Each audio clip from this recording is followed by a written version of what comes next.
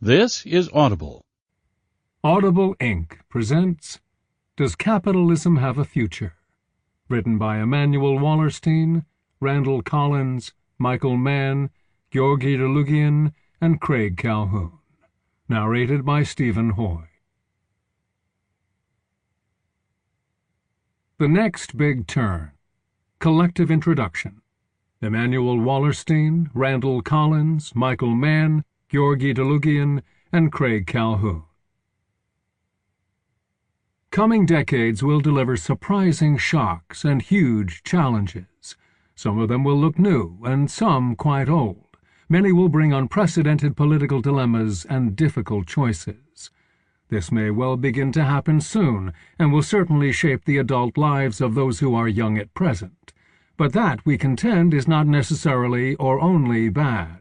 Opportunities to do things differently from past generations will also be arising in the decades ahead. In this book, we explore and debate, on the basis of our sociological knowledge of world history, what those challenges and opportunities will most likely be.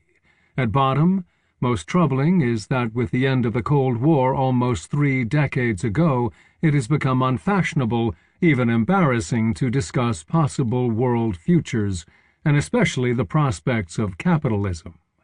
Our quintet gathered to write this unusual book because something big looms on the horizon, a structural crisis much bigger than the recent Great Recession, which might in retrospect seem only a prologue to a period of deeper troubles and transformations.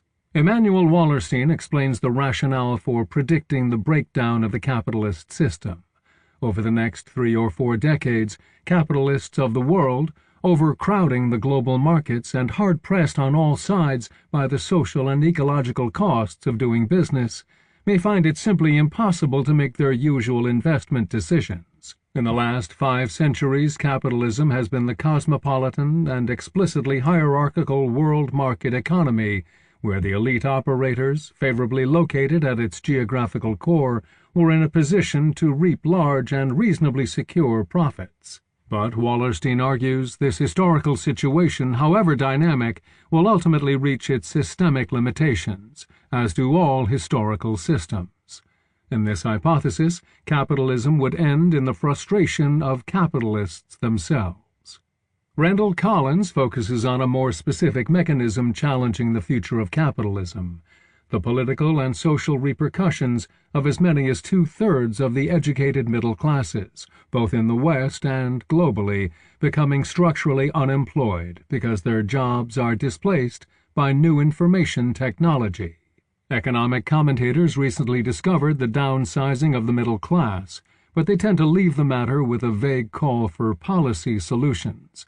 Collins systematically considers the 5 escapes that in the past have saved capitalism from the social costs of its drive for technological innovation.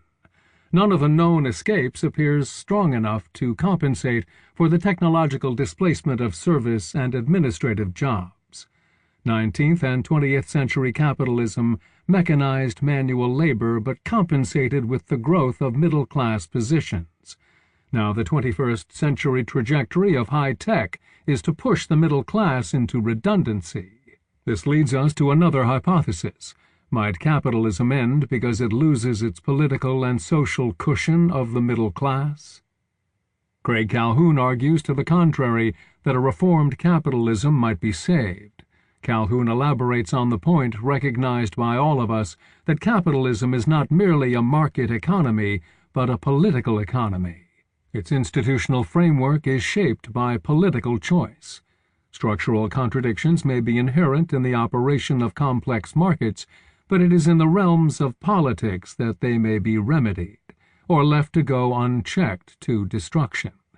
Put differently, either a sufficiently enlightened faction of capitalists will face their systemic costs and responsibilities, or they will continue to behave as careless free riders, which they have been able to do since the waning of liberal left challenges a generation ago. Just how radical will be the shift from contemporary capitalism to a revamped future system is an open question. A centralized socialist economy is one possibility, but Chinese-style state capitalism may be even more likely. Markets can exist in the future even while specifically capitalist modes of property and finance have declined. Capitalism may survive, but lose some of its ability to drive global economic integration. Michael Mann favors a social democratic solution for the problems of capitalism, but he also highlights even deeper problems that arise from the multi-causal sources of power. Besides capitalism, these include politics, military geopolitics, ideology, and the multiplicity of world regions. Such complexity, in Mann's view, renders the future of capitalism unpredictable. The overriding threat, which is entirely predictable, is the ecological crisis that will grow throughout the 21st century. This could likely spill over into struggles over water and food, and result in pollution and massive population migrations, thus raising the prospect of totalitarian reactions and even warfare using nuclear weapons. Mann connects this to the central concern of this book, the future of capitalism. In Mann's analysis, the crisis of climate change is so hard to stop because it derives from all of today's dominant institutions gone global. Capitalism as unbridled pursuit of profit, autonomous nation-states insisting on their sovereignty, and individual consumer rights legitimating both modern states and markets. Solving the ecological crisis, thus, will have to involve a major change in the institutional conditions of today's life. All these are structural projections akin to stress tests in civil engineering, or, as we have all now heard, in banking. None of us bases our prognoses of capitalism in terms of condemnation or praise. We have our own moral and political convictions. But as historical sociologists, we recognize that the fortunes of human societies, at least in the last 10,000 years beyond the elementary level of hunter-gatherer bands, have not turned on how much good or evil they produced. Our debate is not whether capitalism is better or worse than any hitherto existing society. The question is, does it have a future? This question echoes an old prediction. The expectation of capitalism's collapse was central to the official ideology of the Soviet Union that itself collapsed. Yet does this fact ensure the prospects of capitalism? Georgi Derleugian shows the actual place of the Soviet experiment in the larger picture of world geopolitics, which in the end caused its self-destruction. He also explains how China avoided the collapse of communism while becoming the latest miracle of capitalist growth. Communism was not a viable alternative to capitalism. Yet the way in which the Soviet bloc suddenly ended after 1989 in broad mobilizations from below and blinding panic among the elites may suggest something important about the political future of capitalism. Doomsday scenarios are not what this book is about.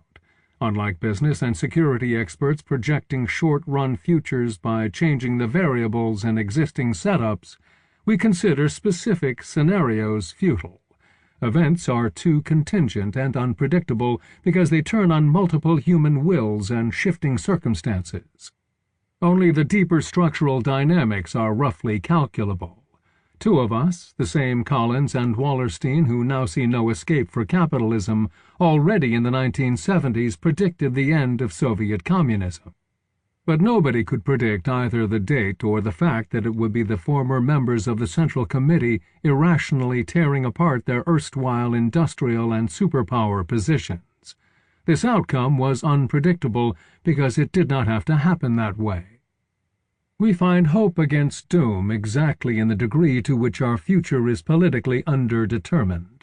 Systemic crisis loosens and shatters the structural constraints that are themselves the inheritance of past dilemmas and the institutional decisions of prior generations.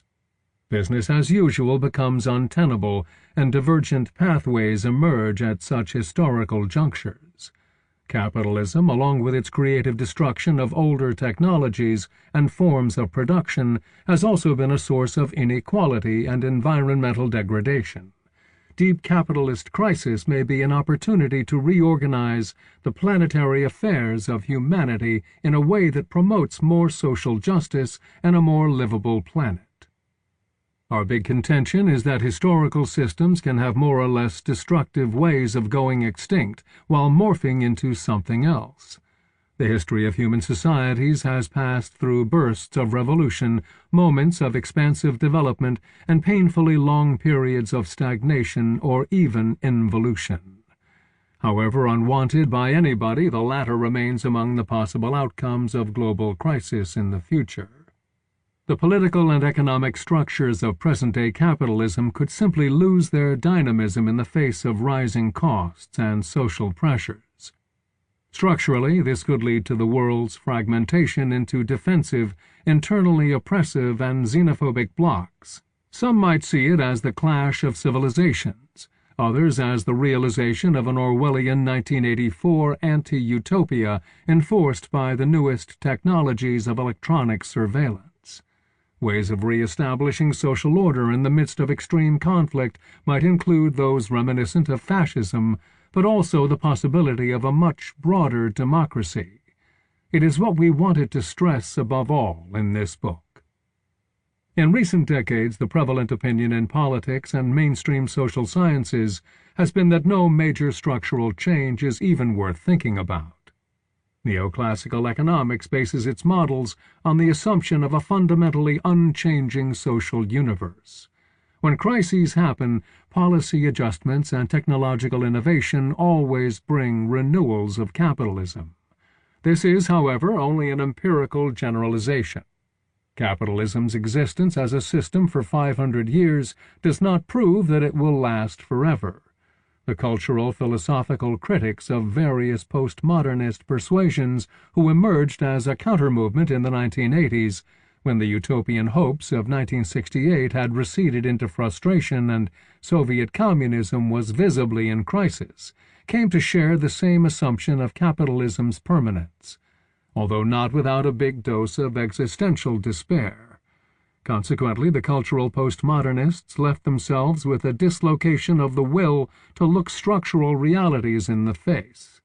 We will return in our concluding chapter to a more detailed discussion of the present world situation, including its intellectual climate. We have deliberately written this book in a more accessible style because we intended to open our arguments to wider discussion. The elaboration of our arguments with all the footnotes can be found in the monographs that we have written individually. The area where we have done much of our professional research is usually called world systems analysis or macro-historical sociology. Macro-historical sociologists study the origins of capitalism and modern society, as well as the dynamics of ancient empires and civilizations. Seeing social patterns in the longer run, they find that human history moves through multiple contradictions and conflicts, crystallizing over long periods in impermanent configurations of intersecting structures. This is where we had sufficient agreement to author collectively the first and the last chapters bracketing this book. But we also have our particular theories and areas of expertise, and the resulting opinions are reflected in the individual chapters. This short book is not a manifesto sung in one voice. It is a debate of equals arguing on the basis of our knowledge about the past and present of human societies. It is therefore an invitation to ask seriously and openly what could be the next big turn in world history. In the end, are we prophesying some kind of socialism? The reasoned answer, rather than a futile polemic deriving from ideological faith, must have two parts. First, it is not prophecy because we insist on abiding by the rules of scientific analysis. Here this means showing with reasonable exactness why things may change and how we get from one historical situation to another. Will the end destination be socialism? Our lines of reasoning extend into the middle-range future of the next several decades. Randall Collins asks, what could possibly avert the looming destitution of middle classes whose roles in for-profit market organization become technologically redundant? It could take the form of a socialist reorganization of production and distribution, that is, a political economy, in a conscious and collectively coordinated manner designed to make the majority of people relevant. It is thus the structural extension of the problems of advanced capitalism that renders socialism the most likely candidate for replacing capitalism. But the lessons of 20th century experience with communist and social democratic states are not forgotten. Socialism had its own problems, mainly from an organizational hypercentralization that provided ample opportunities for political despotism, and the loss of economic dynamism over time. Even if the crisis of capitalism is solved along socialist lines, the problems of socialism will come back into the center of attention. Venturing even further into the long-term future, Collins suggests that socialism itself will not last forever, and the world will oscillate between various forms of capitalism and socialism as each founders on its own shortcomings. In differently optimistic projections, Craig Calhoun and Michael Mann see the possibility of an alliance of national states uniting in the face of ecological and nuclear disasters. This, they argue, can ensure the continued vitality of capitalism in a more benign social democratic version of globalization. Whatever might come after capitalism, Georgi Derleugian argues that it would never resemble the communist pattern. Fortunately, the historical conditions for the Soviet-style fortress socialism are gone, along with the geopolitical and ideological confrontations of the last century. Emmanuel Wallerstein, however, considers it intrinsically impossible to tell what might be replacing capitalism. The alternatives are either a non-capitalist system that would nonetheless continue the hierarchical and polarizing features of capitalism, or a relatively democratic and a relatively egalitarian system. Possibly several world systems will emerge from the transition. Calhoun also argues that more loosely coupled systems may develop to deal with disruptions from external threats as well as the internal risks of capitalism. This runs against the widely shared assumption that the world has become irreversibly global. Yet once again, what theory supports this ideological contention? The 20th century thinkers and political leaders of all persuasions proved to be wrong in their ideological conviction that there was a single road to the future, as passionate advocates of capitalism, communism, and fascism argued and attempted to impose. None of us subscribes to the utopian view that human will can make anything possible. Yet it is demonstrable that our societies can be put together in a certain variety of ways. The result significantly depends on the political visions and wills that prevail in the wake of major crises that produce history's founding moments. Such moments in the past often meant political collapses and revolutions. All five of us, however, strongly doubt that the past revolutions occurring within separate states, and often with considerable violence, anticipate the future politics of capitalist crisis at the global level. This realization gives us hope that things can be done better in the future.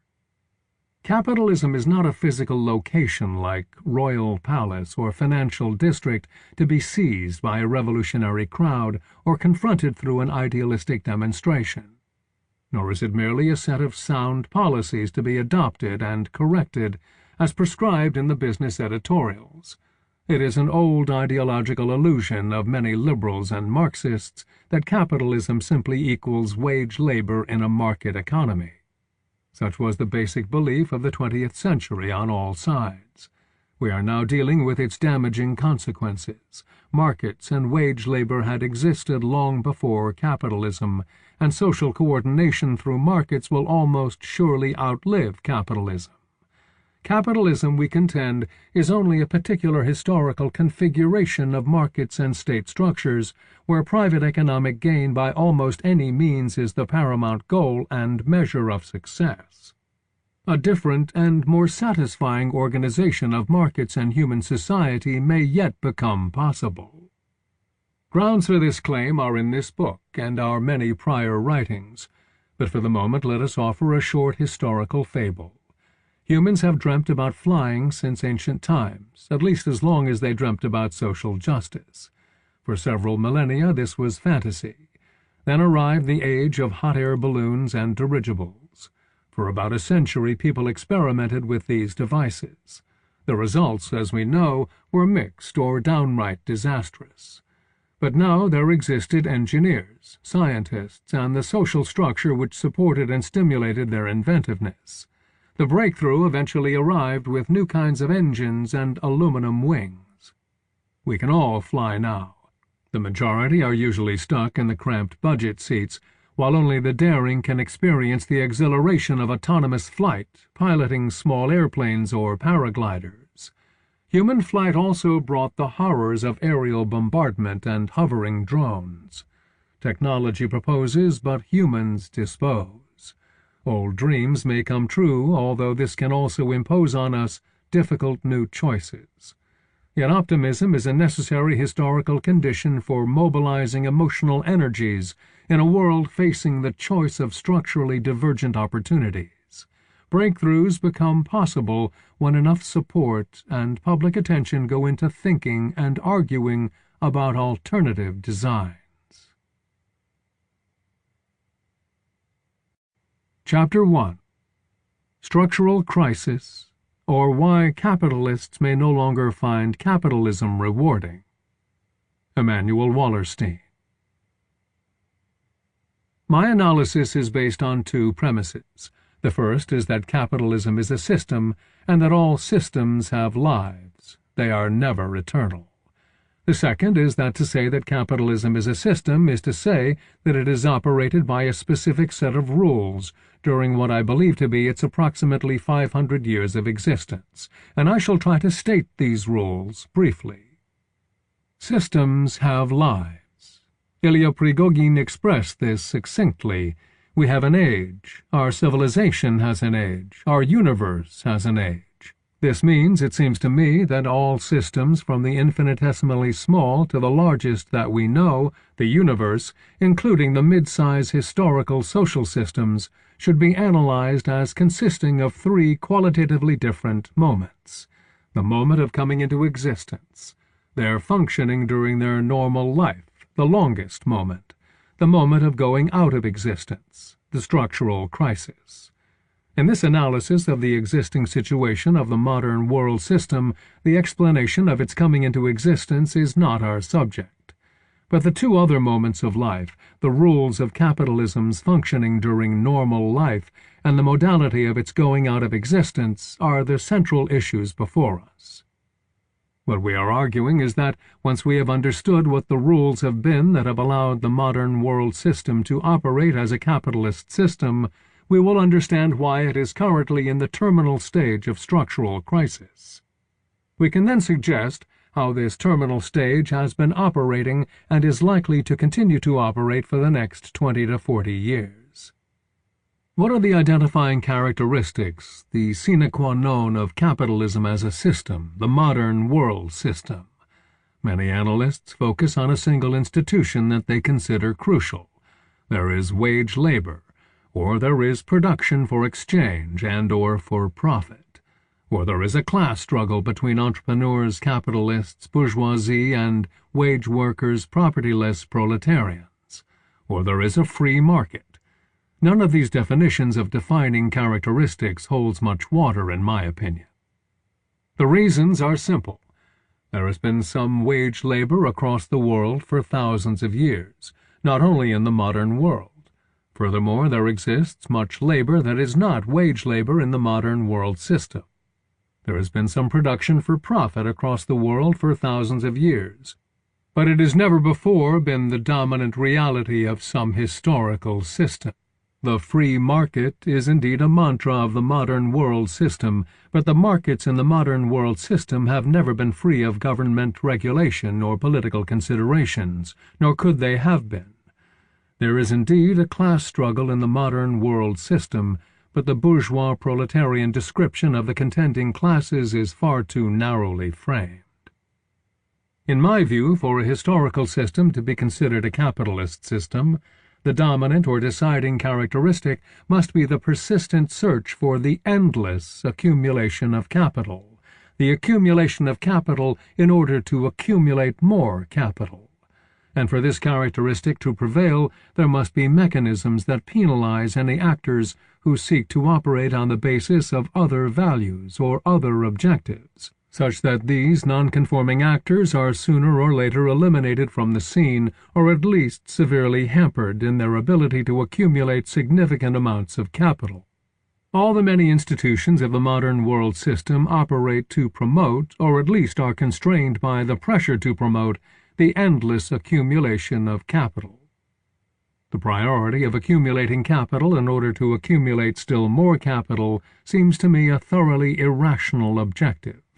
To say that it is irrational in my appreciation of material or substantive rationality, Weber's materielle Rationalität, is not to say that it cannot work in the sense of being able to sustain a historical system, at least for a considerable length of time, Weber's formal rationality.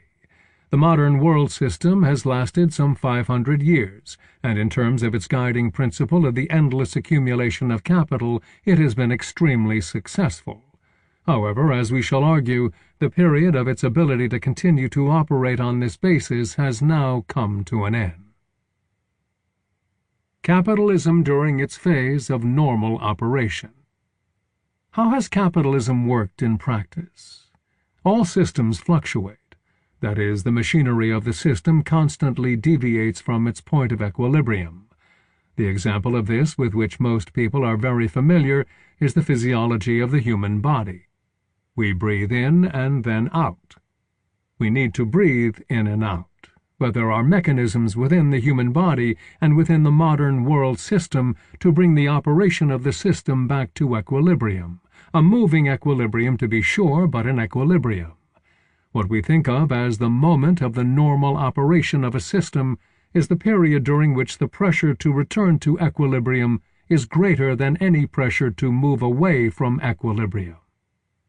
There are many such mechanisms in the modern world system. The two most important in the sense that they are most determinant of the historical development of the system, are what I shall call Kondratiev cycles and hegemonic cycles.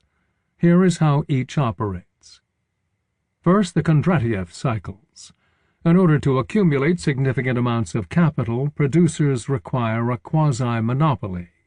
Only if they have a quasi-monopoly can they sell their products at prices far above the costs of production. In truly competitive systems with a fully free flow of the factors of production, any intelligent buyer can find sellers who will sell the products for the profit of a penny, or even below the cost of production. There can be no real profit in a perfectly competitive system. Real profit requires limits on the free market, that is, a quasi-monopoly.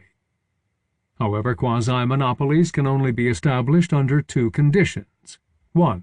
The product is an innovation for which there exists, or can be induced to exist, a reasonably large number of willing buyers. And 2. One or more powerful states are willing to use state power to prevent, or at least limit, the entry of other producers into the market. In short, quasi-monopolies can only exist if the market is not free from state involvement. We have come to call such quasi-monopolized products leading products. They are leading in the sense that they determine a large percentage of the world system's economic activity, in their own right and via their forward and backward linkages. Whenever such quasi-monopolies are established, there follows an expansion of growth throughout the world economy, and the times are perceived overall as times of prosperity. Such periods are generally periods of high levels of global employment because of the personnel needs of the producers of both the quasi-monopoly and their forward and backward linkages, and because of the consumption expenditures of the employed personnel. And while some parts of the world system and some groups within it no doubt do better than others, for most persons and groups this period of overall growth in production is a situation in which a rising tide lifts all boats. The state can do many things to create and preserve such a quasi-monopoly. It can enact it legally via a system of patents or other forms of protecting so-called intellectual property. It can offer direct assistance to the quasi-monopolized industry, especially in research and development. It can be a major purchaser, often at inflated prices. It can use its geopolitical strength to try to prevent infringements of such quasi-monopolies by putative producers in other countries. The advantages of a quasi-monopoly do not last forever.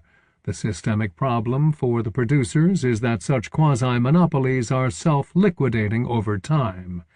Again, the reason is simple. If such quasi-monopolies are so profitable, obviously other producers will try very hard to enter the market to share in the benefits. There are many ways to do this.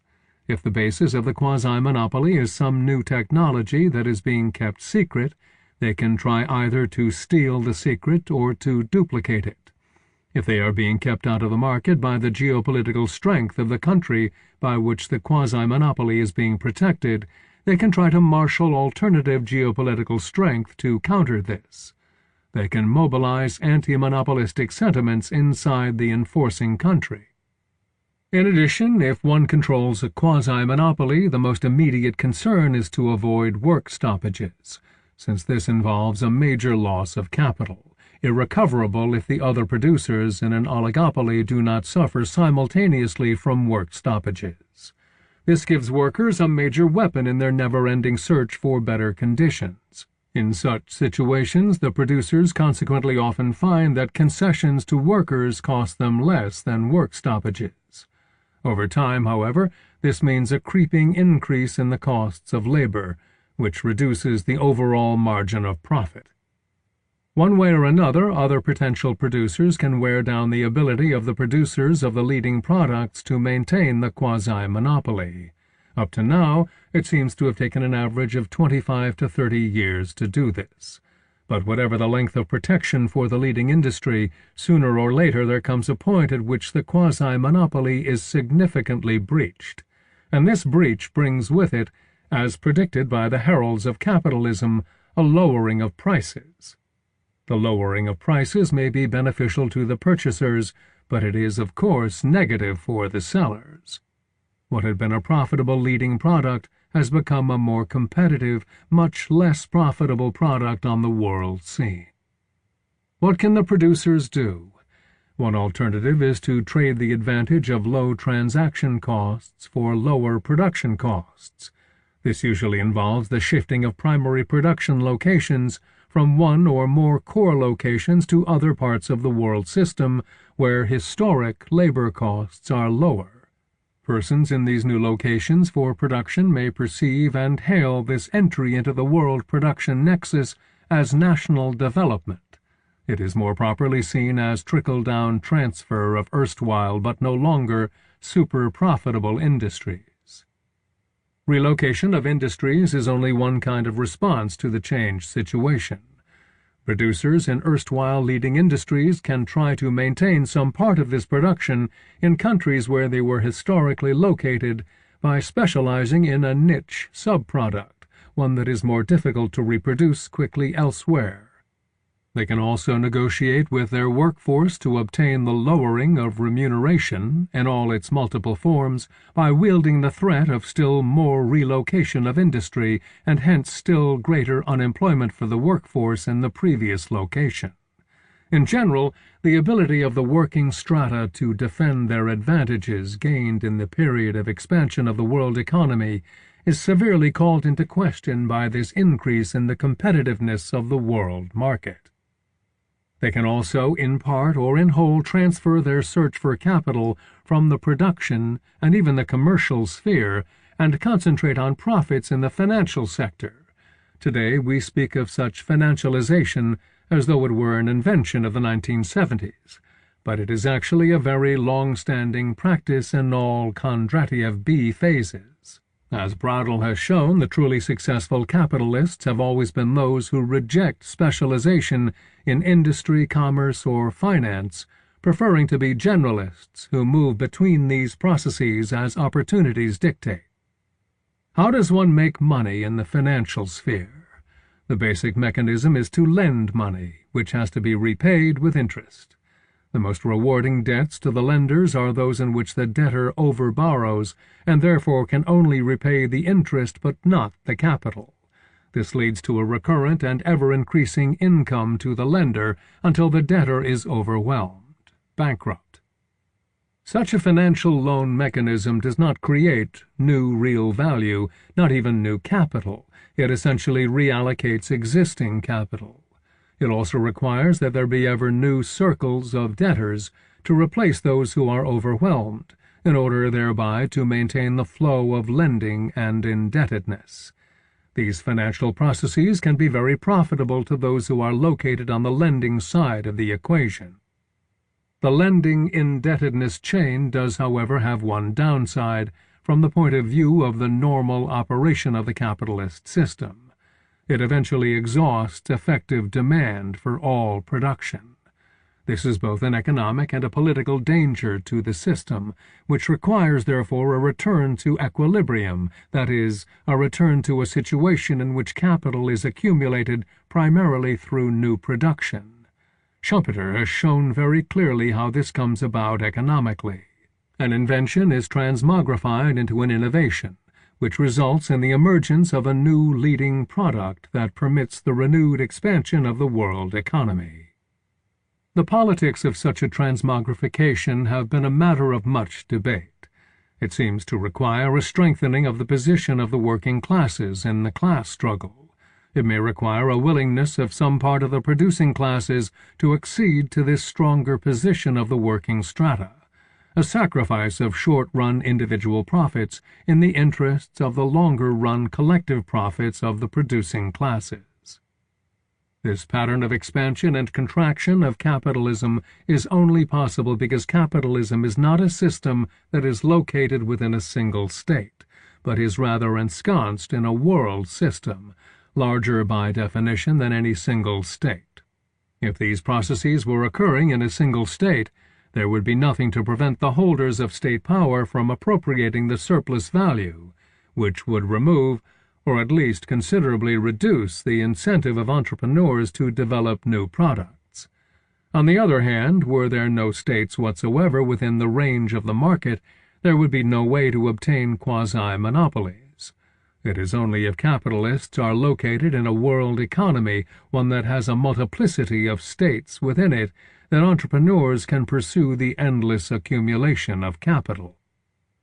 This then explains why we have so-called hegemonic cycles, ones that are considerably longer than the Kondratiev cycles. What is meant by hegemony in a world economy is the ability of one state to impose a set of rules on the operation of all other states, such that there is relative order in the world system. The importance of relative order is something on which Schumpeter insisted in his theorizing. Disorders, interstate and intrastate, civil wars, mafiosi protection rackets, extensive official and institutional corruption, rampant petty crime are all profitable to small sectors of the world's population. But they all hinder the global search for maximizing the accumulation of capital. Indeed, they bring about the destruction of much infrastructure necessary for the maintenance and expansion of capitalist accumulation. It follows that the imposition of relative order by a hegemonic power is a positive benefit for the normal operation of the capitalist system as a whole. It is also of great benefit to the hegemonic power itself, its state, its entrepreneurs, its ordinary citizens. There is reason to doubt that the benefits to the system as a whole and to the hegemonic power also bring in their wake a benefit to other states and their enterprises and citizens. Therein lays the tension and the explanation of why achieving and maintaining hegemony is so difficult and so rare. The pattern of hegemonic cycles heretofore has been that after a very destructive 30 years' war between the two powers that had been in the best position to seek to be the dominant power in the world system, one of them wins out decisively.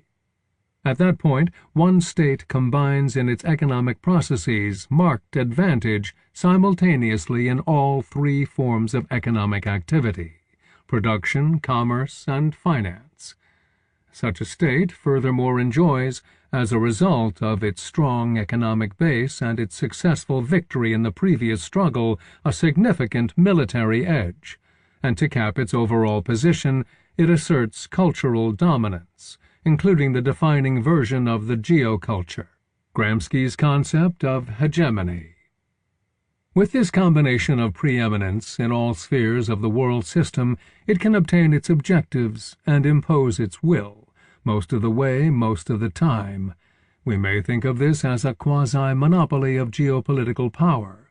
At the outset, this hegemonic dominance does indeed create relative order in the world system and relative stability. The problem here, as in the case of the quasi-monopolies of leading industries, is that quasi-monopolies of geopolitical power are self-liquidating for several reasons.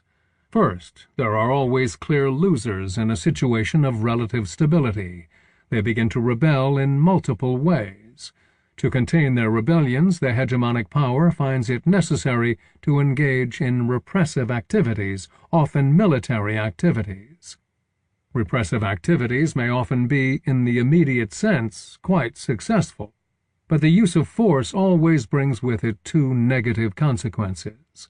The military action is often less than totally successful, thereby exposing some limitations to the hegemonic power's repressive powers. This thereupon tends to embolden future shows of defiance. Secondly, the employment of repressive force contains a price for the armies and other institutions of the hegemonic power. The cost in lives, deaths, and damaged lives grows steadily, and the financial costs begin to mount.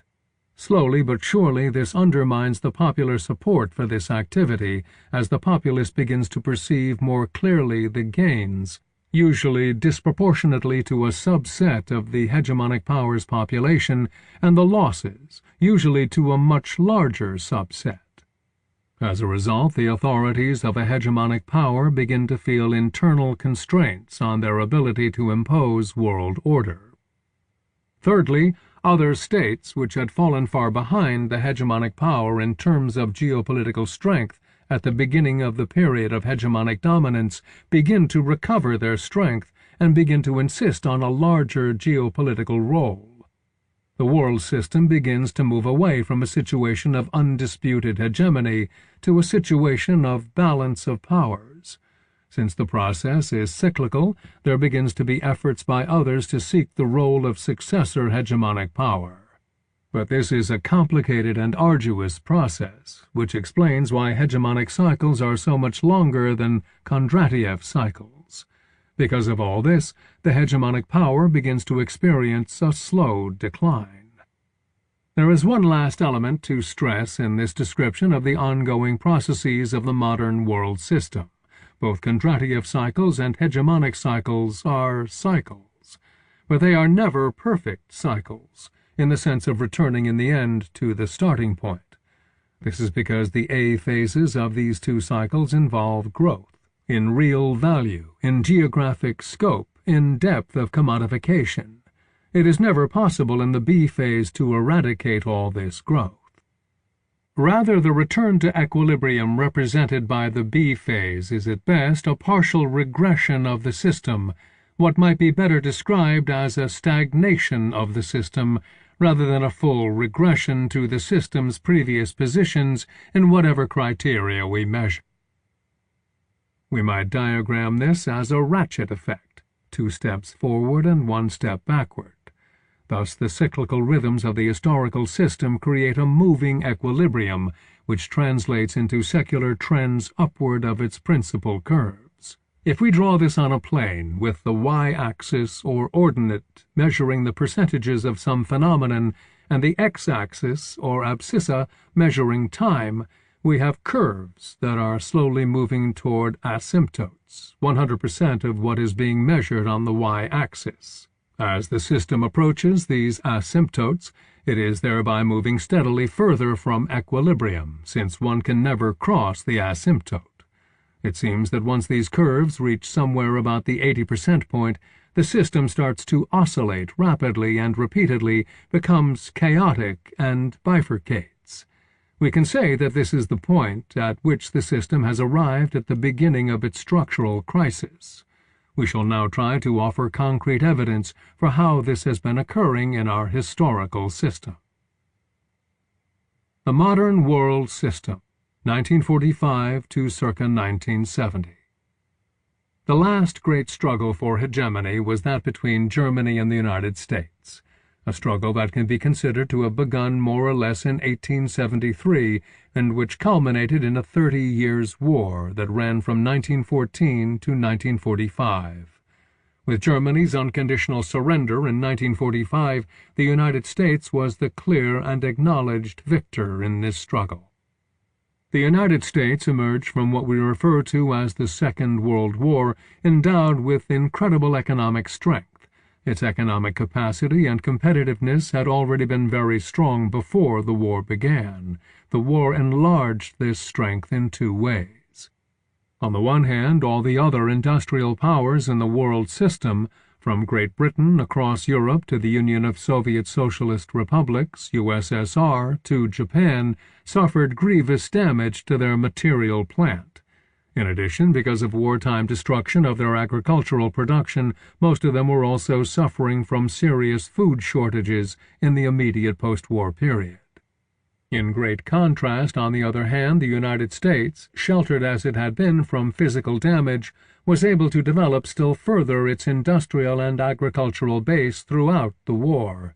Not only the defeated Axis powers, but even the wartime allies of the United States sought immediate relief and reconstruction aid from the United States. We can measure the degree of initial advantage in a very simple way. In any major sector of production in the first 10 to 15 years after 1945, the United States was able to sell products in all the other industrialized countries at lower levels of cost, including transport, than the local producers. The one sphere in which the United States did not have an excessive advantage was the military sphere. The Soviet Union possessed a very strong military force, and its troops were occupying a large segment of territory in East Central Europe and Northeast Asia, Manchuria and Inner Mongolia in China, the northern half of Korea, and southern Sakhalin and the Kuril Islands in Japan. It is true that as of 1945 the United States had nuclear weapons, but even this advantage would evaporate by 1949. As a result, if the United States were going to play the role of hegemonic power, it would have to come to some kind of terms with the Soviet Union and neutralize its military strength. This was particularly true since internal political pressure in the United States led to a relatively rapid demobilization of its land forces worldwide. It is my contention that what ensued was a tacit deal between the United States and the Soviet Union, to which we have given the metaphorical name of Yalta. It seems to me that this deal had three components. The first was a de facto division of the globe into two spheres of influence, more or less along the lines of the location of the armed forces of each of the two countries at the end of the war.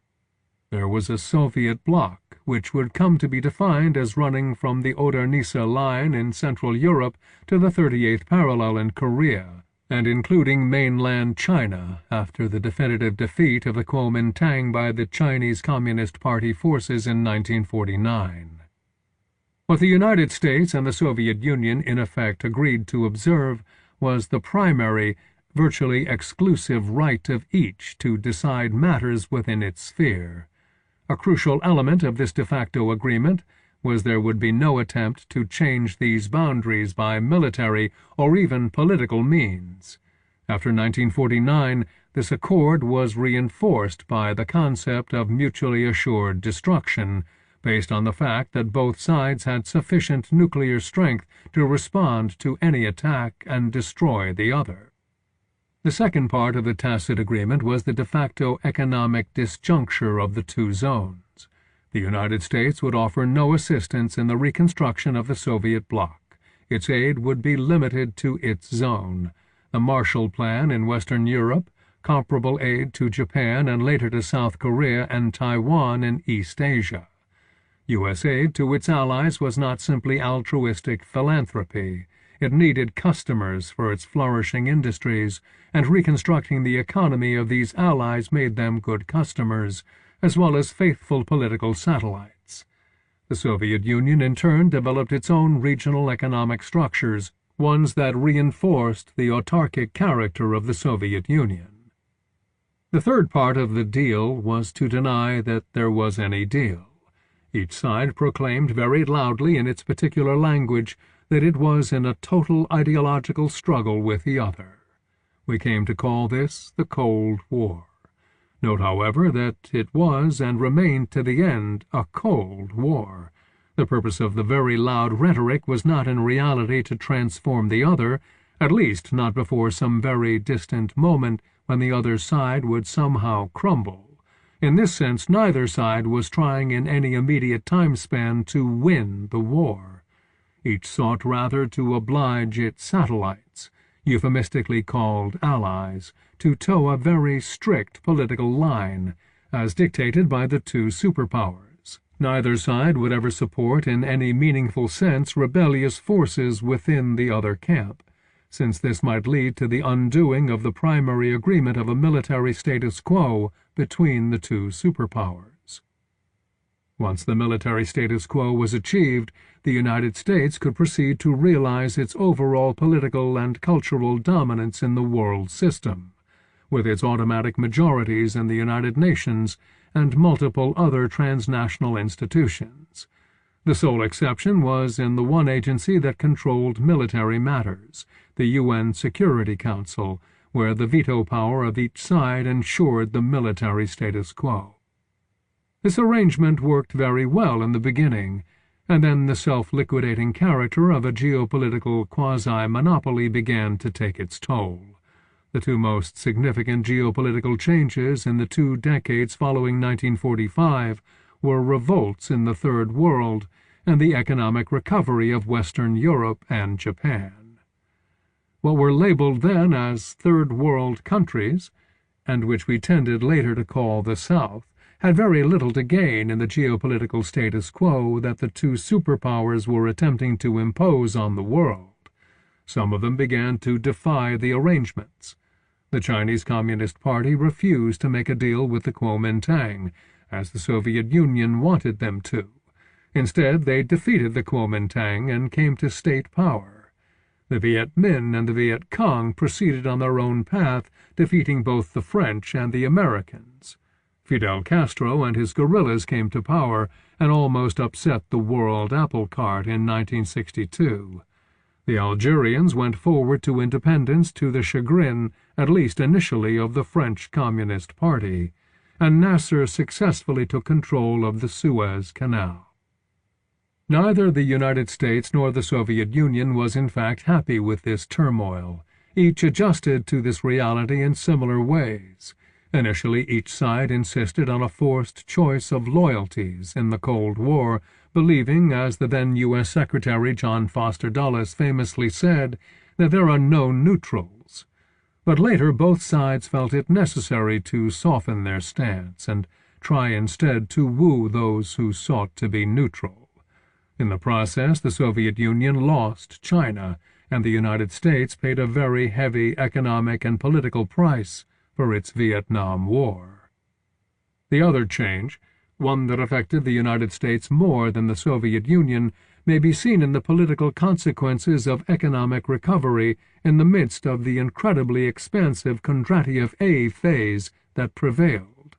By the early 1960s, it was no longer true that the United States could sell automobiles, for example, more cheaply in Germany or Japan than local producers. Indeed, the contrary was beginning to occur. German and Japanese automobiles were successfully entering the U.S. market. The new economic strength of the erstwhile satellites of the United States turned them into genuine competitors on the world market. By the late 1960s, the United States no longer held a significant economic edge over its major allies in the sphere of world production, or even in transnational commerce. The basis of geopolitical hegemony was beginning to fray. After 1945, the world system enjoyed the largest, by far, expansion in capital accumulation that it had ever known since the launching of the modern world system in the long 16th century.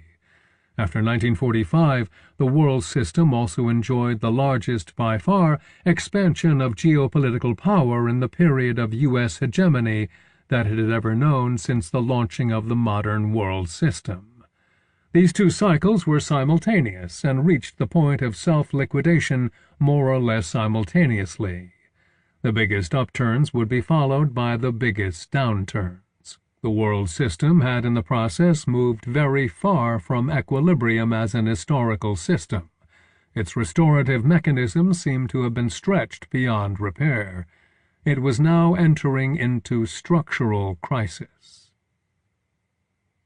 The structural crisis, circa 1970 to...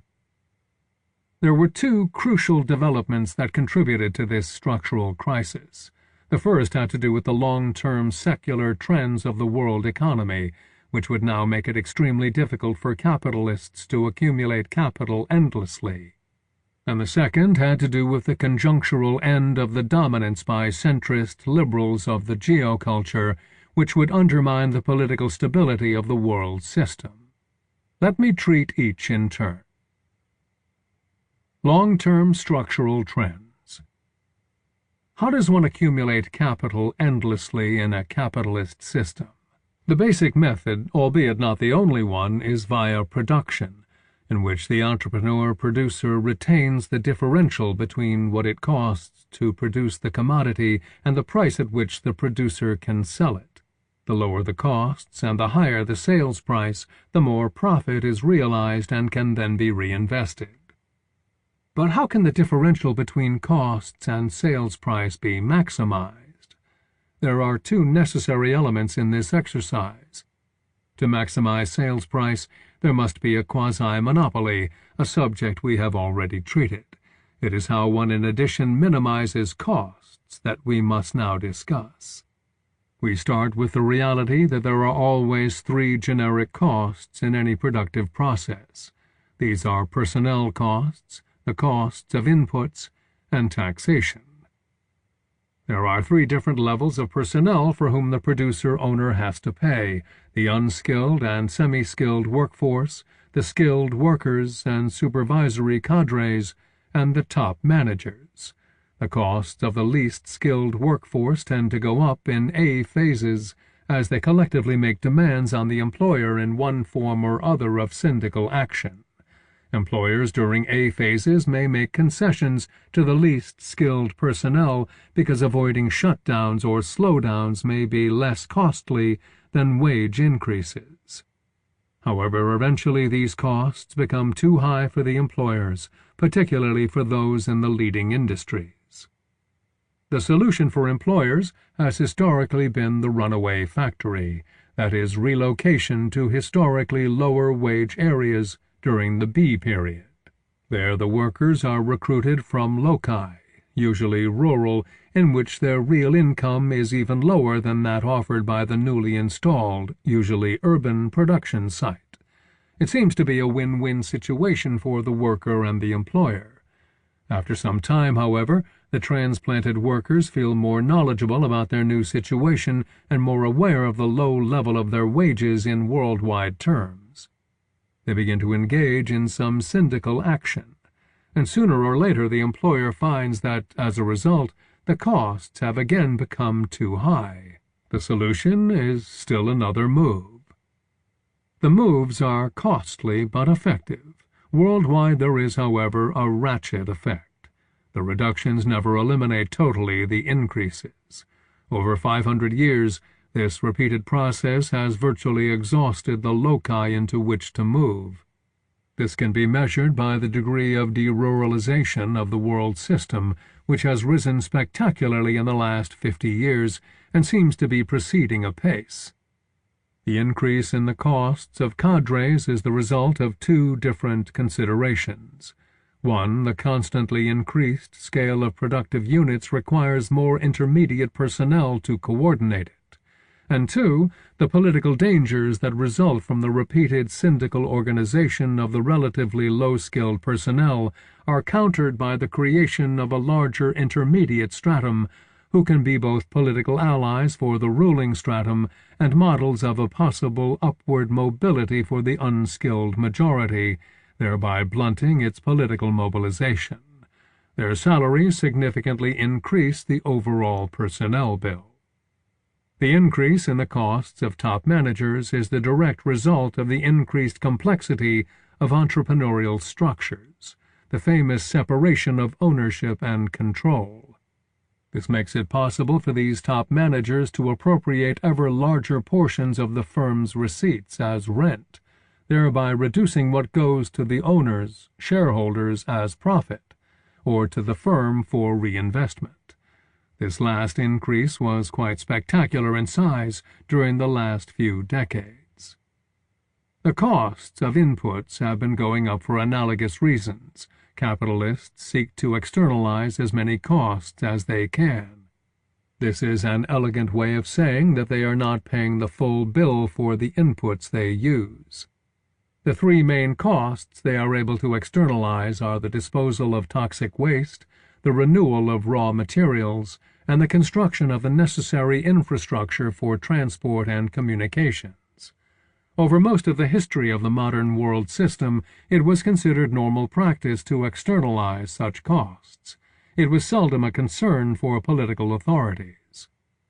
In the last few decades, however, the political atmosphere has changed radically. Climate change is a very widely debated issue, as a result of which there has been much demand for green and organic products.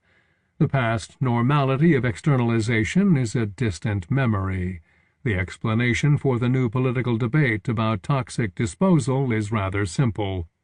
The world has largely run out of vacant public domains into which to dump waste. This is equivalent in effect to that of the deruralization of the world's workforce, the running out of new groups of potential low-wage workers. The impact on public health has become high and obvious. The result has been the growth of social movements making demands for environmental cleanup and control. Secondly, public concern about the renewal of resources, another new political reality, is in large part the consequence of the sharp increase in world population. Suddenly the world has discovered asset shortages of many kinds, already existing or soon to be felt: energy sources, water, forests, fish, and meat. There is debate about who owns what, who uses what, for what purposes the resources are used, and who pays the bill. Thirdly, capitalism as a system requires considerable infrastructure. Products produced for sale on the world market must be transported. Communication is a crucial element in commerce. Transport and communication are today far more efficient and much, much faster. But this has also meant that the costs have risen considerably. Who pays for this? In the past, the producers who have made the most use of the infrastructure have paid only a small part of the bill. The general public has paid the rest. Today there is strong political demand that governments assume a new direct role in ensuring detoxification, resource renewal, and further infrastructure expansion. This would require that governments increase taxes significantly. In addition, there is no point in doing this if the causes of the negative realities go untouched. This means that governments would need to insist on more internalization of costs by entrepreneurs.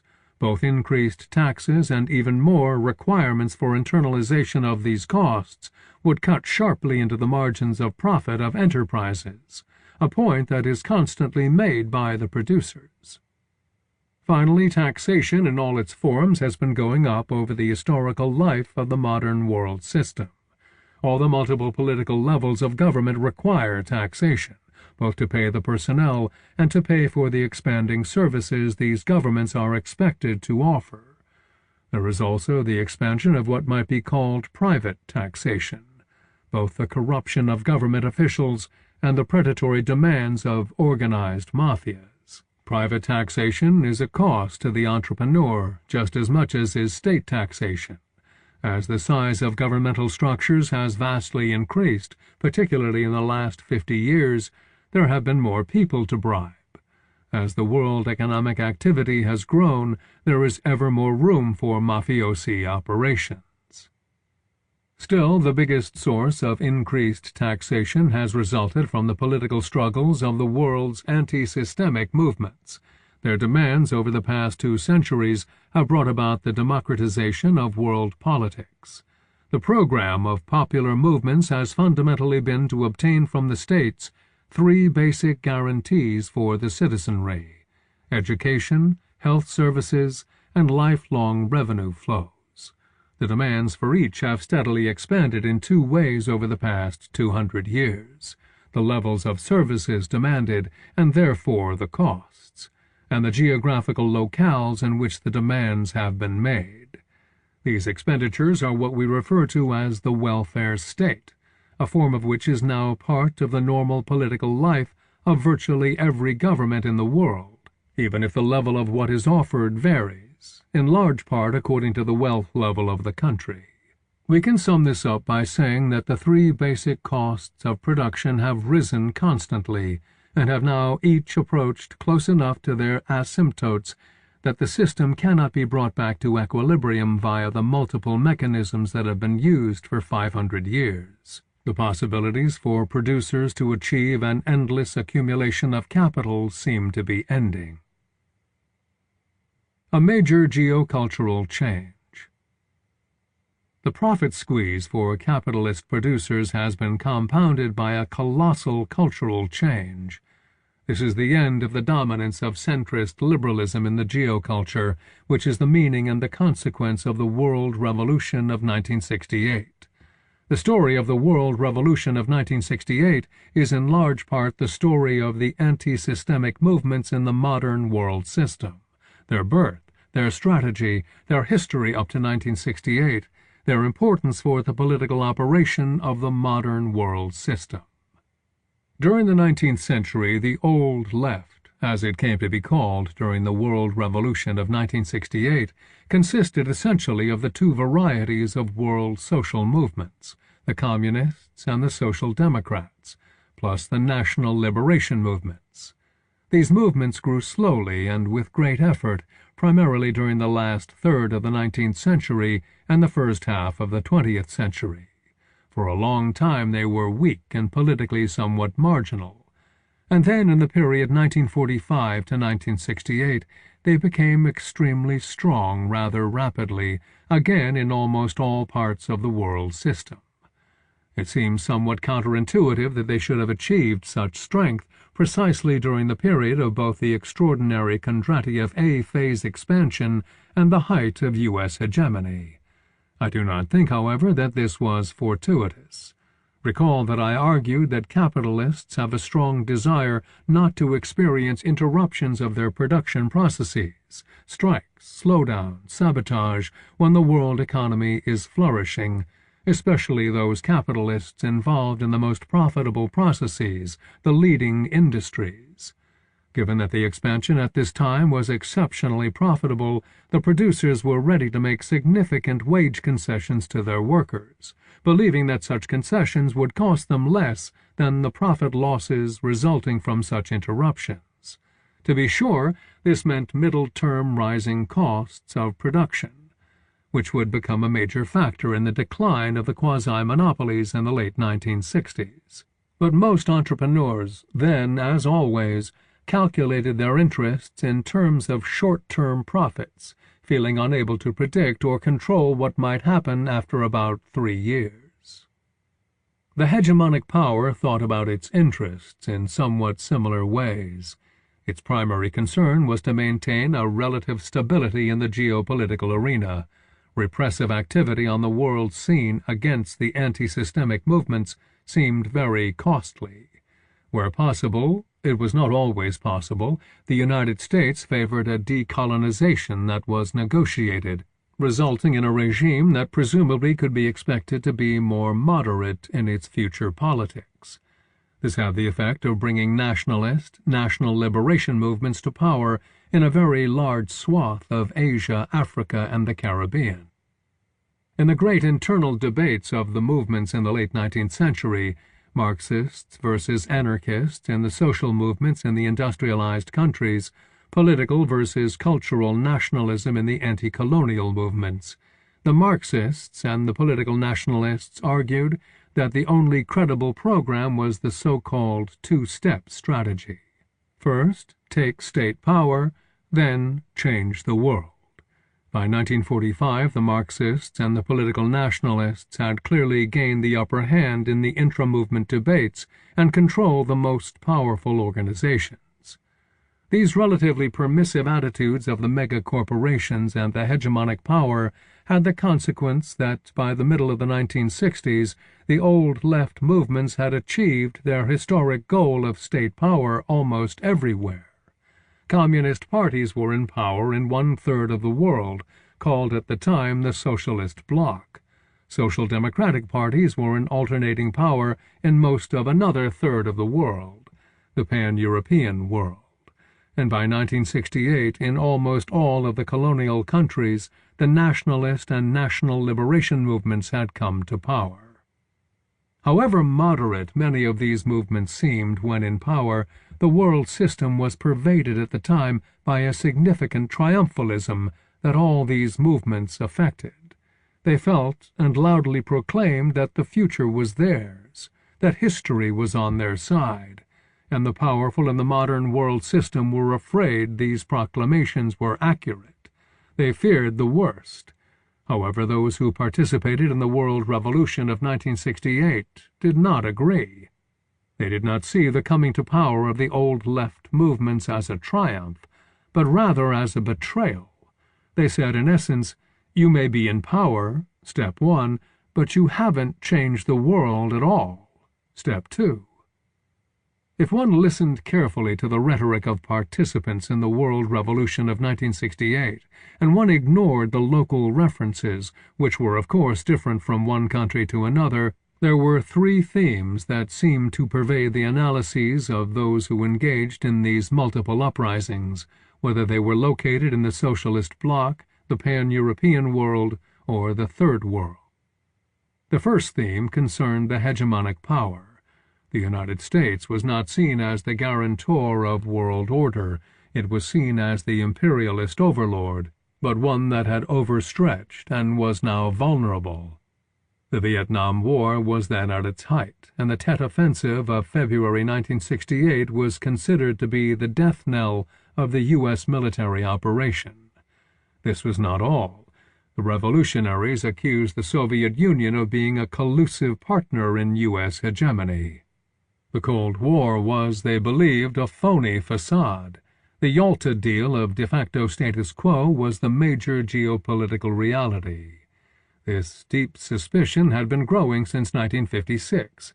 1956 was the year of Suez and Hungary, in which neither superpower acted in terms of Cold War rhetoric. It was also the year of Khrushchev's secret talk at the 20th Congress of the Communist Party of the Soviet Union, a talk that undid Stalinist rhetoric and many of his policies, leading to a widespread disillusionment among the erstwhile faithful. The second theme concerned the old left movements, which were attacked everywhere for failing to fulfill their promises, the second step, when they came to power. The militants said, in effect, that since you haven't changed the world, we must rethink a failed strategy and replace you with new movements. For many it was the Chinese Cultural Revolution that served as a model, with their call to purge the capitalist roaders in the very top positions of the party and government. The third theme concerned what might be called the forgotten peoples, those oppressed because of their race, their gender, their ethnicity, their sexuality, their otherness in all its possible guises. The old left movements had all been hierarchical movements, insisting that only one movement in any country could be the revolutionary movement, and that this movement had to give priority to a particular type of struggle, the class struggle in the industrialized countries, the North, the national struggle in the rest of the world, the South. The logic of their position was that any group that sought to pursue an autonomous strategy was undermining the priority struggle and therefore was objectively counter-revolutionary. All such groups had to be organized within the hierarchical party structure and be subordinate to its top-down tactical decisions.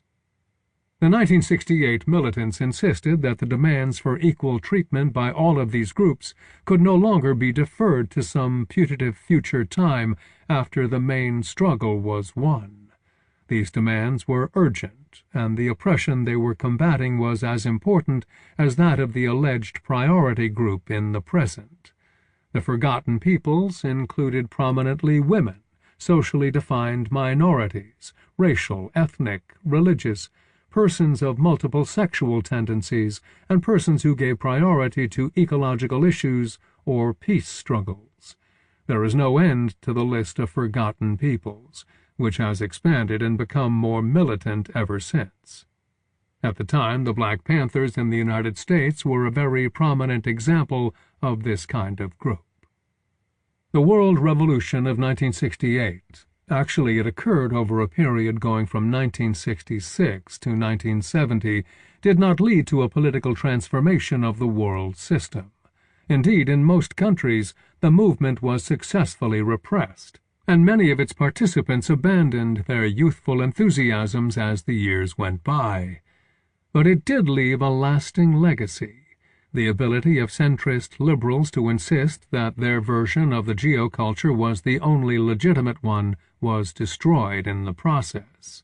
Exponents of truly conservative and truly radical ideologies resumed their autonomous existence and began to pursue autonomous organizational and political strategies.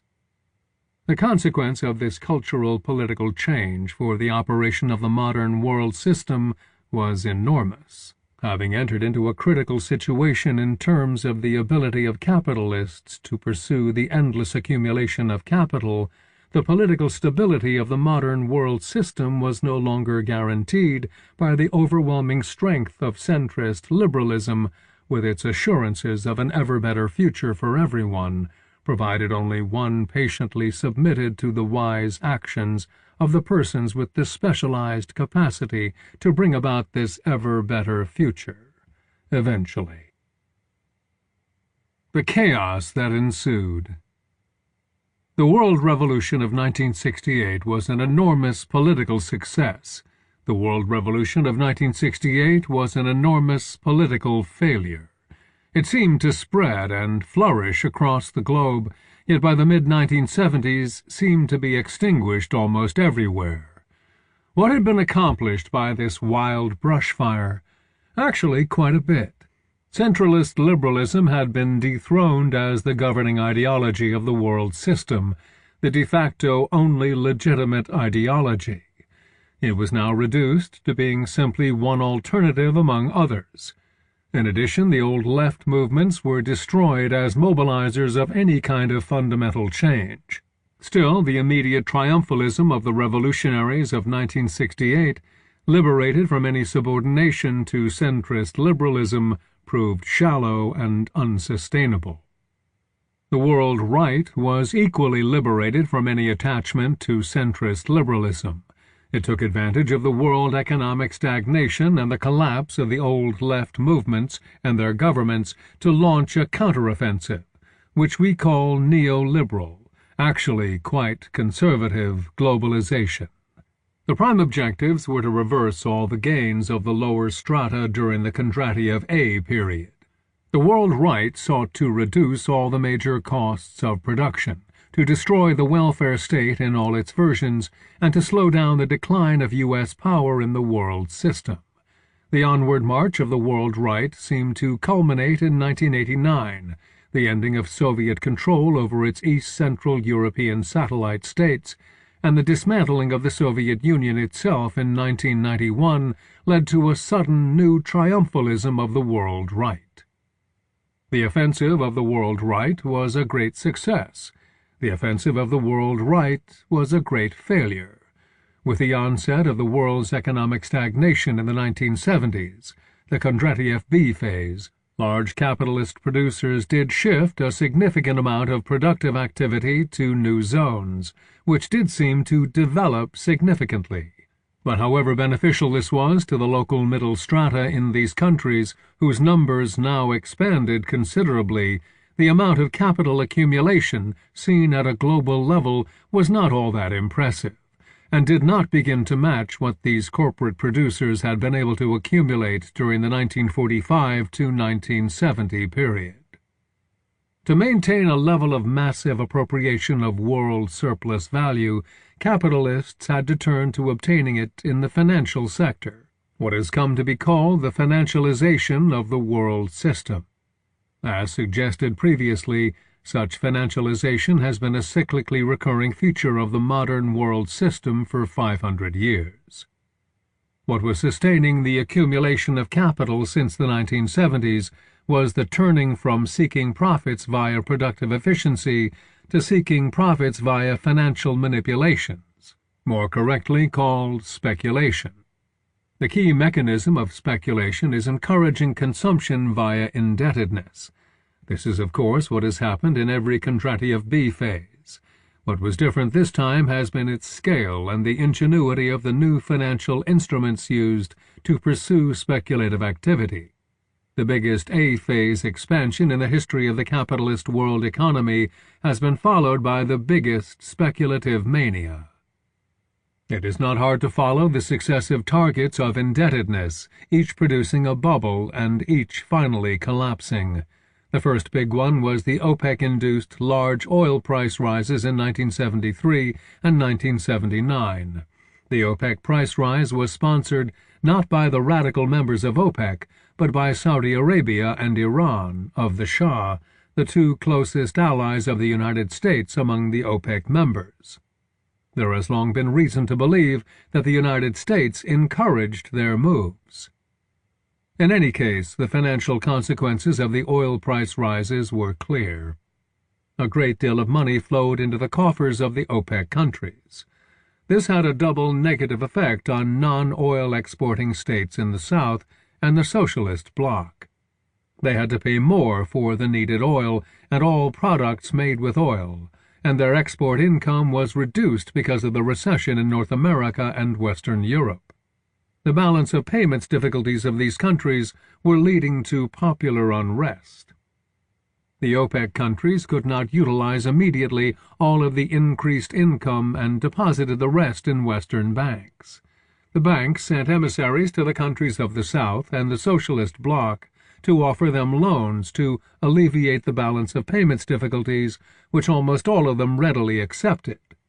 These countries found it difficult, however, to keep up with repayments to the banks, eventually causing the so-called debt crisis. It was publicly signaled by Mexico's default in 1982.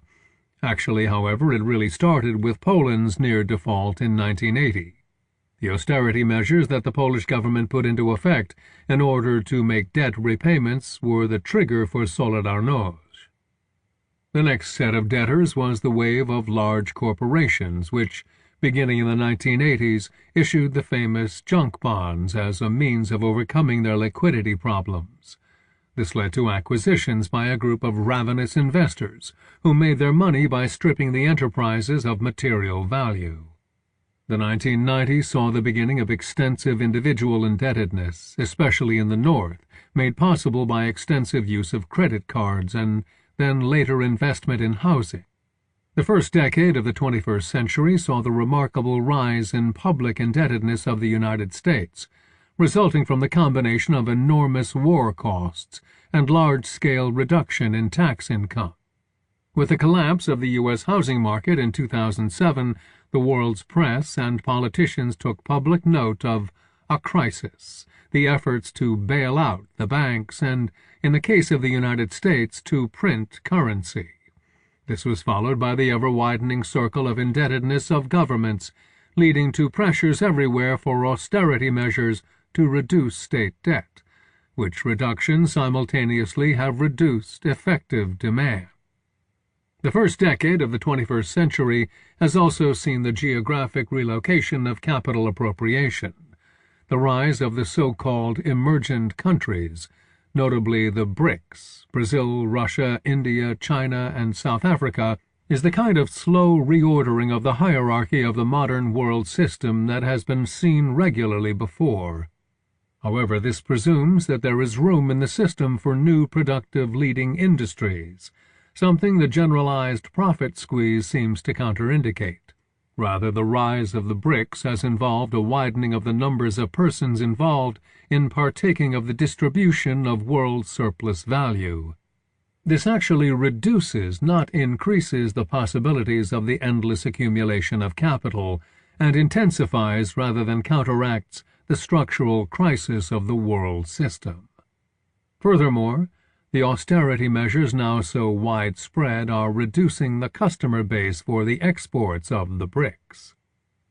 The most likely financial result of the economic turmoil will be the final eviction of the United States dollar as the world's reserve currency, followed not by another currency performing this function, but a multi-currency world that allows for the constant fluctuations of exchange rates, a further inducement to the freezing of the financing of new productive activity. Meanwhile, and simultaneously, the decline of U.S. hegemony became irreparable after the blowback caused by the political-military fiasco of the neocon program of unilateral military machismo undertaken in the period 2001 to 2006 by the administration of President George W. Bush. The outcome has been the reality of a multipolar world in which there are 8 to 10 centers of power, sufficiently strong that they can negotiate with other centers with relative autonomy. However, there are now too many centers of power. One consequence is the frequent tentative geopolitical realignments, as each of these centers seeks maximum advantage. Fluctuating markets and currencies are thereby reinforced by fluctuating power alliances. The basic reality is unpredictability, not merely in some middle run, but very much in the short run. The socio-psychological consequences of this short-run unpredictability have been confusion, anger, disparagement of those in power, and above all, acute fear. This fear leads to the search for political alternatives of kinds not entertained before. The media refer to this as populism, but it is far more complicated than this slogan term suggests. For some, the fear leads to multiple and irrational scapegoatings. For others, it leads to the willingness to unthink deeply ingrained assumptions about the operations of the modern world system. This can be seen in the United States as the difference between the Tea Party movement and the Occupy Wall Street movement. The main concern of every government in the world, from the United States to China, from France to Russia to Brazil, not to speak of all the weaker governments on the world scene, has become the urgency of averting an uprising of unemployed workers joined by middle strata whose savings and pensions are disappearing. One reaction has been that the governments have all become protectionist, while vigorously denying this. The reason for this protectionist thrust is that governments are seeking to obtain short-term money, however they can, and at whatever price they have to pay. Since protectionism is insufficient to overcome unemployment, governments are also becoming more repressive. This combination of austerity, repression, and the search for short-term money makes the global situation even worse. It accounts for an ever tighter gridlock of the system. Gridlock, in turn, will result in ever wilder fluctuations, and will consequently make short-term predictions, both economic and political, ever more unreliable. And this, in turn, will aggravate the popular fears and alienation. It is a negative cycle. The political struggle over the replacement system. The question before the world today is not in what way governments can reform the capitalist system such that it can renew its ability to pursue effectively the endless accumulation of capital. There is no way to do this. The question, therefore, has become what will replace this system. And this is a question both for the 1% and the 99%, in the language used since 2011. Of course, not everyone agrees or phrases it this way. Indeed, most people still assume that the system is continuing using the old rules, perhaps after amending the rules. This is not wrong. It is just that, in the present situations, using the old rules actually intensifies the structural crisis. There are, however, some actors who are quite aware of the structural crisis. They are aware that while we cannot maintain the present system, we can contribute to deciding which prong of the bifurcation the world will take, what kind of new historical system the world will construct. Whether we acknowledge it or not, we are living amidst a struggle for the successor system. While complexity studies insist that the outcome of such a bifurcation is intrinsically unpredictable, nonetheless the options between which the world will choose are quite straightforward and can be sketched in broad terms. One kind of possible new stable system is one that retains the basic features of the present system: hierarchy, exploitation, and polarization. Capitalism is far from the only kind of system that can have such features, and the new one could be far worse than capitalism. The logical alternative to this is a system that is relatively democratic and relatively egalitarian. This latter has never yet existed. It is only a possibility. Of course, none of us can design either alternative in institutional detail. Such a design will evolve as the new system begins its life. I have given symbolic names to the two possibilities. I call them the spirit of Davos and the spirit of Porto Alegre. The names themselves are unimportant. What we need to analyze are the probable organizational strategies on each side in this struggle that started more or less in the 1970s and will continue in all probability to circa 2040 or 2050. The political struggles of a structural crisis have two basic characteristics. First, there is a fundamental change of the situation from that of the normal operation of an historical system. During normal life, there exists a very strong pressure to return to equilibrium. That is what makes it normal. But in a structural crisis, the fluctuations are wide and constant, and the system is ever further from equilibrium. This is the definition of a structural crisis. It follows that however radical are revolutions, during normal times their effect is limited. In contrast, during a structural crisis, small social mobilizations have very great effects. This is the so-called butterfly effect, when free will prevails over determinism. The second politically significant characteristic of a structural crisis is that neither alternative spirit can be organized such that a small group can fully determine its actions. There are multiple players representing different interests, believing in different short-run tactics, and coordination among them is difficult to achieve. Furthermore, the militants on each side must spend energy persuading the always larger group of potential supporters of the utility of their actions. It is not only the system that is chaotic. The struggle for the successor system is also chaotic. What we can perceive up to now are the strategies that have been emerging in practice. The camp of the spirit of Davos is deeply divided. One group favors immediate and long-term harsh repression and has invested its resources in organizing a network of armed enforcers to crush opposition. There is, however, another group who feel that repression can never work over the long term. They favor the de Lampedusa strategy of changing everything so that nothing changes. They talk about meritocracy, green capitalism, more equity, more diversity, and an open hand to the rebellious, all in the spirit of heading off a system premised on relative democracy and relative equality. The camp of the spirit of Porto Alegre is similarly split. There are those whose tactics for the transition period reflect their image of the world they want to build. It is sometimes called horizontalism.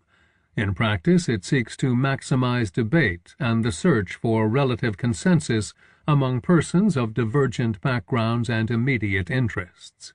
It is a search to institutionalize a functional decentralization of the movement and the world. And this group has also emphasized the reality of what is often called a civilizational crisis, by which is really meant a rejection of the basic objective of economic growth and substituting for this objective the search for rational balances of social objectives that will result precisely in relative democracy and relative egalitarianism. Arrayed against them is the group that insists that in a struggle for political power, vertical organization of some kind is a sine qua non, without which the group is doomed to failure. This group also emphasizes the importance of achieving significant short-run economic growth in the less developed areas of the present-day world in order to have the wherewithal to redistribute benefits. Thus, the picture is not one of a simple two-sided struggle, but rather of a political field with four groups. And that is very confusing to everyone. The confusion is at one and the same time intellectual, moral, and political, and this reinforces the uncertainty of the outcome. Finally, this kind of uncertainty heightens the short-run problems of the existing system. Such uncertainty is both exhilarating, the feeling that action makes a difference, and paralyzing, the sense that we can't move since the short-run consequences are so uncertain. This is true both for those who benefit from an existing system, the capitalists, and those who are the vast underclasses. So, to resume, the modern world system in which we are living cannot continue because it has moved too far from equilibrium and no longer permits capitalists to accumulate capital endlessly. Nor do the underclasses any longer believe that history is on their side and that their descendants will necessarily inherit the world. We are consequently living in a structural crisis in which there is a struggle about the successor system. Although the outcome is unpredictable, we can feel sure that one side or the other will win out in the coming decades and a new reasonably stable world system, or set of world systems, will be established. What we can all do is try to analyze the historical options, make our moral choice about the preferred outcome, and evaluate the optimal political tactics to get there. History is on nobody's side. We all may misjudge how we should act. Since the outcome is inherently and not extrinsically unpredictable, we have at best a 50-50 chance of getting the kind of world system we prefer. But 50-50 is a lot, not a little. Chapter 2. The End of Middle-Class Work. No More Escapes. Randall Collins. A long-term structural weakness of capitalism is now coming to the fore. It is the technological displacement of labor by machinery, which for the last 20 years has taken the form of computerization and information technology. This displacement is now accelerating and threatening the existence of the middle class. My argument is not very original. Marx also had a technological displacement mechanism based on factory machinery, although in his argument it is combined with a number of other theoretical mechanisms, including business cycles, falling rates of profit, and, in current neo-Marxian theories, financialization and financial crisis. What I want to emphasize, however, is that the process of technological displacement of labor, driven to a sufficient extreme, will generate the long-term and quite possibly terminal crisis of capitalism all by itself and without the other processes in Marxian and neo-Marxian theory. Business cycles may be hazy and imprecise in their timing and variable in the height and depth of their swings, as are Kondratiev waves and world system hegemonies on the global level. Financial crises may be contingent and avoidable through the right policy. No matter. The structural crisis of technological displacement transcends cycles and financial bubbles. It is the deep threat to the future of capitalism. Yes, there are short-term crises driven by financial, cyclical, and other mechanisms, but what I focus upon here is a long-term structural shift, one that very likely will bring capitalism to an end within the next 30 to 50 years. I make no claims for the purity or authenticity of the lesson that I borrow from Marx. Sociology today, if it believes in anything, believes in multiple processes, multiple causes, and multiple paradigms for dealing with our chosen aspects of the world. In an important sense, in sociology Weber has triumphed over Marx, and we all talk about the interpenetration of class, politics, and culture, and of gender, too. Nevertheless, there are moments when the key feature of long-term structural change is at issue, above all the issue of structural crisis.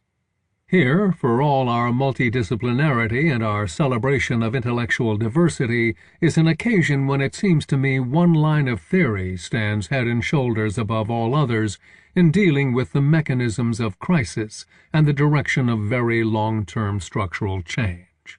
The theory I will extol is a stripped-down version of the fundamental insight that Marx and Engels had formulated already in the 1840s. It is a stripped-down Marxism indeed. No labor theory of value, no reference to expropriation of labor from the means of production, no alienation from species being. It makes no ontological claims and does not posit any final emancipation at the end of the crisis. I have stripped it down to a theory of long-term economic crisis. We need other lines of sociology for what happens in response to the crisis, and what arises politically and socially afterward. Moreover, it is not a theory of the conquest of the state as result of economic crisis, not by itself alone a theory of revolution, although at the end I will discuss what sociologists have learned about the causes of revolution. And although it has implications for the future of socialism, it is not a theory of socialism and what would make socialism work better in the future than it did in the past. No, it is a theory of crisis, first and foremost. Technological displacement is the mechanism by which innovations in equipment and organization save labor, thereby enabling fewer employed persons to produce more at lower cost. Marx and Engels argued that capitalists strive to increase profit in competition with each other. Those who fail to do so are driven out of the market. But as labor-saving machinery replaces workers, unemployment grows and consumer demand falls. Technology promises abundance, but the potential product cannot be sold because too few persons have enough income to buy it.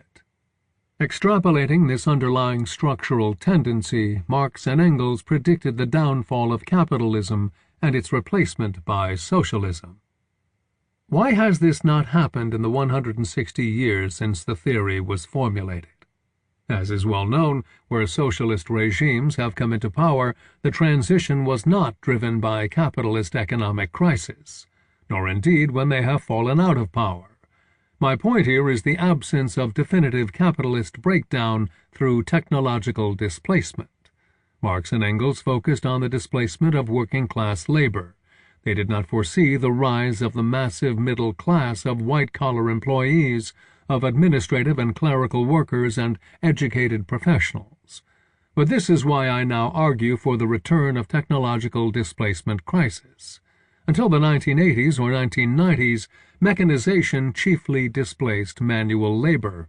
In the most recent wave of technology, we now have the displacement of administrative labor, the downsizing of the middle class.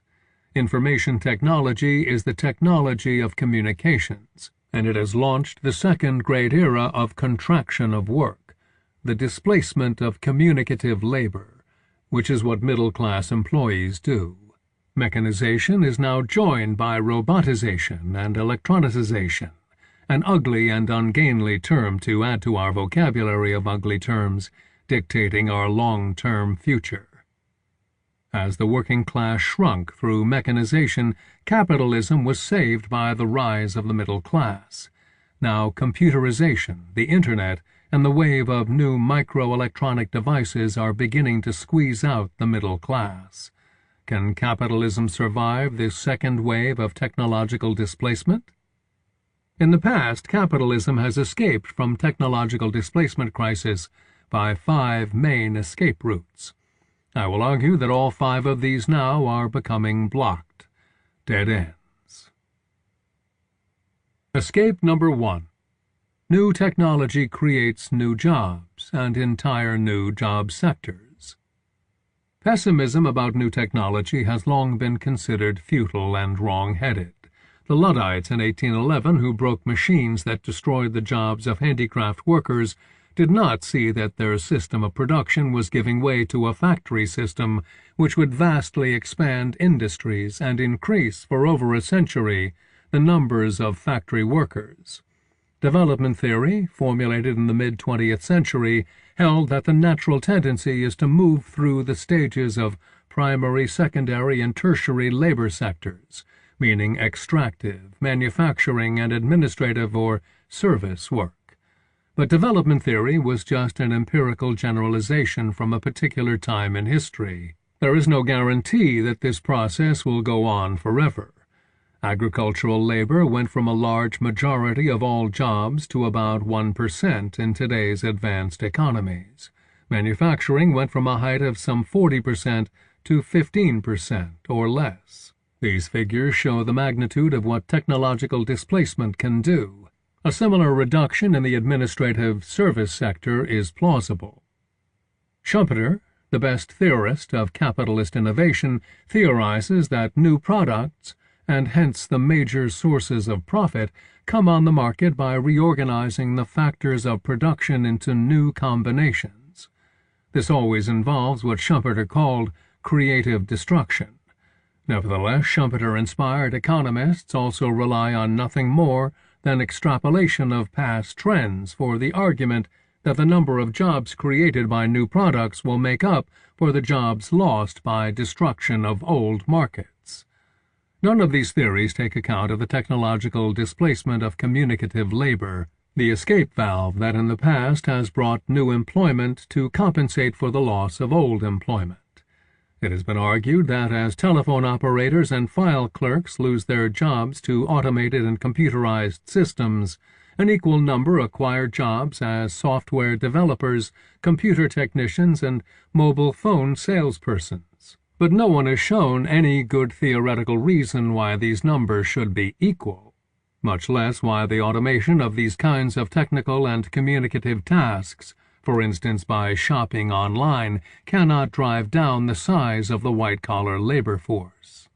Technological displacement is ongoing as we speak.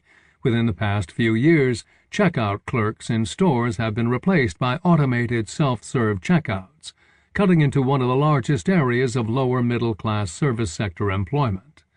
At a higher skill level, professional journalists are being displaced by the downsizing or disappearance of newspapers, driven by competition from online news, itself deriving from a small number of paid journalists and a large number of amateur unpaid bloggers.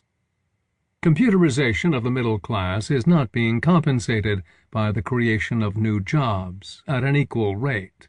New jobs are created, but they do not match the number of jobs eliminated, nor do they replace lost income.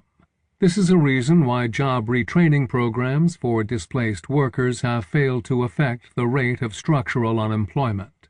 Computerization and the Internet have generated new sectors of work: software design, website construction, numerous work-from-home online informational and consulting services. These latter tend to be low-paying, not surprising given easy access by a growing number of competitors, many of whom provide their offerings for free.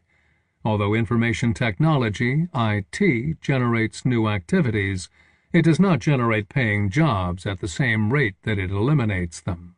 The proliferation of opinion blogs does not make up for the elimination of paid occupations in journalism. Focusing solely on the paid employment generated by IT as compared to the jobs displaced by IT, and extrapolating trends over a period of decades, is it plausible that 70% or more of world employment will be computer programmers and designers of software and computer applications? Bear in mind that computerization is still in its youth, past its infancy but not yet into maturity. The metaphor is overly biological, but the point is that more sophisticated computation is still to come. Artificial intelligence, in which machines take over higher cognitive processes from humans.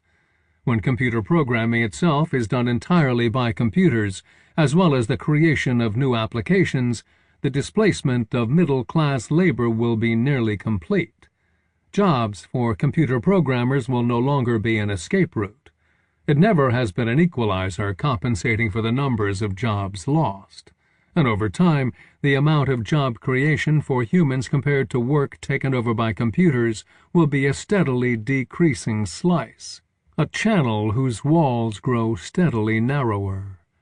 In an advanced economy such as the United States, jobs in the service sector have grown to about 75% of the labor force, a result of the decline in industrial and agricultural extractive occupations.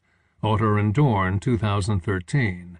But the service sector is becoming squeezed by the IT economy, itself little more than 25 years old. Sales jobs are rapidly becoming automated by computer-generated messaging and by online buying. In brick-and-mortar stores, retail clerks are being replaced by electronic scanners. Management positions, too, will come under increasing pressure as artificial intelligence grows. There is no intrinsic end to this process of replacing humans with computers and other machines. The displacement of human work will go on, not just for the next 20 years, but the next 100, even the next 1,000 years, unless something extrinsic happens to change the underlying mechanism driving technological displacement of work: capitalist competition. The future world run by computers will not necessarily be that depicted by George Orwell in 1984, where high-tech is used for surveillance and autocratic state control. Orwell missed the economic dimension, how electronic high technology affects not just politics, but employment. Similarly, with the benign version of the future depicted in space-age adventure films, the question of who owns the robots and computers never comes up. In the real world, the answer is the big computer systems will be and are owned by big capitalist property holders. The manufacture of IT hardware as well as software is capitalist enterprise.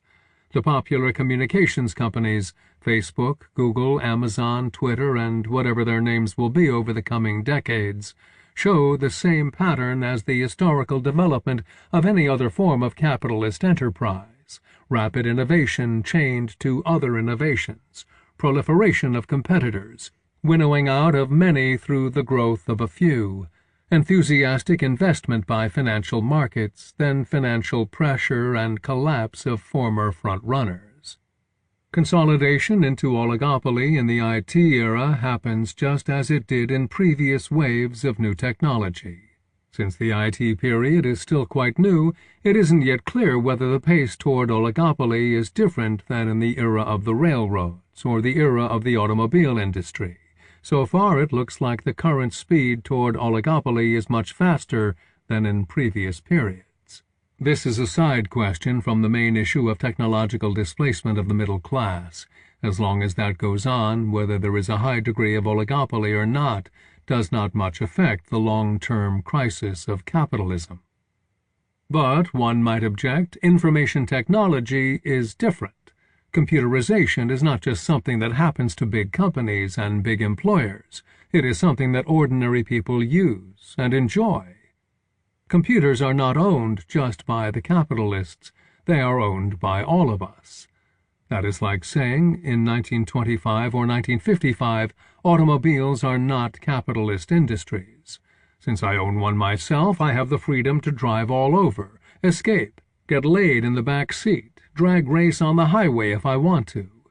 Enthusiasm for products of capitalist industry is part of what makes capitalism successful. That's fine. Enjoy it while you can. The fact that you can hear portable music at any time and place, post and view images and texts, and all the other things that consumer IT devices enable contemporary consumers to do, all this says nothing about whether or not there are jobs for persons like yourself. The popularity of automobiles was not just consumer enjoyment. It reflected an industry which, for several decades, generated a large number of well-paying jobs. Subsequently, technological displacement and capitalist consolidation have drastically reduced jobs in the automotive sector. All the personal electronic devices of today that absorb people's attention and enthusiasm will not fend off capitalist crisis if these same consumers cannot find jobs. Eventually they will not be able to buy these devices, nor their producers to sell them. That is the shape of deep structural capitalist crisis. Escape number 2. Geographical spread of markets. We tend to think of market spread as globalization, but globalization is only a quantitative difference in degree, not a qualitative difference in kind. Even within the confines of state borders, markets have grown by spreading to regions where a product was initially unknown. Thus, local conditions favored profit for the innovator coming from elsewhere. Geographical spread works in tandem with product innovation, keeping up the ongoing existence of market frontiers. Dynamic markets always have the buzz of newness, the cultural prestige of being a center, or keeping up with a center, or the negative prestige of striving to escape from backwardness. The liberal version of this mechanism on the global or interstate scale is modernization theory or development theory. Each part of the world successively ascends the stages, until presumably all will be fully developed tertiary sector service economies. We are now seeing this come into being, the argument goes, in India and China, the big nations of the Third World making their way inexorably to modernity. The neo-Marxist version of this process is world system theory. Arrighi, 1994, Chase Dunn, 1989, Wallerstein, 1974 to 2011. This is a less benign version of the geographical spread of capitalist markets. World market domination is buttressed by military power and political influence. The hegemonic center exploits the labor or raw materials of the periphery, with the aid of a transmission belt of semi-peripheral regions. World system theory complicates the pattern by a succession of hegemonies marked by major wars and keyed to long Kondratiev waves of relative expansion and stagnation in world markets. But these cycles of serial hegemons, Spain, Holland, Britain, the United States, conjecturally China, logically come to an end when the periphery is exhausted and every region of the globe is fully brought into the capitalist market. There are no more safety valves, no more regions for exploitation. Capitalist profit dries up. Leaving aside the specific merits of world system theory predictions, the point I would emphasize is that globalization of markets is now undercutting middle-class jobs. Internet technology makes it possible for white-collar workers in India or anywhere else to compete for jobs in servicing computerized businesses in the core capitalist regions of the world. Whereas in the past, middle-class workers have been protected from competition to a greater degree than manual workers, this is no longer true. The Internet creates a much wider pool of workers who can access available jobs, especially if they do not have to physically move to a distant place of work. Contemporary globalization also involves much more rapid international travel. Managerial and professional workers physically move their expertise and their negotiating skills to entrepreneurial sites around the globe. This has the further effect of homogenizing upper-middle-class labor into a single labor market, raising the prospects of cheapening management costs and displacing even high-level technocratic labor. Greater connectedness leads to greater competition for jobs, undercutting middle-class salaries. This process is relatively recent. The jet-set boom of the upper-middle class in recent decades is becoming vulnerable to the same structural displacement that the cost-cutting experts have visited upon their employees. High-level professional and technical specialists face a much more competitive and uncertain existence than ever before, when they were protected by national enclaves. In the past, international migration provided cheap labor for centers of manufacturing, and more recently for the lower levels of the advanced service economies, thereby undercutting the working class of wealthier nations. Now, as communications technology tends to spread cultural capital more homogeneously around the globe, it is middle and upper middle class labor that is being undercut. Escape number 3. Meta-markets in finance. If working class and then middle class labor are technologically displaced, can the slack be taken up by everyone becoming a capitalist? This argument has been advanced as employee pension funds have come to play a large role in financial markets, and as financial service firms have expanded and have aggressively marketed investments to a larger constituency. In countries like the United States, where home ownership is widespread, the inflation of housing prices brought opportunities not only to treat home ownership as a speculative investment, but to withdraw equity from inflated housing prices in the form of cash for consumer spending. These financial practices have been among the short-term sources of the recent economic crisis, and especially the financial meltdown of 2008. I am not proposing that our recent problems are the beginning of the end of capitalism.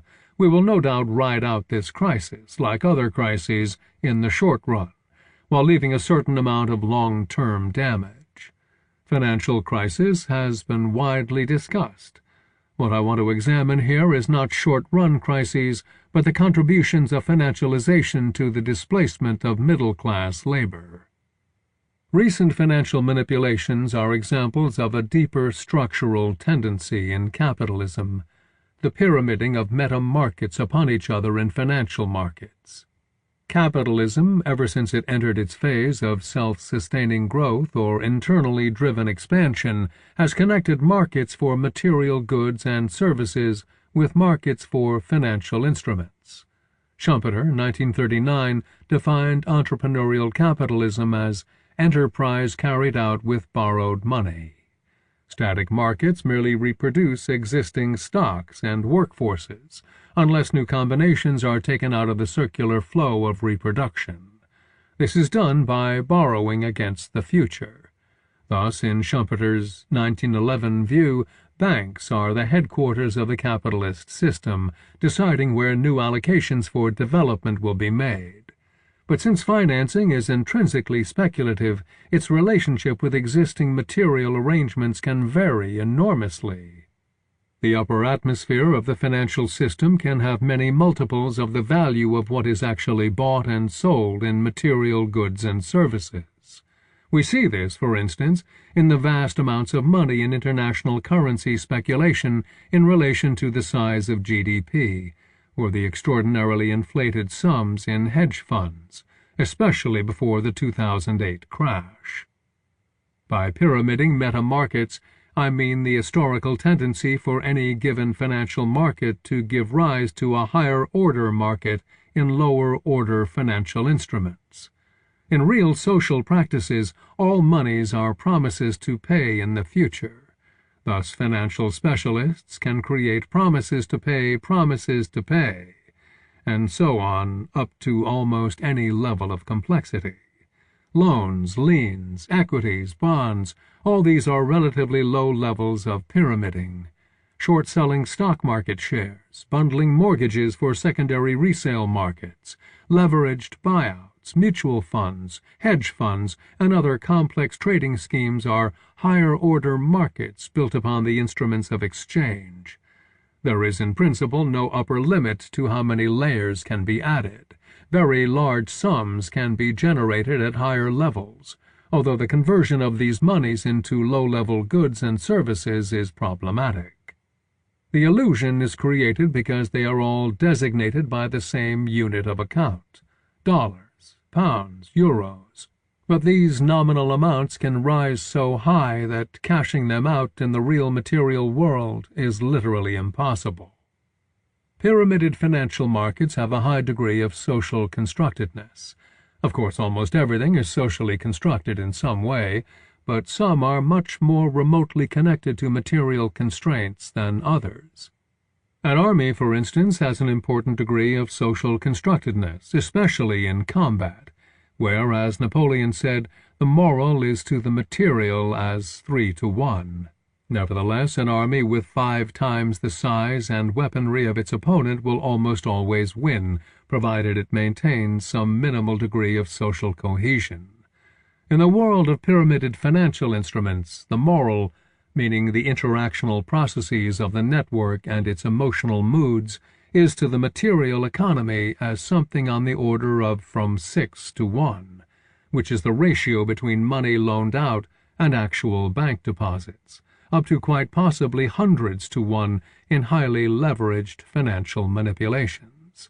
As sociologists, we need to look at social constructiveness not as a philosophical constant, but as a set of variations, which can be theorized both in their static relationship to network structures and in their dynamics of boom and bust over time.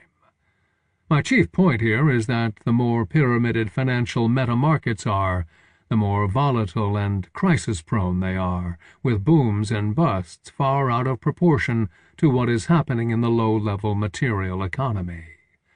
But there is an optimistic side as well. Optimistic if you would like to preserve capitalism. Financial markets are intrinsically flexible, like giant balloons made out of magic material that can inflate to any size at all. This lends plausibility to the idea that everyone can become a finance capitalist, playing the great game of financial markets. And indeed, popular participation in financial markets has grown a good deal during the late 20th century and the early 21st, through employee pension funds, millions of small stock market investors, and speculating through mortgaged home ownership in the Ponzi scheme of the inflationary housing market. How far can this go? Can it save capitalism? It would surely be a rocky road, given the inherent volatility of financial markets, their tendency to booms and busts. This has been a long-term historical pattern ever since the Dutch tulip investment mania in 1637 and the South Sea bubble in 1720.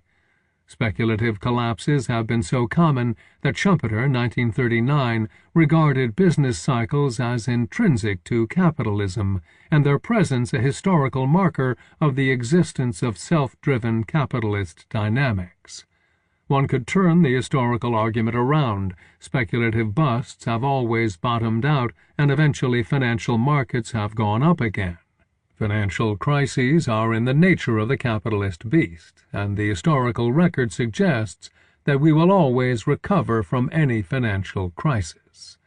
Again, we have an empirical generalization without good theoretical basis. What happens when financial crisis is coupled with structural depletion of middle-class jobs, and a technological displacement crisis throughout virtually the entire labor force? Can income from the financial sector reach so far that it supplants salaries and wages as the primary source of income for everyone? There are two possibilities here. Either everyone becomes a capitalist, living off of investment returns, or the financial sector itself becomes the major area of employment, meaning the growth of financial labor. Taking the first of these, it is hard to envision a future in which everyone lives as a financial investor. It takes some initial accumulation of funds for your initial bankroll in order to start investing, the gambling stakes to get into the game. Small investors get started with their salaries, savings, and pensions, but these are just what would dry up under the technological displacement scenario. We are at the theoretical frontier here, and the future of political economy may well include things undreamed of in your philosophy, Horatio. But is it conceivable that in the future, when everything is automated, that entire populations will spend their lives as financial investors, a reserve army of gamblers in lifelong casinos? Not everyone goes on making money throughout their investment career. Some people lose their investments even in good times, and during a speculative bust, many people do.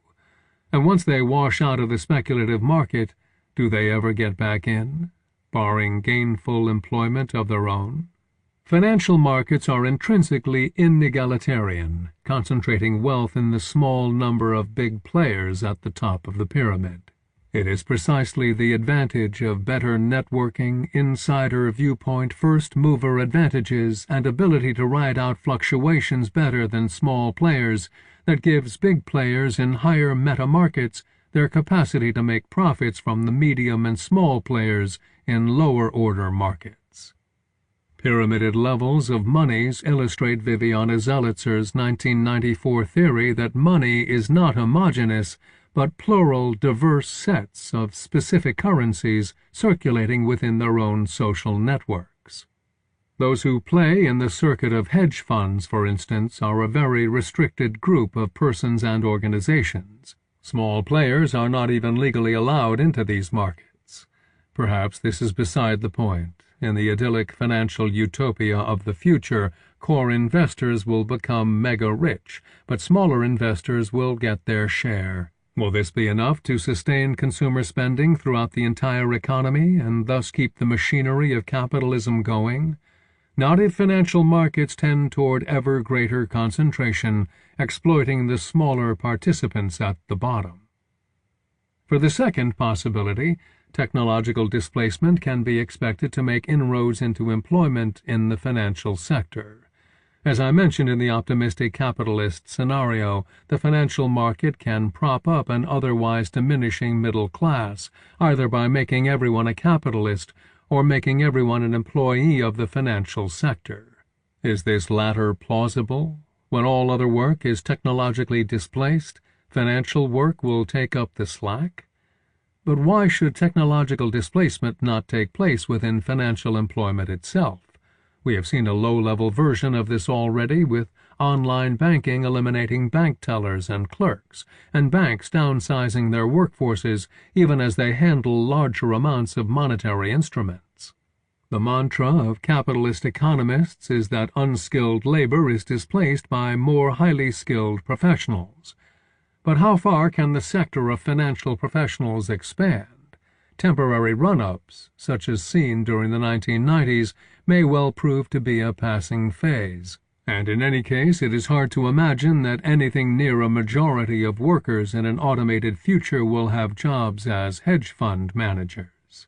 Still, this may be the best dream future capitalism has to offer. No one doing any real productive labor, everyone living as a financial manipulator. Maybe we will experience a phase of this sometime later on in the 21st century. If so, I would predict it will be the run-up to the last crash of capitalism. Escape number 4. Government employment and investment. Now we come to escape routes that are not intrinsic to capitalism itself, but salvation from outside. Prominent among them is the Keynesian welfare state solution. It was widely argued 50 years ago that capitalism was saved by the welfare states of the 1930s, 1940s, and 1950s. The liberal left saving capitalism when the ideological right proved incapable of saving itself. Can government spending solve the technological displacement of the middle class? The main form of direct government hiring has been middle-class administrative jobs. Thus, any continuation of the trend to automate and computerize such jobs would contract government employment too. A sufficiently resolute political regime could resist this by refusing to automate jobs away. This kind of neo-Luddite policy was tried by British unions and socialist politicians from the late 1940s through the 1970s. Staying technologically backward for the sake of protecting employment would probably be demoralizing and politically unviable. It was this atmosphere in Britain that led to the Thatcherite reaction. Another version that has worked in the past has been military Keynesianism, the buildup of employment in military forces, along with stimulating the economy through military production. But the contemporary military has gone high-tech, promoting transformation into smaller fighting forces coordinated by computers, satellites, aerial sensors, and remote control surveillance and targeting devices.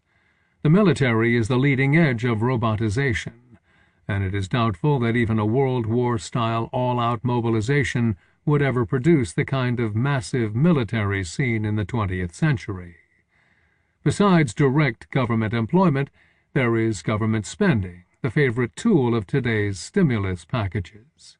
Most of those invest in material infrastructure, roads, bridges, airports, energy, as well as the so-called information highway.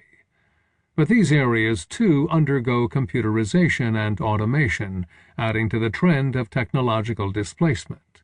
Even less likely to stem the tide of job displacement is government investment in the private sector. Especially with the mantra to carry out such investments efficiently, government assumes the role of capitalist, or at least capitalist overseer, all too willing to cut labor costs, and therefore to cut employment. Another version of market intervention is regulation of the private marketplace, mandating a shorter work week and protecting jobs from cuts. These policies have been widely practiced by continental European states, but have not done much more than slow the drift to technological displacement. On the whole, such policies tend to protect existing job holders, but to freeze out youth. That problem could be solved by government deliberately hiring youth in massive numbers. This has rarely been attempted, except in the military version, although in Escape Number 5, I will suggest that this has been done surreptitiously through inflating educational credentialing. In principle, political policies could do anything whatsoever, constrained only by political will, which is to say mobilized political power and its vision as set by political cultures. Obviously, political cultures have a long way to go from here if the state is going to do anything significant about technological displacement of the middle class. Mixed, liberal government policies propping up the private economy can keep capitalism limping along quite a way into the future, but the mixed approach is not likely to solve the long-term problem of technological displacement as long as private profit-making drives the economy. We need to think of the pressure, not merely in present-day U.S. terms of 10% unemployment with small fluctuations of a few percentage points, but into the computerized future where the base unemployment rate could be 3 or 5 times higher. In other words, a situation of massive employment crisis, and governments elected to take action by the welfare state pathway. Obstacles to this are easy to envision since they fill the political sphere at present. One is the anti-tax movement, likely to continue strongly among small businesses, including struggling Internet entrepreneurs, as the Internet exposes them to heavy competition. These push against government acting to bolster employment, thus contributing to system crisis. On the other side is the demand from political constituencies, above all the unemployed and underemployed, who are now coming increasingly from the ranks of the educated and therefore highly mobilizable population. Contending forces are in play. Which ones will win, and to what extent? Unrestricted free market capitalism left to itself has no way of heading off such crisis. Its favorite reforms, reducing taxes and government regulation, encouraging capitalists to engage in still further expansion in any way they wish, all have the effect of pushing technological displacement, as well as generating other kinds of problems, including financial manipulations and crises. The pro-welfare state forces in principle may have a solution to unemployment, but they run up against the budgetary problems of the state. A state which funds an expensive welfare state opens itself up to the pressure of financial markets, risking destruction of the purchasing power of its currency. Thus it would appear that a welfare state policy is caught in a damned if you do, damned if you don't position. But let us see this in a long-term perspective, not just as an immediate stumbling block in everyday politics. A state caught in a deep structural dilemma is moving toward a revolutionary breakdown of the system. The fiscal crisis of the state is one of the main components of state breakdown.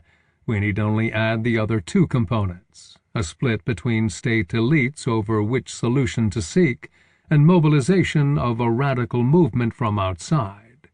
The split between state elites here just means a radicalization of the opposition between those who maintain their alliance to the financial markets and those who are committed to using the state to alleviate unemployment and inequality. In the context of 10% unemployment and a limping post-recession economy, polarization between these positions is not strong. But if we extrapolate this to 50% unemployment and the deep depression sure to accompany it, the chances for full-scale state breakdown will be strong. At this point, a revolutionary overturn of the property system will be the most obvious solution, including seizing control of the financial system so that it cannot destroy a government's own currency. Not just particular features of capitalism, but its institutional underpinnings would give way. Escape number 5. Educational credential inflation and other hidden Keynesianism. Credential inflation is the rise in educational requirements for jobs as a rising proportion of the population attains more advanced degrees.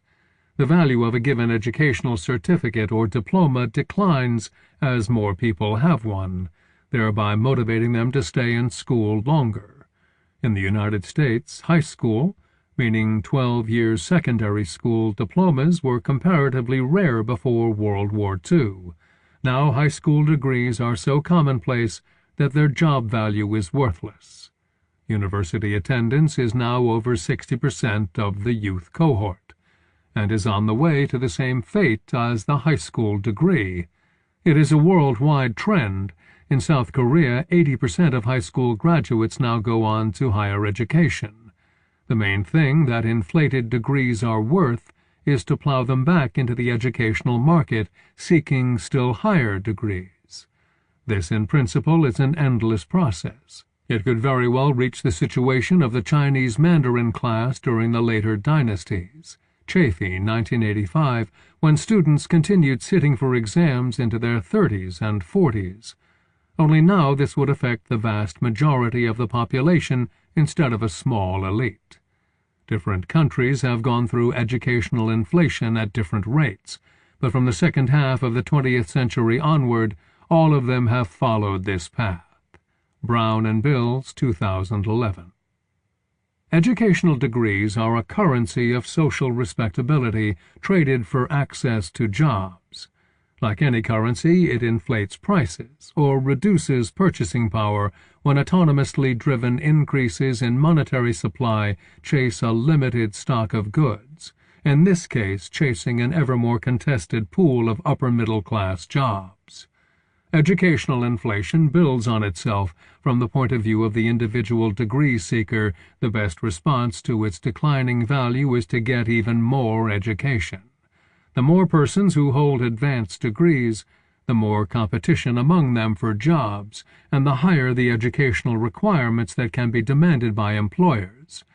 This leads to renewed seeking of more education, more competition, and more credential inflation. Within this overall inflationary process, the most highly educated segment of the population has received an increasingly greater proportion of the income. At least this has been so in the United States since the 1980s. One should be wary about extrapolating this particular historical period into an eternal pattern for all times and places. Those at the top of the inflationary competition for credentials have benefited from several processes. A. They were in the relatively safe havens when technological displacement was hitting. Initially, the last of the decently paid manual labor force, and then low-paid clerical work. B. The quality of work performance between different levels of the educational hierarchy has apparently widened. What has been insufficiently recognized is that the inflationary spiral in schooling has brought increasing alienation and perfunctory performance among students who are not at the top of the competition, those who are forced to stay in school more years but get no closer to elite jobs. Grade inflation and low standards of promotion are symptoms of this process. There is considerable evidence from ethnographies of teenagers, of youth culture, and especially youth gangs that the expansion of schooling has brought increasing alienation from official adult standards. Milner, 2004. The first youth gangs appeared in the early 1950s, when working-class youth were first being pressured into staying in school instead of going into the labor force, and their ideology was explicitly anti-school. Schneider, 1999, Cohen, 1955. This is the source of the oppositional youth culture that has grown so widely, both among the minority who belong to gangs and the majority who share their antinomian stance. Employers today complain that jobs in the lower half of the service sector are hard to fill with reliable, conscientious employees. But this is not so much a failure of mass secondary education to provide good technical skills. One hardly needs high school math and science to greet customers politely or ship packages to the right address, as a pervasive alienation from doing menial work. The mass inflationary school system tells its students that it is providing a pathway to elite jobs, but spills most of them into an economy where menial work is all that is available unless one has outcompeted 80% of one's school peers. No wonder they are alienated. Although credential inflation is the primary mechanism of educational expansion, overt recognition of this process has been repressed from consciousness in virtually a Freudian manner. In this case, the idealizing and repressing agent, the superego of the educational world, is the prevailing technocratic ideology. Rising technical requirements of jobs drive out unskilled labor, the argument goes, and today's high-skilled jobs demand steadily increasing levels of education. 30 years ago, in The Credential Society, Collins, 1979, I assembled evidence to show that technological change is not the driving force in rising credential requirements. The content of education is not predominantly set by technological demand. Most technological skills, including the most advanced ones, are learned on the job or through informal networks, and the bureaucratic organization of education at best tries to standardize skills innovated elsewhere. In updated research on credential inflation vis-à-vis technological change, Collins, 2002, Brown and Bills, 2011, I have seen nothing that overturns my conclusions published in 1979. It is true that a small proportion of jobs benefit from scientific and technical education, but that is not what is driving the massive expansion of education. It is implausible that in the future most persons will be scientists or skilled technicians. Indeed, the biggest area of job growth in rich countries has been low-skilled service jobs, where it is cheaper to hire human labor than to automate. Otter and Dorn, 2013. In the current U.S. economy, one of the biggest growth sectors is tattoo parlors. Halnan and Cohen, 2006. A non-credentialed occupation, small-scale business, low-paying and thus far immune from corporate control, and selling emblems of alienation from mainstream culture. Although educational credential inflation expands on false premises, the ideology that more education will produce more equality of opportunity, more high-tech economic performance, and more good jobs, it does provide some degree of solution to technological displacement of the middle class. Educational credential inflation helps absorb surplus labor by keeping more people out of the labor force, and if students receive a financial subsidy, either directly or in the form of low-cost and ultimately unrepaid loans, it acts as hidden transfer payments. In places where the welfare state is ideologically unpopular, the mythology of education supports a hidden welfare state. Add the millions of teachers in elementary, secondary, and higher education and their administrative staffs, and the hidden Keynesianism of educational inflation may be said to virtually keep the capitalist economy afloat. As long as the educational system can be somehow financed, it operates as hidden Keynesianism, a hidden form of transfer payments and pump priming, the equivalent of New Deal make-work setting the unemployed to painting murals in post offices or planting trees in conservation camps. Educational expansion is virtually the only legitimately accepted form of Keynesian economic policy because it is not overtly recognized as such. It expands under the banner of high technology and meritocracy. It is the technology that requires a more educated labor force. In a roundabout sense, this is true. It is the technological displacement of labor that makes school a place of refuge from the shrinking job pool, although no one wants to recognize the fact. No matter, as long as the number of those displaced is shunted into an equal number of those expanding the population of students, the system will survive. The rub is on the expense side. The two main ways to pay for schooling at all levels, elementary, secondary, tertiary, and whatever further levels become added on, are either by government provision or by private purchase. Both of these come under pressure in times of economic downturn and squeezed government revenue.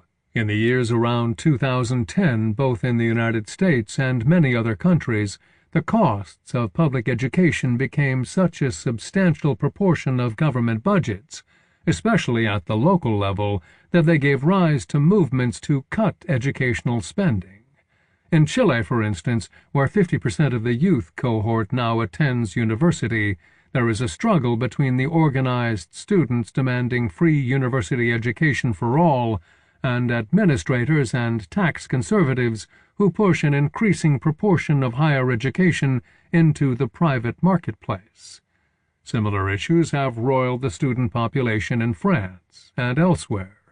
In the United States, where higher education is funded largely and increasingly by the students themselves and their families, there has been much concern over the amount of debt in the form of student loans, now, as of 2011, approaching 10% of GDP. If one extrapolates both the numbers of students extending their stay in schools in response to technological displacement and the proportion of the economy made up by student debt, one can see that another 20 years or so of technological displacement and credential inflation will become enormously expensive to the system as a whole. What would happen if student debt rose to 50% of GDP, or 100%? Education is a major cost of government, and this tends to limit future expansion. With higher costs, there are pressures to privatize, shifting the burden of funding to students or parents. But this too faces a limit as the middle class is economically squeezed. By 2012, there was a wave of publicity in the United States about what kinds of degrees are not worth the cost of acquiring them, in terms of the jobs one can get or one fails to get. Although one individual solution would simply be to drop out of the educational competition, the more popular choice among youth has been to seek specific vocational education, and there has been an upsurge of schools in areas like apparel design, computer programming, business, etc. But the shift to vocational education does not evade the dynamic of credential inflation, and we can predict increasing competition inside those vocational sectors and rising inflation of vocational degrees. One indicator has been controversy, both in the political sphere and in accrediting and regulatory agencies, critiquing the low rate of job success for such vocational students, and denying them access to government loans. That is to say, the inflated value of educational degrees has become an explicit problem. Information technology is again being invoked as a solution. There is a rush toward university courses online, thereby achieving great economies of scale. Some of these are for sale, albeit at rates far lower than the cost of actual tuition at a bricks-and-mortar institution. Others are offered altruistically for free. Neither method will hinder credential inflation. Indeed, both add to it by putting still more educated persons on the market. As of now, the new kinds of credentials are being labeled as distinct from university degrees, and in that sense not directly competing with them. This remains to be seen. In effect, a new form of cheap educational currency is being created, alongside a more traditional and expensive educational currency. If educational currencies are strictly like money, Gresham's law would apply, and the cheap currency would drive out the expensive one. On the other hand, in economic sociology, as we know from Viviana Zelizer, 1994, and Harrison White, 2002, high-quality economic objects can exist in separate circuits alongside cheap ones, and that may well continue to be the case in the production of educational credentials. The dilemma is this: efforts to make education cheaper have the effect of reducing employment in the educational sector itself.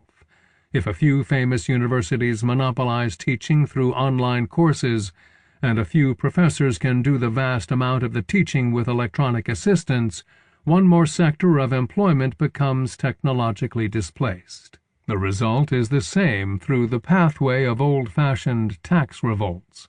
A short-term reduction in the population's tax burden has the roundabout effect of reducing jobs available for that same population. Of the 5 escape routes from capitalist crisis, continued educational inflation seems to me the most plausible. An expanding educational system driven by credential inflation reaches a potential crisis point within the educational system itself. This is not necessarily final. One can envision a series of such plateaus, stopping and restarting as our secular faith in salvation through education goes through disillusionment and revival.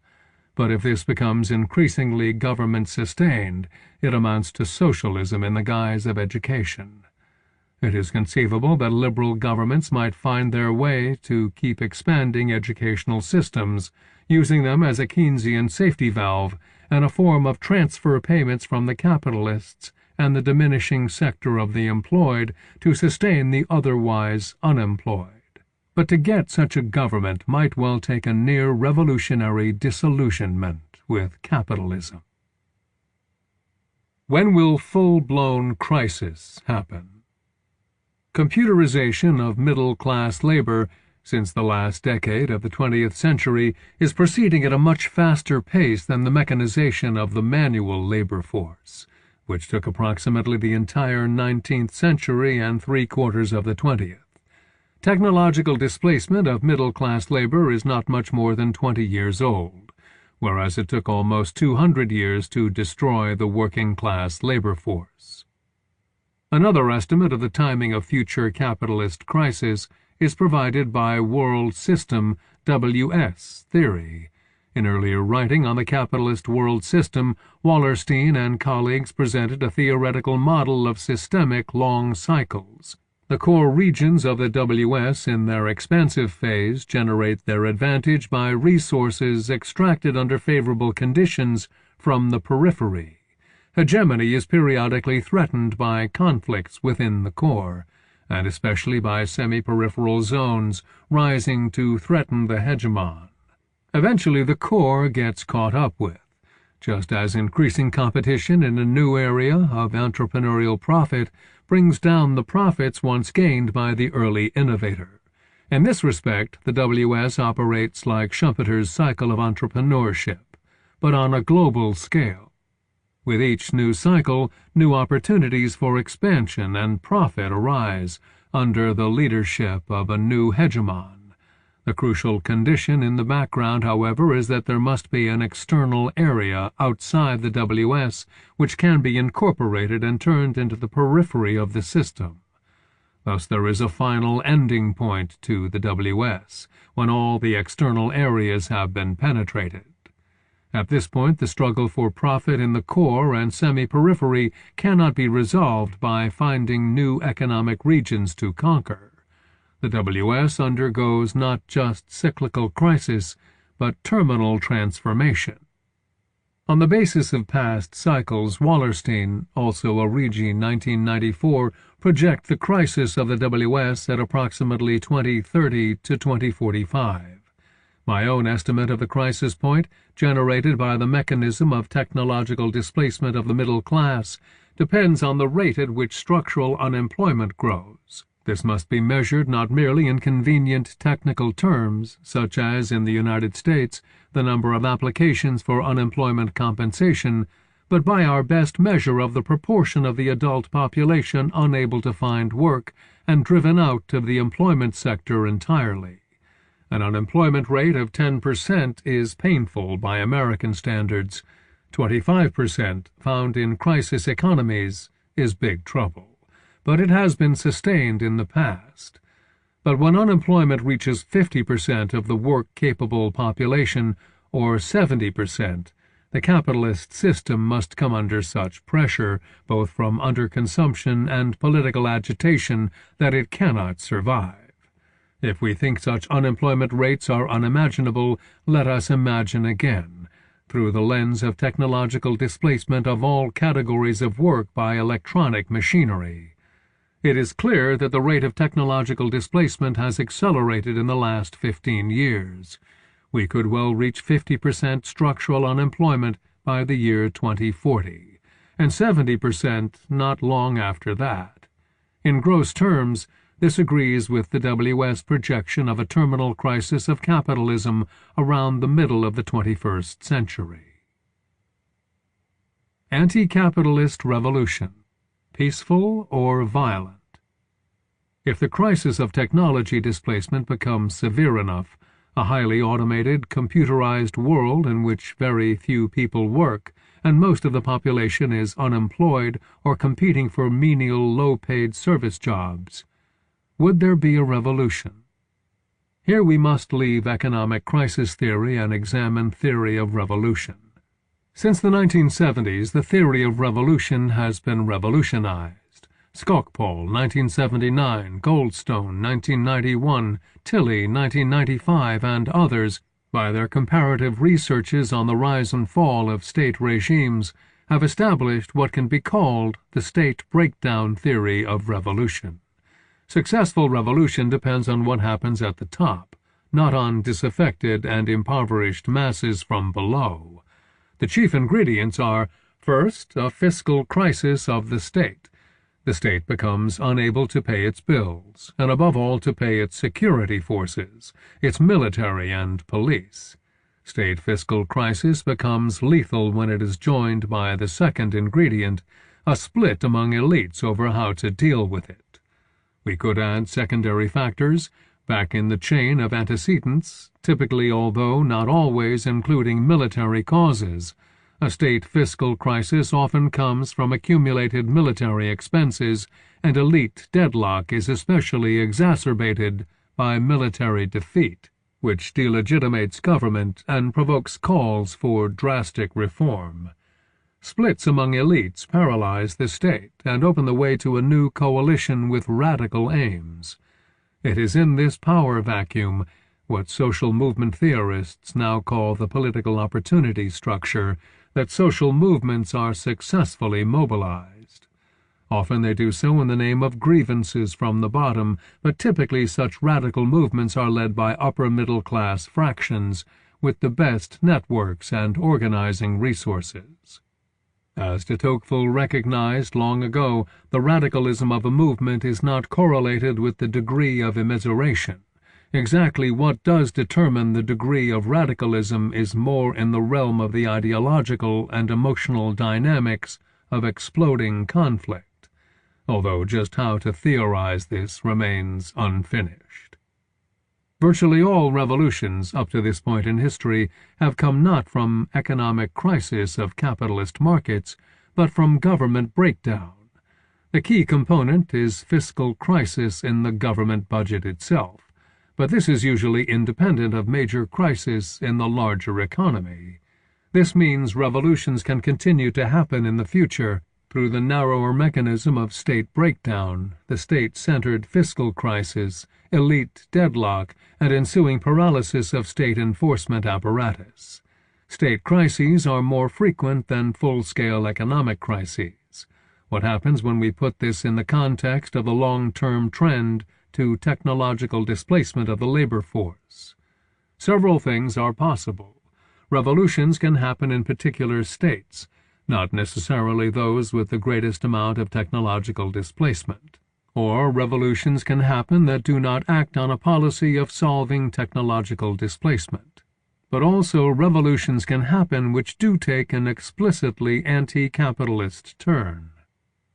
Since history is driven by multiple causes, the future is like rolling multiple dice, as in the Chinese game Yahtzee, waiting for sixes to come up on all 5 dice simultaneously. Thus, we could have the general anti-capitalist revolution sometime in the future through the right combination of state breakdown, perhaps plus war defeat, plus the omnipresent technological displacement. The crisis of capitalism sets the agenda. At some point, the politically mobilized populace will have to deal with it. This could happen by the classic route of state breakdown. The legitimacy of the state is called into question. The state itself stops functioning, paralyzed by fiscal crisis and/or political splits within its own ranks, mirroring political polarization outside. The monopoly over organized violence breaks apart, as police and the military lose organizational coherence and factionalize. This may or may not produce extensive violence, whether in riots and crowd suppression or in civil war. In some moments of revolution, for instance the French Revolution of February 1848, the period of tense crisis was resolved with relatively little violence, as the existing regime lost organizational coherence. No one wanted to take charge of continuing the existing regime, and a new parliamentary power was quickly constituted. Similarly, in Russia in February 1917, after several days of sporadic violence and wavering between crowds and soldiers, the Tsarist regime ended in a flurry of abdications and refusals to pick up the reins. These cases also show that in ensuing months and years, the new revolutionary regime may have trouble consolidating power, especially when restorationist movements mobilize against it, and later violence is often more severe than the initial revolutionary transition. Separating the revolutionary moment from its aftermath, the process of revolutionary state breakdown need not be very violent. Political sociology has not yet taken up the issue of under what conditions post-revolutionary consolidation of government is peaceful or violent. All we can say is that the range of violence seen in historical revolutions and their consolidation would also be possible in the terminal crisis of capitalism. The most dangerous possibility is that the prospect of anti-capitalist revolution, seen by its enemies as the threat of violent change, would give rise to a neo-fascist solution, an authoritarian regime supported by popular movements nostalgic to save capitalism, which would carry out enough redistribution so that the massively unemployed population would be kept alive, but under a police state constantly on the alert for subversion. We do not know how to estimate the chances of an attempted fascist solution compared to a democratic post-capitalism. Wallerstein has conjectured that it may be 50-50. But a favorable alternative may be quite likely.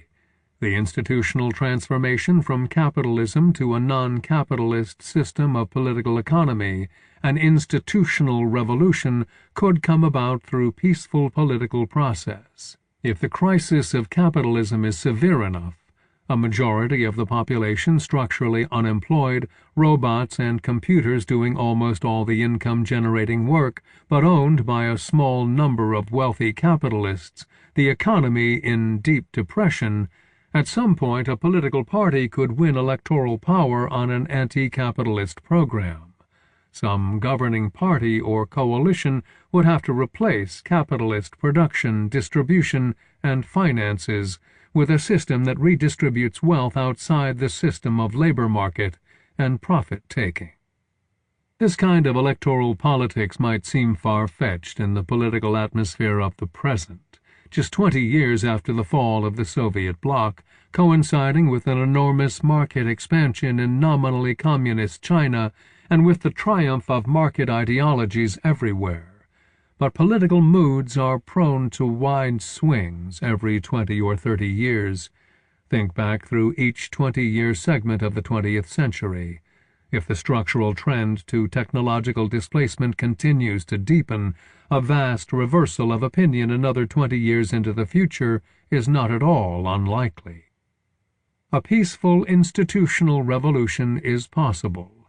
The deeper the structural crisis of the middle class, the more mobilization for electoral politics is facilitated. Along that route lies the prospect for a relatively non-violent transition. Complexities of how structural crisis will unfold. The world is the product of multiple intersecting causalities. Everything is clothed in particularities of locality, sequence, and memory. Thus, the structural crisis of capitalism will have many variations. What is at issue here are not the names, dates, and dramas, but the big dimensions of complication, major processes that can drastically change the nature of the crisis as capitalism becomes too self-destructive to continue. A host of processes and problems will complicate the future: aging populations, explosion of medical costs, ethnic and religious conflict, ecological crisis, huge intercontinental migrations, perhaps wars of varying scope. To keep the focus on the central point, how will these affect the technological displacement crisis? Some of them will exacerbate it. Some will add pressures for state breakdown and thus raise the chances of revolutions, the rolling of multiple sixes on the dice. Will any of these complications turn back technological displacement, increasing middle-class employment, creating new jobs to offset automation and computerization, and in sufficient degree that capitalism will be saved? Let us consider a brief checklist of complications, with these questions in mind. Global unevenness. The mechanisms driving capitalist crisis operate with different intensity in different countries and regions of the world. An advanced crisis of technological displacement of middle-class work in the United States or in Western Europe would not necessarily coincide with the depth of such crisis in other parts of the globe: China, India, Brazil, or other places of significance in future decades.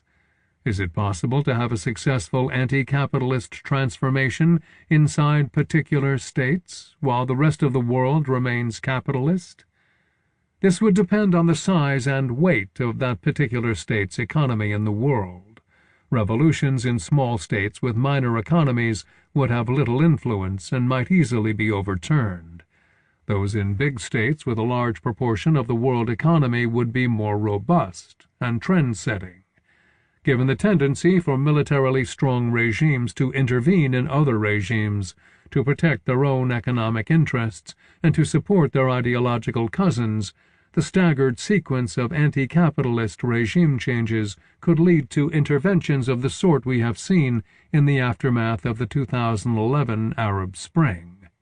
If there were a massive economic crisis in the United States, for instance, or the EU in the year 2030, resulting in a shift to an anti-capitalist regime, possibly some other still thriving capitalist state, China perhaps, would intervene to stop it.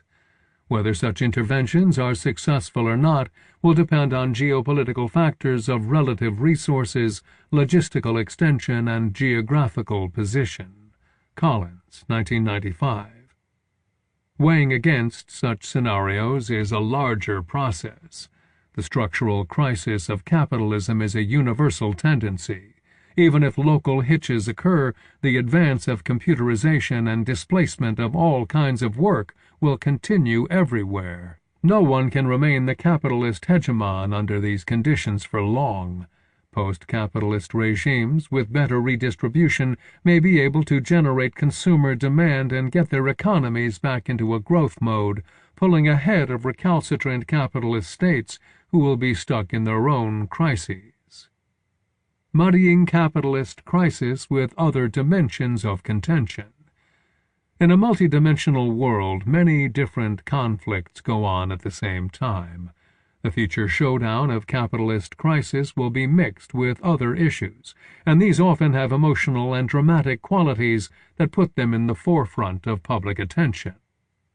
To mention only a few: religion.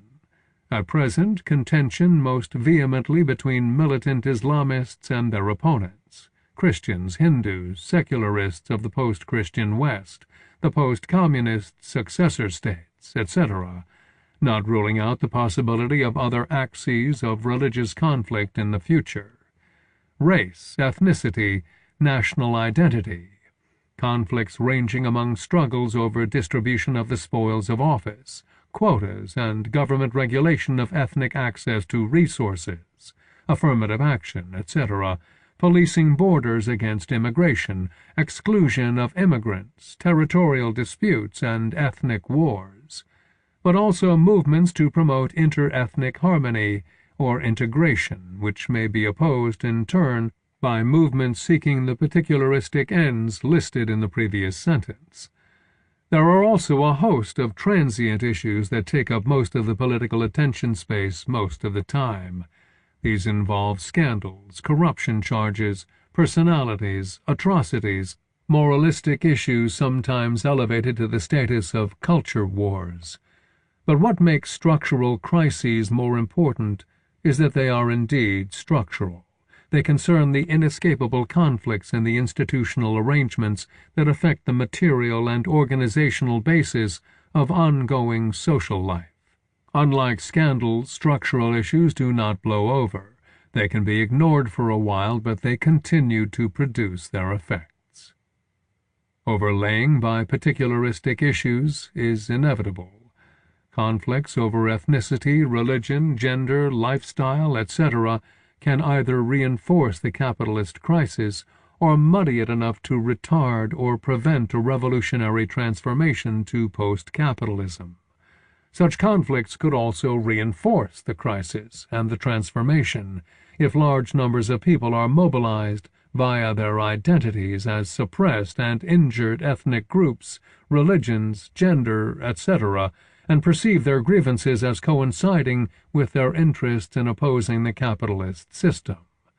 Overlay of particularistic identities upon class mobilization has often happened in past revolutions and seems likely in the future. On the other hand, the overlaying most of the time diverts attention from economic issues and is often served as the mobilizing base for reactionary movements, opposing reform of the system because of ethnic, religious, or other hostilities to the reformers. Again, we should invoke the depth of the future capitalist crisis. If it is as deep as the theory indicates, there will be no way out of it, except a post-capitalist transition. All the ethnic, religious, lifestyle, and other conflicts will only be so much noise, stringing along the crisis until finally an alignment of mobilized political forces comes about that solves the problem by post-capitalist transition. The long-term result is not whether the transition will occur, but how long it will take. War. The capitalist crisis envisioned for the mid-21st century might well be connected with wars.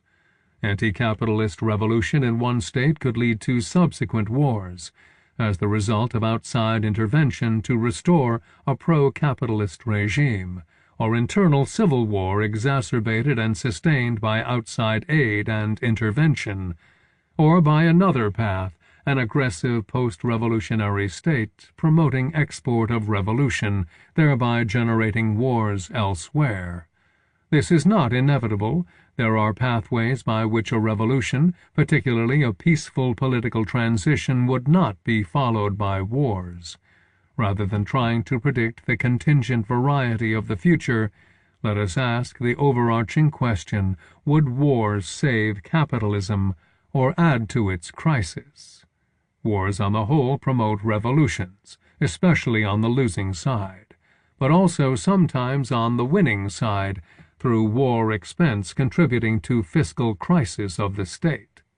Would a war victory by a state attempting to uphold capitalism in a world where anti-capitalist movements are strong be able to sustain capitalism by force? It might be able to do so for a period of time, but a deep crisis of massive technological displacement of work could not be solved in this way. Even this war scenario only retards the post-capitalist transformation. Ecological crisis. Long-term climate change, destruction of natural resources, and other results of human activity are producing massive consequences and endangering life and livelihood in the future. The question is, will the ecological crisis generate shifts in capitalism such that the capitalist crisis will be overcome, the solution to the ecological crisis solving the capitalist crisis? Or will the crises combine, making each other worse, and thereby motivating a joint solution or a joint failure of solution? Ecological crisis could mesh with capitalist crisis, the other prong of the alternatives. That ecological crisis would help capitalism survive seems remote. Green industries will not generate enough employment to offset technological displacement, especially since green industries are likely to take the high-tech path of further computerization and automation. The disastrous effects of ecological crisis, although horrific to contemplate in terms of human suffering, would hit some regions of the world earlier than others. Ecological change will create new advantages and opportunities for some regions. Some low-lying parts of the world will be inundated. Other places will become relatively uninhabitable because of drought, heat, pollution, etc. At the same time, some cold regions will become more habitable. Melting ice caps will open new oceans, for instance favoring Russia, Canada, and other regimes adjacent to these frontiers. The combination will bring about massive pressures for migration. There also could be huge population losses, amounting to a humanitarian disaster, perhaps killing hundreds of millions of people. Nevertheless, the cold eye of history centuries from now will report that even if 10% of world population were lost, or some such figure, much of the human world did survive and adjust. Now bring the ecological crisis into juxtaposition with the crisis of capitalism generated by high-tech displacement of middle-class work. The massive flux of refugees from the ecologically devastated areas into the habitable regions would add more competition to an already crowded labor market. Cheap, expendable labor, which already drives down the life chances of the majority made superfluous by automation, would further exacerbate the economic crisis. Some new employment would open up in migrant ethnic enclaves and on the geographical frontiers where the earth will become more habitable. But ecological crisis seems unlikely to break the overall trend of the technological displacement crisis. Displaced populations, fleeing from places no longer inhabitable, and the anti-migrant movements that would likely follow might add a further muddying or retarding effect on the solution of capitalist crisis. On the humanitarian side of the scale, compassion within the part of the world that welcomed such survivors could further channel emotional energy to the movement for a transition beyond capitalism and its problems. On the whole, ecological crisis seems likely to further enhance the likelihood of the anti-capitalist scenario. Of crucial importance is timing. The most careful predictions about the ecological crisis suggest that major destruction of human habitat would occur around AD 2100. It is at this point that sea levels will rise enough to inundate low-lying coastal areas. Agriculture will be ruined in major populated regions. Water shortages will become dire. But projections for full-scale capitalist crisis come sooner, around AD 2030 to 2050. The capitalist crisis will have priority because it will hit crisis proportions first. The post-capitalist future and possible oscillations among economic regimes. What comes after capitalism would have to redistribute massively from current arrangements of the private holding of wealth generated by capitalist enterprises and financial maneuverings. Such redistribution would go to the large majority of the population displaced by the computerization and mechanism of all forms of labor, including much of what is now managerial and professional employment. The program of redistribution would also be the occasion to take control of what are now the financial institutions underpinning the disastrous trajectory of capitalism. Perhaps such post-capitalist institutions could be constituted in a more decentralized form than the classic 20th century experiments with state socialism. Will the end of capitalism be the end of history? Certainly not. It will not eliminate politics. Hopefully post-capitalist regimes will be democratic. Certainly there will be stronger efforts this time around, recognizing that democracy is not simply a bulwark of capitalism, but has value in itself, and politics always has the potential for new changes of direction. Will the anti-capitalist revolution make people happy? Durkheim, 1893, argued that the level of happiness in human history is always about the same. Perhaps we should say the level of unhappiness. New situations create new desires and new levels of comparison. In any case, conflict is intrinsic to human organization. One thing we have learned from the history of socialist regimes in the 20th century is that they have their own struggles, and that we should not expect too much from them. Chiefly, they have the merit of not being capitalist, the merit of escaping from capitalist crisis. I would not even predict that anti-capitalist regimes would be permanent. Quite possibly they themselves will change, either through electoral shifts or future revolutions another 50 to 100 years down the road. There is no deep reason why socialist regimes should be more peaceful than capitalist ones. As Max Weber argued, all organizations of state power strive for power prestige when opportunities in the world arena exist, and the military expense path to revolution can be repeated again. In fact, it was what brought down the USSR. Collins, 1995. Far from being the end of history, future centuries may see a series of oscillations between capitalist and socialist forms, and perhaps others not yet envisioned. It has been argued that the experience of state socialist regimes has been too unpleasant, not to say disastrous, for them to become attractive again. That has to be put in balance with the potential horrendousness of a future capitalism where a tiny elite owns all the big businesses and sells or operates all the computer equipment and the robots, leaving the great bulk of the population to scrap among themselves for jobs servicing the elite and their machines. I am not predicting the revival of utopian socialism with its grandiose hopes, but only a phase when political actors, recognizing the flaws of the alternatives, choose the escape route when one system becomes too crisis-ridden to bear. When capitalism gets bad enough, there will be turns to socialism. When state socialism has cleared up the problems for a while, its own onerous characteristics may well give rise to a reaction. Hence oscillations between the two kinds of systems of political economy over future centuries. Post-capitalism likely will not end all economic inequality. Past experience with socialist regimes shows that they have cut the level of inequality by about 1/2. Compared Gini coefficients of socialist and capitalist societies, and the drastic increase in inequality following the downfall of the USSR. After socialism does something to fix the rampant inequality generated by capitalism and to restore decent terms of employment to the majority, people may well become bored and disgruntled.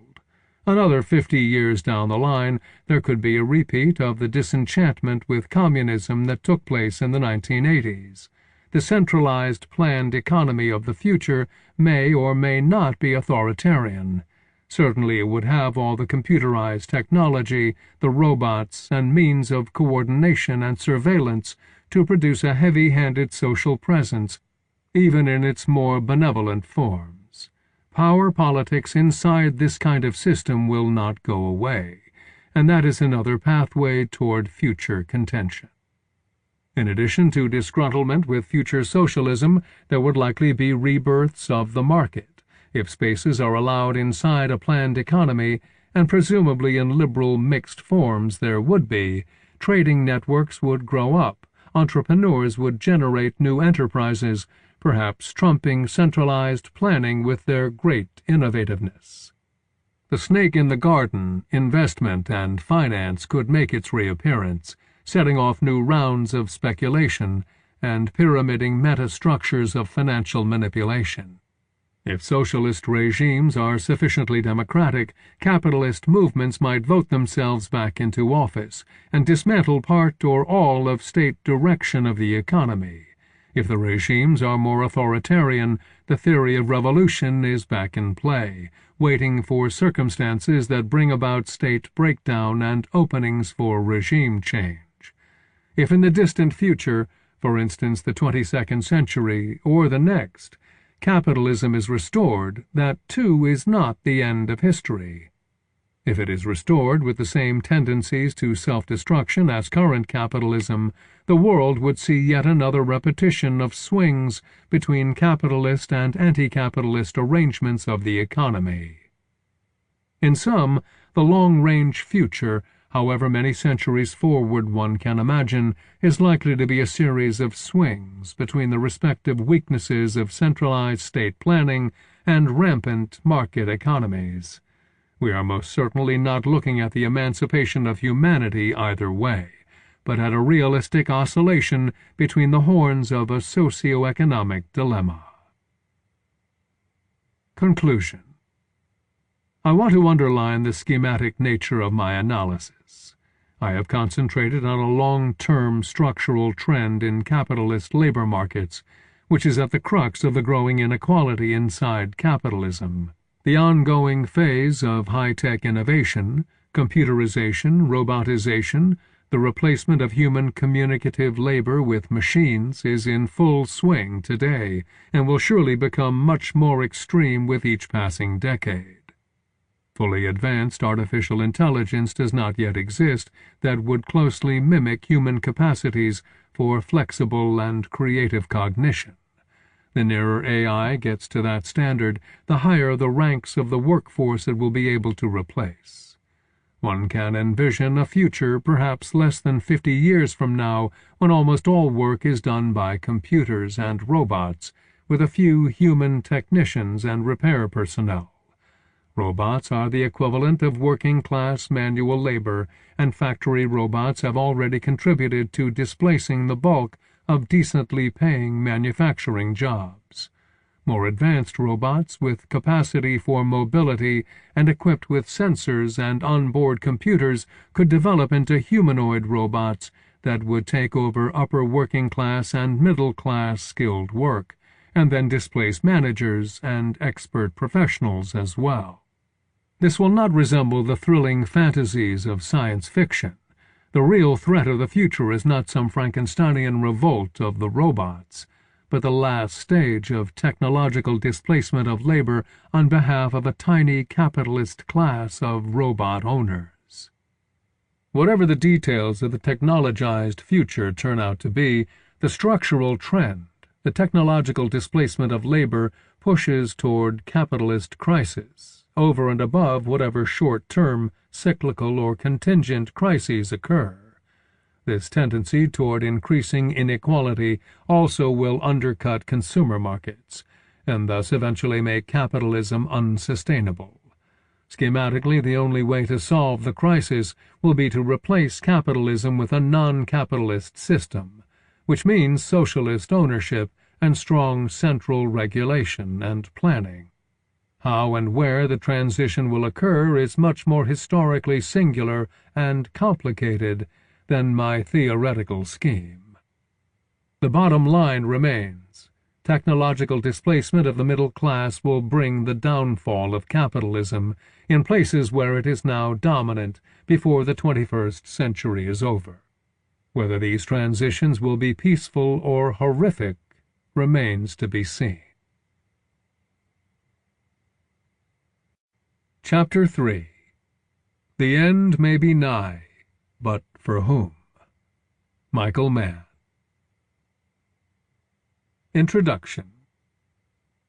Historical sociologists like myself are good at predicting the past, but the future is another matter. It is especially difficult to predict the future of major social institutions like the nation-state or capitalism. It becomes easier if one believes that the institution in question is a system with its own internal logic of development, its own cycles, its own contradictions. Then we could identify the current logic of development and project a likely future. Many do believe this is possible in the case of capitalism. Neoclassical economists believe that capitalism involves regular business cycles with an inherent tendency to move toward equilibrium. So after the present difficulties of capitalism there will come recovery, then another crisis followed by another recovery, all probably on an overall upward trajectory of development. Those who perceive deeper, less frequent, but more threatening cycles, like Kondratiev or Schumpeter, have also seen them as having some internal regularity, and, in the case of Kondratiev, predictability. Even Keynes, who regarded the concept of equilibrium with some skepticism, did not deny that in the long run it would be re-established, though with a little help from the state. These models tend to convey the image of capitalism as eternal, though not Schumpeter. Marxists also see capitalism as having an inner logic of development, but they see it, as they see all modes of production, as possessing systemic contradictions which will eventually bring it down. The systemic element is explicit in what is called world systems theory, whose major theorist is Emanuel Wallerstein. The only difficult part of prediction for such Marxists and systems theorists lies in the question of what will succeed it, for many of them have lost their confidence that the future is socialist. Since most intellectuals pontificating about capitalism come from the West, and since Western capitalism is obviously experiencing contemporary difficulties, doom scenarios for capitalism are currently increasing in popularity. I wish I could share these confident visions of the future, whether optimistic or pessimistic. There are 3 reasons why I cannot. First, the main obstacle is my general model of human society. I do not conceive of societies as systems, but as multiple overlapping networks of interaction, of which 4 networks, ideological, economic, military, and political power relations, are the most important. Geopolitical relations can be added to the 4 as a distinctive mix of military and political power, the mix varying between what are conventionally called hard and soft geopolitics. Each of these 4 or 5 sources of power may have an internal logic or tendency of development, so that it might be possible, for example, to identify tendencies toward equilibrium, cycles, or contradictions within capitalism, just as one might identify comparable tendencies within the other sources of social power. Take, for example, the cycles of attack versus defense, or mobility versus solidity, or the continuous escalation of firepower, all of which are internal tendencies of military power relations, or the long-term growth of the modern state, or the replacement of empires by nation-states, which are predominantly tendencies internal to political power relations. Ideologies, however, have distinct cycles of development, according to whether a dominant ideology seems to work or not, and which of the alternative ideologies currently on offer as a solution to crisis is adopted. These different dynamics are orthogonal to one another, that is to say, they interact but not in a systematic way. This means that we can only identify up to a certain degree internal dynamics within a power source, since each is not absolutely autonomous from the others, and the development of each affects the development of the others. Once we admit the importance of such interactions, we are into a more complex and uncertain world in which the development of capitalism, for example, is also influenced by ideologies, wars, and states. I will demonstrate this when I seek to explain 2 previous crises of capitalism the Great Depression, and the present Great Recession. Unfortunately, it makes predicting the future much more difficult. Second, complexity is heightened by the fact that planet Earth is a very big place, in which nation-states and macro-regions differ considerably from each other, so that the general tendencies just identified affect some countries and regions more than others.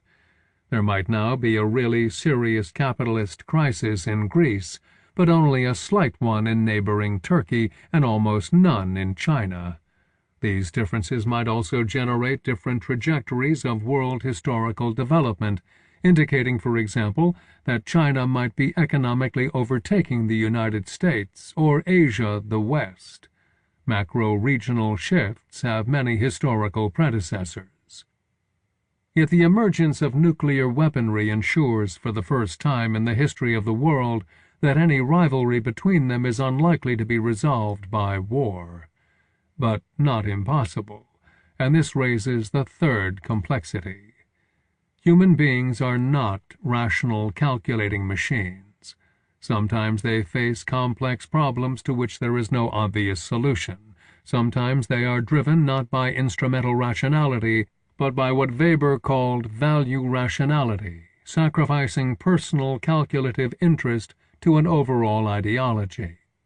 Sometimes they are driven by strong emotions overpowering reason, so human actions are often unpredictable. In the 20th century, humans often took decisions which seem to us today to have been irrational, going into 2 devastating world wars, or seeking a utopian total transformation of human society. There is no reason to think that the 21st century might be different. Thus, the best I can do in the way of prediction is to pose possible alternative scenarios. I will consider whether the end, or less dramatically the decline of capitalism might be nigh for America, for the West, for the whole global economy, or for the whole planet Earth. Some of my scenarios will be more optimistic than others. Some will have more coverage of the Earth than others, with the likelihood of each being affected by capitalism's complex interactions with other sources of power and other crises. I will try to assign some degree of probability to these scenarios, though these are really only rough guesses. Systems and cycles. I am skeptical of theories which depict a terminal crisis of capitalism as a single system, with 2 possible exceptions to be explained later. Take, for example, Wallerstein's notion that the capitalist world system is in crisis. His system has 2 parts. The first is the internal crisis of capitalism, given by the logic of capital accumulation and expressed in terms of worsening Kondratiev 50 to 60-year cycles of boom and slump. The next slump, he says, will be much worse and may indeed finish off capitalism. He hopes so, anyway. We are now entering a systemic crisis of capitalism, he says, because profit levels are falling and they will almost inevitably keep on falling. The second part is a geopolitical crisis manifested in longer-term hegemonic cycles. Hegemony means domination. Crises come in the transition period between different hegemonic regimes. His examples are the transition from the hegemony of the Dutch Republic to that of the British Empire, and again from British to American hegemony. These geopolitical cycles tend to be of more variable length than the economic cycles. From the Netherlands to Britain spanned just over 100 years. From Britain to the United States took 50. American hegemony is now declining and will soon be ended, he says, after a reign of about 70 to 80 years. He is understandably unsure of what is to follow. He does posit Chinese hegemony as one possible future, but he seems to think it more likely that there will be no single hegemon. Given his Hobbesian view of the human need for a single sovereign, that bodes ill. He does not see the 2 crises of capitalism and hegemony as undercutting or complicating each other. Instead, at certain junctures, crises of both the capitalist and hegemonic cycles coincide and reinforce one another to produce a systemic crisis of the whole. This is a succinct theory, full of insights, but I have difficulty in accepting either half of it. First, consider his list of historical hegemons. The Dutch Republic seems a bizarre choice as Europe's first hegemon. In the late 17th century, the Dutch pioneered some capitalist institutions. They defended themselves well on both land and sea, and they acquired a few colonies. But they never dominated Europe, let alone the rest of the world. The Habsburgs and France were the leading powers at this time in Europe, but the continent and its empires had essentially multi-power geopolitics. Britain was no more dominant in the 19th century, for it was the leading industrial capitalist power with the biggest navy, the biggest empire, and for a time the reserve currency, but it was never hegemonic over the continent of Europe, and it relied on a balance of power between other states to protect itself. Wallerstein then sees a period of rivalry between two potential hegemons, Germany and the United States, before the latter triumphed. He describes the period 1914 to 1945 as a 30 years' war between the two, an odd description for wars into which America only entered tardily, and only when attacked by Japan in the Second War. American hegemony was indeed established after World War II, but mostly as the unintended consequence of a war started by the suicidal fascist and military bravado of Germany and Japan, though these did succeed in finishing off the British and French empires. U.S. hegemony over much of the world was completed by the Soviet Union turning inwards into economic autarky. Such a contingent set of outcomes resulted from complex interactions among all four sources of social power. The United States was already in the interwar period the leading economic power, though without World War II the dollar would have probably shared reserve status with other national currencies, but had much less military or geopolitical power. The outcome of the war was that America became the great historical exception, the only global empire, the only true hegemon the world has ever seen. But with only a single case, it is hard to identify hegemonic cycles. Nonetheless, I do agree with Wallerstein that the United States has been hegemonic in the recent past, that its hegemony is now weakening, and that it may well end sometime around 2020 to 2025. This unique world historical process may lead to a crisis specific to the United States. What about the supposed Kondratiev cycles, successive waves of upswings and downswings of almost fixed duration? Kondratiev suggested that his K-waves lasted 54 years. If so, since the economy hit rock bottom in 1933, it should have risen for 27 years until 1960, and then declined until another low point of 1987, and then boomed to peak in 2014. It doesn't feel like an upswing today. Those following in his footsteps have dated cycles in two different ways, according to whether they are measuring swings in prices or production volumes. Some see 1972 to 1973 as the beginning of an upswing, since prices rose, others the beginning of a downswing. Actually, production did not fall, but its rate of growth slowed, at least in the West. The two world wars produced further disagreements. Did an upswing end in 1913 or in 1929? And did another upswing begin in 1938 or 1945? There is little agreement about such cycles, which makes us doubt their regularity. Wallerstein has his own version of K-waves. He says the last upswing in production began in 1945 and peaked in 1967 to 1973. That seems true of the western part of the economy, but this was less the product of a cycle internal to capitalism than of the end of World War II, which had provided an extraneous economic stimulus. A globally regulated capitalism agreed upon initially by Britain and the United States, and then agreed to by all U.S. allies, was established, and it could thrive on pent-up consumer demand, forcibly restrained during the war, combining with wartime technological improvements to generate an unprecedented golden age, with growth greater than ever seen before, and spreading across almost the whole world. Following this period, the economy in the West remained fairly stagnant from about 1973 until 2000, when the upswing should have begun. It hasn't yet, a decade later. But note that for large parts of the world the boom continued after the West faltered and is still continuing for some countries. First Japan, then East Asian countries, and China, then India, then the other BRICS have all experienced booms. K-waves are controversial even among economists studying the West, but for much of the rest they seem irrelevant. Upswings and downswings are inevitable in capitalism, and it may be that after a long upswing actors become overconfident and head for a harder fall. Certainly bankers and home buyers did in the first decade of the 21st century. But any precise, regular patterning seems elusive, while truly global patterns are rare. Yet it may be possible that past crises might give us some kind of guide to a future crisis of capitalism.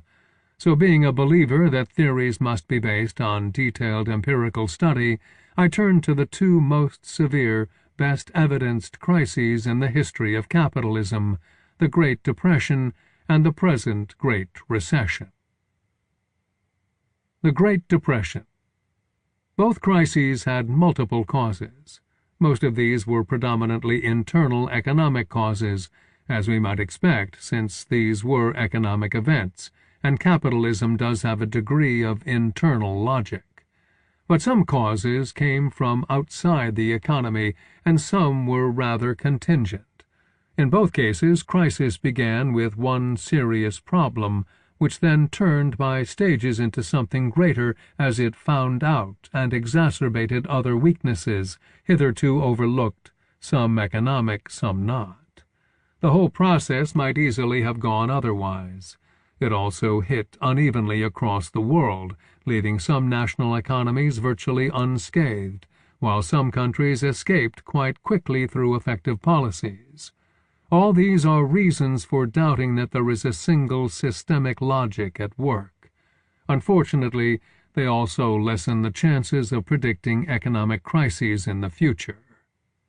The Great Depression began with overproduction in agriculture, partly due to World War I, and was then ratcheted upward by a gold standard no longer maintained, as in the pre-war period, neither by cooperation between the central banks of the great powers, nor by British hegemony, as Barry Eichengreen has shown. Individual countries returned after the war to the gold standard in an ad hoc way, mostly at unrealistic levels, driven by ideologies of national pride and honor more than by pragmatic economic analysis. Also contributing were geopolitical tensions between Germany and Austria on the one hand, and France and Britain on the other. France and America hoarded gold. There was ideological attachment by old regimes to laissez-faire economics, a stock market bubble, and an uncompleted transition from old to new forms of manufacturing, all of which lowered the employment potential of the economy. In America, the eye of the storm, grave policy mistakes were also made by Congress and by the Federal Reserve Board, rooted in the market fundamentalism of this period, which reached its ghastly climax in what was called liquidationism, the pursuit of austerity measures in order to destroy inefficient firms, industries, investors, and workers. Absent any two or three of these varied causes cascading on top of each other, and we would have been labeling this a cyclical recession. But the cascade was by no means inevitable. The Depression is often treated as being global, but it struck unevenly.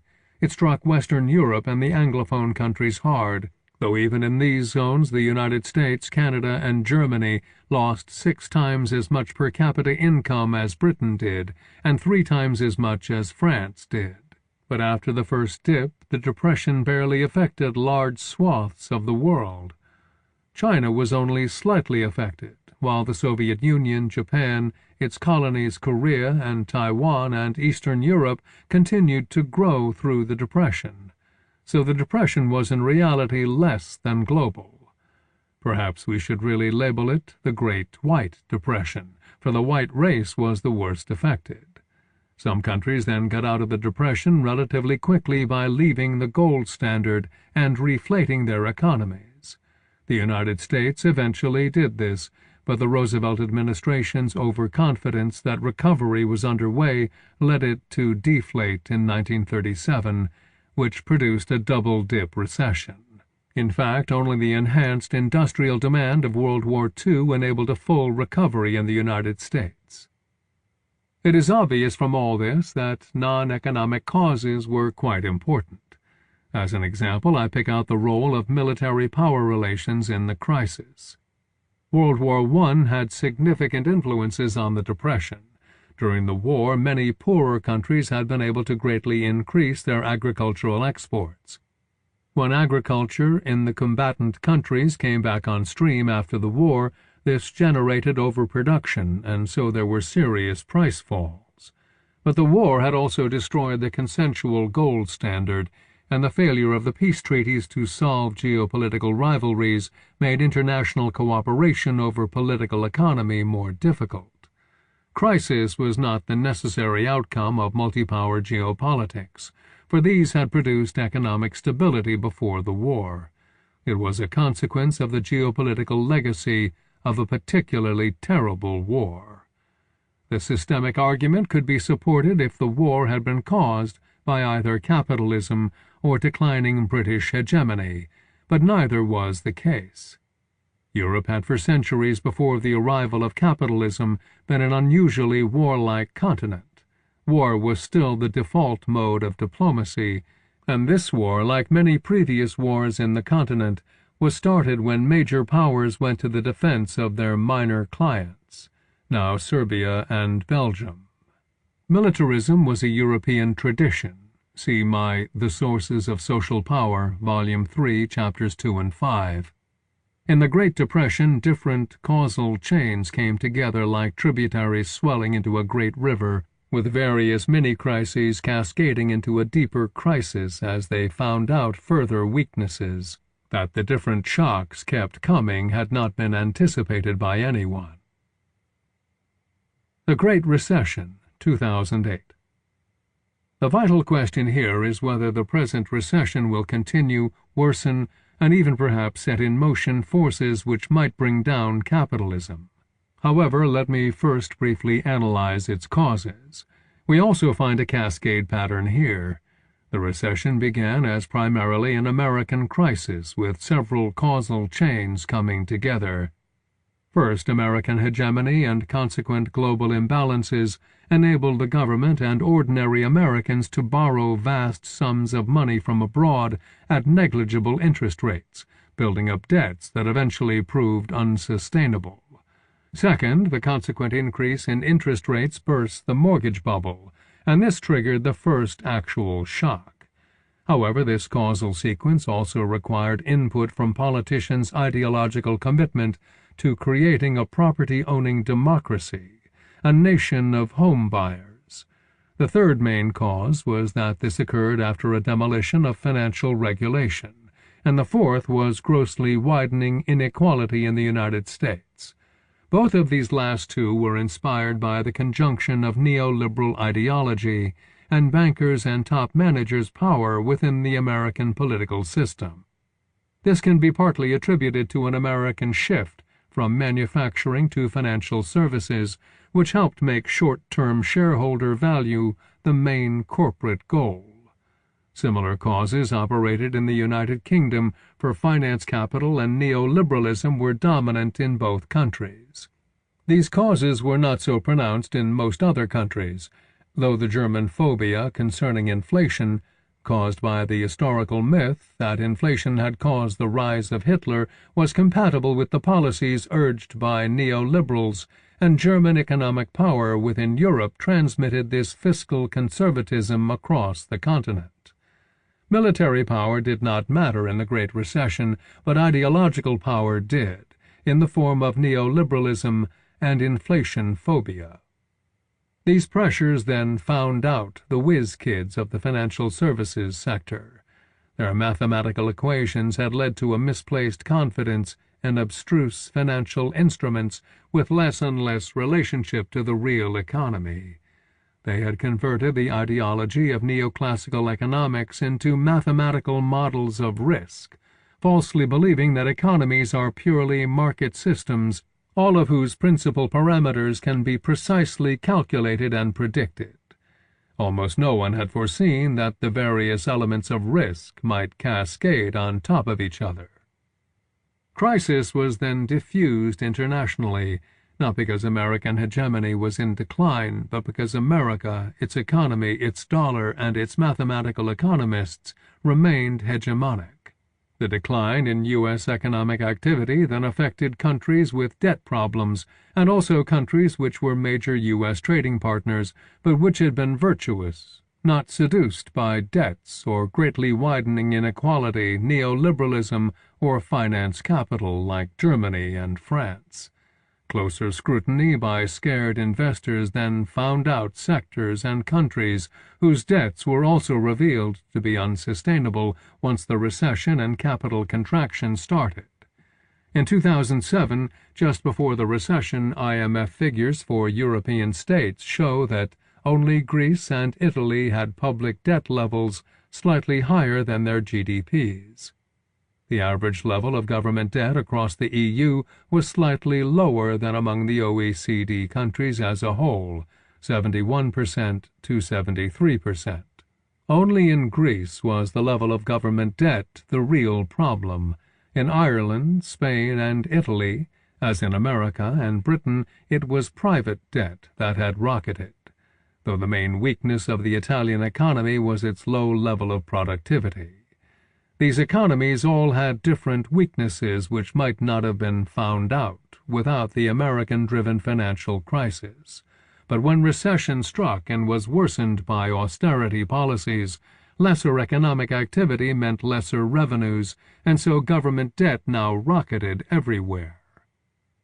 The crisis in Europe then worsened when the recession found out a quite extraneous weakness of the Eurozone, which turned the recession into a major sovereign debt crisis, caused in the first place by the zone's own internal imbalances.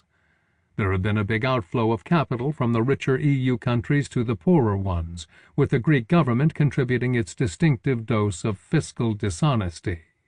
But this crisis had only intensified because of the enthusiasm of the elites of the 17 Eurozone countries, not their peoples, and not the elites of the remaining 10 EU countries. For deepening the union through a common currency without ensuring adequate backing of the euro by a central bank with treasury and fiscal functions. This was a structural political weakness. The elites knew they would not be able to adequately back up the euro if weaker countries the size of Italy or Spain went to the wall. But as convinced Europeanists, they were willing to take this risk, even though their national electorates would have rejected any proposal to create a single treasury. And they knew this because the voters had opposed a milder deepening of the EU in each of the last 3 national referenda held in Eurozone countries. For these elites, political ideals had trumped their economic sagacity to produce a terrible policy mistake. The European crisis was then worsened by the depth of the austerity programs being pushed for different ideological reasons by both Britain and Germany and forced on the weaker European economies. A contingent conjunction of different economic, ideological, and political causal chains, not military in this case, still threatens to cascade into a much worse double-dip recession. Again, however, the Great Recession spread very unevenly around the world. From World Bank data on GDP growth, we can see that almost every country had a difficult 2008 or 2009. In this brief phase, the crisis was indeed global. It then deepened in the United States and across Europe as far east as Russia and its eastern neighbors, and in some poor, indebted countries.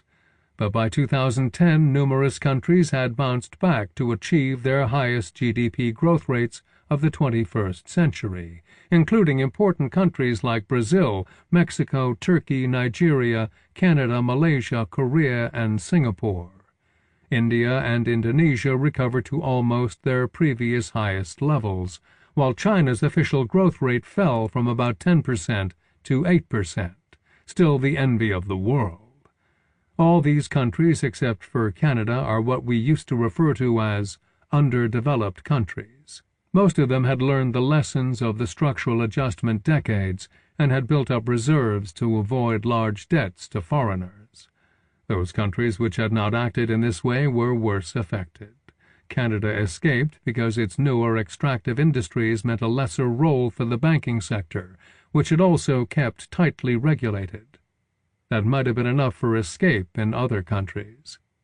If this became a systemic crisis, it was one that could have been evaded by different policies. So like the Great Depression, the Great Recession was only disastrous for some countries. The American virus did spread across the world, mainly through financial channels, though the reduction of international trade mattered too. But many countries got out quickly because they had different structural arrangements, some economic, some political, some ideological.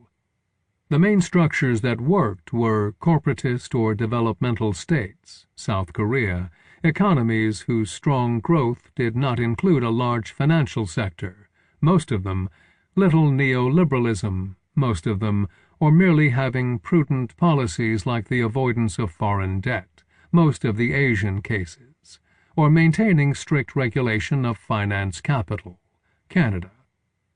Almost the whole of South and Southeast Asia plus Oceania, a very large macro region, was little affected for these reasons, and also because this region traded heavily with China, important for the Australian recovery. As in the Great Depression, the right policies could minimize the damage, the wrong policies could worsen it. The politics and ideologies which flourish within different macro regions matter for the outcome.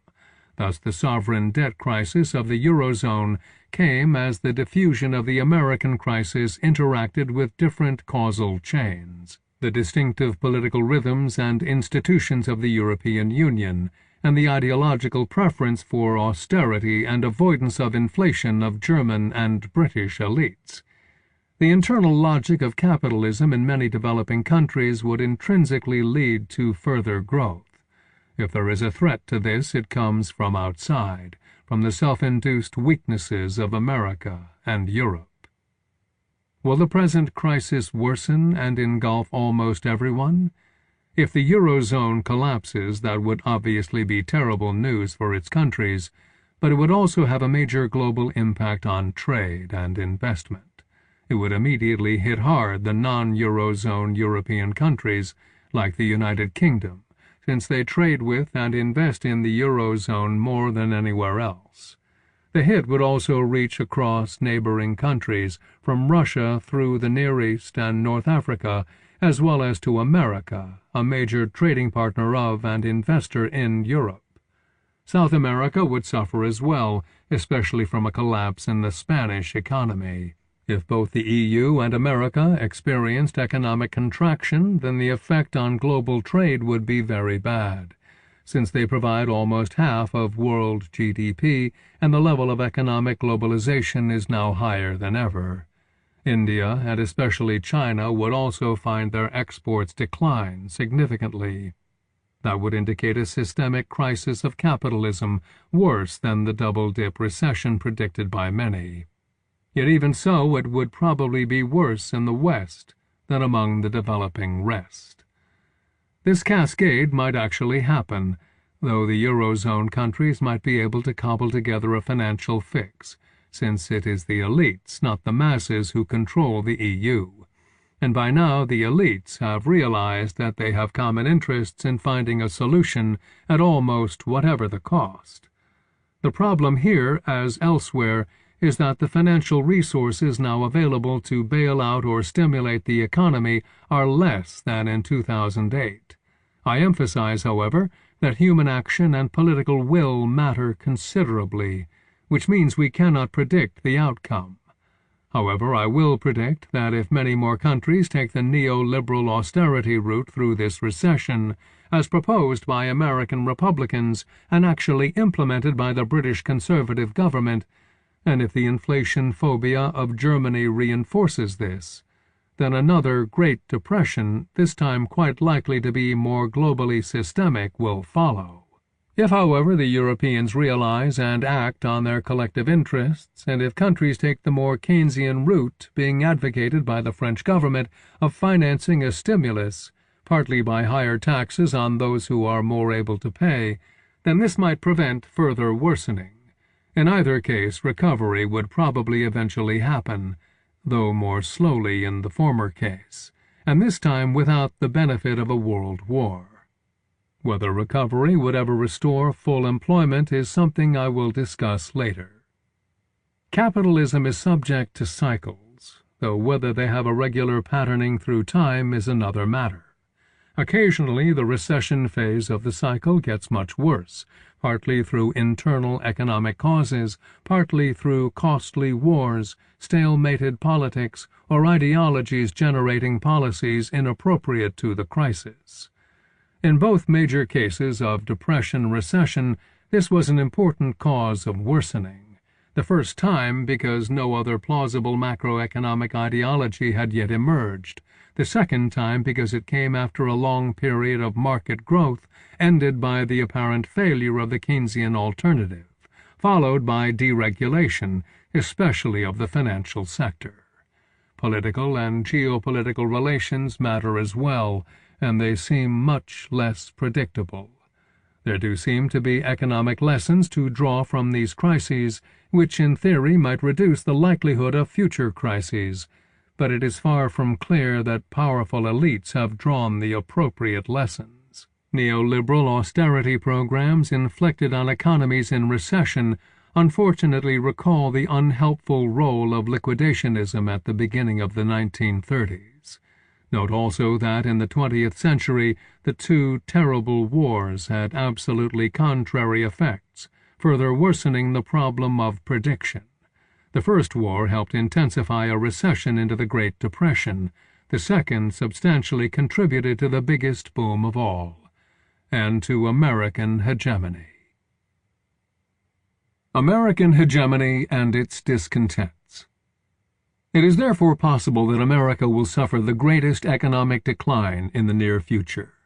Wallerstein suggests that the period of greatest American strength was 1945 to 1970, after which there has been continuous decline.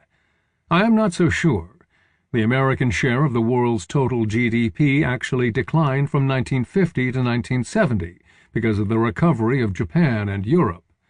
It then remained virtually static from 1970 to 2005 as the United States successfully exploited the advantages of having the dollar as the reserve currency of the world. A relative decline has occurred since then, largely a product of the higher growth of India and China, but the dollar remains almighty. America can still borrow unlimited cash at an interest rate of lower than 2%, and in most years it still outperforms Europe and Japan in economic productivity and growth. The IMF and Barry Eichengreen have both guessed that the dollar will remain as the world's reserve currency until some date soon after 2020. The United States also has 48% of the world's military expenditure, its highest ever percentage, and it retains its dominance over patents, Nobel Prizes, elite universities, and popular culture. America remains hegemonic, for better or for worse. It will not last, of course, and there are suspicions that premonitions of decline are just beginning to haunt Americans. Its gigantic military has experienced what are, in effect, defeats over the last decade. Its political and ideological power relations have reached near crisis level. Rising divisive inequality has been deliberately encouraged by politicians. The merging of top management and big corporate investors, especially the bosses of insurance and pension funds, so that they are essentially paying themselves exorbitant salaries and bonuses, on which they only have to pay 15% rather than 35% tax rates, also grossly widens inequality.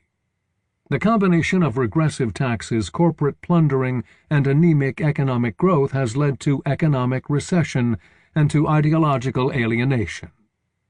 But American alienation is not currently leading toward a political solution, since it has generated two opposed notions of what should be done. One, led by the Republican Party, blames government for the economic ills of the country and proposes to reduce its size, its regulatory powers, and its taxes in order to restore a market-driven prosperity. Its preference for austerity measures as a way out of recession makes it uncomfortably close to the liquidationist strategy which deepened the Great Depression. The other solution, proposed by liberal Democrats, blames big corporations and banks, symbolically labeled as Wall Street, and proposes more government regulation, more redistributive taxes, and a more state-sponsored Keynesian path to growth through increased public expenditures. The current political stalemate, and especially the deeply reactionary, backward-looking stances of the Republican Party, do not augur well for America's ability to meet these enormous future challenges. America suffers from anomie, an absence of shared norms, as well as alienation, Durkheim as well as Marx. As Durkheim argued, anomie lessens social cohesion and fosters decline. Republicans' proposals of austerity for the masses but prosperity for the rich are seen by them as job-creating measures. But the rich do not consume much. Instead, they save, producing capital surpluses and lower interest rates, encouraging the consumer debt which brought on the recession in the first place. This threatens the basis of the mass consumer demand economy on which American wealth has rested during the post-war period. Republican ideology has also turned increasingly against science, which does not bode well for the future of America. The Republicans are more united over economic policies than are the Democrats, whose main problem is internal divisions.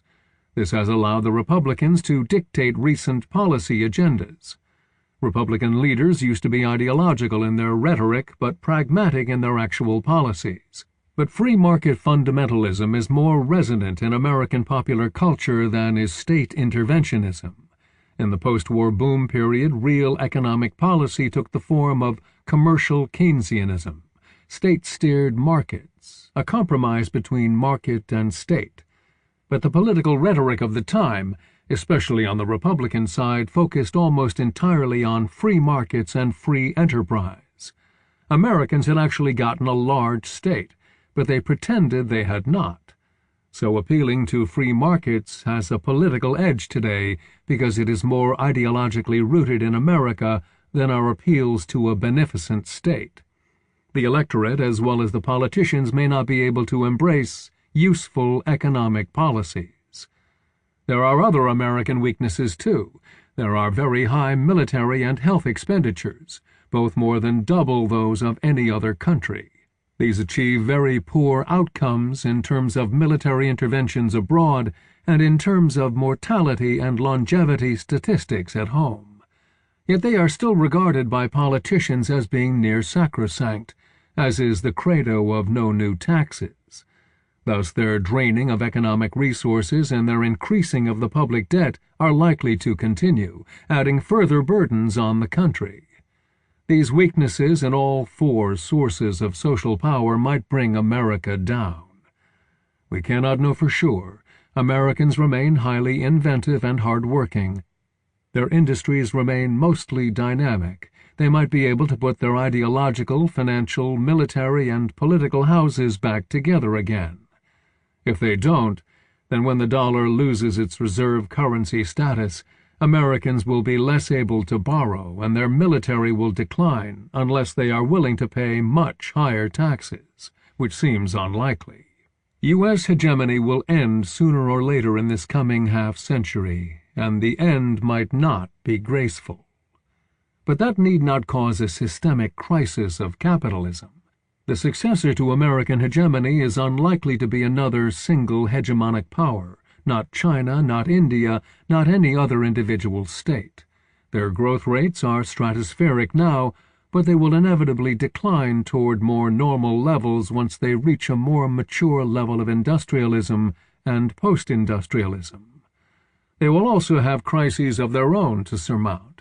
No country will be as powerful in the future as the United States has recently been. Human society will be in uncharted waters, moving toward more multi-power politics and to a coordinated basket of reserve currencies. This has been the normal state of affairs in human history, and it has not served the world economy too badly. It was accompanied in the first half of the 20th century by devastating war, where there are now reasons to believe that interstate war is a thing of the past, especially when Americans lose their enthusiasm for war. But that list of countries who have so far escaped lightly does reinforce the sense that economic power is shifting from the old West to the successfully developing countries of the rest of the world, including most of Asia. The likeliest scenario in the medium term is a sharing of economic power between the United States, the European Union, and the four BRICS, Brazil, Russia, India, and China, but amid world peace. Since the BRICS economies, and especially those of Russia and China, contain more state regulation than most Western countries, and especially the United States, the capitalism of the medium term is likely to be more statist. The exhaustion of capitalist markets? Here I shift to the long term. So far I have been skeptical of notions that capitalism has general laws of motion that lead regularly to systemic crises. I have depicted major crises of the past and present less as singular and systemic than as cascades of distinct causal chains, both economic and non-economic, piling unexpectedly on top of each other, sometimes rather contingently.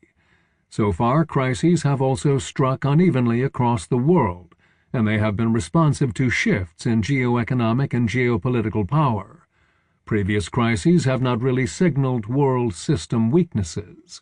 Instead, they have indicated geographical shifts in power within global capitalism and within global geopolitics. But in this book, neither Emanuel Wallerstein nor Randall Collins draws on previous or present crises when envisaging the possible end of capitalism across the globe.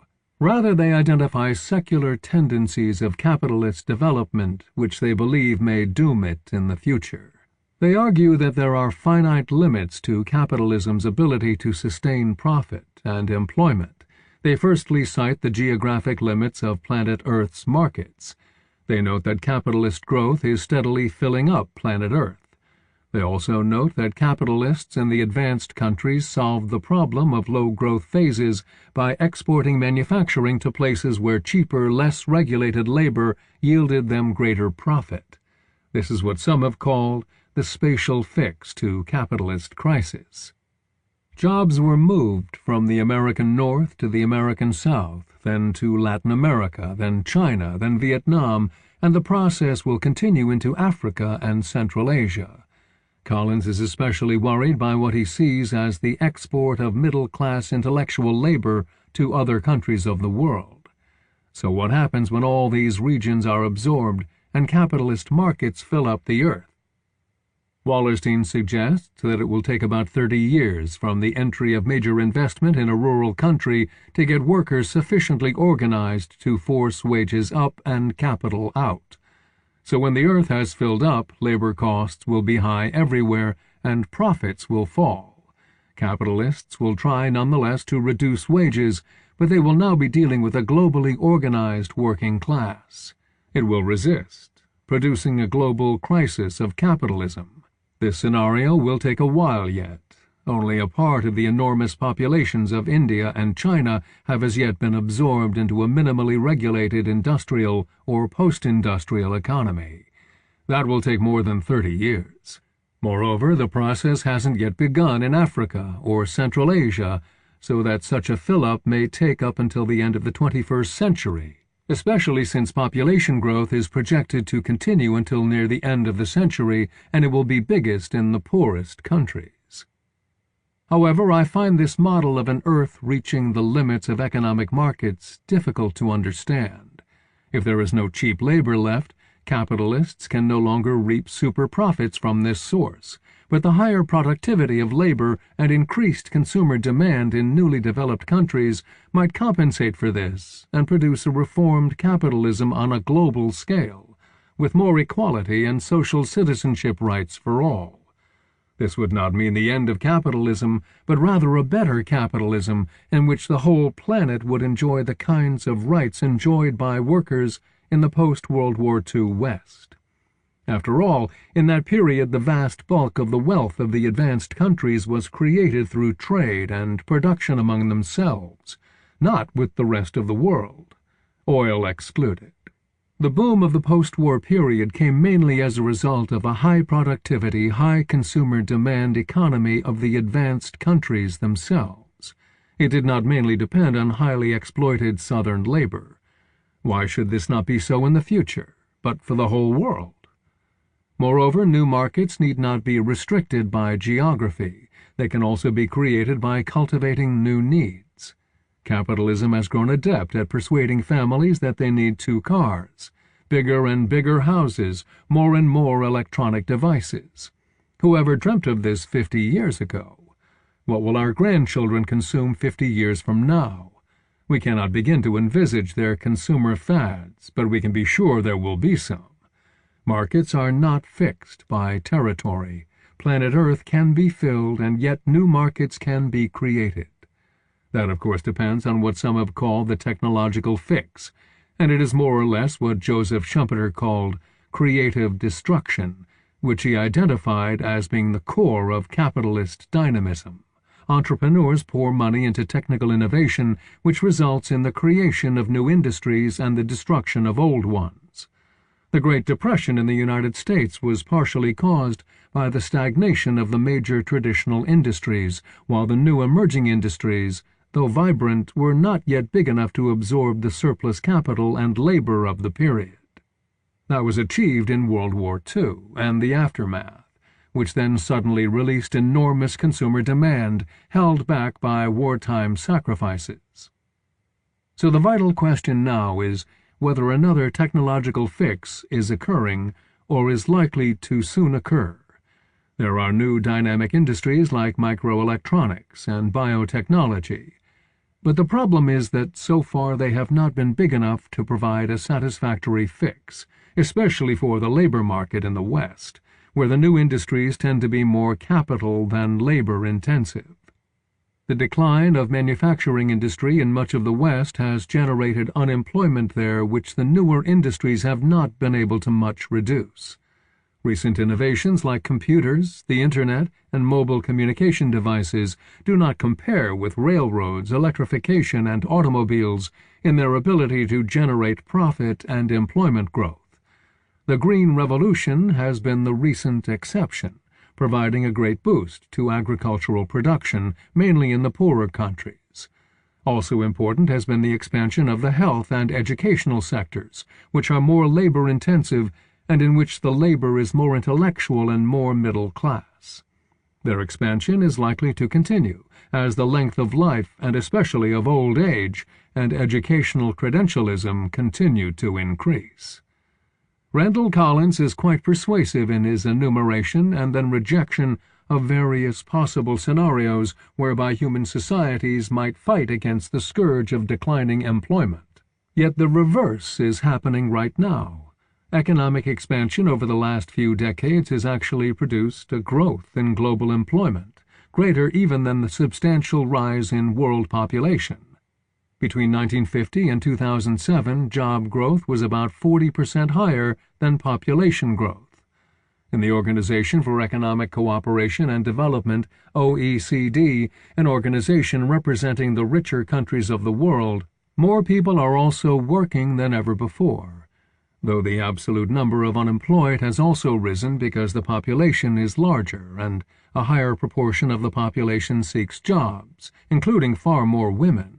The liberation of women in the formal labor market has been the biggest problem for employment in the West. But the global unemployment rate remained fairly stable between the 1970s and 2007 at around 6%. Even though the Great Recession ILO statistics collected by the International Labor Organization reveal that global employment has continued to grow, though at only half the rate before the crisis and unevenly distributed across the world. It fell in 2009 in the developed economies, including the European Union, by 2.2%, and its neighbors, and in the ex-Soviet Commonwealth of Independent States by 0.9%. But it grew in all the other regions of the world. The employment-to-population ratio also fell back in the advanced countries and in East Asia, but elsewhere by 2010 this ratio was back to the 2007 level. Unemployment is as yet a Western and, to a lesser extent, a Japanese, not a global problem. The West's loss is the rest's gain, and the world as a whole benefits. Yet the future of labor markets in the advanced countries may be labor shortages, not high unemployment. The length of life is still growing, and the birth rate has fallen below the level necessary to reproduce the population. Europe, Japan, and North America will need substantial immigration to make up the gap. Since these demographic tendencies are likely to continue as other countries become more developed, overall world population is predicted to begin falling in the second half of the 21st century. These are reasons why mass unemployment may not eventuate and precipitate the end of capitalism. As Collins says, there is no necessary reason why capitalism should be indefinitely capable of generating enough creation to compensate for the destruction. There has simply been a long period in which this happened. But equally, there is no necessary reason why creative destruction should end. Who knows what needs the development process will create? I suggest one further creative sector later. But supposing the pessimism of my colleagues is correct, this might produce one of two alternative futures which seem to me to be more likely than capitalist collapse. The first is a rather pessimistic capitalist scenario in which structural employment remains high and a two-thirds to one-third society emerges. Two-thirds are well-educated, highly skilled, in regular employment, doing quite well, but with a third excluded from this society. The poor might receive enough welfare and charity to keep them from revolting, or they might be repressed. They would be a minority, so their chances of successful revolution would be small. It is a distinct possibility that the included would not sympathize much with the excluded.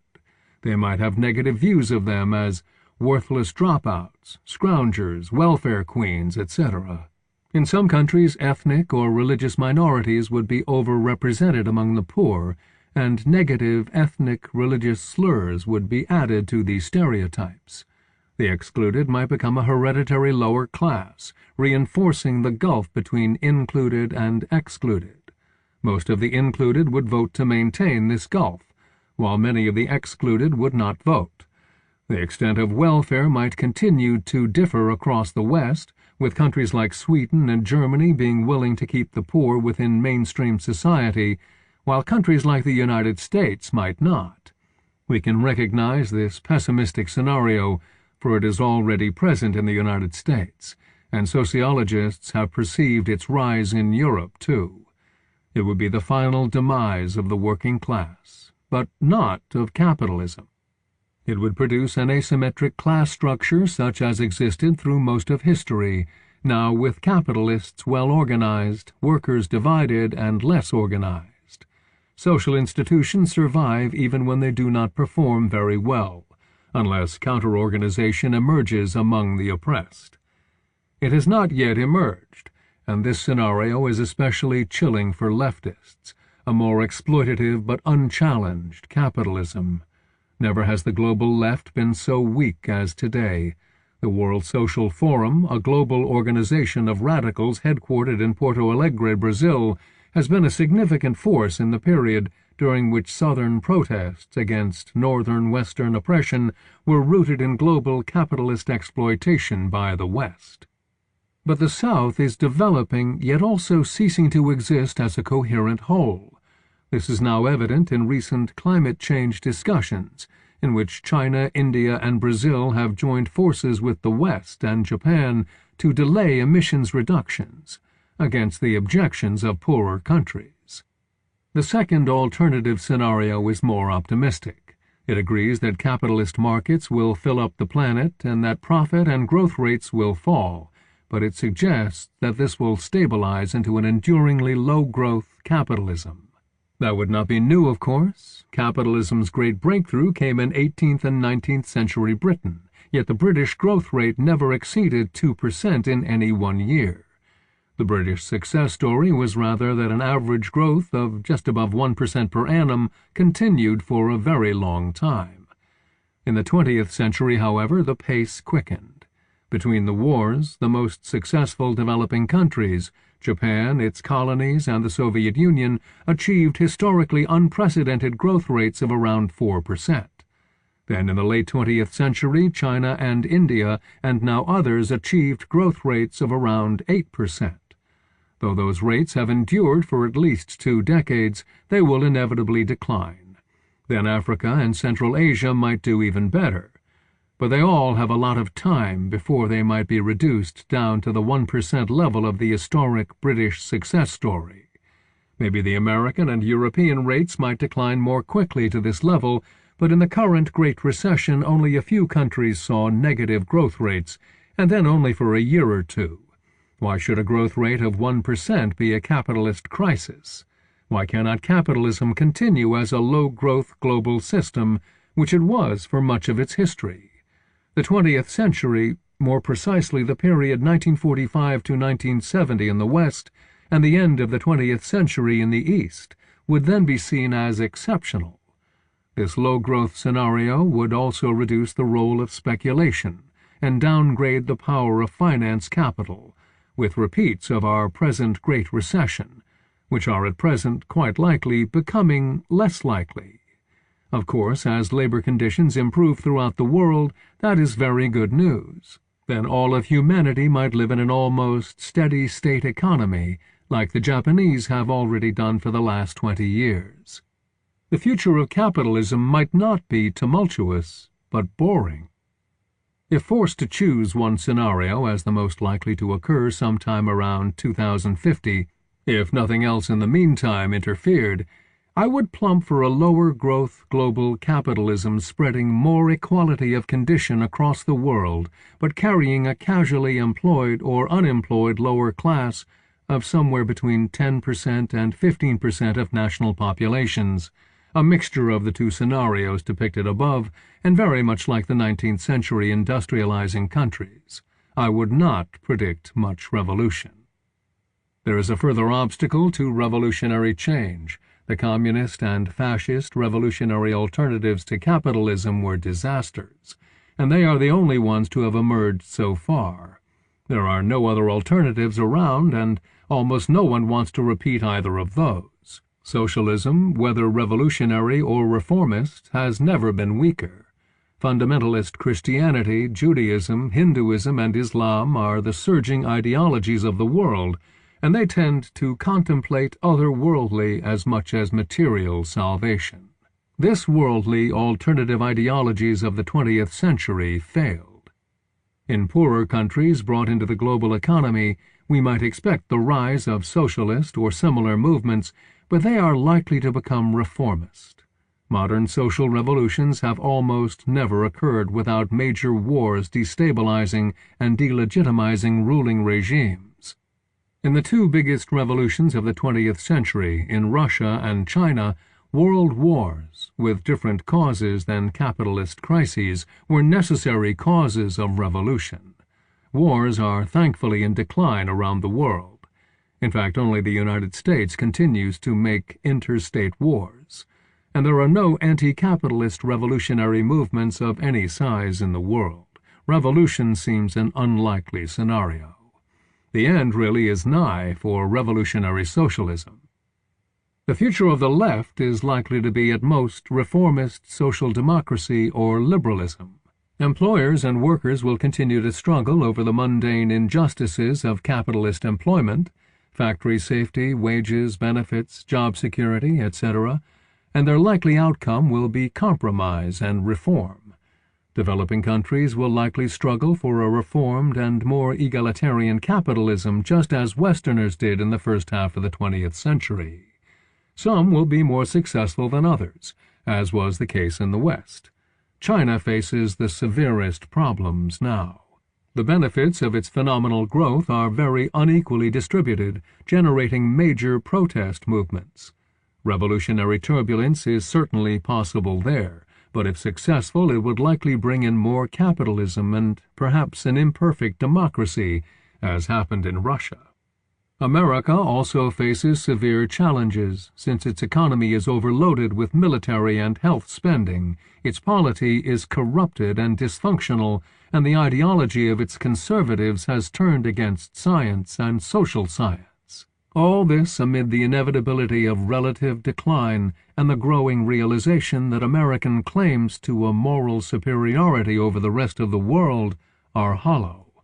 This seems a recipe for further American decline. The end of the world? Yet all the scenarios I have sketched so far might be thrown out of gear by two other potential crises, which might be even greater than the two world wars. Both are absolutely novel, and both would be truly systemic and global. These would not be confined within national or macro-regional borders, since they emerge out of the atmosphere all humans breathe. The first global threat is the military one of nuclear war. The severity of this threat is almost completely unpredictable, since it depends on a whole sequence of events, any one of which might not happen. So far, there have only been two power confrontations, first the United States and its British and French allies against the Soviets, then India against Pakistan, flanked by a rather passive China. In these cases, the threat of mutually assured destruction has been obvious to the two sides, and the response, after a couple of half-crises, has been disciplined avoidance of escalation. Nuclear deterrence has worked. However, when more than two powers are involved in more complex conflicts, outcomes become more fraught. It was multi-power conflicts in which some could not read the intentions of others which produced both world wars.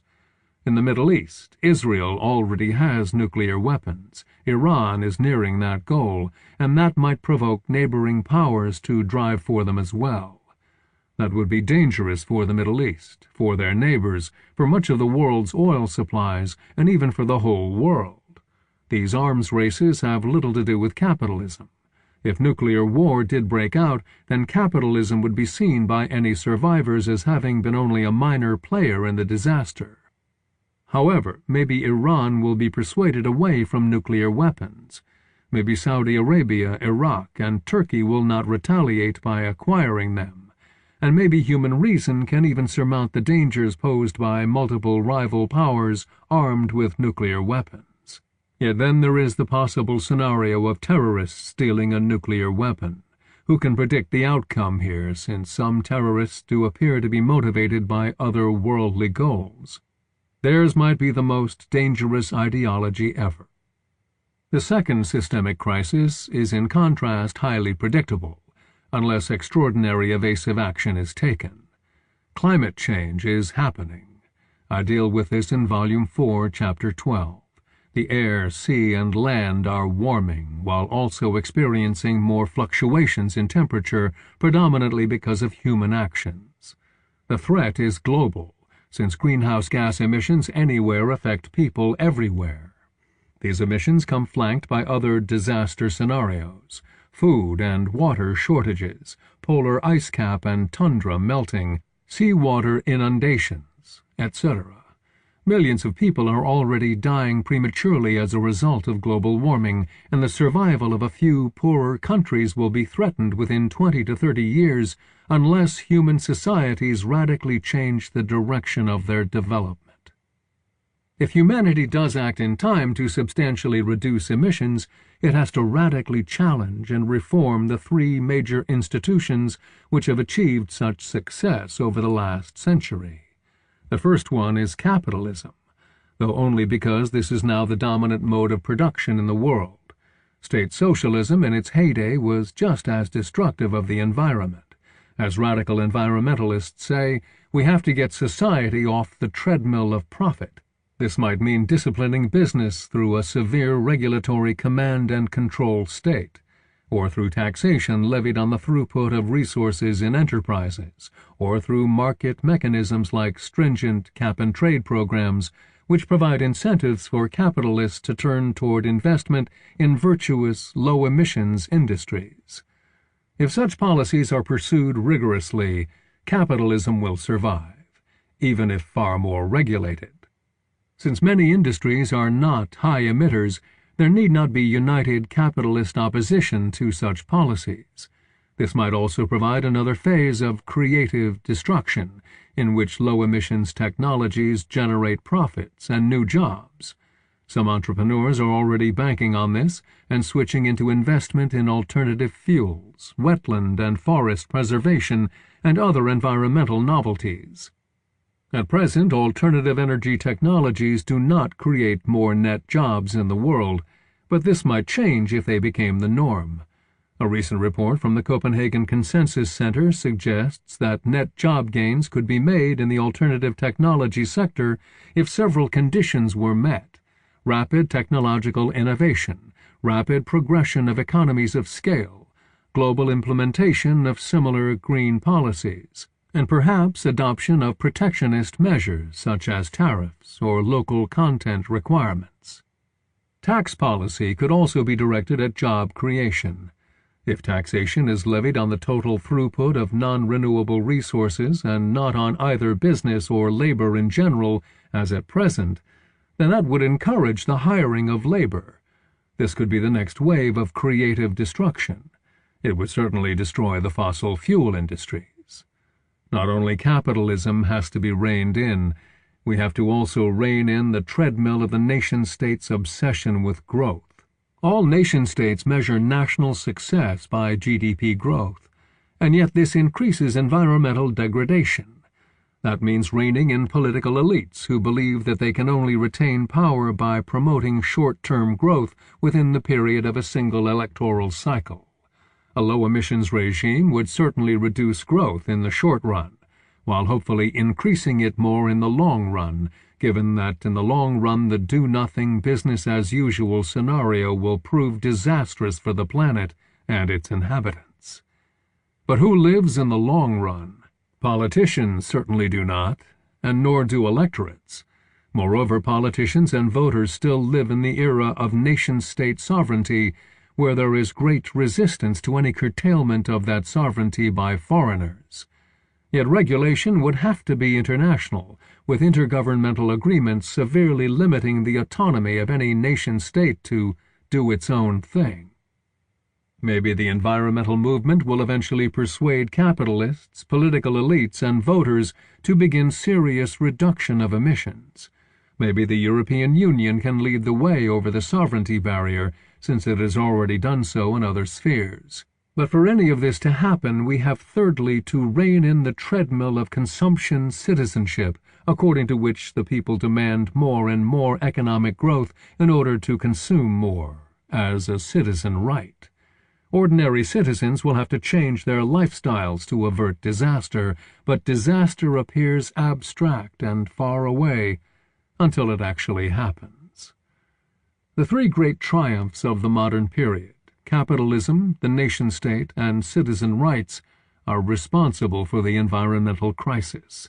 These causal chains emanate principally from the economy, though as mediated by political power relations, and the problem is bigger than simply capitalism. All three triumphs would have to be challenged for the sake of a rather abstract future, which is a very tall order, perhaps not achievable. If success were attained, this would reinforce capitalist tendencies toward lower growth. The restrictions would involve much more political regulation.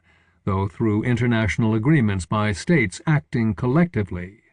It would be a new type of swing away from markets to states, not exactly socialist, but a new form of market-regulating supra-state collectivism.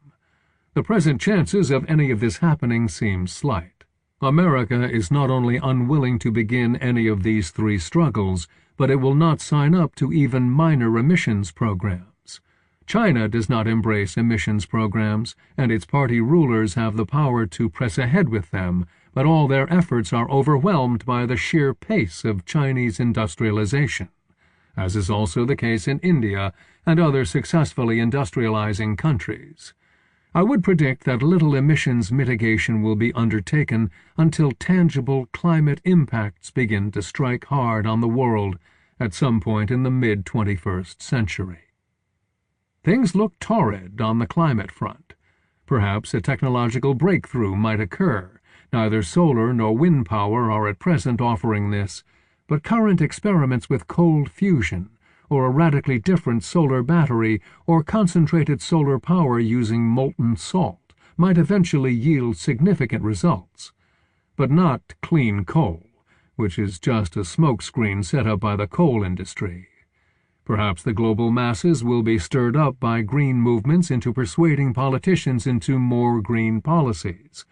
Perhaps capitalists and low-emissions industries will provide a powerful counterweight to the high emitters. Perhaps entrepreneurs and scientists can jointly pioneer another phase of creative destruction centering on new green technologies. At the moment, any of these possibilities is not on the horizon.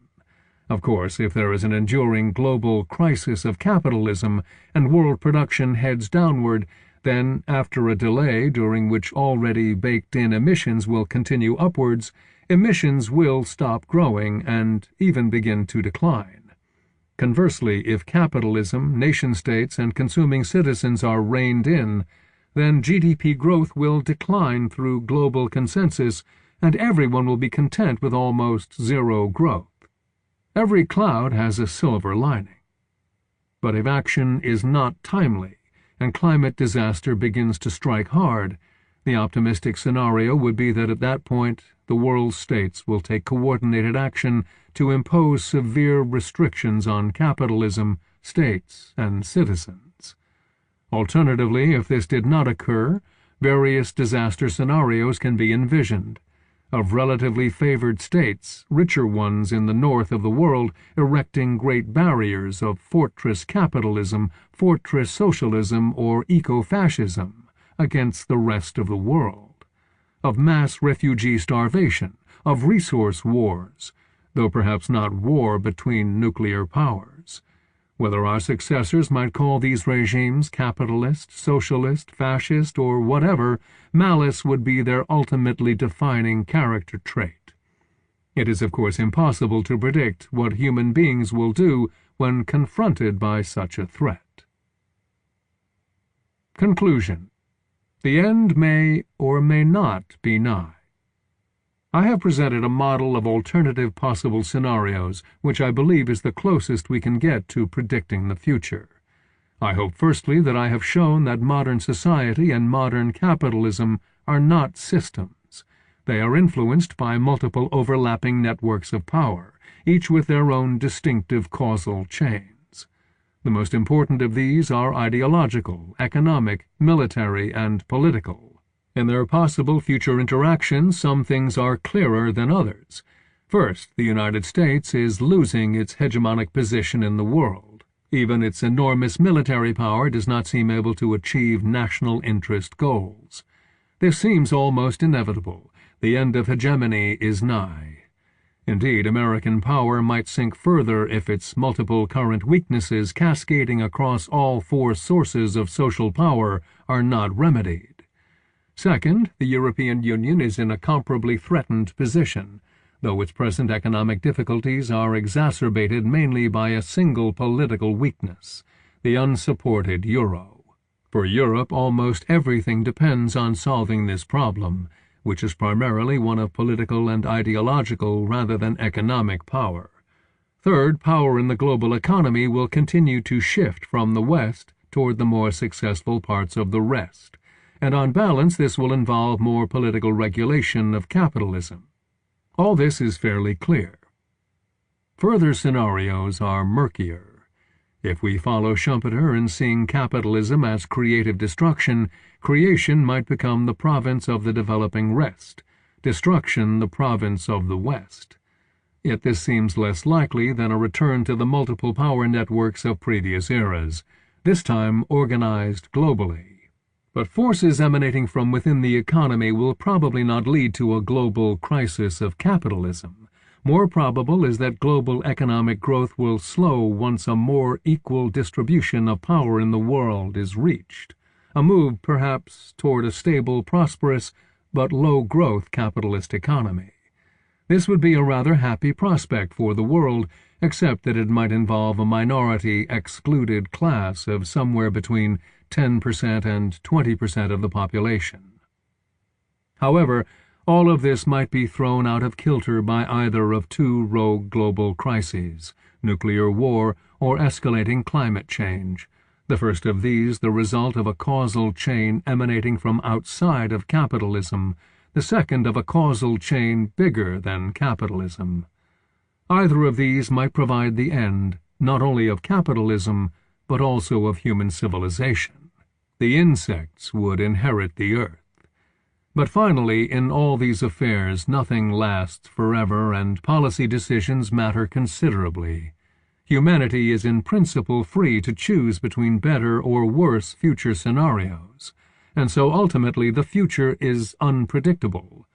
We sometimes act rationally, though usually only with short-term time horizons, and we sometimes act emotionally, ideologically, and irrationally. That is ultimately why we cannot predict the future of either capitalism or the world.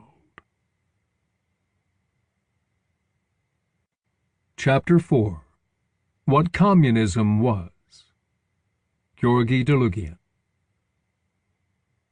There are obvious reasons for discussing communist states in a book debating the possible demise of capitalist markets.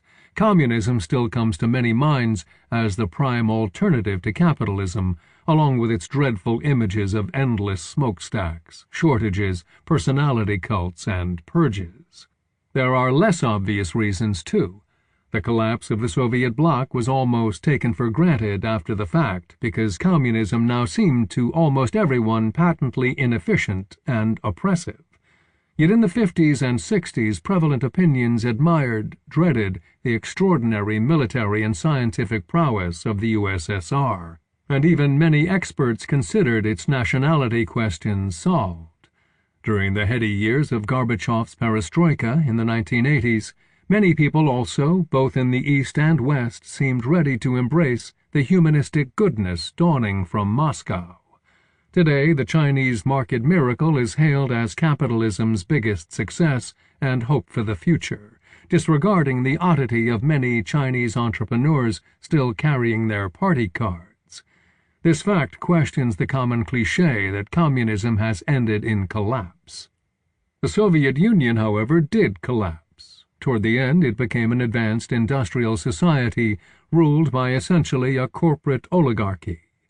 Perhaps this allows us to posit on more empirical grounds the question of what the collapse of advanced Western capitalism might look like. Specifically, could a hypothetical anti-capitalist revolution follow the classic pattern of 1917, or might it rather resemble the civic mobilizations of 1989? Which brings us to the special reason for considering the Soviet Union in this book.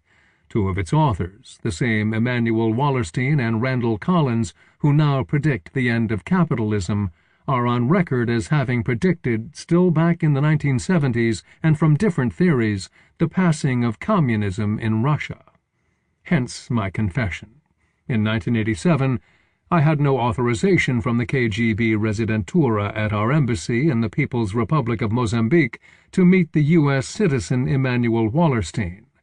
Waiting under the old jacaranda outside Maputo's Hotel Polana felt like stepping into a Graham Greene spy novel, a young Soviet officer secretly meeting with a famous Western academic in an African country torn by Cold War proxy conflict.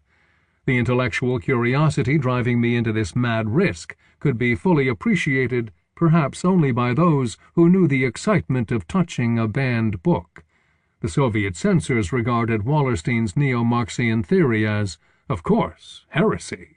Sensing my unease, Wallerstein graciously predicted, "Relax, your generation of Soviets will be soon freely traveling around the world, though I am less sure this will make you much happier."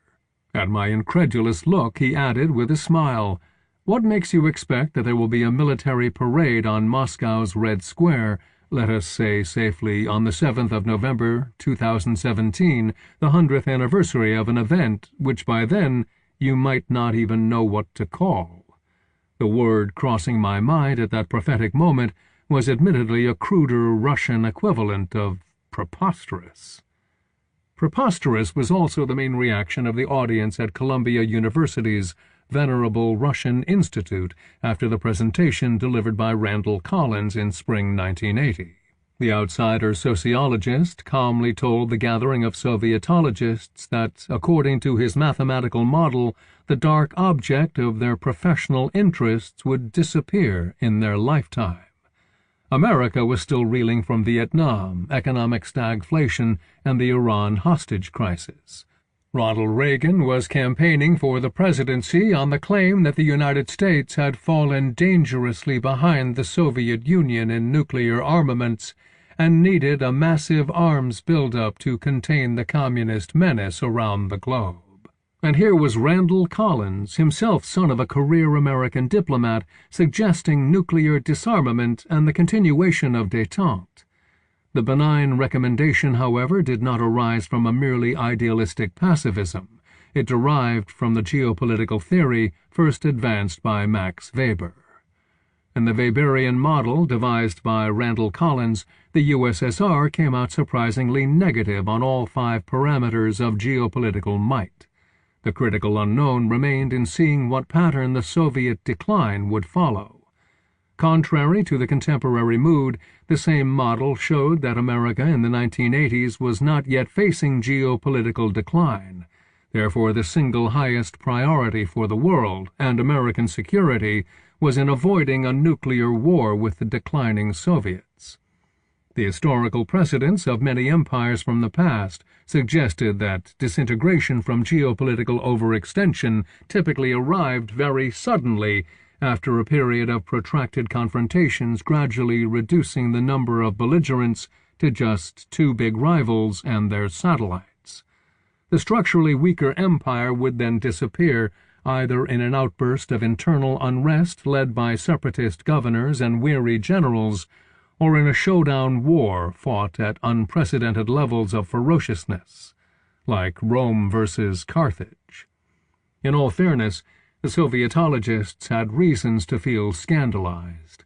Collins drew his empirical evidence from the historical atlases of ancient and medieval empires. The geopolitical theory could say little about the latest developments in Poland, Nicaragua, Afghanistan, or Brezhnev's health. Moreover, the prediction of Soviet collapse came with an extremely vague date, some time in the coming decades. Macro-sociological predictions tend to be very general. They can only identify the directions of structural drift and roughly estimate their pace. It is doubtful that anyone could do better in the longer run. In fact, the predictions of Sovietology proved worse, even in the shorter run.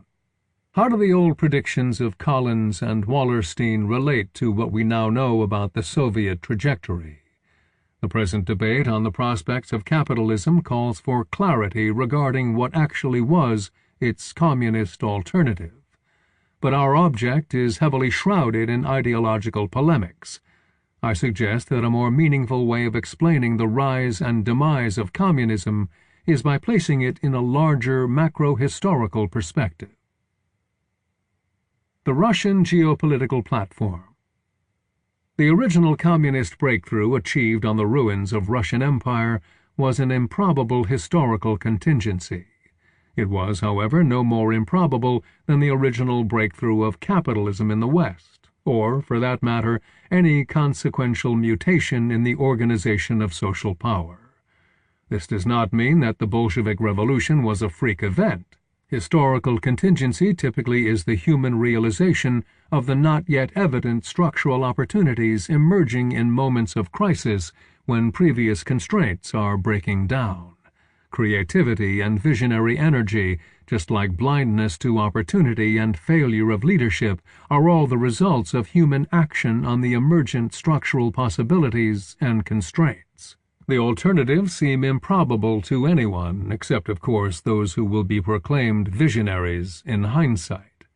What such visionaries actually do is discover new possibilities in the course of action, and thus turn the possibilities real. Far from all possibilities, however, become reality. The Bolshevik uprising in 1917 closed the small possibility of Russia becoming a liberal democracy. It also closed the much greater possibility of Russia going fascist at the time. Lenin and his small band of comrades obviously mattered a lot in changing the trajectories of Russia and the whole world after 1917. But causality runs in the opposite direction too.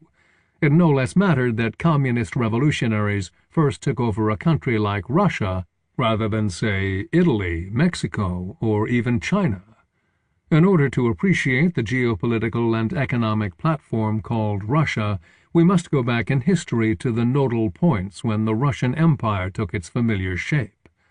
The first such point is found at the dawn of the modern era, somewhere between 1500 or 1550. If we polled the contemporary political experts regarding the direction of their world, they would concur above all on the spectacular emergence of new empires across the vast landmass between the Pacific and Atlantic Oceans. These imagined experts might hardly mention the Protestant Reformation in the far northwestern extension of Eurasia, perhaps not even the recent discovery of the Americas.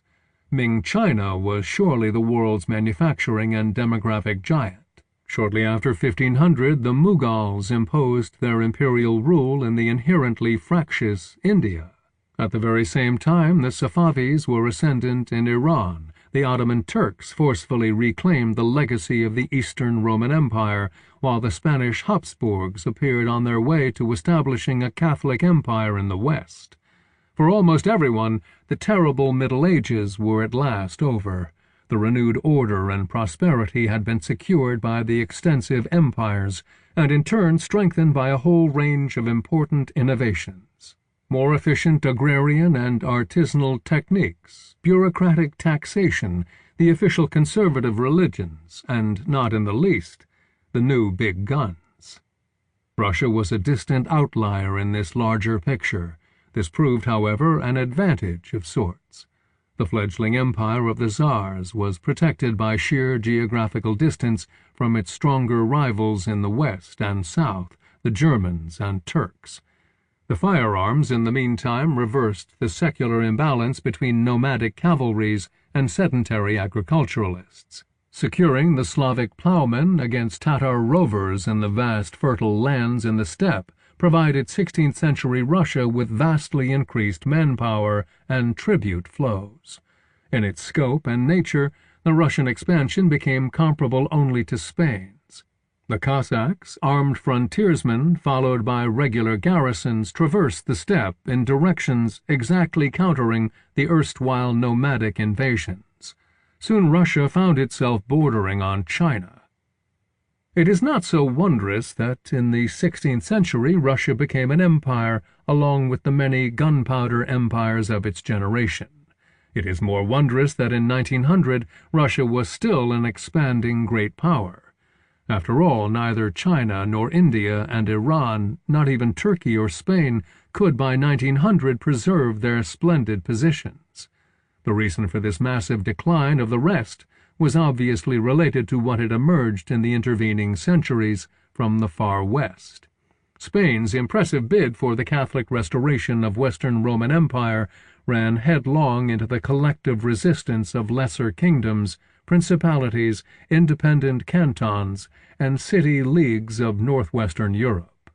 Had the Habsburg monarchy crushed this resistance, the Protestant Reformation would have remained in the historical record as yet another heresy, while the anti-Habsburg princes and merchants would be considered seditious feudal warlords and seaborne pirates. Of course, the actual course of events awarded a perfectly livable stalemate to the capitalist alliance of Protestant states, interlaced by the cosmopolitan merchant networks. It was this military and ideological stalemate, rather than the Protestantism in itself, that secured the survival of the first capitalist states, like the Netherlands and England. Peter the Great launched his absolutist reformation of Russia only a couple of generations after capitalism's breakthrough in the West. The incredible Tsar Peter, who worked in disguise as apprentice carpenter at the Amsterdam shipyards and probably met Isaac Newton in London, was determined to learn from the best. Holland remained Peter's first and most ardent love. To appreciate the power of this hegemonic example, one might notice that the flag of Russia is a slightly modified Dutch flag, and the canals of St. Petersburg, the original Dutch spelling, have no other reason than Peter's ferocious belief that a modern capital must have canals like Amsterdam. Similar reforms by emulation were attempted by many contemporary statesmen: Portugal's Marquês de Pombal, Austria's Emperor Joseph, and for that matter, Alexander Hamilton in the United States. The rate of success seems to rapidly recede as we move outside the Western core. Even Spain eventually lost its imperial possessions and fell into isolation behind the Pyrenees. India, China, and Iran failed outright and slid into foreign dependency. The proudly libertarian and aristocratic Poland-Lithuania, once the biggest European country, disappeared in partitions. The glorious cavalry of Polish feudal Szlachta was doomed in the new epoch when wars were won by qualitatively more expensive navies, standing armies, and artilleries. The Ottoman Turks gathered force for their Tanzimat reforms a whole century after Petrine Russia, by which time it was too late to shed Turkey's reputation as the sick man of Europe.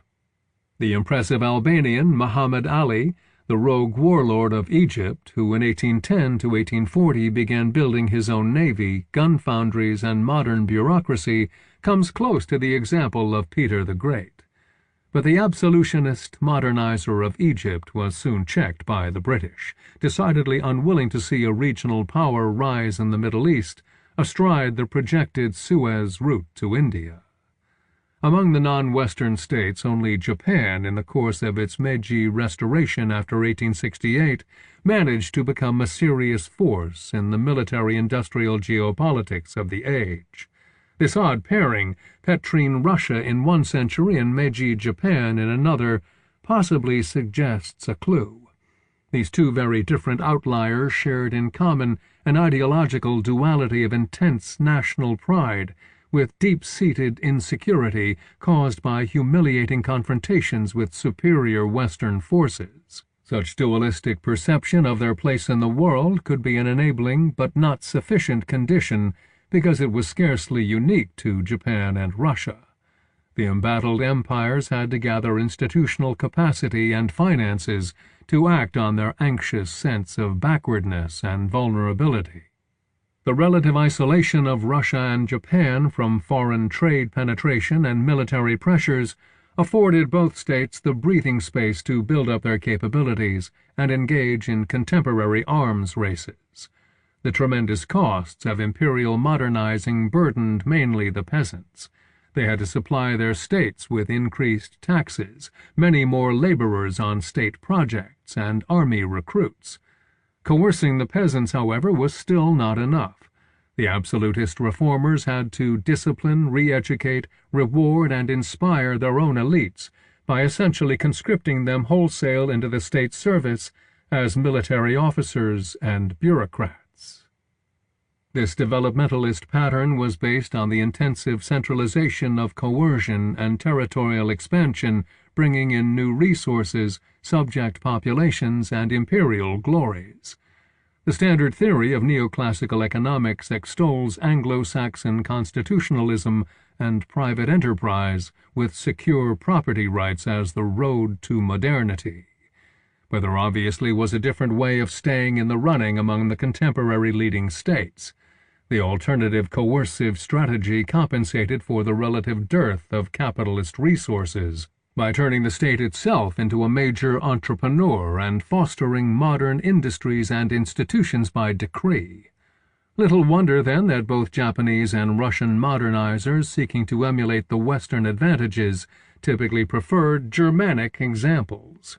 The Russian Empire, since the times of Peter and Catherine the Great, had actually imported scores of underemployed German aristocrats and artisans as a developmental boost. This was the peculiar kind of geopolitical platform that the Bolsheviks had seized in 1917. Fortress Socialism. Nobody in 1917 considered the revolution in Russia unexpected. The Russian nobility had long been haunted by the specter of serf peasants revolting to avenge their near-slave condition.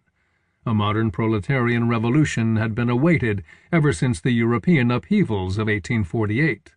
This fear-hope was fed by strikes of industrial workers met with Cossack cavalry charges. No less significant was the growth of the famous modernist intelligentsia, the middle strata of educated specialists who felt stymied by the old aristocratic bureaucracy and the generalized backwardness of their country. The intelligentsia saw itself as the guiding force of epochal renovation. This sense of lofty mission translated into a spate of subversive strategies, from creating a world-class literature to volunteer charitable activism and throwing bombs at the oppressors. Nevertheless, the empire kept on muddling through and even registered impressive industrial growth, mainly because for almost half a century it had luckily avoided losing wars, a typical trigger of revolutions. The tipping points, as observed in many other revolutions, arrived with the costly and morally embarrassing military defeats in 1905 and again in 1917. The soldiers rebelled against their commanders while the police disintegrated. The collapse of state coercion released all the long-repressed specters of rebellion, furious peasant revolts in the countryside, the now armed worker militancy in big cities, the intelligentsia enthusiastically organizing a panoply of political parties and nationalist movements that soon became independent governments in the ethnically non-Russian provinces. It is not too surprising that the Bolsheviks seized power amidst this breakdown of state order. It is truly surprising that they were still in power a few years later. How did they do it? The Bolsheviks before 1917 were a small insurrectionist current of intelligentsia. The conditions of illegality and persecution engendered among them strict internal discipline, conspiratorial secrecy, and vigilance against the ever-present police spies. Unlike their Chinese counterparts, the Bolsheviks were not guerrillas and had virtually no presence outside the big towns. This supported their prejudiced view of peasants as an uneducated mass to be marched into a better future. And of course, the almost religious devotion of the Bolsheviks to the cause followed the eschatological vision of Karl Marx. But Marxism also carried a powerful scientific side. This made the Bolsheviks a peculiarly rationalist kind of ideological visionaries, enamored with modern science and industry. From the outset, these anti-capitalist and anti-imperialist Marxist revolutionaries were prepared to take up the weapons of their enemies: German military organization, state industrial planning, and the production lines of Henry Ford. The Bolshevik Party in power first grew its own secret police, the infamous Cheka, which absorbed scores of revolutionary terrorists. This ensured the internal political monopoly of the fledgling state. Next, the party created its own Red Army, forging an army amidst civil war and foreign military interventions more than safeguarded the Bolshevik state. It essentially became the Bolshevik state. The spirited and disciplined party in arms also proved eminently adapted for organizing all sorts of rear support and moral boosters, making the collapsing industries run, requisitioning food from peasants, but also in the Enlightenment elan of intelligentsia, opening museums, theaters, literacy courses, and universities. One key aspect of Bolshevik state-building, however, was unprecedented for a polyglot empire: national republics constituting the Soviet Union. The multi-sided civil war was won by forging political and military alliances across the dividing lines of nationality, race, and religion. In a critical episode during 1919, the counter-revolutionary White Army of General Anton Denikin was hit from the rear by Muslim Chechen fighters who had allied with the Bolsheviks in the belief that Marxism was also a form of jihad. The Caucasus Muslim rebels might have seemed politically naive. Yet the Bolsheviks earnestly meant development for the non-Russian periphery, albeit on their own terms. The Leninist nationality policy institutionalized the national republics, where native cadres could enjoy promotion preferences and considerable resources to build the institutions of modern ethnic cultures. The same schools and universities, museums, film studios, opera and ballet, but specifically destined for the non-Russian nationalities. The Bolshevik victory in the Russian Civil War cannot be reduced to creating state order out of chaos, although in itself this was an inordinate achievement. The lesson was rather in forging the extensive structures that harnessed and directed the emotional energies of the millions touched by revolution. These masses of young men and women suddenly saw their life chances dramatically expanded by the technical education and promotions available within the new Soviet institutions.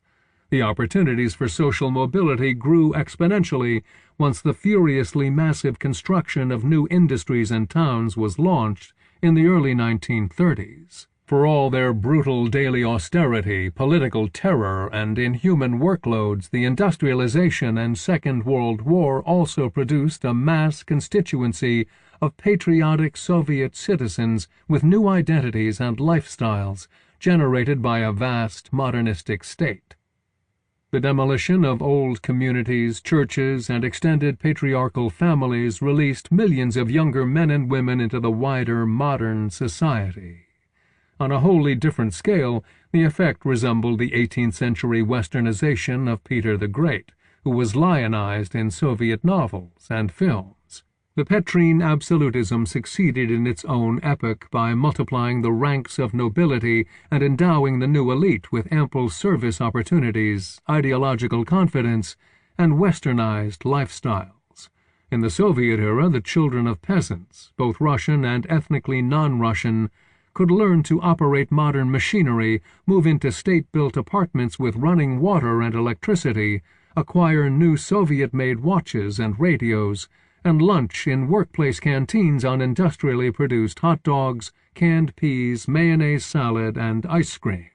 These originally American imports soon became regarded as dearly native.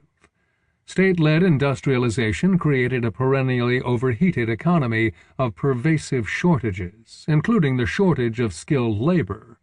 The Soviet Union, in effect, became a giant factory, and therefore it had to become a gigantic company town, too, where the state, as sole employer, provided social welfare from cradle to grave.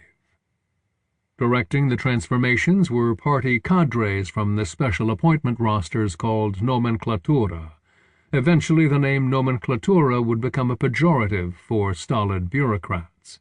Its first generations, however, were the battle-hardened youthful commissars and emergency managers full of revolutionary charisma and can-do spirit. They believed that incredible historical fortune and Lenin's genius had advanced them into the vanguard of humanity's progress.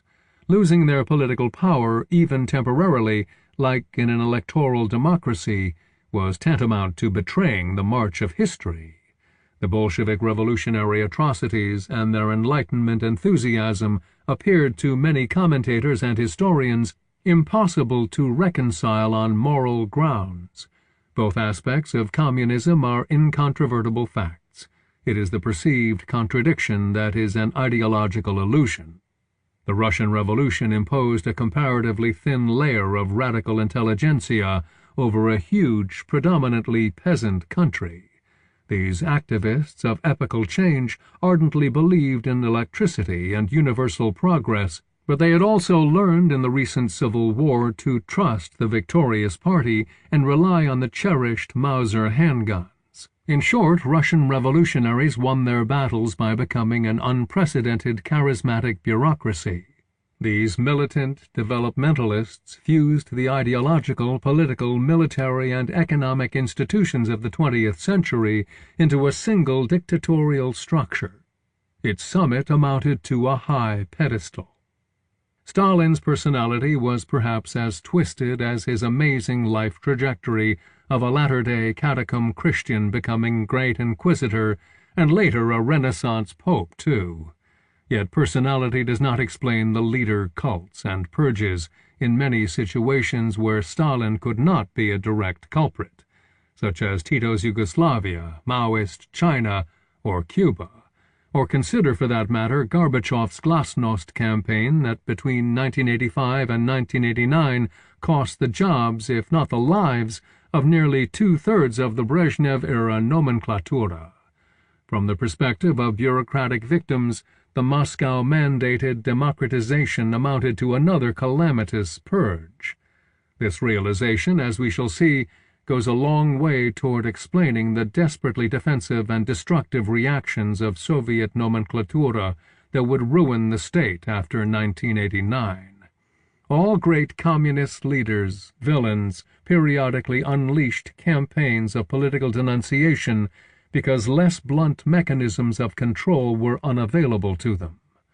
The suppression of unofficial organizing and information leaves the supreme leader essentially blind to whatever is happening under his feet, and rightly suspicious that his commands are not fully implemented.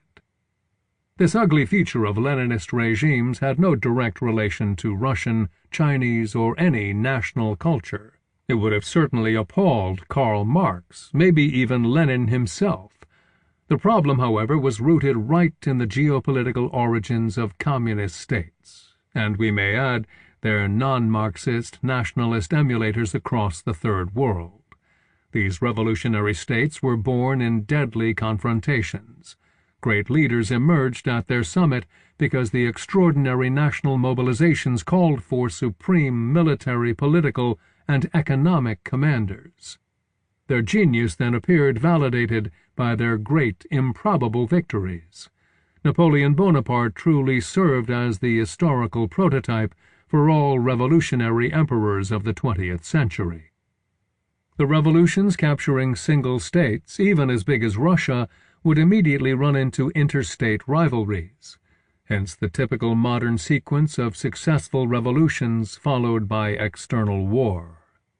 Revolutionary transformations provoked military confrontations with other states that were either seeking to preserve the conservative status quo, or, as in the case of the Third Reich, intending to remake the world through a war of conquest and extermination.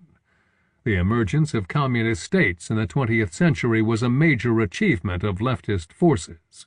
But, given the terrible wars amidst which the communist and national liberation insurgents could take power, from the inception their regimes grew oppressive and institutionally flawed. The 20th century revolutionaries had no other course of action if they intended to defend and consolidate their anti-systemic conquests. If one needs a big rationalist argument for curbing militarism, then there it is. Was the Soviet Union genuinely socialist, or was it rather totalitarian? Such exceedingly ideological abstractions are not useful in explaining reality.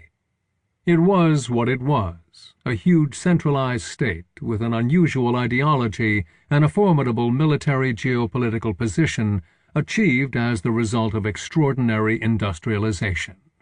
The geopolitical inheritance of Russian Empire, uniquely strong in the world's semi-peripheral zone, made possible the survival of such a state in the first place. The same structural inheritance also suggested the state-driven coercive strategy of industrialization predicated on dispossessing the peasantry and putting every effort into building an up-to-date military force. The USSR was quintessentially modern and self-consciously modernist.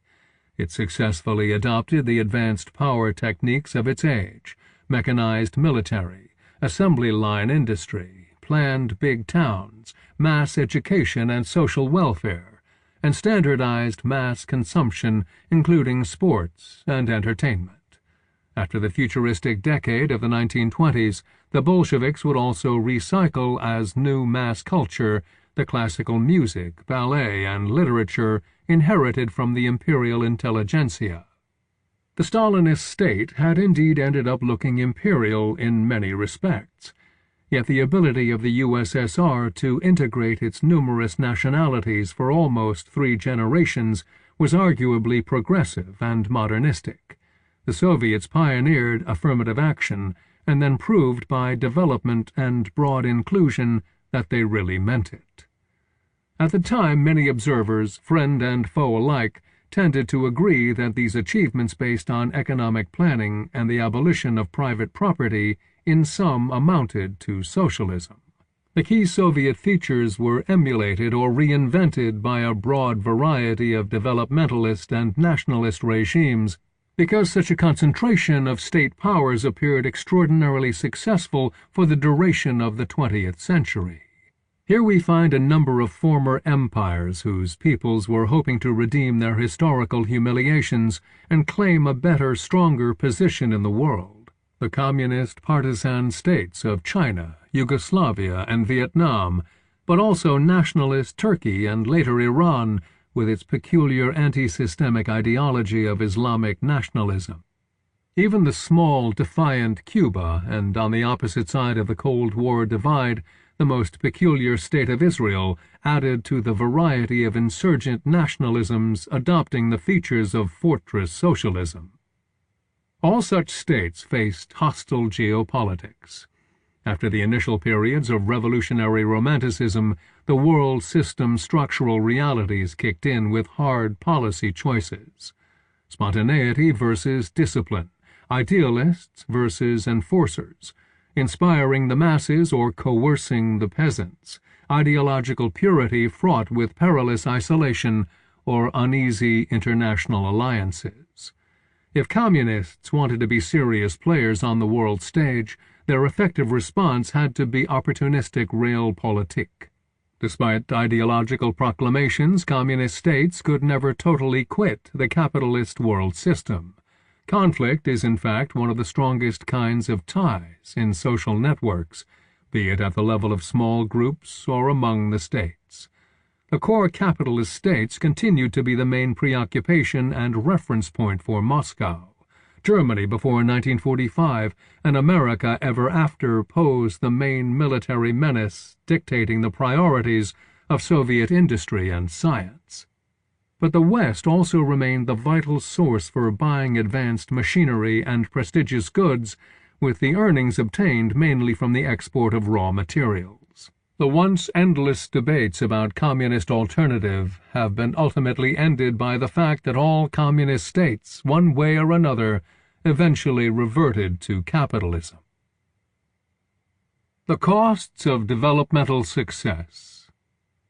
This brings us back to the old predictions of Randall Collins and Emanuel Wallerstein. Their ability to see the coming end of communism derived from very different theories and focused on different processes.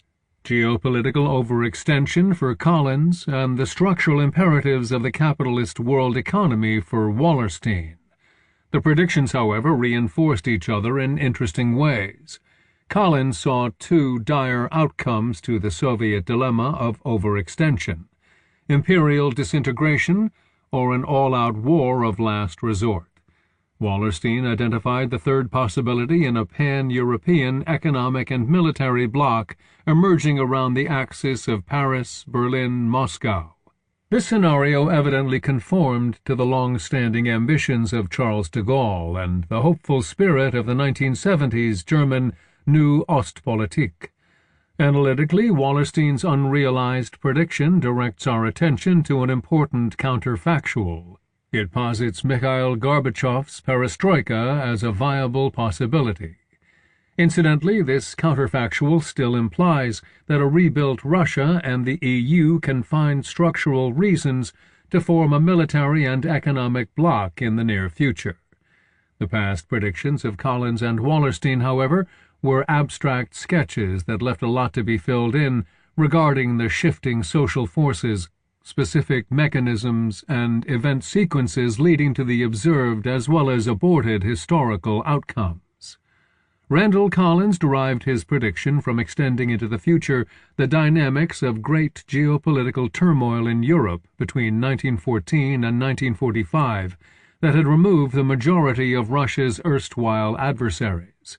The sweeping simplification of world geopolitics after 1945 from complex multipolarity to a Cold War binary opposition of just two ideological blocs turned the Soviet Union into a superpower. But such a position also brought costs and liabilities at an unprecedented scale. In the continuing confrontation with America, reasoned Randall Collins back in 1980, the USSR had already reached the tipping point at which the costs of controlling allies and confronting external rivals must become insuperable. In an important corollary, the same model predicted China's potential for economic prosperity. At the time, almost nobody took seriously this huge reservoir of Asiatic poverty presided by idiosyncratic Chairman Mao. The side effects of superpower rivalry, however, left China in a lucky kind of geopolitical limbo. The eccentric communist state in East Asia by the late 1970s found itself in a constraining but also stable interstate environment where its geopolitical costs seemed very minor in comparison to Soviet costs. Chinese leaders, like the leaders of Japan after 1945, were left to pursue the state goals of power and prestige through the path most obvious in their region at the time, the export-oriented industrialization dependent on the American consumer markets. Emanuel Wallerstein had been long and very controversially comparing communist states to factories seized by a labor union during a strike. If the workers try to operate the factory themselves, they inevitably have to follow the rules of capitalist markets. The workers might get a better distribution of material rewards, but not equality or democracy. The more realist among labor organizers would reimpose production discipline, compellingly citing external market pressures. The iron law of oligarchy in complex organizations predicted that the narrow circle of those making managerial decisions would cut themselves off from the larger group and evolve into a new ruling elite. It might take time before ideological vapor entirely escaped from the cauldrons. Nevertheless, the moment would come when the erstwhile organizers turned managers would no longer feel compelled to disguise the reality.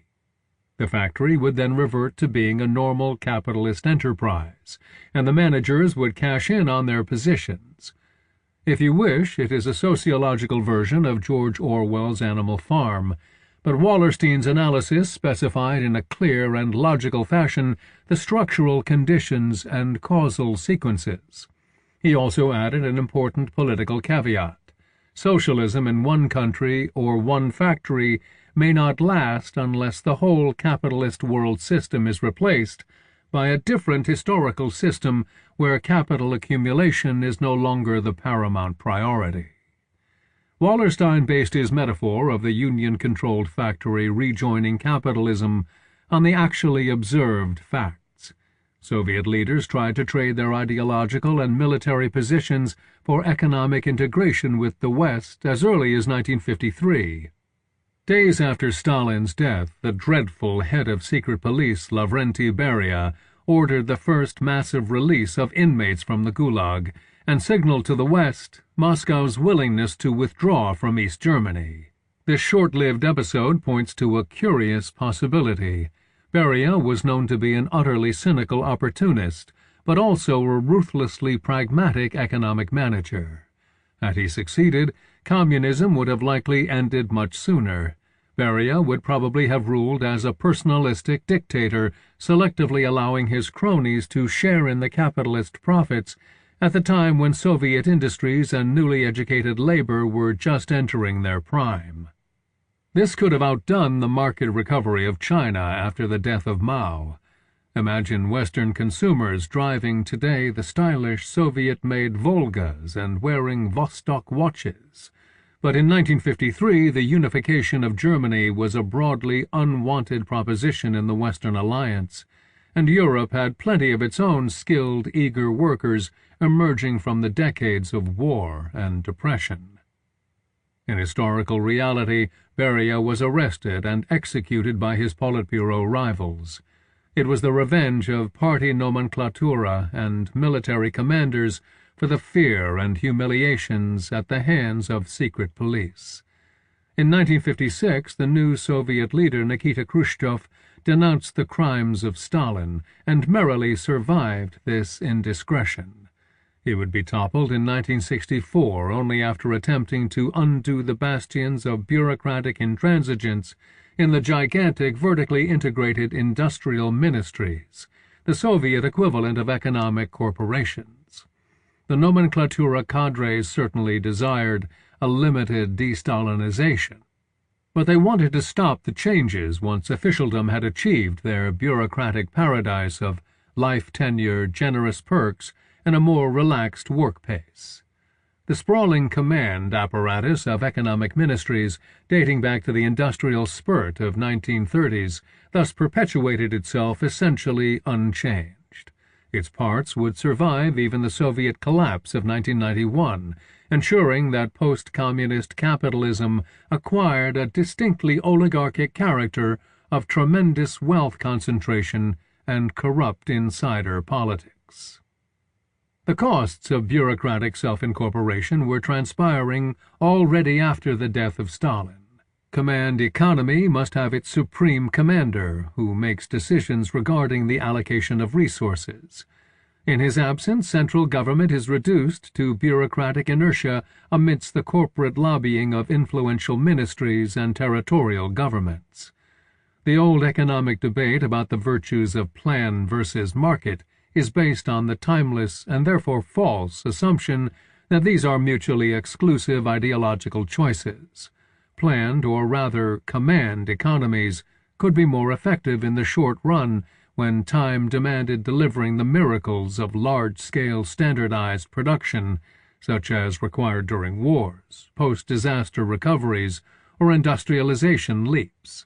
The command model, however, is unsuited for the longer and more normal periods that require more diversified and flexible adaptations. But how could anyone dare suggest scrapping the giant obsolescent enterprise that was the pride of the first 5-year plan and whose top managers, incidentally, were voting members in the Central Committee? This is precisely what toppled Nikita Khrushchev in 1964. The Soviet executives and ideologues grew as intolerant of market ideas as their capitalist counterparts in the age of neoliberalism would grow intolerant of public property and regulation. The intransigence of industrial and political bosses, however, had deeper reasons than orthodoxy alone.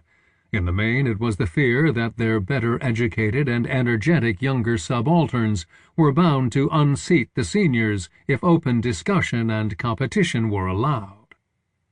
The main tension of Soviet communism in its late period pitted the now stolidly bureaucratized nomenclatura against the rising middle strata of educated specialists and creative intellectuals.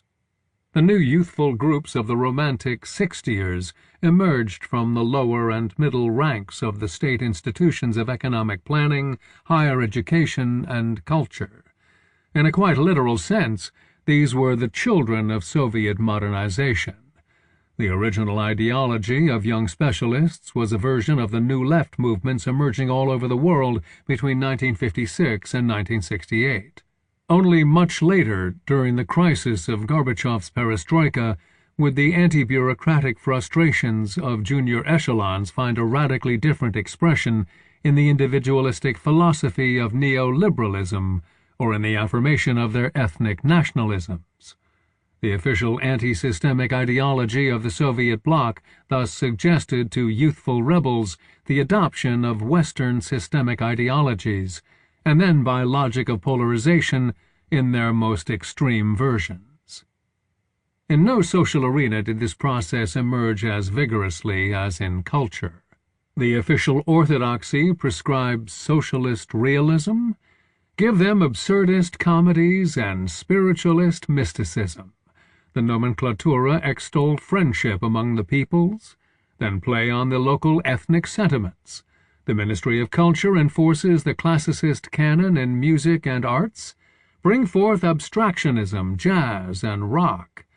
The irony is, of course, that the aging dictatorial regime that stopped acting as a dictatorship became a perfect target for youthful pranks and provocations. The now sclerotic generation of obedient Soviet bureaucrats formed in the end of Stalinist purges could never incorporate this iconoclastic enthusiasm as the Bolsheviks could in earlier generations.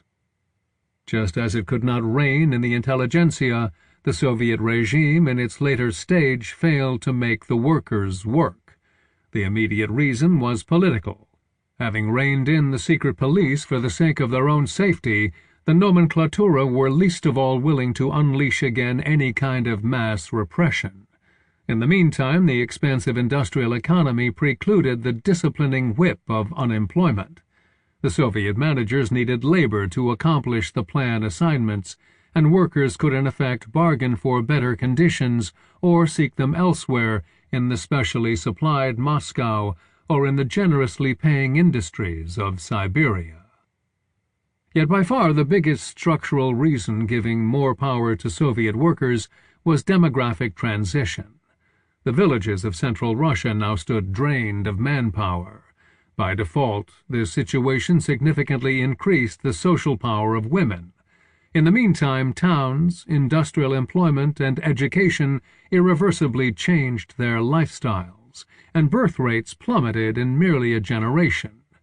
The shortage of labor was historically unprecedented in Russia. The Tsars and even Stalin could always rely on a seemingly endless supply of peasant labor and army recruits. In the 1960s, the demographic pool had suddenly dried up. Recasting peasants into workers was in fact the triumph of Soviet civilization. It also meant the undoing of the centuries-old Russian tradition of supporting the elites and competing militarily with the West at the expense of the peasantry. Relative demographic scarcity left no grounds for traditional despotism. The formation of Soviet industrial society and its new demographic dynamic fostered two structural preconditions for changing the now hopelessly obsolete structures of Soviet militarized industrialism. The emergent democratization, however, still needed the third and explicitly political condition if it were to overpower the despotic nomenclatura. It was an alliance between the liberal intelligentsia and professionals with the newly empowered labor. In fact, this kind of broad democratic alliance had already proven its force in the explosive popular mobilizations of Czechoslovakia in 1968 and Poland in 1980.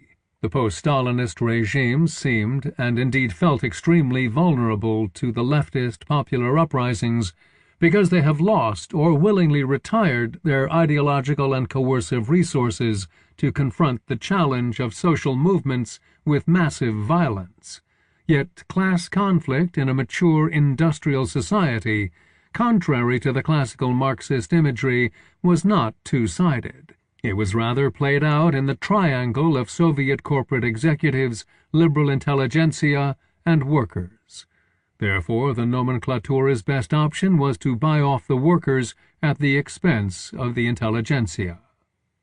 The political taming of Soviet workers in the Brezhnev period was secured with two costly tactics: increased popular consumption and the tacit tolerance of inefficiencies.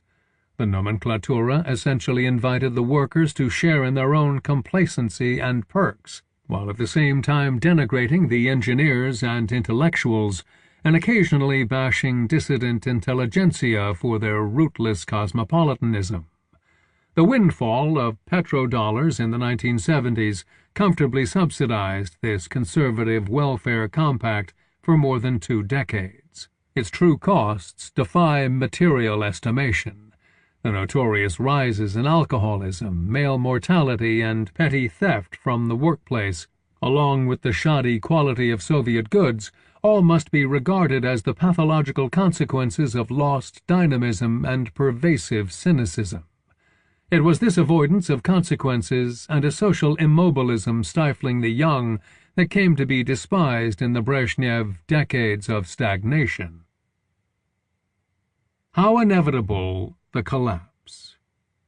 The long-awaited, energetic younger leader Mikhail Gorbachev belonged to the generation of Sputnik and de-Stalinization. These achievements of the early 60s had experientially validated the belief of his peers in the Soviet system. Gorbachev might be even considered a part of the New Left resurgence from the 60s. Yet he also came heavily invested in the official positions of authoritarian power, and objectively speaking, his goals were quite conservative.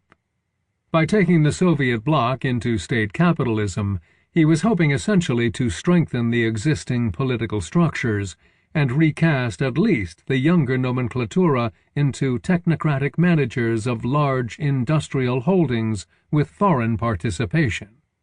These were the contradictions that rendered Gorbachev's ebullient rhetoric so confusing to his prospective supporters, and fatally confused the last General Secretary himself. Few observers believed at the time that Gorbachev really meant what he was saying, but everybody assumed that this seasoned apparatchik knew what he was doing. The truth, as it happens, was exactly the opposite. Gorbachev's policies looked so haphazard and amateurish because the decades-long suppression of policy debate had produced in the USSR a highly charged ideological polarization. Between the ritualistic wooden discourse of the party and the abstract humanism of the dissidents lay a vacuum of ideas and practical solutions. Amateurish improvisation was what remained to the political leader intent on any serious reform. But imagine for a moment that Gorbachev had succeeded.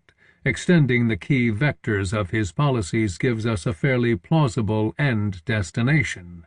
The USSR abandons its widespread commitments across the Third World and withdraws from Eastern Europe. From the standpoint of Moscow, this would not be such a loss given that Poland and Czechoslovakia would soon find themselves between the unified Germany and its strategic economic partner Russia. Disarmament deals with America dramatically reduce geopolitical burdens, at last allowing Moscow to restructure its military-industrial complex. The Soviet industries, still formidable and staffed by skilled and comparatively low-paid labor, attract West European investments through government-brokered contracts. The Soviet managers always felt intuitively close to their German, French, and Italian counterparts, embodying broadly similar state corporatist dispositions. Pent-up consumer demand in the former communist countries, coupled with job creation, soon generates a big economic upswing.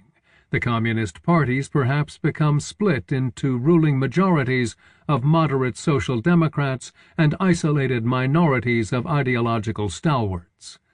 The entire European continent from the Urals to the Atlantic is unified in a single geopolitical and economic bloc, with Germany as its economic engine and Russia as the supplier of labor, raw materials, and military force.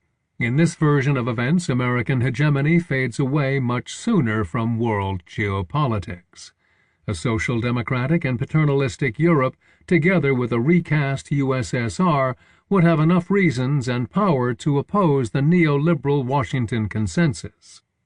The geopolitically and ideologically marginalized America, however, would not be doing too badly economically. Given the strengths of the European example, Washington might find the spirit to adopt the political measures necessary to generate internal demand and establish its own trading bloc with Latin America and China. The world in this case remains certainly capitalist, but it would be a different variety and configuration of capitalist globalization.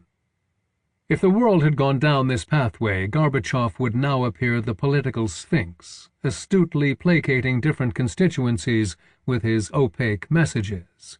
The visionary pragmatist, then, would have been praised for taking his country across the river, feeling with his foot one stone at a time to the shores of capitalist prosperity.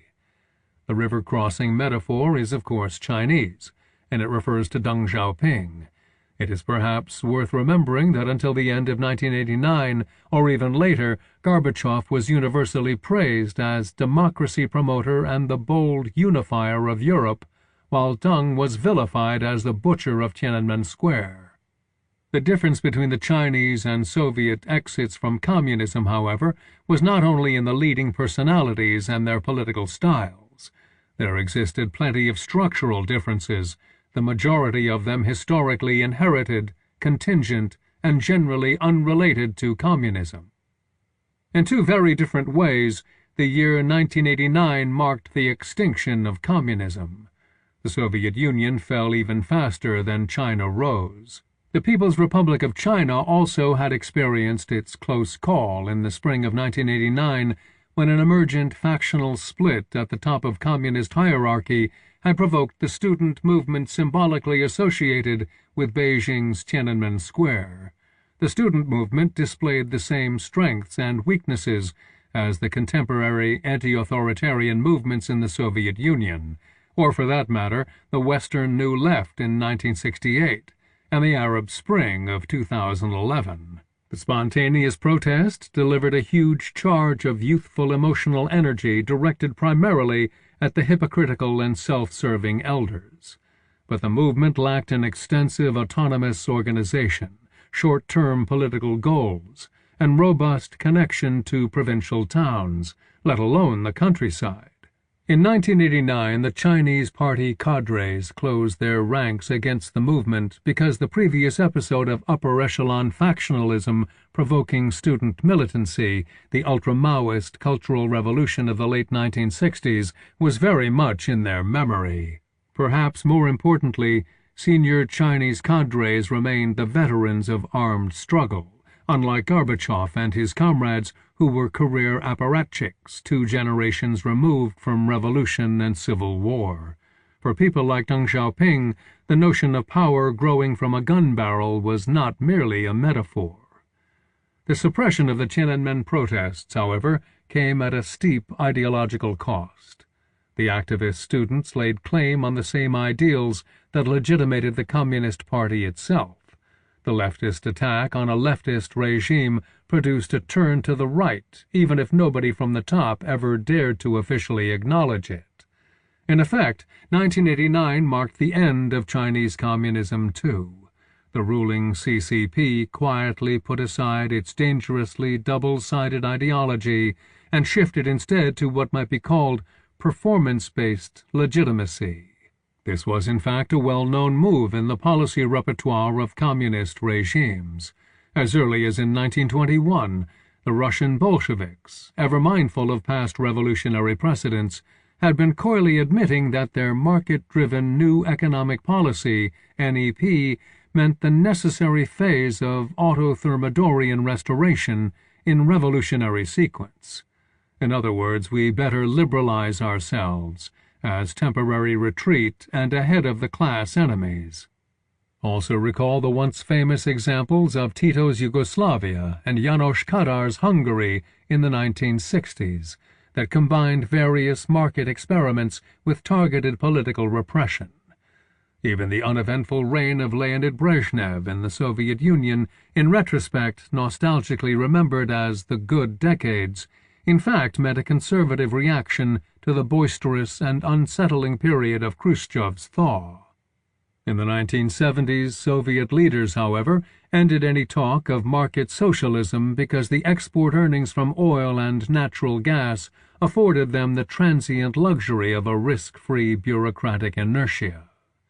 Post-Maoist China, of course, had little oil to export.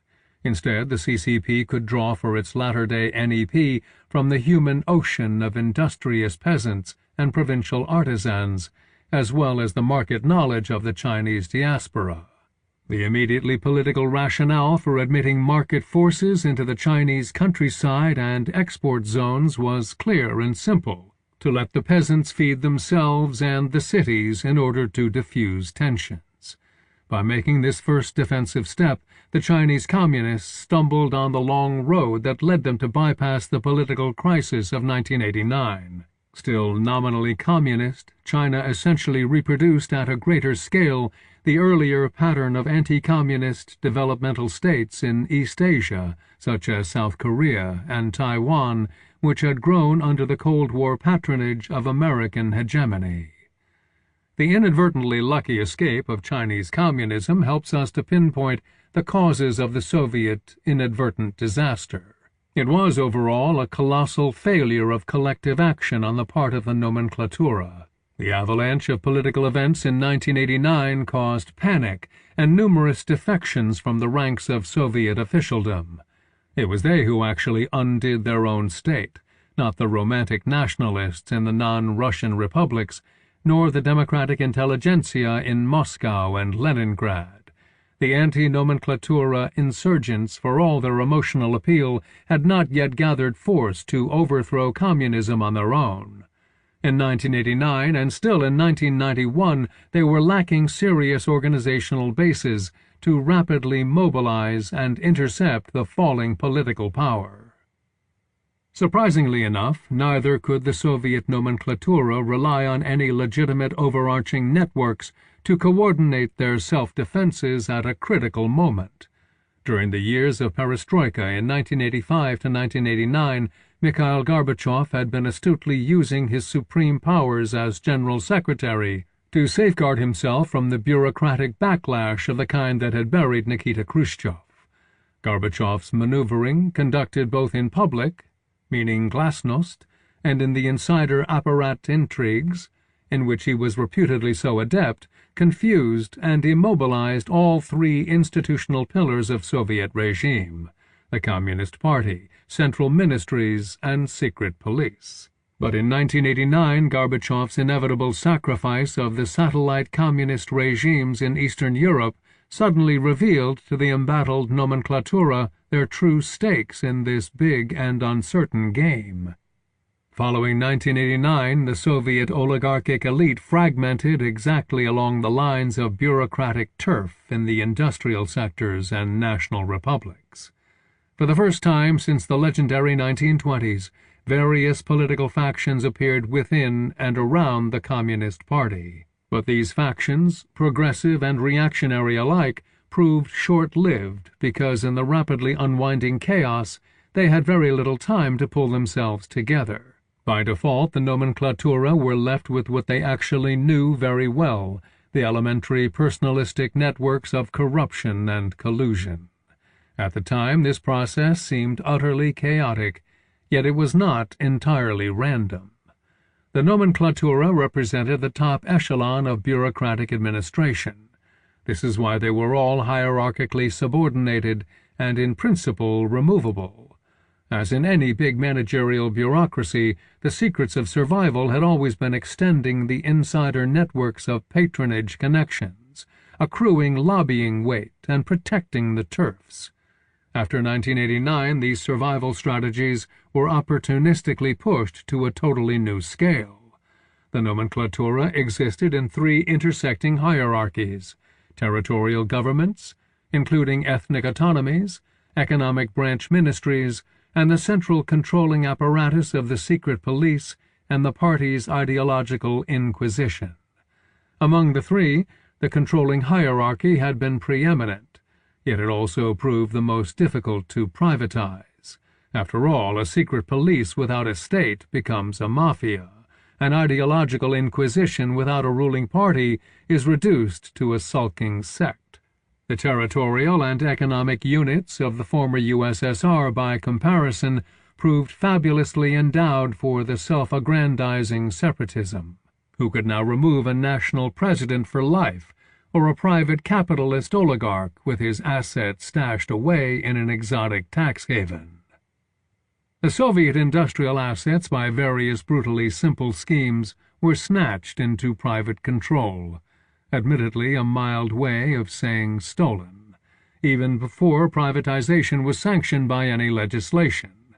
Meanwhile, national republics and city halls also became corporate property of the kind that Americans call political machines. Ironically, the liberal intelligentsia themselves suggested these new strategies along with their ideological justifications. The nascent civil societies, in practice the networks of intelligentsia usually limited to capital cities, were now aspiring to turn their countries into liberal democracies bound to join the capitalist West on their own, bypassing Moscow and its mumbling outpaced Gorbachev. This rapid ideological drift from the erstwhile New Left and Reform communism to the creed of Margaret Thatcher reflected the radicalization of demands typical of any revolution. After 1989, the insurgent intelligentsia were demanding three things: free elections, national sovereignty, and markets. All three demands were construed as battering rams against ruling bureaucracy and the means of miraculously emancipating the popular initiatives.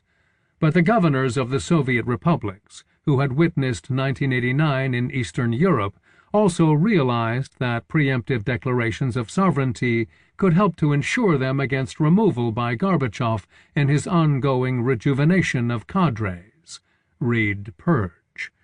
Early elections, in the meantime, often allowed the nomenclatura incumbents to outrun the loud but ideologically utopian intelligentsia. Market privatization then splendidly served the old new presidents who doled out fabulous deals to their relatives and clients.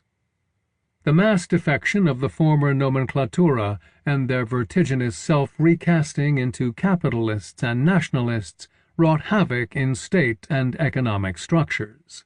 Ethnic wars flared up along the southern periphery of the collapsing Soviet Union. Even in the heartlands, amidst the breakdown of public order, the running nomenclatura had to fear for their lives or cut dirty deals with the mafioso violent entrepreneurs. Such outcomes travestied Gorbachev's intents. His aim was to negotiate from the position of superpower strength an advantageous collective inclusion in the capitalist networks of Western Europe. But the former Soviet republics rapidly lost the advantages of a strong military and international prestige, advanced science, and public order. The dramatic weakening of successor states made impossible any kind of directed industrial development. The Soviet Union fostered a mono-organizational industrial society where all spheres of public activity were centrally directed. The loss of state integrity undermined all modern institutions and therefore disabled collective action at practically any level above family and crony networks.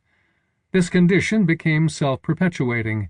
Individually, the most rational and rewarding course of action now suggested looting the state assets and ferreting the loot abroad after a few lucky runs. The rulers themselves were eminently complicit in the weakening of their states because corruptible officials and impotent judiciary became the necessary conditions for looting and personalistic patronage. Such traditional concerns of state power as military strength and containing internal protests became largely irrelevant in the world geopolitics policed by the hegemonic America and institutions of global finance. All the former Soviet states compliantly proclaimed themselves market democracies, albeit with various national specificities, clumsily excusing the primitive monopolism of their rulers. Privatizations dealt a crushing blow to the once boisterous intelligentsias, whose prestigious, secure jobs and professional networks were embedded in state institutions. Liberal intellectuals, and even especially the social critics, found themselves shamefully impoverished, politically outmaneuvered, and ideologically speechless because their liberal and nationalist programs had been cynically hijacked. Moreover, the shift of elite power strategies from state-run industrial production and military aggrandizement to private security, commodity exports, and financial speculation had the further perverse effect of insulating the post-communist oligarchies from the rest of the citizenry. The specialists and workers lost their collective leverage as productive labor and patriotic army recruits, or even as voters and taxpayers. What sense did it now make to organize strikes at bankrupt factories, march in the streets under the discredited slogans of national independence and market reform, or campaign for the politicians who would all become traitors? The perestroika period atmosphere of public empowerment and optimistic anticipation abruptly changed to apathetic cynicism, preoccupations with economic hardship and criminality, and the desperate desire to emigrate.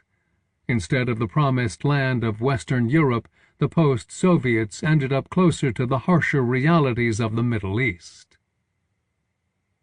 Predictions and historical pathways.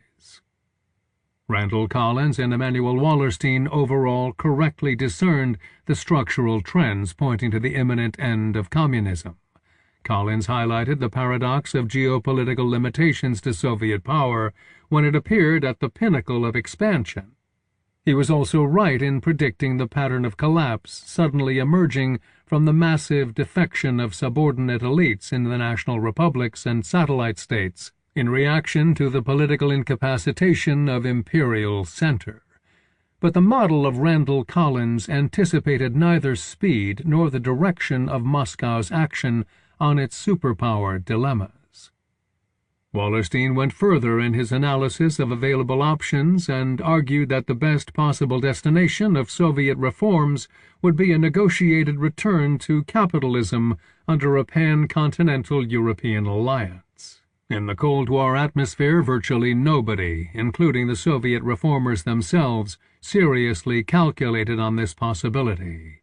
Wallerstein, however, underestimated the burdens of institutional complexity embedded in the ethnic federalism and industrial ministries of the USSR. The fragmented successors did all revert to capitalism, albeit of a weaker peripheral variety, instead of rationally bargaining on superpower advantages for a more honorable collective inclusion in the world capitalist hierarchy. The nomenclatura squandered and cannibalized Soviet assets in a panicked rush to protect the individual oligarchic positions against both Gorbachev's purging and the prospect of popular rebellions.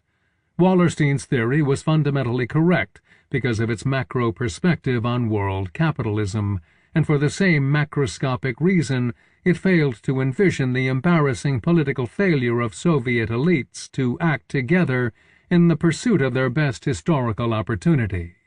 This should serve us a stark warning. Oligarchic elites, especially when institutionally disunited and blinded by ideological prejudice, can grievously botch their transitions. Contrary to the dominant left-right beliefs of the time, measuring the Soviets against ideological yardsticks, the analyses of Collins and Wallerstein proved overall to be correct because they were systemic and relational. In other words, they considered the Soviet bloc as part of a larger world. Collins based his predictions on the long-term regularities of military geopolitics. Wallerstein focused on the dimensions of capitalist world economy and political options accessible to the elites across its various zones. These are different but analytically meshing dimensions. In fact, the combination of two approaches best explains the structural factors of China's lucky exit from communism. History surely made a big difference in shaping the character and divergent outcomes of Russian and Chinese communisms. Economic historians have now amply documented the pioneering role of medieval China in fostering the nearly modern levels of manufacturing and trade. Imperial China, however, did not become the first capitalist power in history for mainly geopolitical reasons. It was primarily the impressive permanence of an empire concerned with maintaining internal harmony and preventing nomadic attacks. In the West, after the fall of Rome, such an empire failed to materialize, which forced Western capitalists to protect and consolidate themselves first as a system of city-states and later as modern national states. The Chinese Empire fell late in the 19th century, but this series of catastrophic events only harmed indigenous capitalism. The Chinese entrepreneurs now faced both internal disorders and foreign domination by Western powers and Japan. It took another century full of grievous turmoil before the communist rebels prevailed in China and essentially got stuck there. The Maoist attempt to launch a Soviet-type industrialization at the expense of the peasantry backfired in a huge famine followed by the decade of political bashing within party ranks. The human catastrophe surpassed even that of the Soviets in the 1930s, without, however, generating a large modern industry and urbanization. China remained incapable of reaching even its immediate objectives in the regional neighborhood, let alone the ideological goals of promoting a world anti-capitalist revolution. Here the geopolitical theory of Randall Collins identified a blessing in disguise. China was firmly contained in the world and regional power balances. Yet the same fact also removed China from the battle lines of the Cold War, thus enabling ideological decompression and economic engagement with the West. The Chinese cadres regarded radical Maoism as no less threatening to themselves than the Soviet nomenclatura regarded Stalinism after 1953. The long historical tradition of China suggested then the restoration of internal harmony by permitting grassroots and mainly rural economic entrepreneurship. Luckily, it was still surviving in the wake of abortive Stalinist industrialization. China's market turn evidently also helped to keep in line the local party cadres through patronage that delivered opportunities for personal enrichment while exempting the loyal and properly performing clients from the public prosecution for corruption. Communism did not collapse in China. Even the official communist ideology still survives in a light version. The Chinese leaders coming to the helm after Mao stumbled into the combination of structural conditions that reproduced on a grander scale the East Asia authoritarian model of the export-oriented developmental state. This realized the long-standing prediction of Emanuel Wallerstein, the communists rejoining world capitalism as pragmatic facilitators between foreign capital and their national labor. Capitalism and its 20th century challengers. Military geopolitics recurrently emerges in our analysis of communism because this appears the single most important factor determining the 20th century revolutions. To stress again, communism emerged not from the ideas of Karl Marx, nor from the native traditions of Russia or China. It was the result of a particular leftist current, the Russian Bolsheviks, first finding its opportunity in the wake of a disastrous war to seize and technologically upgrade an eminently defensible platform in world geopolitics. The Bolsheviks, themselves consciously following the French Jacobin precedent, showed how radical intelligentsia could inspire and mobilize the popular masses for overthrowing old regimes, defeating foreign invasions, and building the stronger new states on much broader social bases. The Soviet example, through direct aid, or mainly by its very presence in the 20th century world scene, enabled the success of a whole variety of patriotic insurrections led by the radicalized native intelligentsias. Far from all became communist, but surely all adopted some of the strategies pioneered by the Bolsheviks. The difference was mostly in the degree of economic expropriation by the newly reasserted states. Wherever states moved to control everything down to peasant households, the state was declared socialist.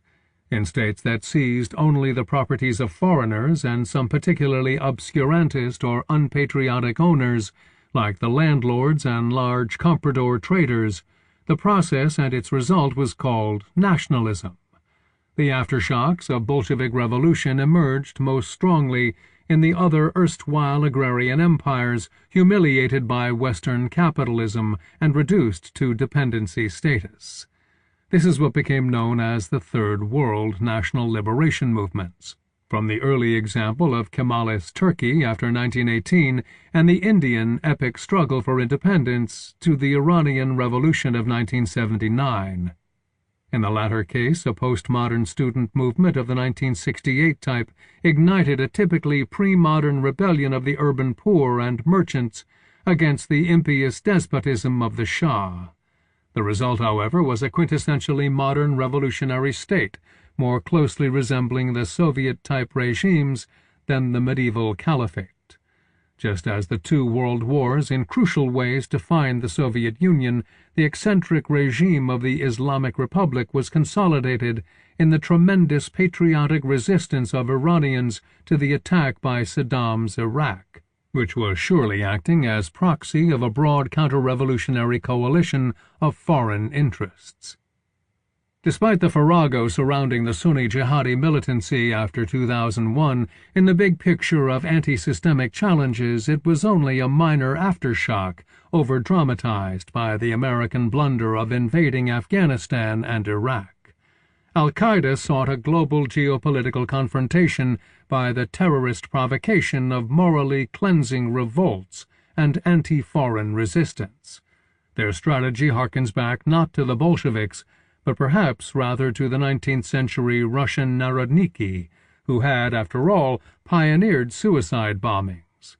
And even more than the erstwhile Russian terrorists, the jihadists have failed politically to ignite popular rebellions. In the core capitalist states, however, communist parties ran into the formidable wealth of Western societies and established parliamentarianism which favored the moderate tactics of social democracy. In the interwar Italy, Spain, and above all Germany, communists were brutally checked by the fascists, a new kind of counter-revolutionary force mobilizing both the embattled state elites and chauvinism of the common angry men. The fascist variety of anti-systemic movements must be addressed seriously because it might yet re-emerge in the wake of large crisis. After 1945, the Western Cold War ideology equated fascism with communism as the totalitarian twin evils. The convergence in the techniques of mass propaganda, industrial warfare, economic planning, and state control was real enough, but these techniques became more widespread during the 20th century than many people dared to recognize.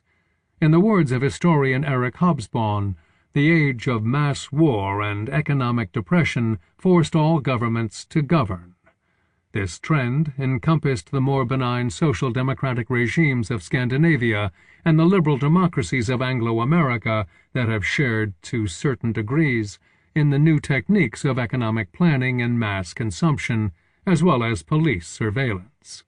Or just pay attention to public architecture and the typically muscular iconography of the 30s.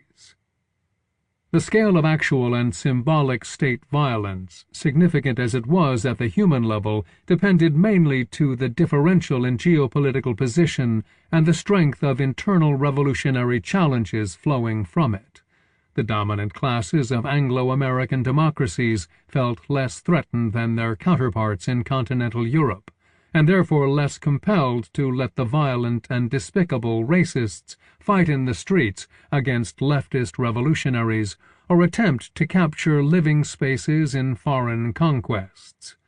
When it came to confronting Hitler's ultramilitarism that threatened to finish capitalism not in a revolution but rather in a very bloody mess, the Anglo-American liberals readily allied with the communist counterforce. In a great but perfectly explicable irony of the 20th century, the capitalist world system was saved by the Soviet military industrialization resulting from a communist revolution. Fascism and communism meant radical escalations unleashed by the cataclysmic experiences of the First World War in the two rival political currents of the 19th century, nationalism and socialism. Both ferociously fought each other for the overlapping mass constituencies in the rising lower classes of society: clerks, junior officers, intellectuals, workers, peasants. Both movements offered to their followers vastly enhanced self-prestige, empowerment, and the prospect of unprecedented promotions through the ranks of party, state bureaucracy, and the military. The two movements were breaking the taboos of old aristocratic regimes and advancing whomever they defined as their common men. It is an uncomfortable realization that the modern ideal of justice and political rights for the common people, in theory and in practice, could have not one but two antagonistic expressions. Justice as social equality and unity of humanity was usually called socialism. It is, of course, the original Enlightenment ideal that enjoys a great intellectual tradition and enduring attraction. But at the level of politics, this program was never easily sustained because it cuts across the social cleavages of group status, locality, religion, race, and gender. Justice, in less universal terms, as privileging only a particular group against other groups, typically translates into the politics of nationalism, sexism, racism, religious fundamentalism, or whatever their contingent mixture. The intellectual tradition of such ideas is much cruder, but they often proved more effective in the age of mass politics. Nationalism over the last 2 centuries has animated a great many passionate or downright virulent political mobilizations. In fact, it is still the most effective of all political programs today. Communism was not a genetic twin of fascism. They were ideological opposites and mortal enemies emerging from the imperialist industrial warfare of the early 20th century. Neither communism nor fascism can re-emerge in their familiar forms because, fortunately, their geopolitical and ideological preconditions have been eliminated. It does not mean that another major crisis in the future will not provoke strong reactions from the opposite sides of political spectrum. In fact, such antagonistic reactions will become likely as the conventional political mainstream loses coherence. But if my co-authors in this volume are right in their future predictions, as they proved in the past, then we might also make several further predictions. The crisis of capitalism in the 21st century will be unfolding primarily in the world economy rather than in geopolitics. Its consequences will look more like class struggle, broadly construed to include the educated specialists, than world wars among coalitions of states. Moreover, the struggles will involve primarily the core capitalist areas where democratic politics have strong institutions and the enduring traditions of social movements. At stake will be public control over the private economic corporations rather than state armies or ideological paramilitaries. The nasty xenophobic reactions will be still prominent on one side because class struggles in a global world full of migrants inescapably will acquire the aspects of race, religion, and ethnicity. Extreme nationalisms will likely attempt to direct the powers of modern states into extreme coercion and policing resembling the erstwhile totalitarian practices, perhaps taken to a new technological level. Here is a big danger. But on the other side, we will see political coalitions mobilizing around the liberal leftist program of universal justice that has been ascendant in the modern world since at least the epoch of Enlightenment.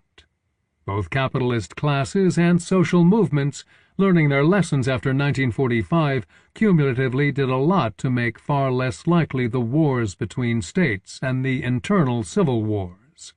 If warfare could be avoided, then violent revolution and dictatorships of both far left and the far right might be also avoided in the 21st century. If this analysis is correct, then the Bolshevik 1917, fortunately, is not very relevant in predicting what the end of capitalism will look like. It could be rather the mass civic mobilizations like the 1968 Prague Spring and the Soviet perestroika at its height in 1989. In both instances, the ruling elites reacted with more panic than outright violence. But the insurgent movements even more shamefully failed to exploit the momentous disorganization in the ranks of dominant classes. The outcomes were unhappy. Therefore, thinking boldly and responsibly about the future should imply considering the political and economic programs as well as the possible coalitions and trade-offs in order to minimize the uncertainties of transitions in the face of major crisis. Ultimately, this could be the most useful lesson of communism. Chapter 5. What Threatens Capitalism Now? Craig Calhoun. Capitalism appears to be surviving the worst financial and economic crisis since the Great Depression. Though its lows were not as low, in the world's rich countries this has brought a longer period of depressed or absent growth than the Depression itself. Moreover, the current crisis comes on the heels of a damaging era of lopsided financialization, neoliberal weakening of social institutions, and intensified inequality. This exacerbates problems, undercuts capacity to deal with them, and reduces the buffers that protect ordinary people from the effects of economic upheaval. Investors are still making money, no states have completely collapsed, yet the future looks precarious. However, this and most talk of collapse reflects views from the old core countries of the capitalist world system as they lose their privileged and profitable position. The views are different from many places in Asia, Africa, and Latin America. The current crisis both reveals and accelerates a shift of economic momentum away from long-standing core economies in Europe and North America toward newly developing regions. A key question for the future of capitalism is whether this momentum can be sustained. Capitalism is being transformed through this west to east and north to south shift, perhaps in ways that restore its vitality.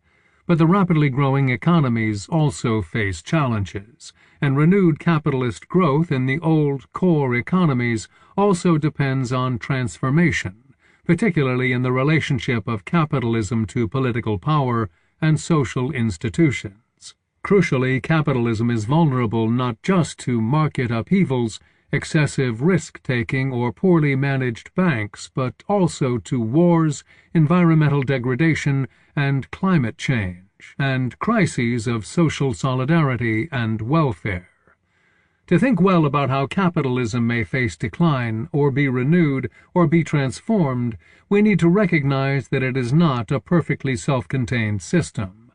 One may abstract from more complex historical conditions to examine a putatively pure capitalist system.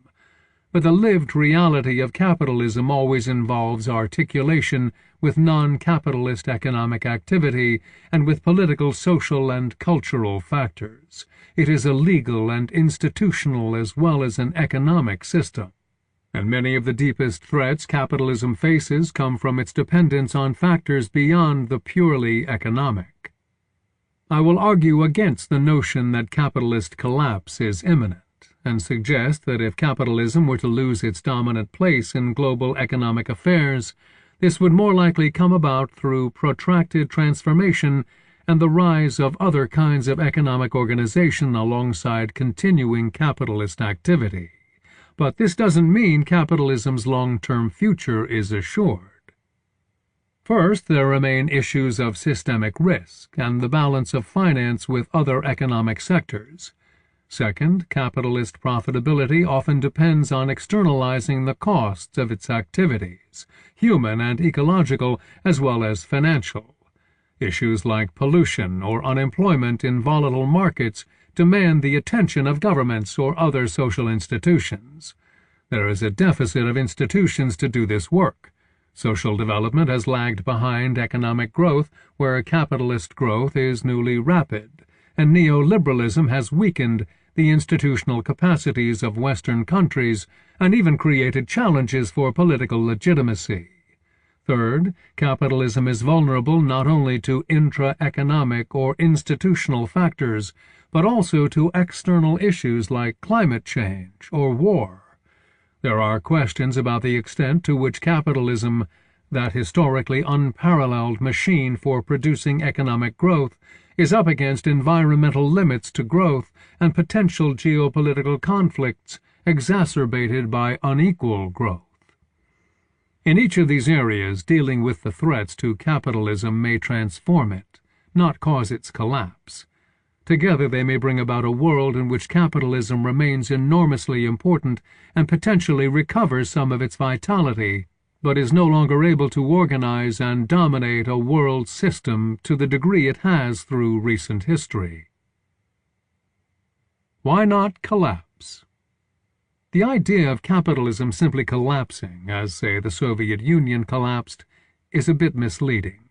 This implies suddenness, a transition over just a few years from existing to not existing. The Soviet Union could cease to exist almost overnight because it was a particular institutional structure, a state, and its legal form could be dissolved. But capitalism is not strictly analogous.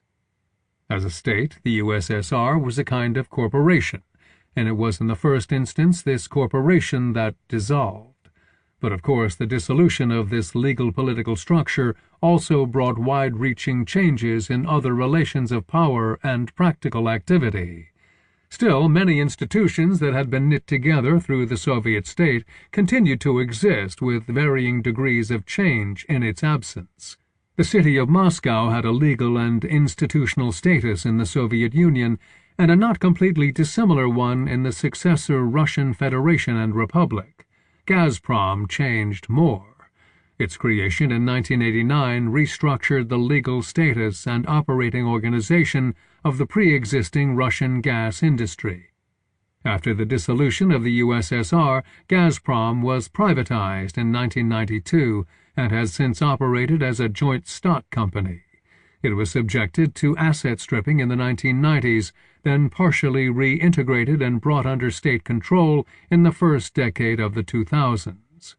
In similar fashion, one could trace a long list of partial continuities and partial transformations.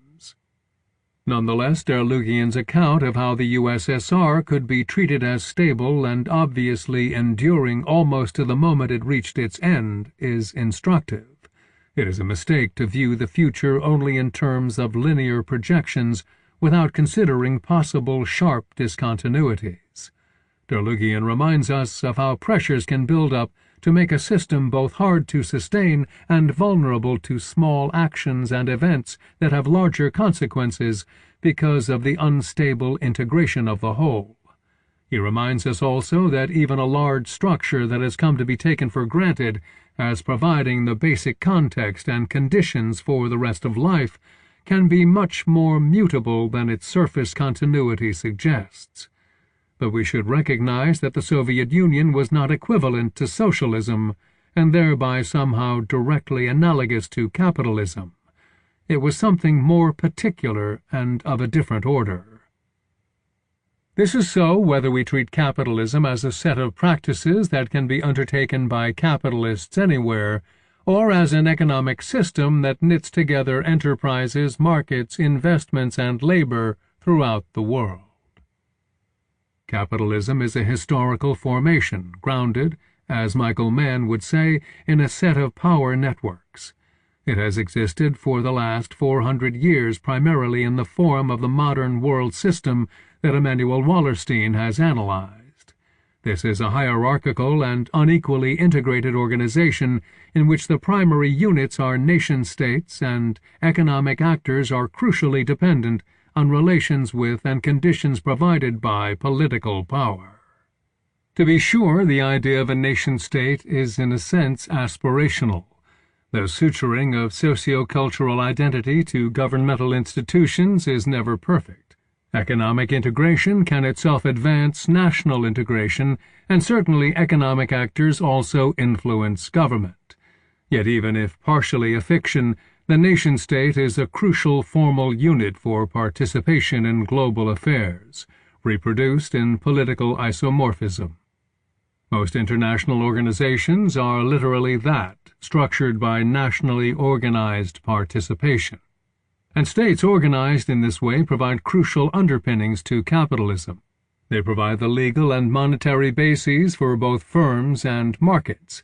They manage or provide settings for the management of interdependence among different firms, industries, and sectors.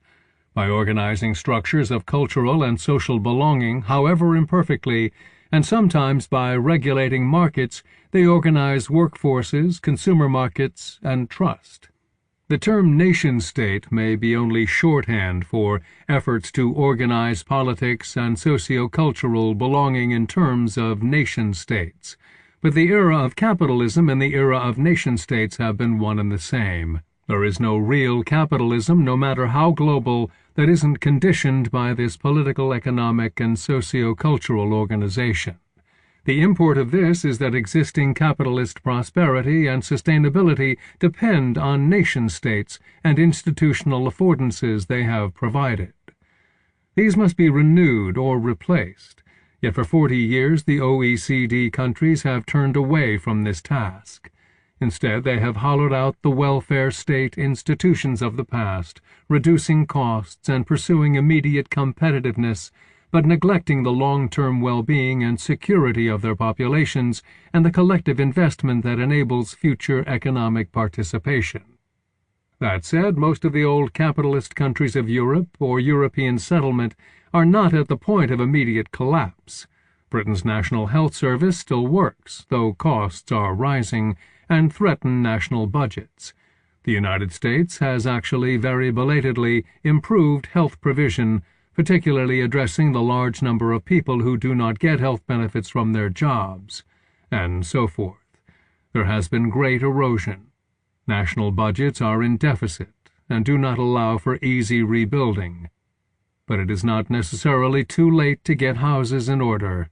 A wake-up call comes from those European economies that face such dire fiscal crises that they can only cut support for their citizens, precisely at a moment when they need it urgently.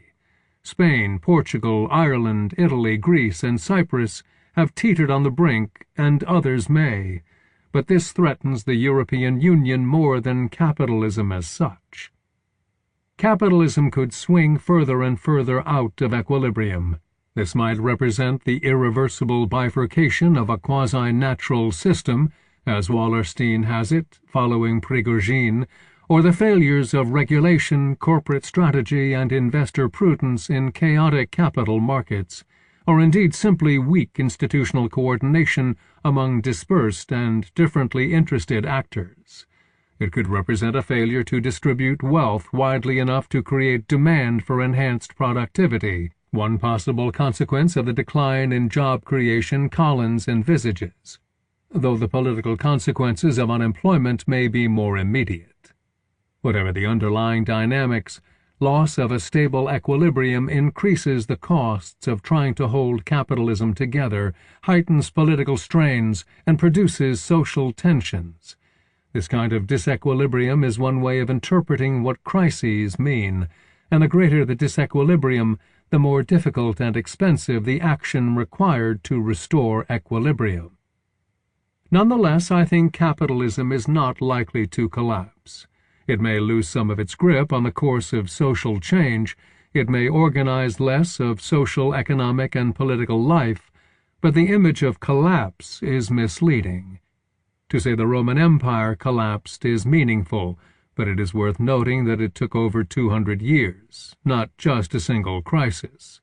To say feudalism collapsed and in the process gave birth to modern capitalism, the schema offered in the Communist Manifesto, is less realistic.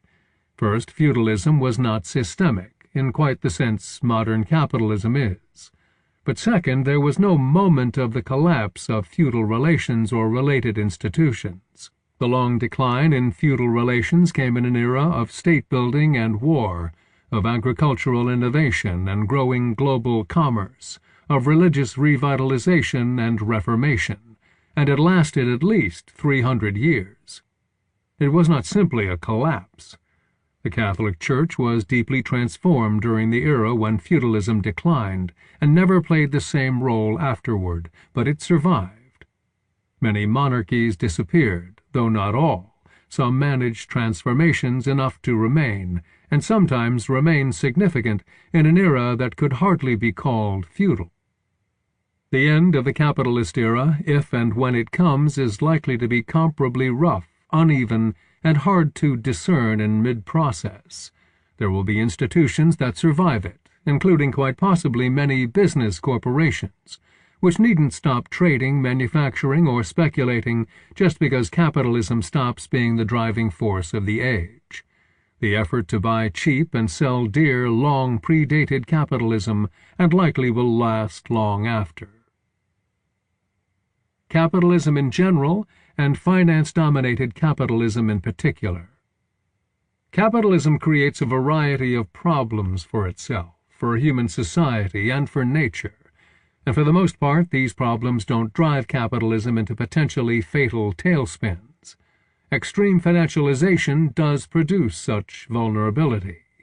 Finance is, of course, a basic part of capitalism, providing it with dynamism, capacity for rapid expansion, and tools for managing costs over time. It has been crucial to technological revolutions. More generally, it is central to the basic, definitive ability to move capital from one investment to another based on anticipated greater profits.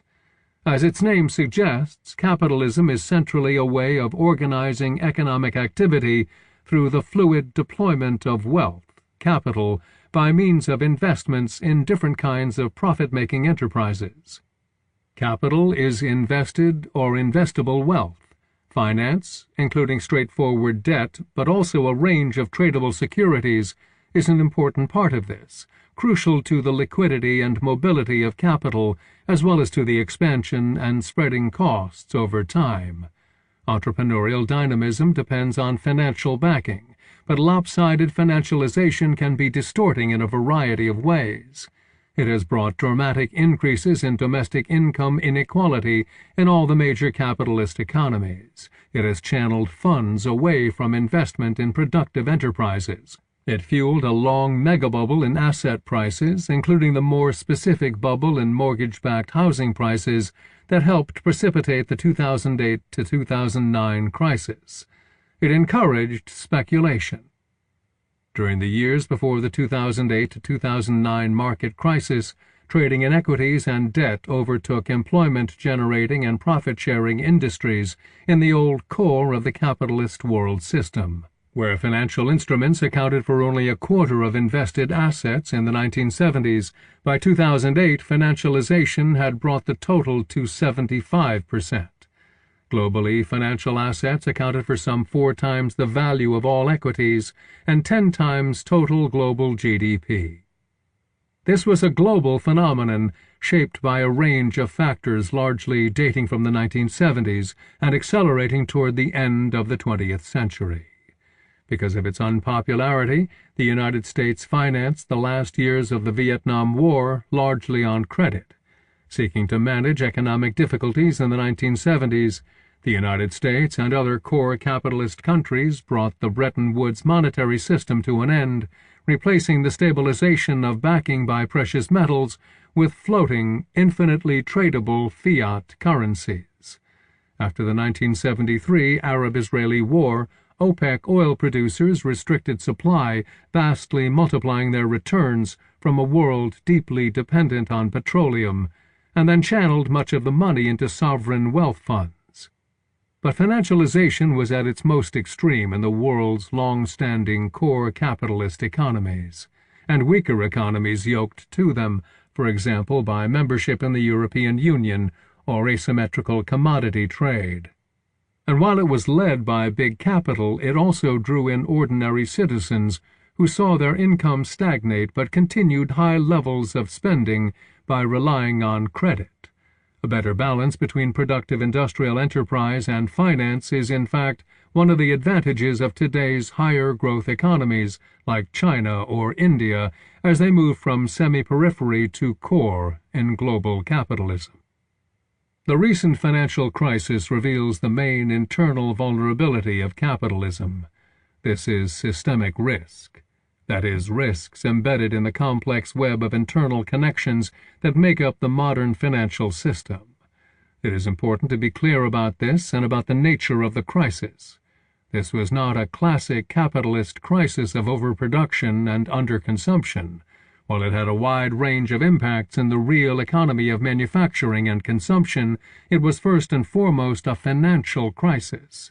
Its impact was multiplied by the enormous growth in global finance during the decades preceding, and especially the extent to which financial assets came to dominate, especially in advanced Western economies. It was this that made over-leveraging, excessive risk-taking, poor or absent regulation, and the heavy use and abuse of a range of new financial technologies so dangerous and ultimately so damaging.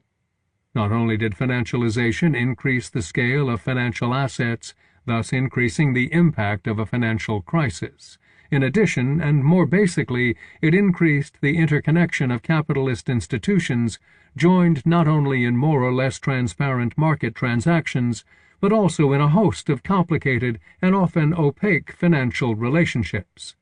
This was particularly true of the financial industry. When major banks were described in 2008-2009 as too big to fail, it might have been more accurate to say too connected to fail. But financialization did not only affect firms in the financial sector. It became a basic part of all large-scale global capitalism. Car companies became auto finance companies. Mining companies were tied centrally to exchange rate arbitrage. Financialization enhances the dynamism of capitalism. It facilitates the creative destruction of existing structures of capital, for example, specific modes of industrial production, and spurs the development of new technologies, products, production processes, and sites of production. When extreme, though, it drives investments toward ever more short-term profits and undercuts long-term and deeper growth. It also produces speculative bubbles and busts. It increases market pressure on firms, bringing less than median returns to capital, driving disinvestment from still profitable older businesses, and thus driving down wages, and reducing the tendency of industrial capitalism to share profits through rising wages. It intensifies inequality. Financialization leads to returns on invested wealth that far outstrip returns on employment. It rewards traders more than material producers, and despite celebrated exceptions, far more than most entrepreneurs. It makes all other sorts of businesses pay more for financial services. The 2010 bonus pool for securities industry employees in New York City alone was $20.8 billion. The top 25 hedge fund managers earned $22.7 billion. And this was after the market meltdown revealed the damage financialization was doing to the larger economy. While technological obsolescence and spatial reorganization are both general features of capitalist growth, they are accelerated by financialization. Financialization increases the rate at which investments move from old to new industries and old to new locations. The result of this is not only technological and economic change, but also human displacement. Rapid urbanization in developing countries and decaying industrial cities in older core countries are two sides of the same process. With declining profits in manufacturing, European and American companies in a range of industries responded by demanding that workers take cuts in compensation, introducing new technologies, insisting that governments provide tax breaks or outright subsidies, and/or relocating manufacturing to other countries. Sometimes relocation came even after corporations benefited from subsidies and wage cuts, in defiance of commitments to stay put. Neoliberal governments aided corporations in breaking the power of unions to resist these changes. This helped bring about the loss of good jobs that Collins sees as a long-term threat. But it is important to see that the reasons were not all technological. Financial capital enabled the rapid relocation of industrial production. Fluid financial resources also fuel asset price bubbles. The long international real estate boom of the late 20th century is an example. This brought dramatic housing price increases, especially in cities and tourist areas. This often added to economic imbalance and produced other distortions, but crucially it knit real estate and construction, the personal savings of homeowners, and the once prudent operations of local banks into a gigantic international system. It was this linkage that generated the systemic risk that led to crisis in 2008 to 2009. This systemic risk was enhanced by new techniques in financial engineering and investment. Hedge funds and derivatives took on central economic roles, aided by failures of regulation.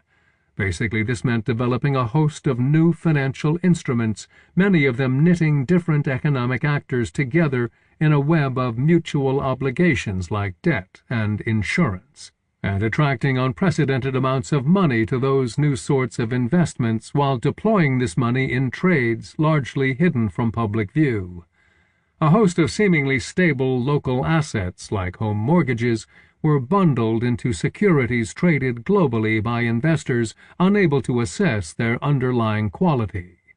Even though many of the new instruments were designed to reduce risk and make capitalism more predictable, they became objects of largely speculative trading. Risk became more concentrated and dangerous. It became harder for specific firms to know how much they were exposed, and to whom. Derivatives, essentially securities based on bets about the eventual price of an underlying asset, were used as insurance to offset other risky investments. They also became high-risk but potentially high-payoff investments, not least by hedge funds. By the 1990s, capital in such alternative investments had passed $50 trillion, and it reached about $600 trillion by the 2008 crisis. This may have encouraged fund managers and other investors to believe risk had been tamed, but recurrent failures of hedging suggest otherwise. Sudden liquidity shortages and political actions could trigger massive failures. As Raghuram Rajan, former IMF chief economist, remarked in light of the Russian government debt default in 1998, a hedged position can become unhedged at the worst time, inflicting substantial losses on those who mistakenly believe they are protected. Completely eliminating these problems would end capitalism as we know it. We would no longer have capitalism if capital could not be moved among investments seeking greater return, and absent the demand for reinvestment in pursuit of greater productivity that drives innovation and accumulation. Regulation that attempted this would undercut dynamism and wealth creation. On the other hand, some level of regulation combined with well-organized government spending may be crucial to recovery and resilience. And economies with more widespread entrepreneurship may fare better than those that remain dominated by finance capital. In any case, it is sobering to consider that regulatory improvements since the financial crisis began have been minimal. Almost nothing has been done to reduce the potential for systemic risk. Thinking from the crisis. In March 2008, stock markets plummeted. Retirement savings were wiped out. Major banks failed, especially in Britain and the United States. Other banks were judged too big to fail. In a process we now know to be partly a matter of insider dealing between corporate executives and government officials. They were bailed out on a massive scale, turning public revenues not only into a compensation for excessive private risk-taking, but also a direct source of private wealth. Some industrial companies were also kept alive by bailouts, but by far the largest subsidies went to the finance industry, where they were turned directly into capital without passing through the circuits of job creation or relief for homeowners struggling against foreclosure. Had governments not provided this support, it is possible capitalist financial markets would have spiraled much further down, still more deeply damaging global capitalism. The United States made enormous counter-cyclical investments both in infrastructure and in direct subsidies to the financial industry, yet possibly not as large as were required. Britain chose a program of fiscal austerity by imposing even more cutbacks on itself than credit markets demanded, and Europe's north, especially Germany, imposed austerity on its south, bringing the European Union near to a breaking point. Continental Europeans thought their institutions had weathered the crisis better than those of Anglophones, until the public finances of several EU member states began to collapse under strain. Banking bailouts, especially in southern Europe, turned the crisis of the private for-profit financial industry into a fiscal crisis of states. Greece, Ireland, Portugal, and Spain all teetered on the brink of bankruptcy, even after severe austerity programs had been imposed. Financial crisis exposed weaknesses in the very constitution of the EU and the Eurozone, which were in large part products of the era of financialization. Intensified global competition seemed to call for a larger Europe to compete effectively with China and the United States, a logic not dissimilar to that which led Citigroup and the Royal Bank of Scotland in their rushes to expansion. The desire for a common currency, attractive to financial and business leaders in Europe, had led to its introduction without mechanisms for effective common financial governance, or in general the political institutions to back it up. The European Central Bank was governed by a board representing different national governments with competing interests. Different countries pursued different fiscal policies and practices, and as the EU expanded beyond its original core states, European integration linked very disparate economies. Commitments to redistribution that were tacitly tolerated in years of growth became points of contention in the midst of crisis. The futures of the euro and the eurozone remain uncertain. Spain and Portugal have gained minimal stability, only for Italy to wobble and Cyprus enter a tailspin. No one knows how far the European crisis will spread, perhaps to old member Belgium or new member Slovenia, perhaps to the EU itself, endangering the very common currency agreement. Meanwhile, austerity programs seek macroeconomic rectitude by rolling back state provision of services and security. In varying combinations, cutbacks were nationally self-imposed responses to market pressures, and the result of external imposition, not unlike the structural adjustment policies the IMF demanded of debt-ridden third-world countries in the 1980s. States were harnessed to save investors from losses and global markets from deep depression, though it was investors and the transnational financial industry that reaped the huge profits of the bubble era and most directly benefited from bailouts and government-provided liquidity. The crisis and remedial actions are discussed in terms of nation-states. Of course, trying to grasp all this as a matter of profligate Greeks and prudent Germans obscures the central role of financialization itself, and of course the construction of the financial crisis narrative in overwhelmingly national terms reinforces other aspects of nationalist ideology, including increasingly widespread xenophobia and especially Islamophobia. Profits made by financial institutions encourage the European Union to expand and to turn a blind eye to fiscal problems in member states. Now the citizens of EU countries with stronger banks and balance sheets complain about having to bail out other nations, straining the European Union itself and forgetting the extent to which the benefits of bailout went to the financial industry and those with large capital assets. Even after massive infusions of taxpayers' money, European and American financial institutions remain shaky. Some had to take a haircut on loans made in high-risk markets. Only intergovernmental finance has held off collapse. Almost all face a continuing effort to strengthen their balance sheets after ill-considered expansion during the bubble. But stock markets have regained their buoyancy, most recovering what they lost, and some soaring to new highs. Initial public offerings are again producing profits, and again for a mixture of firms with serious products and profitability and those with little more than hopes and image. Investment banks and other firms have resumed paying big bonuses, thus renewing one of the incentives to excessive risk-taking, though more now pay bonuses in corporate stock and ban its immediate sale in order to tie employees' interests to the firm's well-being. But some are also laying off employees in recognition of excess capacity. Fears of return to recession are serious. Regulatory reform has been minimal, leaving derivatives markets far from transparent and allowing massive leverage against modest assets. Banking is even more concentrated in a few giant firms than before the crisis. Housing prices remain low, and while rising in some places, are falling again in others after seeming to stabilize. Credit remains tight, interest rates remain low, and expected rises are feared. The real economy remains depressed, if not quite in depression. Growth in GDP is low, unemployment remains high, new job creation recurrently fails to meet analysts' expectations. Yet anxieties about inflation and government debt lead some to argue that the pursuit of growth must be foregone in favor of fiscal austerity.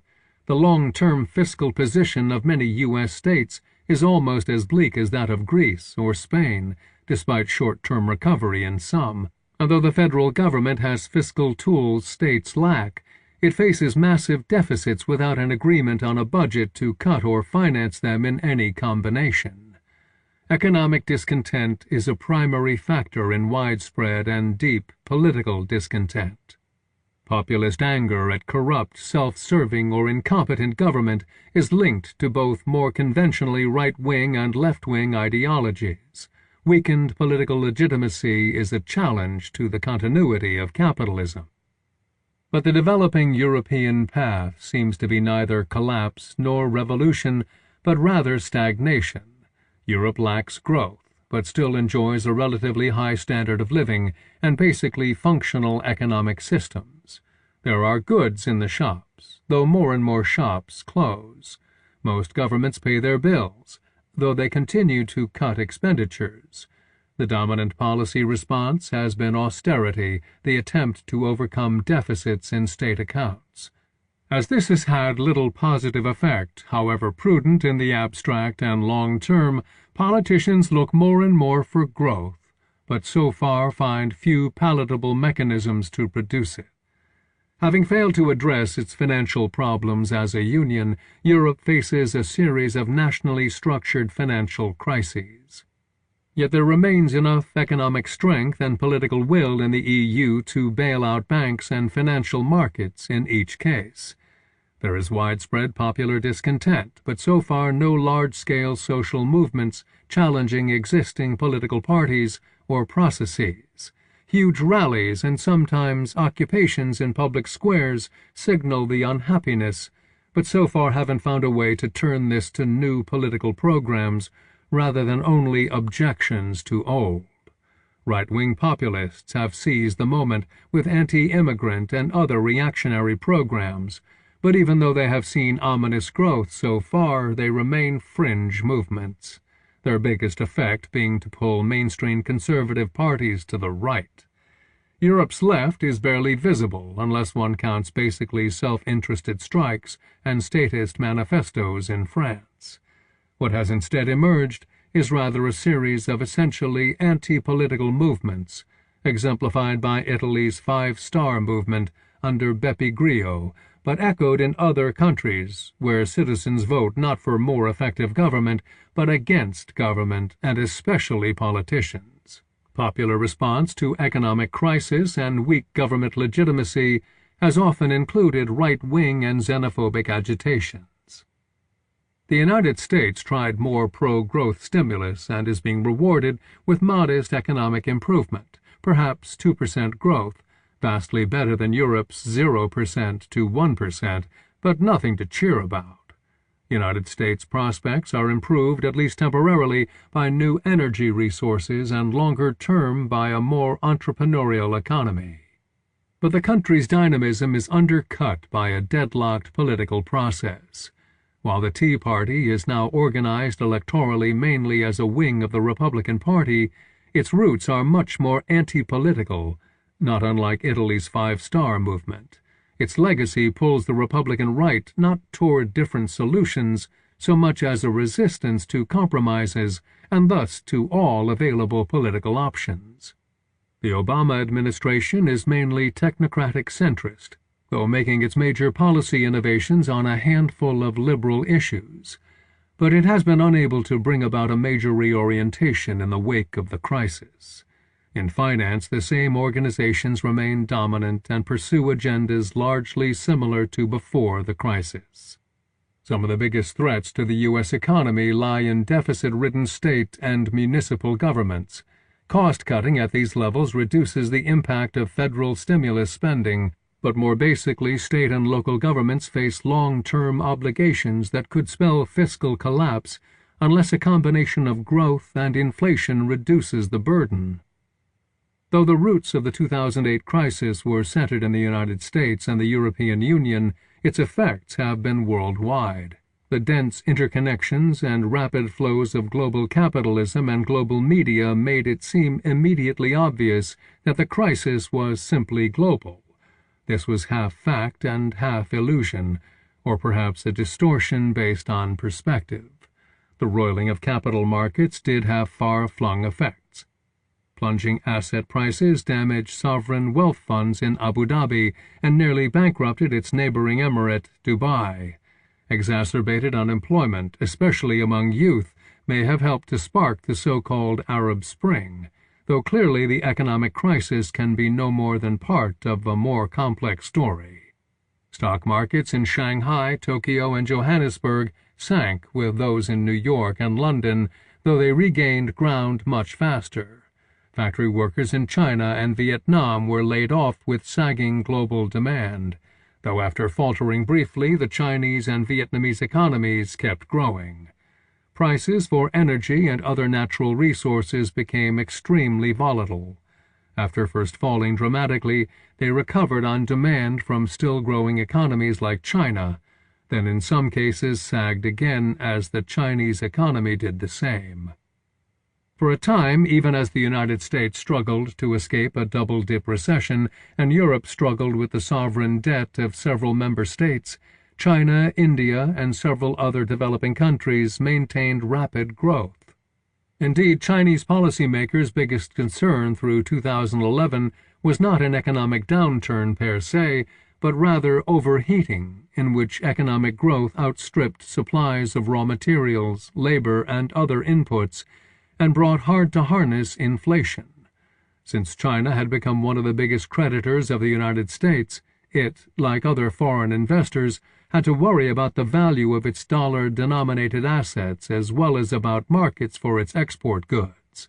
At writing, Chinese growth continues at a rate that would thrill Europeans, but growth has slowed rapidly, proving China is not immune from the global downturn. The overheated financial markets pose one challenge. Thousands of apartments sit empty in Beijing and Shanghai, bought by speculators hoping to sell them again quickly.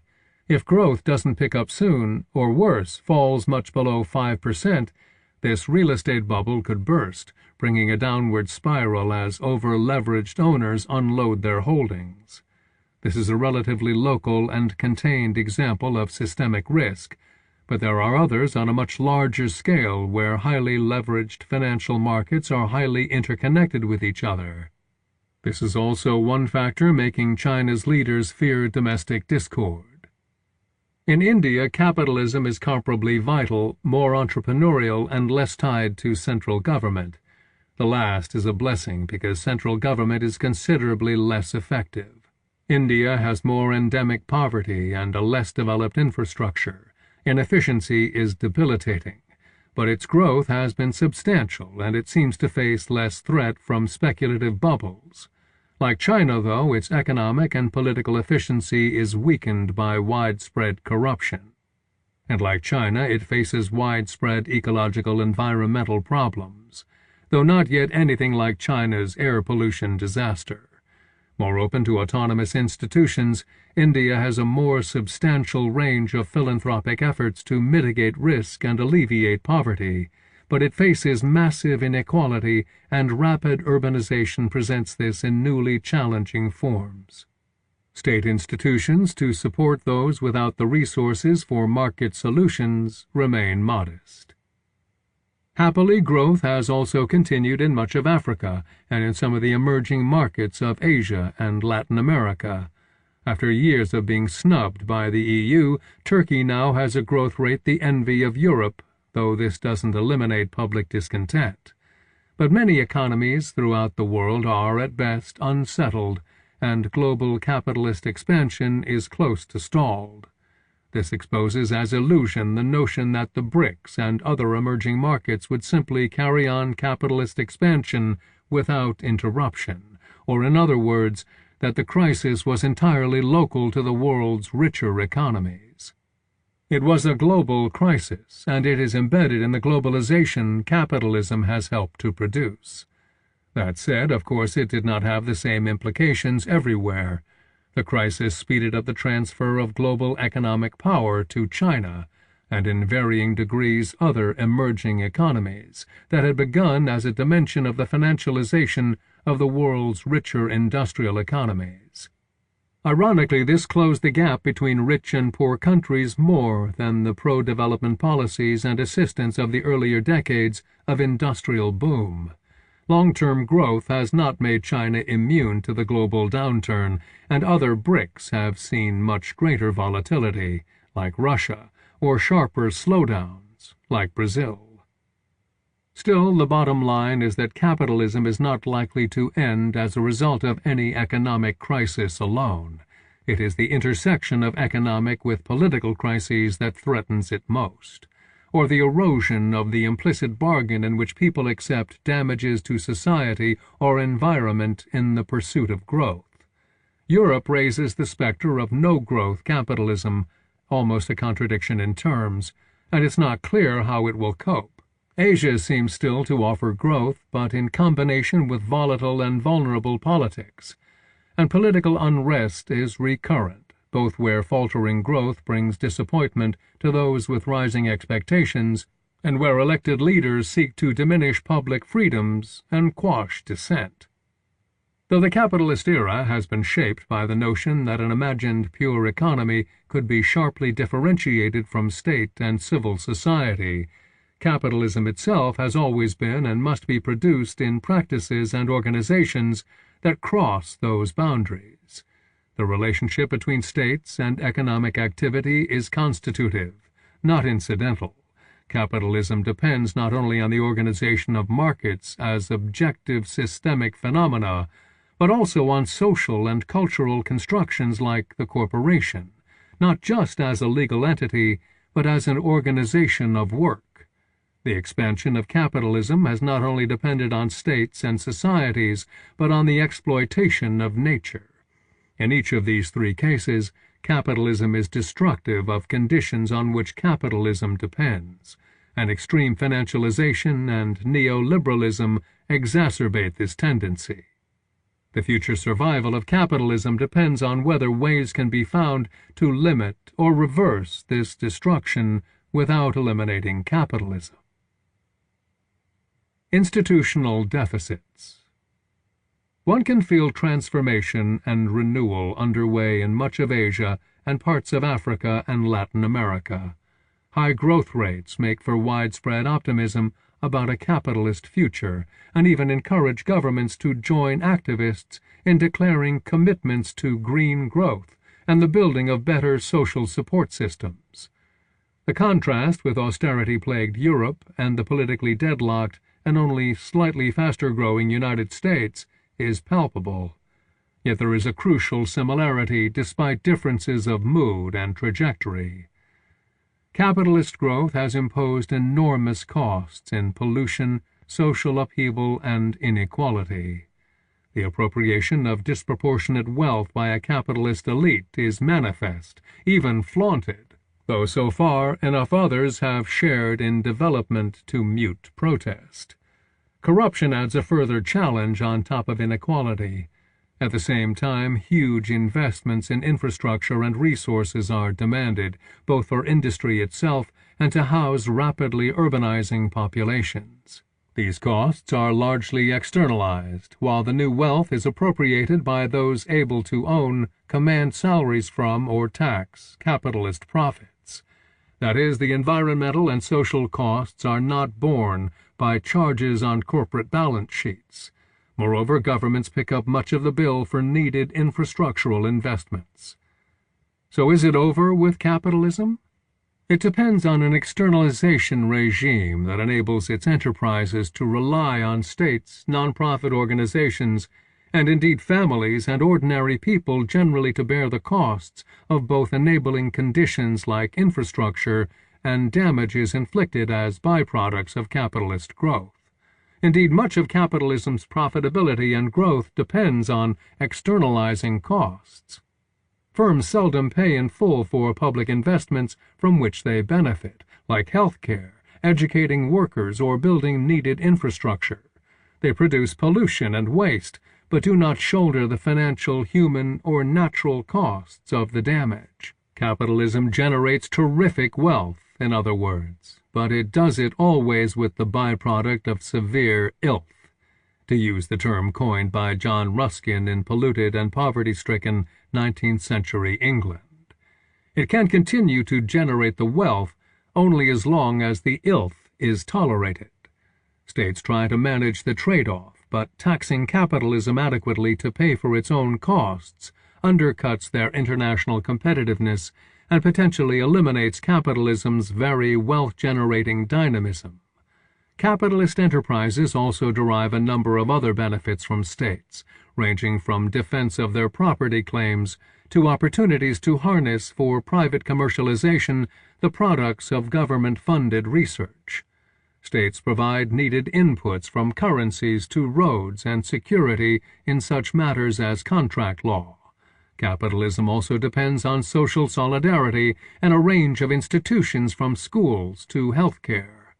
These often provide opportunities to profit, even when they are partially organized on public or non-profit bases. But more basically, they provide services that enterprises would otherwise need to internalize and a stable context for business.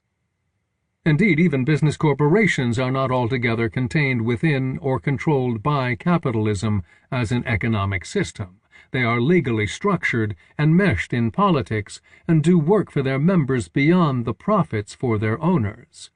Corporate employment has been a major source of welfare benefits, including pensions and health care insurance, though this has been in decline during the era of extreme financialization, as companies subject to disinvestment or takeover bids lost ability to plan for the long term and pared expenses to make their profitability more immediate to please fickle financial markets. Even more important in mitigating life's risks, including those produced or intensified by capitalism, are governmental institutions, from health to education to care for the aged and support for the unemployed. Many of these have been subjected to debilitating pressures during the era of financialization. At the same time, older institutions like family, community, and religious organizations are able to pick up only some of the additional burden. There are newly created non-profit organizations founded both for self-help and as charities. For those with money to pay, there are other approaches to managing risk, from insurance to savings.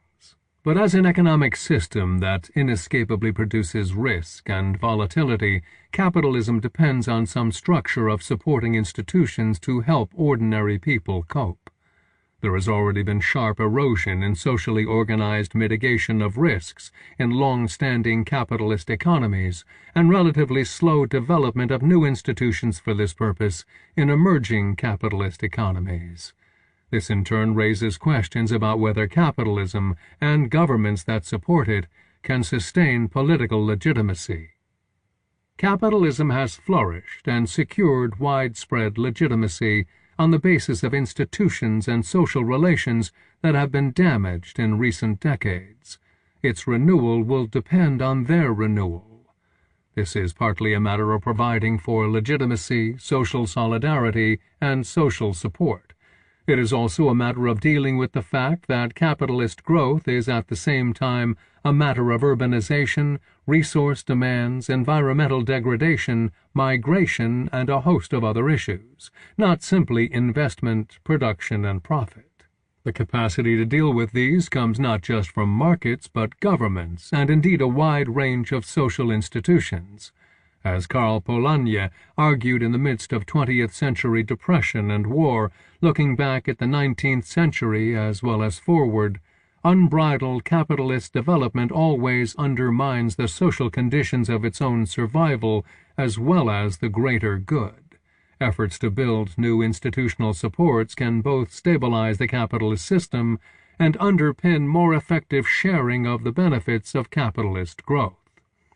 An implicit social contract underwrites the legitimacy not just of capitalist enterprise, but also of the states that provide for its continuity.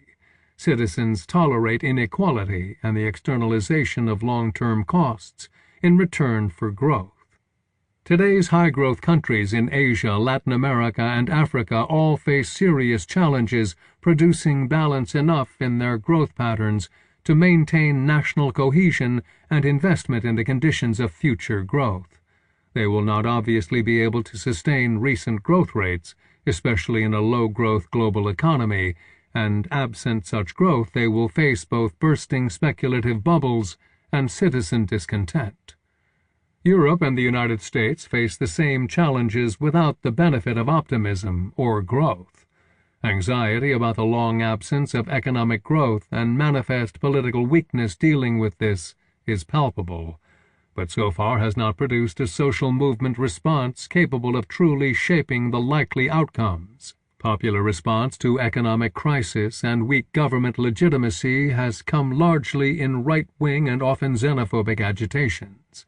Government response in Europe is a debilitating effort to restore state fiscal balances by austerity programs, while preserving the capital of those who were the primary beneficiaries of financialization and the precipitators of crisis. The United States has done more to stimulate renewed growth, but suffers from political deadlocks, as well as the same determination that costs should be borne by taxpayers at large more than by financial institutions or their investors.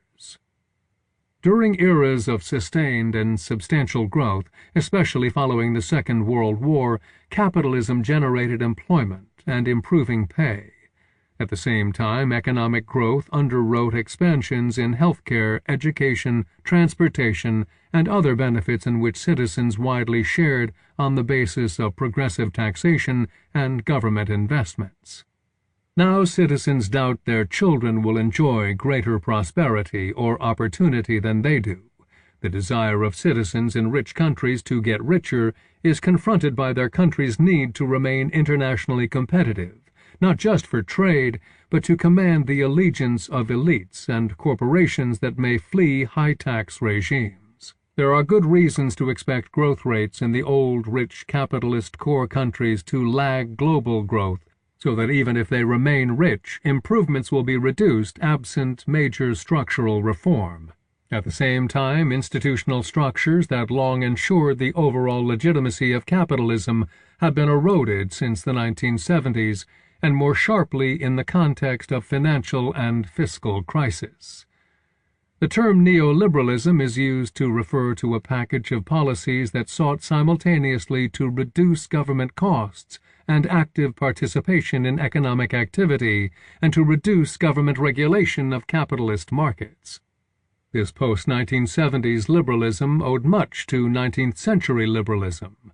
A central difference is that the later version sought to unravel a host of social protections and economic arrangements put in place as part of mature capitalism. Its major targets were institutional arrangements put in place in response to the Great Depression and in the long post-war boom. But the link to 19th-century liberalism is instructive, for it reminds us to recognize that the tension between pursuit of unfettered capitalism and the effort to compensate for capitalism's limits and excesses is an old one. In the 19th century, liberals often sought to dismantle traditional institutions that got in the way of capitalist profits, as well as to limit new ones. And this is an issue throughout the developing world today. In China, for example, the development of highly dynamic capitalism is in tension with long-standing local community structures, as well as alternative institutions put in place during the communist era, like the Dan Wei, which made a work unit the central provider of housing, healthcare, and employment, with certain similarities to paternalistic company towns in an earlier phase of Western capitalist development. Workers taking new jobs, especially those migrating to new jobs in fast-growing urban regions, are stripped of both older forms of social capital in their communities of origin and the institutional provisions once offered by the Dan Wei. They make new ways of life in cities, doing well to the extent that they have money to purchase market substitutes for the older forms of provision and struggling more when they don't. Sometimes they create new social institutions for themselves, much as migrants to cities such as Shanghai a generation ago created native place and clanship associations. Often they live somewhat marginal existences, trying to save money either to send home or to bring families. The government attempts to regulate this process, for example, using the hukou system to restrict unauthorized migrants' access to urban institutions like schools. The very existence of the restriction is evidence of the institutional deficit as much as a tool of social control. As China develops further in a capitalist direction, however, it needs stronger institutions.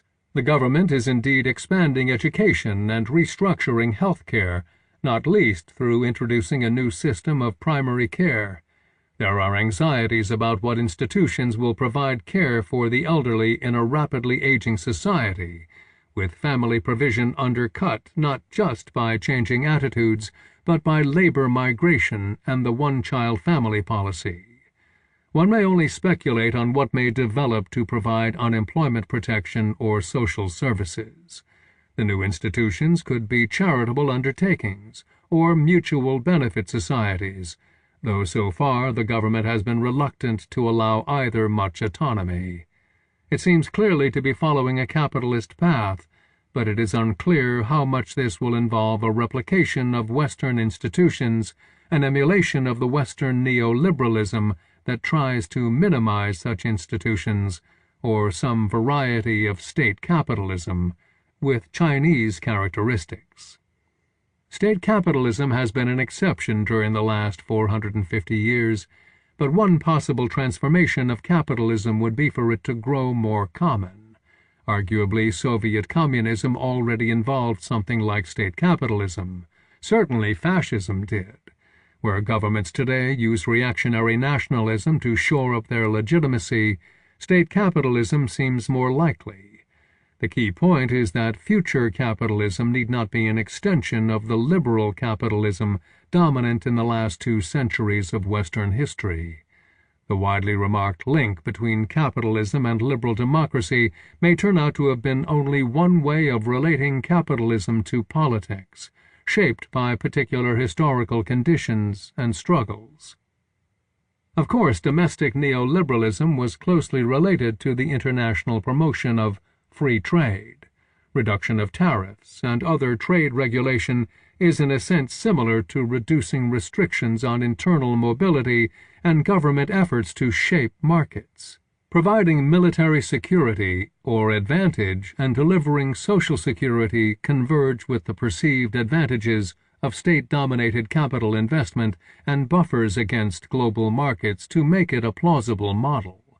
This is particularly likely in countries with little experience of liberal democracy. Of course, Western states have also run business ventures, especially in transportation, communication, and power industries, but these have seldom been organized for purposes of capital accumulation, as distinct from compensating for market failures. It was a hallmark of neoliberalism to demand their privatization, and this has been extensive, not only in old core economies like Britain, but in a number of developing countries, notably in Latin America.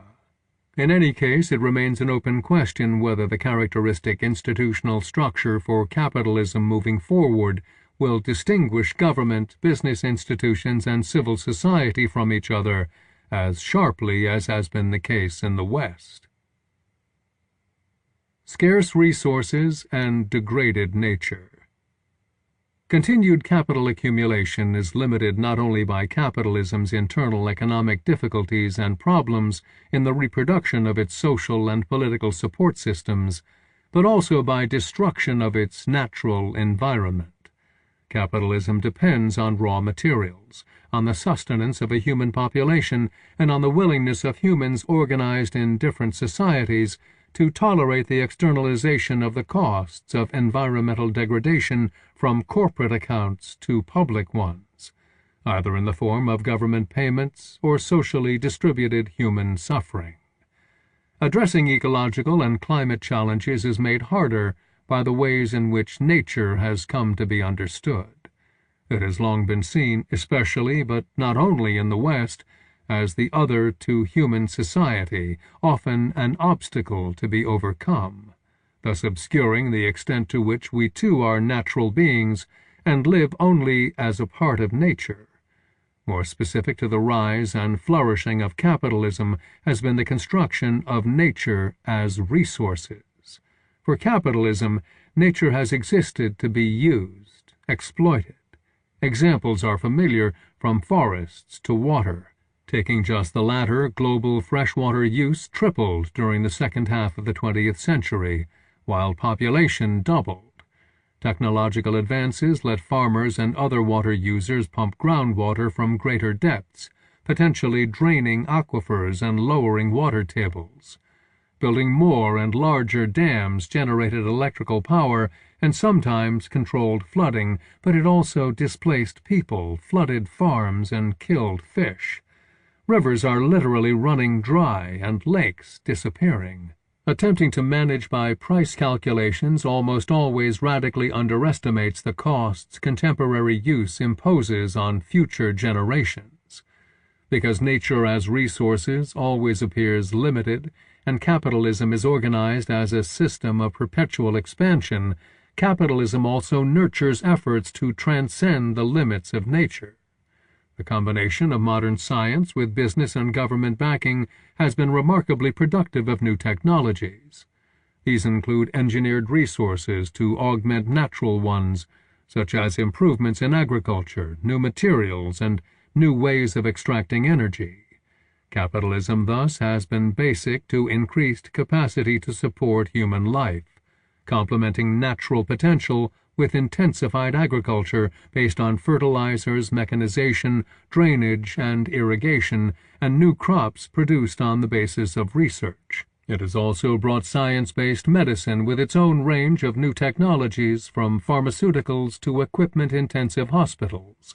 These have extended natural human life and also enabled more people to live full lifespans. New technologies also include production processes and equipment that vastly alter and largely reduce the role of living labor in creating new commodities. They include transportation and communication technologies that overcome obstacles of distance and geography, and other infrastructural technologies that make possible urban life on an unprecedented scale. Along with enormous infrastructural investments, these have allowed for dramatic expansion in human population, massive urbanization, and a huge increase in geographic mobility.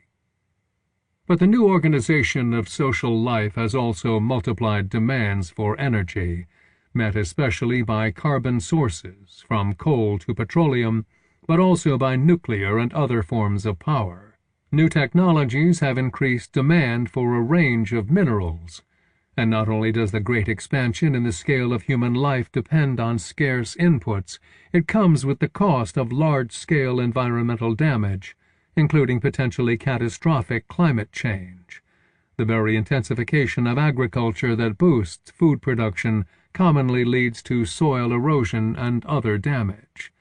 Newly engineered materials are often less biodegradable. Carbon-based energy sources pollute, and a wide range of activities that expand with capitalist growth bring global warming. This is indeed one of the central reasons why from Rio to Kyoto to Doha it has proved so hard to find an international consensus supporting serious action on climate change. More generally, in an era of financialization, efforts to tackle environmental degradation themselves become objects of trading. Proposals to manage polluting carbon emissions by carbon trading offer a prime example. Such cap-and-trade schemes mean setting a limit on emissions, but letting those who don't pollute as much as that notional limit sell their alleged savings to polluters to allow them to pollute more. That such schemes gained traction owed more to the fact that rights to pollute could be profitably bundled into securities and traded by investment bankers than to their actual efficacy in reducing emissions. The extent to which nature is used up or irretrievably damaged is a problem for the future of capitalism, as well as life generally. It is a problem that exceeds the categories of economic analysis. This is partly because natural resources are extremely hard to price appropriately, especially with attention to long-term sustainability. It is also because thinking of nature only as resources severely limits understanding of the true character of human participation in nature and dependence on the rest of nature. Understood as essentially limited resources, nature is also an object of competitive appropriation among capitalist organizations and the states on which they depend. The politics and economics of petroleum have been the standout example of this for 100 years, and especially since the 1970s. But a host of new competitions for scarce resources will shape the near future and pose challenges to capital as well as to states and human societies. Energy is basic. Minerals are needed for modern technologies. Water is in short and unpredictable supply and often polluted. Even agricultural farmland is an object of competition as arid Arabia and crowded China fight to acquire rights to fertile Africa. Struggles over resources are also important among the potential provocations to geopolitical conflict. They are already basic to a range of mostly small-scale armed conflicts that straddle the boundaries of civil wars, interstate wars, and criminal activity. Meanwhile, securing natural resources, both oil and a range of minerals, is centrally important to China as it grows. And securing these resources entangles China in relations with a far-flung range of countries, including volatile but significant ones like the newly partitioned two Sudans, which sell most of their oil to China. Selling natural resources is crucial to Russia and some other parts of the former Soviet Union. Europe is a major importer from Russia and has already been involved in conflicts over supplies on which it depends. Iran is an unpredictable power in the Middle East and in its wider influence on Muslim populations. The Gulf states are major international investors as significant players in the security of the region. If they become increasingly unstable, the repercussions will be major. Nigeria, long a prime example of the resource curse, appears to have begun a more successful but still fraught path to development. Several Latin American countries are significant oil exporters, and some, like Brazil, are also emerging powers. The United States has reduced its dependence on international energy sources, partly by investments during the financial crisis, including new hydraulic fracturing technologies. New capacity to extract oil and gas from shale is perhaps the clearest example of a possible technological fix to one of the major threats to the future of capital accumulation, more so than greener technologies that so far have proved harder to scale up proportionately to energy demand. But the technological fix brings new environmental concerns, and capitalism remains deeply entangled in global energy and resource politics. The list of powerful countries so entangled could be extended. Energy joins with ideological commitments to sovereignty in disputes over islands in East Asia, as in the politics of Central Asia and even Britain's post-colonial feud with Argentina. Energy resources are perhaps the most prominent factors making violent conflict more likely, but not the only ones. Water and arable land are perhaps as scarce. And beyond resources there are tensions over religion, migration, borders, and quasi-imperial desires to expand territories, not to mention tensions simply over evidence that neighbors are stockpiling weapons or acquiring nuclear capacity. A variety of dictators and non-state actors are additional sources of instability and potential sparks to ignite conflict. And actual conflicts of the last decade, especially the invasion of Iraq and the lingering war in Afghanistan, have both exacerbated tensions and reduced the capacity of the United States to complement its hegemonic power by effective policing. All this makes war more likely in the future, and makes it more likely that small-scale or regional conflicts will become drawn into larger-scale geopolitical conflicts. In many ways, the 45 years of the Cold War appear as an interlude in a longer history of geopolitical conflict and restructuring. The informal sector and illicit capitalism. Together, financialization and neoliberalism weakened a variety of institutions crucial to stabilizing capitalism in the relatively rich Western countries. These included not only state regulatory institutions, but also trade unions and even corporations. Business corporations that had seemed to be stable frameworks for individual careers ceased to provide health care, pensions, and long-term job security. In many cases, they ceased to exist, as their assets were traded in capital markets, stripped of any obligations to employees, communities, or business counterparts. Communities were undermined by disruption of economic bases and population movements. Formal organizations provided less and less of a safety net to ordinary citizens, and indeed fewer opportunities as well. The transition was not as sharp a shock as the crisis of institutions attendant on the fall of the USSR, but it moved in the same direction. Religious organizations stepped in not just with charity, but also with a range of institutional services from employment to counseling. And throughout the OECD countries, local networks emerged to organize partially non-cash economies of mutual exchange. Weak formal institutions are associated with growth in the informal sector. The term derives from the efforts, notably by Arthur Lewis and Keith Hart, to describe third world settings where formal institutions had not developed on a national scale, and as a result, the formally recorded monetary economy contained only a fraction of total economic activity. The rest, crucial to the actual survival of much of the population, involved in varying combinations, reliance on traditional social relations repurposed to provide support in new circumstances, development of new alternatives for formal market relations, such as barter, and networks of face-to-face relationships in which transactions could be conducted without regard to law or taxation. Some of the informal sector activities would be classed as criminal, others not.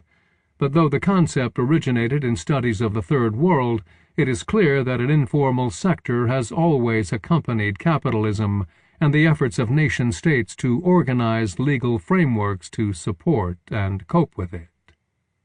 The informal sector has expanded dramatically during the last 40 years.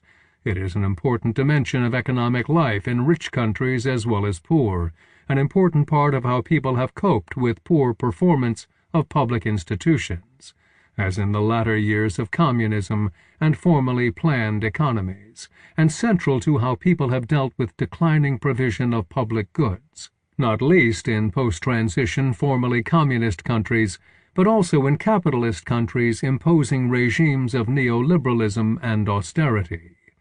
Much of this is organized on a community level, small-scale barter, cooperative associations, cash trade that evades both taxes and the financial industry. The informal sector is not simply a site of social problems, it is also a setting for creativity. The garage-based inventors and entrepreneurs who form something of a Silicon Valley myth often organize their nascent businesses informally, at least in periods when venture capital was hard to come by. So do similar entrepreneurs in India and Nigeria today, and so do filmmakers and artists. The informal sector can appear sometimes as bohemian, sometimes surprisingly middle class. Its dynamic, attractive businesses may or may not pay taxes, however, and their workers may or may not have pensions or health insurance. The informal sector is not just local community networks and other face-to-face alternatives to formal markets and formal institutions. It also has a large-scale dimension of transnational capitalist structures that operate at least partially outside state institutions and laws. The latter include money laundering, banking, and investments backed up by force as well as contracts. They include tax evasion, trafficking, and a range of illicit flows, from minerals, blood diamonds, or coltan, to weapons, small arms mostly, but also tanks, aircraft, and missiles, to drugs, to people. This often illicit capitalism is often more formally organized than the name informal sector suggests. and it has revenues and investments running into many trillions of dollars, though not surprisingly hard to calculate precisely.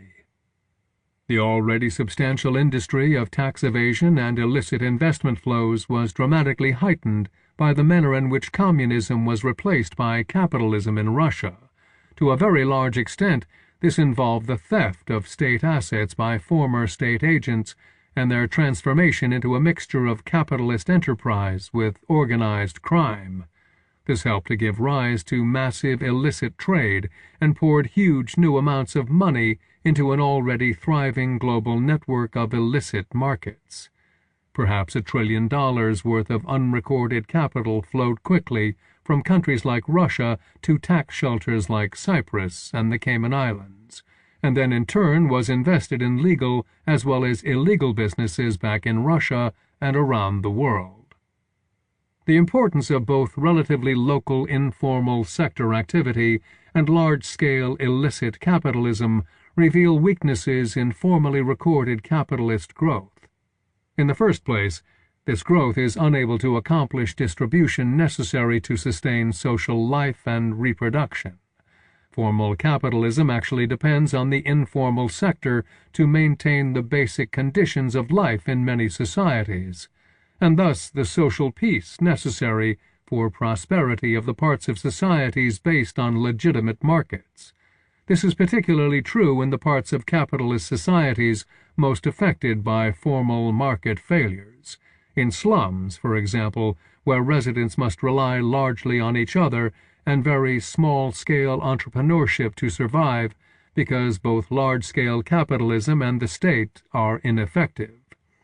But it is also true sometimes on larger scales, where corruption testifies not just to individual greed, but also to institutional underdevelopment. Secondly, the large amounts of capital drawn into illicit global trade both implicitly tax or siphon funds from the formal sector and make markets and risks less predictable.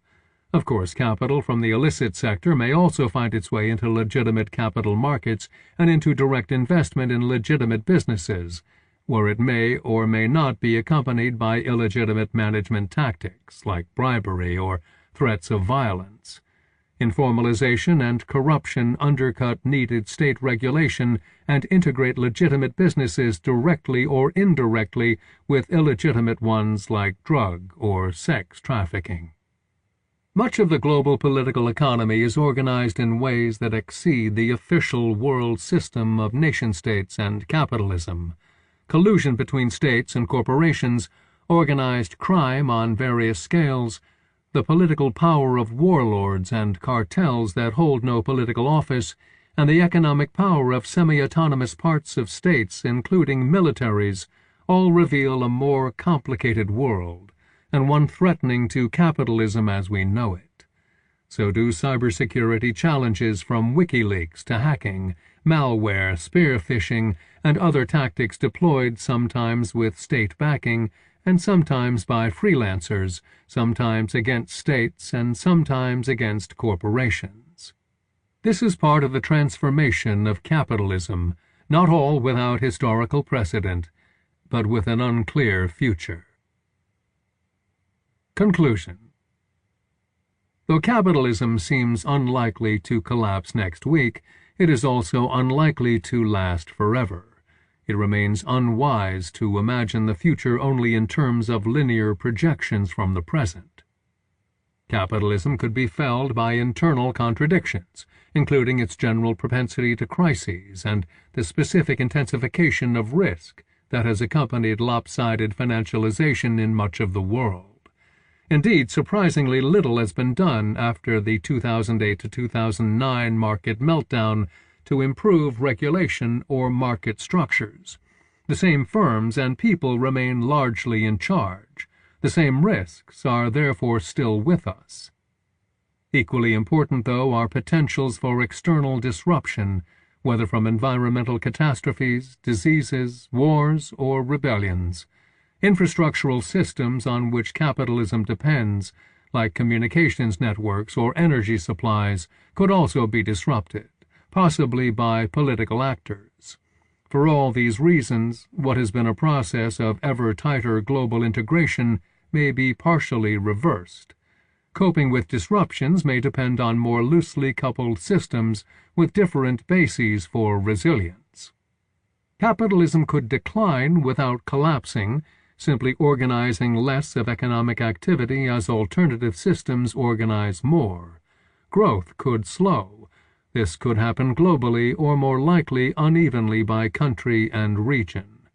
The ever-tighter integration of global markets that capitalism has driven might be slowed or reversed, with differently organized systems in different settings. Capitalism might be more central to some of these, more hemmed in or marginal in others. Business firms operating in close relationship to governments could manage economic relations more, leaving less to free markets. They could be organized with more attention to goals other than capital accumulation. Social and political institutions might provide stronger or weaker counterbalances to capitalism. Illicit capitalism could loom larger or smaller. Capitalism could thus remain a vital part of global political economy, but be less dominant, or a radically new economic structure could develop. The current crisis is not the first time that capitalism has survived only because states were willing to intervene and assume enormous costs created by capitalist excesses. Of course, the citizens to whom these externalized costs are distributed are often unhappy, but if states aid capitalism by absorbing costs firms externalize, they also aid citizens by managing risks, from unemployment to illness. So far, there is little sign of social movements potentially able to topple states that impose austerity in order to defend capitalist financial institutions. This does remind us, though, that at least as important as capitalist vulnerability to crises is the likelihood that capitalism will be undermined by destruction of the political, social, and environmental conditions on which it depends.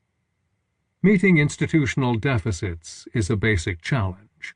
Of course, the challenge can be met by non-state institutions as well as states, particularly by non-profit organizations, but also sometimes by capitalist firms where they are stable enough to work as social institutions supporting their employees. Contemporary global capitalism is also buffered for many people by an informal sector that sustains populations poorly served by existing institutions, but that also extends into large-scale corruption. A massive illicit sector mingles tax evasion with criminal enterprises. Both informal and illicit sectors are interdependent with more formal and legitimate capitalism, yet they undermine institutions on which it depends, including states. Whether states are able to continue providing operating conditions for capitalist growth is a serious question, as much in parts of Europe as in less developed countries more commonly associated with the phrase fragile states. Fiscal crises complement security challenges. Infrastructural and other growth-oriented investments have been hard to deliver effectively. Regulating global finance and meeting environmental challenges call for effective, large-scale, transnational governance structures, but efforts to create these are relatively weak. Holding together a global world system depends on the hegemony and disproportionate contributions of some members. The United States' willingness to carry these burdens unilaterally is declining, but neither a replacement nor a multilateral alternative has emerged. One possibility is that the world system will lose cohesion in favor of competing regional structures, and capitalism may matter more in some than others. Capitalism itself contributes to some of the external disruptions that may challenge its future growth, notably environmental degradation and climate change. There may be possibilities for green growth that will sustain capitalism and deal with the environmental challenge, or there may be limits to growth that make capitalism itself problematic and unsustainable, simply because it is in the end a growth machine. With regard to each sort of threat, there are actions to be taken that could counterbalance the damage and mitigate the risks of one-sided capitalist development. These could come from for-profit and non-profit entrepreneurs as well as governments. They could be pursued by social movements, though so far none have risen to the scale of the global challenges. In any case, capitalism cannot thrive if institutions are not reshaped, employment restored, and environmental, public health, and other challenges addressed. The large-scale, more or less simultaneous collapse of capitalist markets would be catastrophic, not only bringing economic upheaval, but also upending political and social institutions. It could be precipitated by systemic crises, or more likely brought about by ecological change or violence. The risk is heightened by capitalist externalization of costs and damage both to the environment and to potentially stabilizing social institutions. But discontinuous changes are not always sudden or catastrophic. As I began by suggesting, it is at least as likely that capitalism will be transformed over generations, possibly beyond recognition. Arguably stronger states, better agricultural productivity, and renewal of religious faith were all solutions to problems in feudal Europe. They also transformed it, and in the long run brought a new era. The rise of both state risk management and economic facilitation and capitalist corporations offered solutions to problems in mid-20th century capitalism. These were transformative, though contained in a still capitalist order. That capitalist order is a very large-scale, highly complex system. The events of the last 40 years have deeply disrupted the institutions that kept capitalism relatively well organized through the post-war period. Efforts to repair or replace these will change the system, just as new technologies and new business or financial practices may. Even a successful renewal of capitalism will transform it and the modern world system within which it has driven growth for 400 years.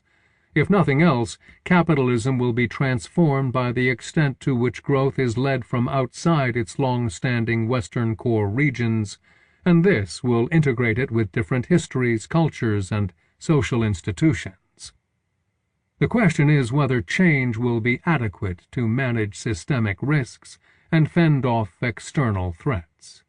And if not, will there be widespread devastation before a new order emerges?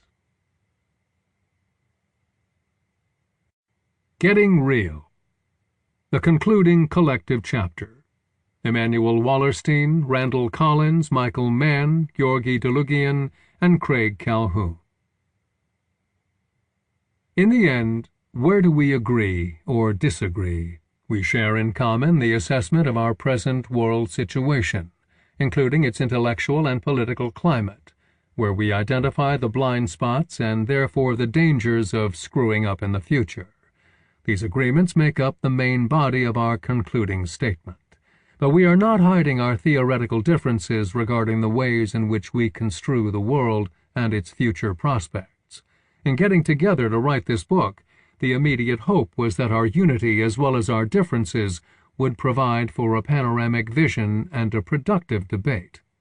The greater hope was that if we succeeded in getting the attention of sufficiently many readers, we could also make a difference.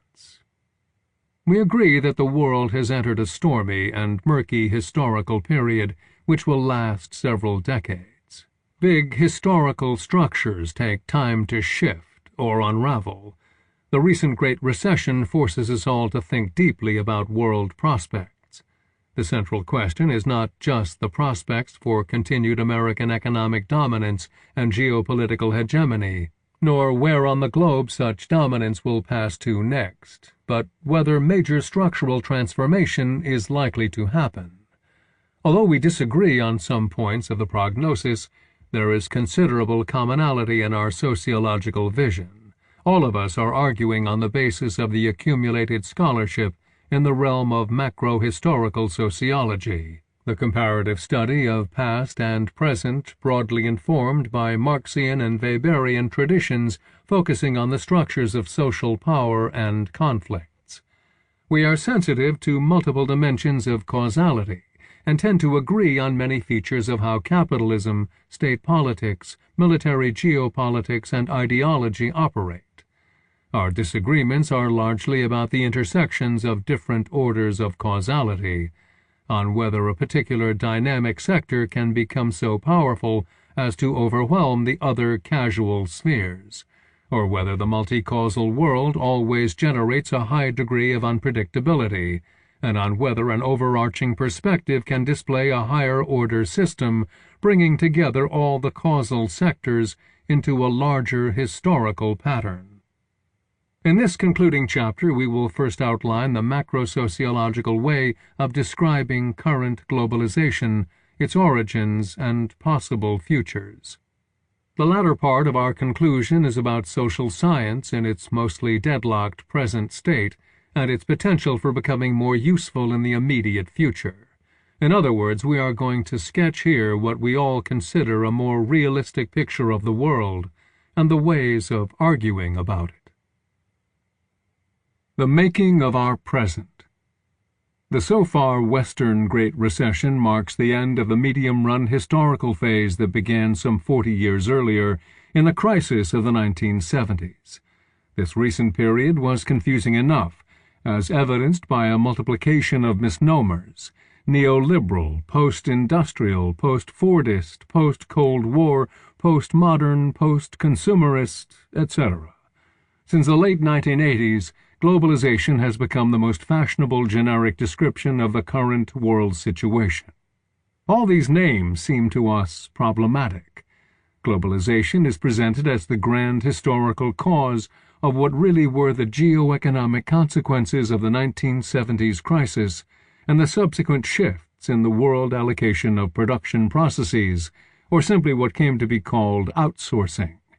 These labeling dilemmas, however, relate to the fact that the current phase in the long historical trajectory of capitalism has lacked coherence or true novelty.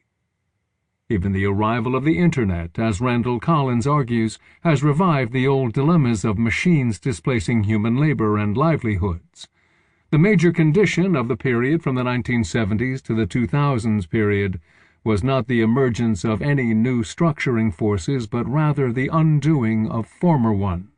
We mean primarily the exhaustion or extinction of all three old left currents, the social democrat and liberal reformism in the first world of core Western states, the communist revolutionary dictatorships of rapid industrial developments in the second world, and the national populist movements in the third world. The past triumphs of the old left had flowed directly from the geopolitical upheavals of the 20th century, not from the abstract march of progress, or even the growth of class consciousness per se, but directly from the dire experiences of world wars and mobilizations on the home front that gave opportunity to the peoples, both white and non-white, men and women. In this book, Emanuel Wallerstein and Michael Mann, in their own ways, sketch the general lines of this transformation within capitalism, while Georgi Derleugian shows in greater detail what enabled the rise of the communist states and what processes and forces produced their divergent outcomes. The two world wars enormously boosted the long-running trend toward more extensive and invasive modern states. After 1917, in many countries, leftist forces suddenly found themselves in a position to capture the wartime state machinery and redeploy its capacities for industrial growth and social redistribution.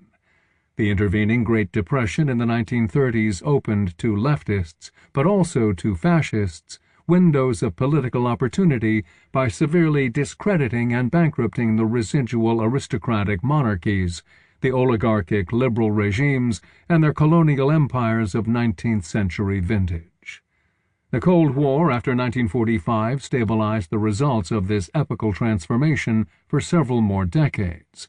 The Cold War, another misnomer, actually meaning the Cold Peace of multiple truces and implied diplomatic understandings, institutionalized the internal reformist compromise and welfare provision in the Western democracies, thus containing the specter of revolution long haunting the West. The same Cold War ensured peaceful coexistence with the Soviet bloc, thus containing the old Western specter of war.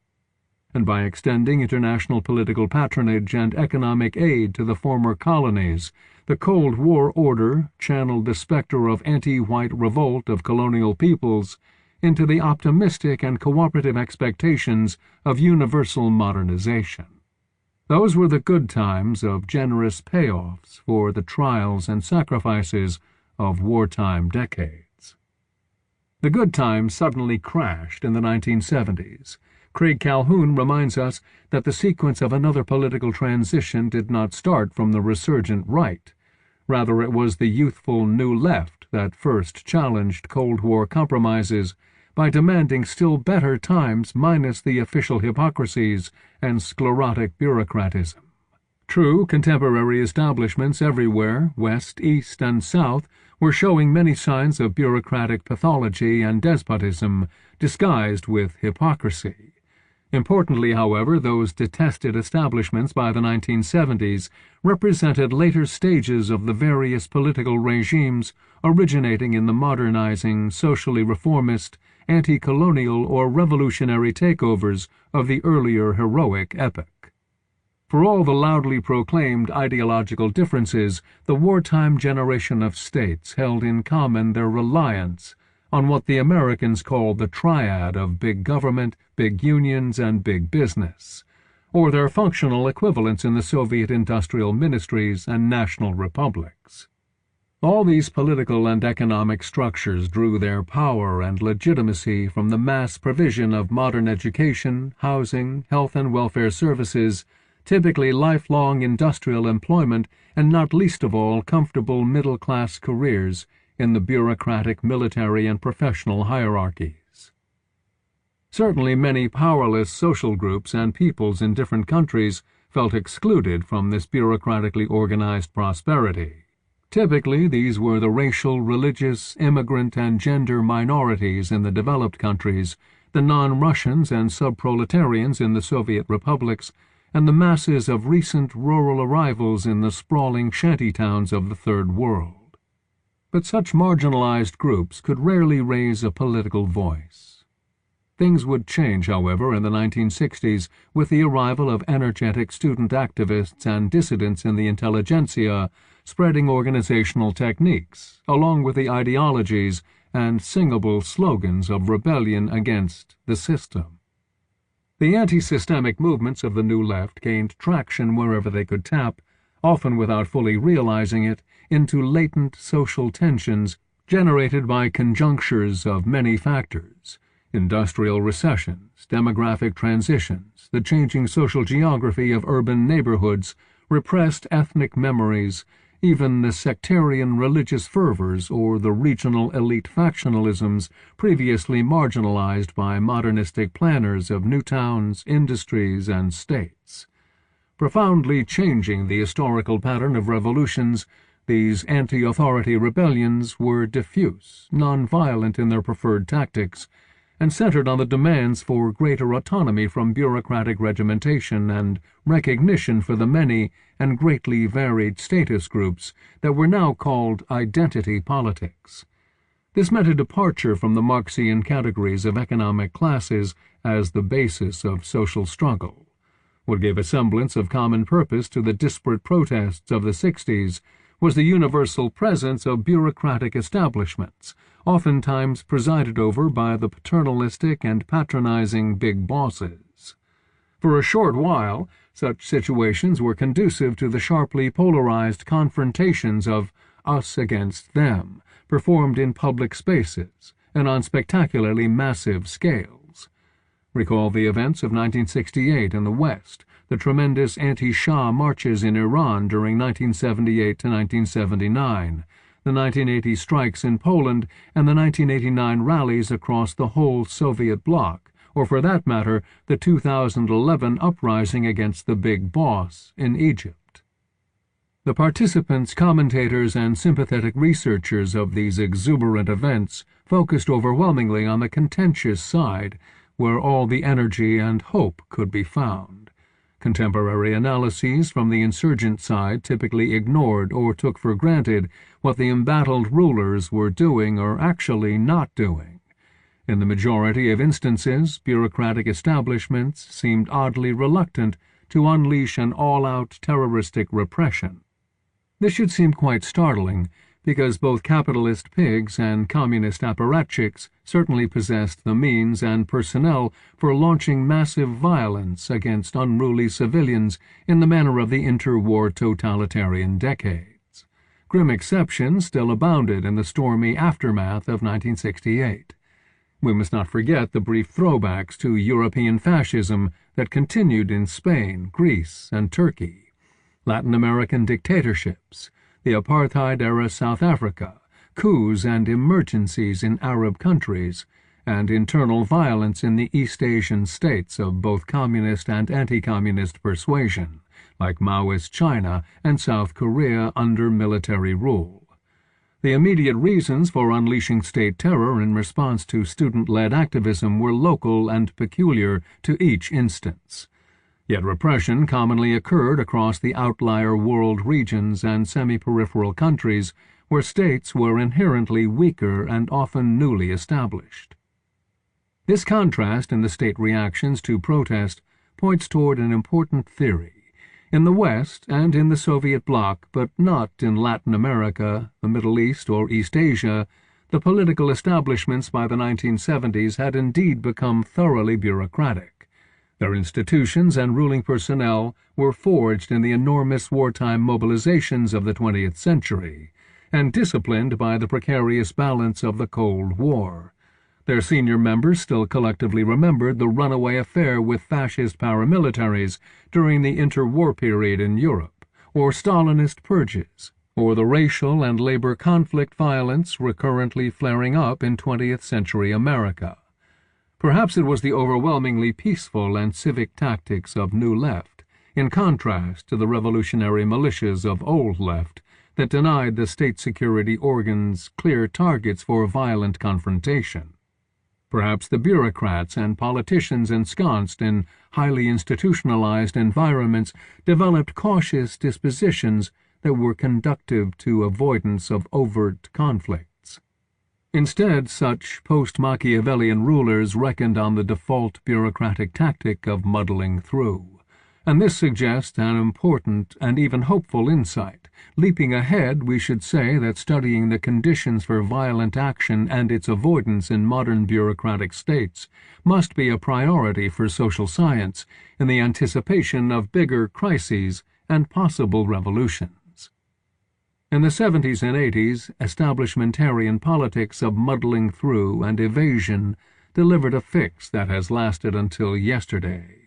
The New Left movements flared up and burned out as fast as fireworks, but the damage was considerable, especially when viewed in the longer-run perspective.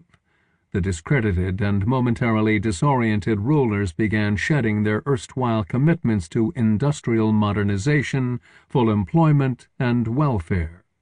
In the West, political systems had enough strength and resources to do this in a controlled manner, all the while calling it a new age of post-industrialism, flexibility, and globalization.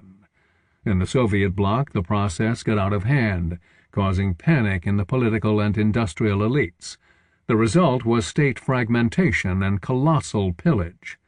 The dissident New Left had its Pyrrhic victory in the extinction of communism, but unlike the Old Left, which was an organized, more precisely a bureaucratically organized force, the insurgent energies of this new generation failed to translate into institutions and policies adequate to the tasks of seizing the power that was dropped on the floor. Moreover, the ensuing deindustrialization and severe budget cuts in higher education, cultural institutions, and general welfare rapidly undid the bases of popular confidence and thus the bases of support for this new generation of anti-systemic insurgents. In the meantime, a different kind of popular movement began emerging from the right. The new right snatched many of its tactics and even former activists from the dispirited New Left. This turn to the right marked the end of the long period dominated by class politics, with its familiar symbols, tactics, and well-rehearsed rituals of bargaining.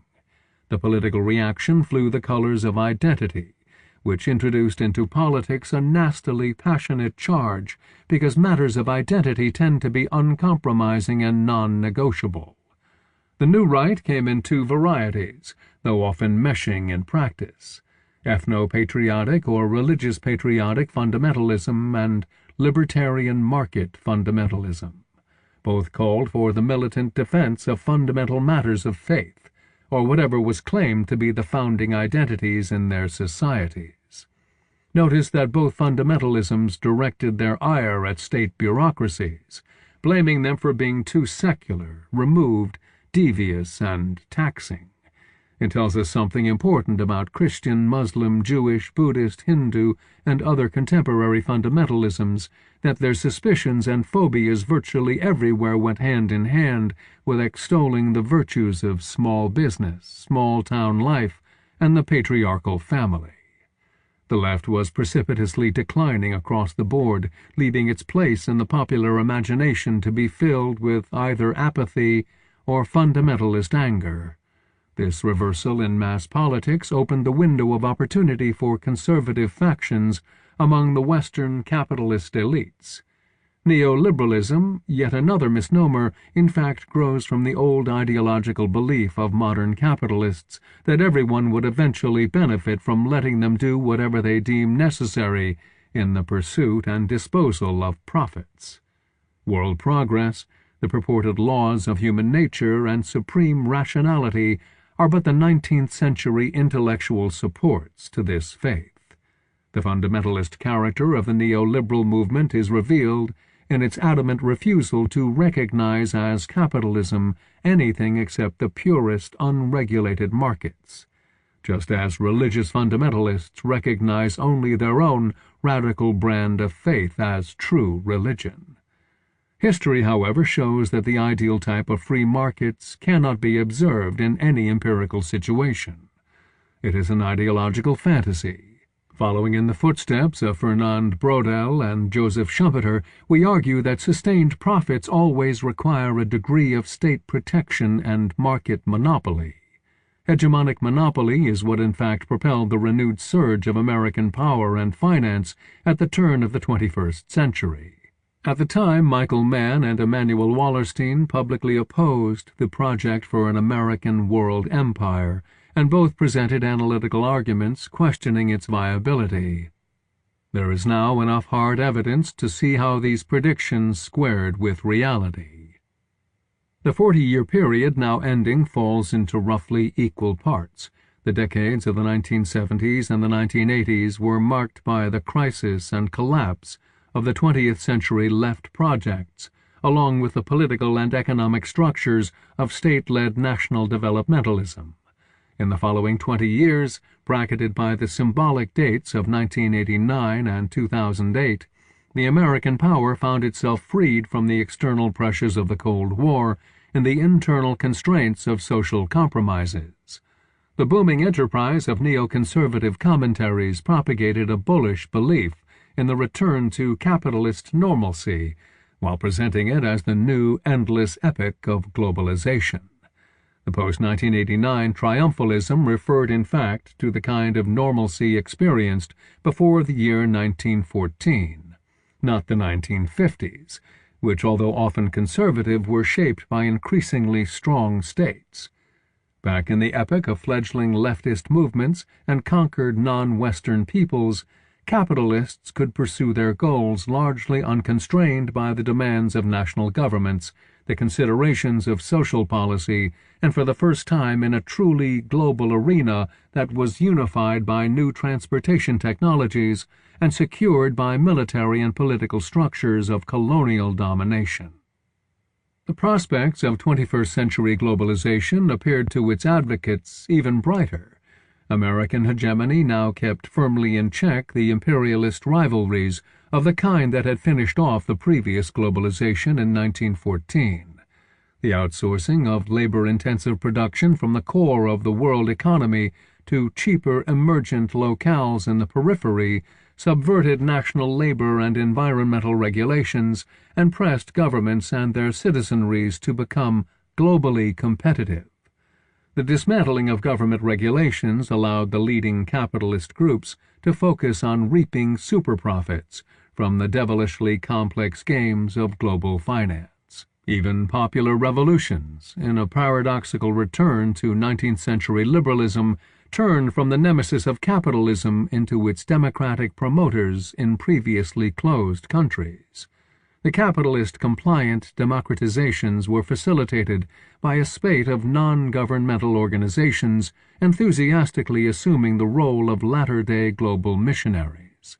The politically and financially cumbersome colonialism of yesteryear was replaced in the newest era of globalization by the indirect controls of powerful institutions of debt and the global network of American military bases, as well as the softer power of international advising, global mass media, and shared norms inculcated in the younger peripheral elites by acquiring prestigious diplomas in business and government administration from American universities. To this list of novel disciplining institutions, we should add illicit opportunities for money laundering through the global archipelago of micro-jurisdictions functioning as tax havens. The few remaining non-compliant and intransigent rogue states could be relegated to the axis of evil and serve a useful ideological function as the atrocious other. The splendid designs ran into the structural realities of the world system that had been profoundly transformed during the 20th century. There could be no return to the pre-1914 imperial normalcy. Even the unprecedented concentration of military force in a single superpower in the modern age could not deliver on its geopolitical goals. In our own day, the cruel coercive practices of past empires were bound to backfire. Perhaps the American jailers at the Abu Ghraib prison in Iraq stayed short of the methods of the Gestapo, or for that matter Saddam's own torturers. Nevertheless, these shameful images, when publicized, produced a storm of nationalist indignation across the Middle East and revulsion in the West. Such episodes, along with the post-1968 aversion of Western societies to casualties among their own military, put political constraints on the use of violence. Add here the sheer material costs of logistical overstretch that have not declined in the era of military high technology but have even increased. In effect, American campaigns of foreign policing became exceedingly costly and politically impossible to win. Emanuel Wallerstein identified a different kind of constraint to American hegemony and its neoconservative globalization.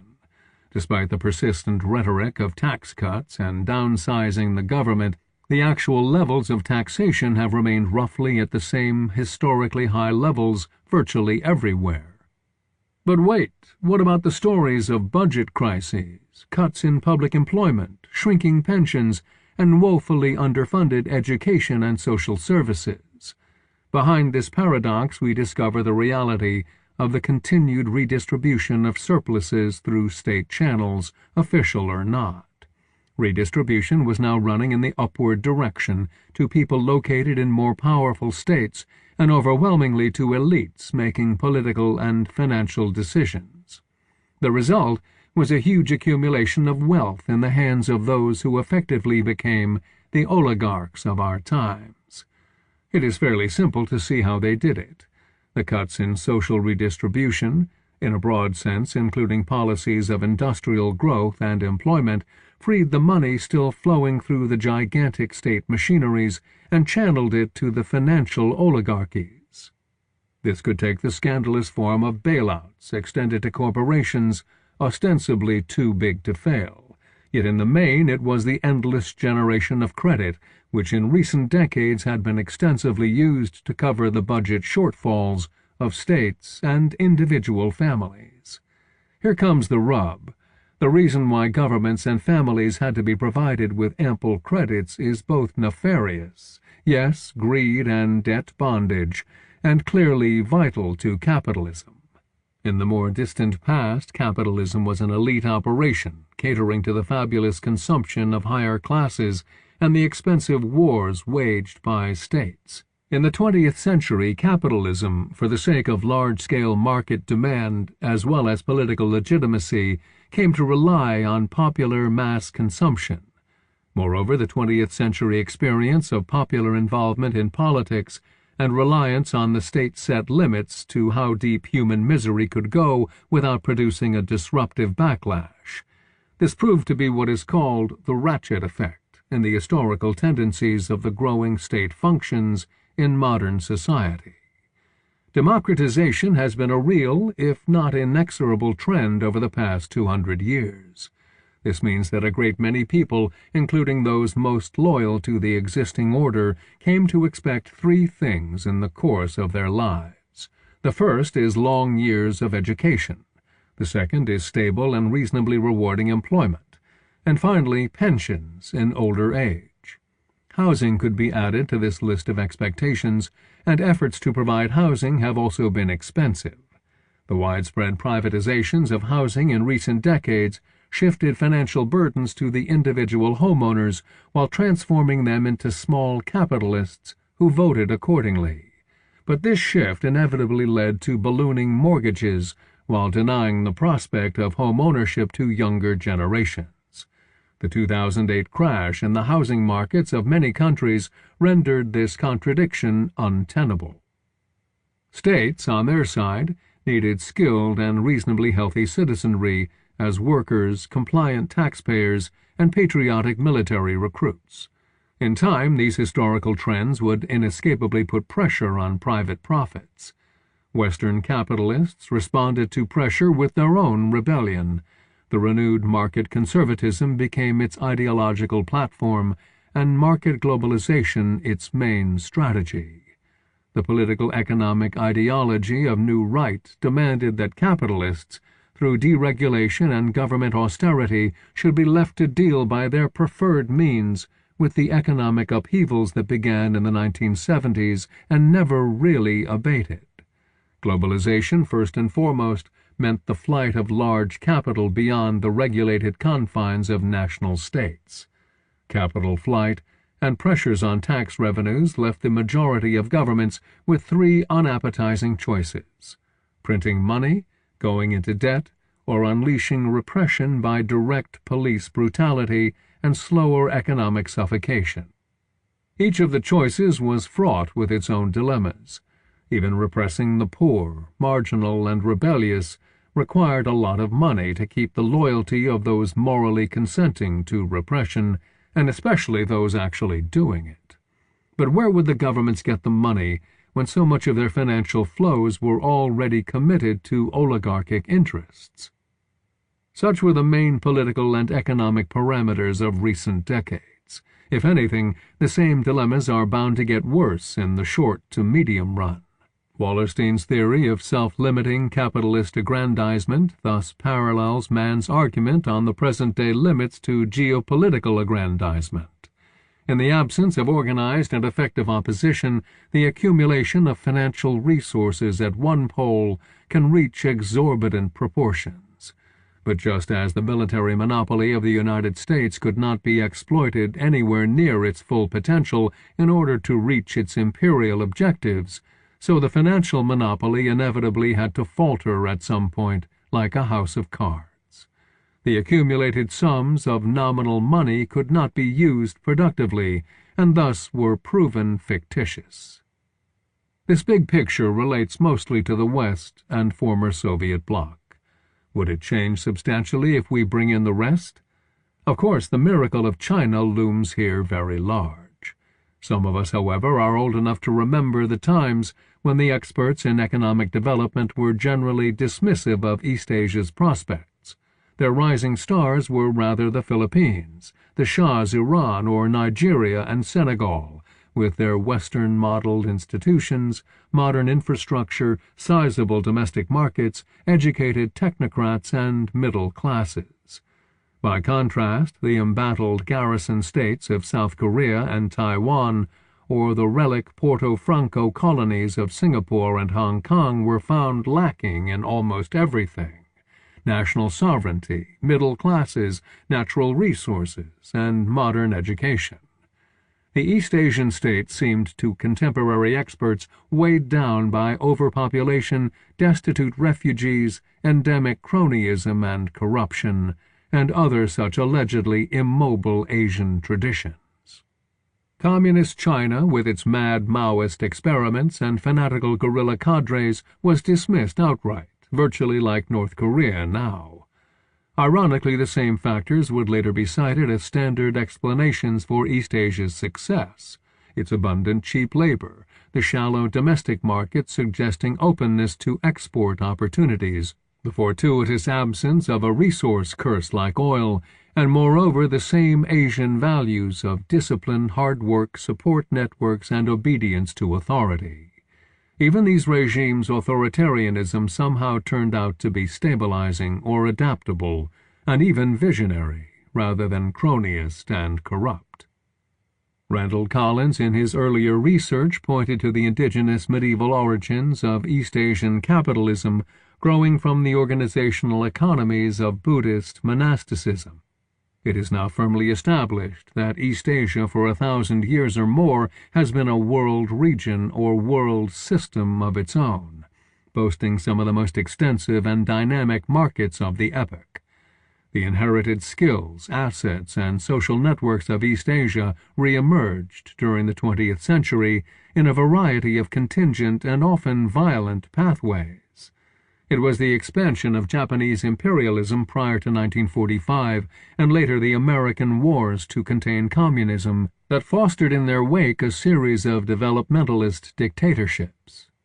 Georgi Derleugian shows that the ultimate joining of continental China into this export-oriented capitalist dynamic was occasioned essentially by the conjecture of international and domestic political accidents, albeit the sort of accidents that were structurally waiting to happen. Free market ideologists seek to enlist recent East Asian examples as their major proof of unfettered markets, eliciting a wonderful burst of entrepreneurship. Such claims lack historical analysis and empirical evidence. East Asia has long been the prime example of regulated corporatist states. If the policies of neoliberal deregulation had anything to do with the re-emergence of East Asia, it was by draining even more productive activities from the West and sending them into locales with cheaper labor. However, this does not mean that labor was not regulated at the new investment destinations. There are many other countries with large impoverished populations willing to accept, as a start, working long hours for low wages. But labor first had to be organized and disciplined in order to be put to work. The ambitions and greed of local elites had to be organized and disciplined as well. This is where the coherence of formal state institutions and less formal infrastructural capacities to regulate the social realm through accepted practices and networks could make a crucial difference. Corruption scandals reveal a central element in corporatist state compacts. The kickbacks from businesses in such states form a major part of officials' remuneration. Yet as the old-time New York politician George Washington Plunkett famously put it, there is honest graft and there is dishonest graft. State capacity in this case largely turns on its ability to select officials on the merits of performance, including loyalty to the hierarchy and paternalistic sharing via honest graft. This provides a predictable sort of institutional environment that capitalists find attractive. The cultural and economic legacies of East Asian history, however peculiar they might be, are not entirely unique in their kind. As the global flows of capital continue shifting in the search for new production locales, we can expect more miraculous economic renaissances. India and Turkey already remind us that the past economic geography of Asia was never limited to China. A whole different sector of possibilities seems now emerging from the leftist turn in Latin America, where Brazil is laying the tracks. Whatever the ideological rhetoric and tactics of the civic, socialist, nationalist, or indigenous popular movements, in effect they are disestablishing the traditional Latin American politics of oligarchic and military factionalism predicated on foreign dependence. The highly contentious and uneven process spanning the whole continent is now forging, for all its contradictions, genuinely national states. When the leaders of social movements reach state power, they can prevail only by curbing the local powers of provincial notables, along with their paramilitary forces, including the drug cartels. One way of doing this is through the imposition of democratic civilian supervision over the armies and police.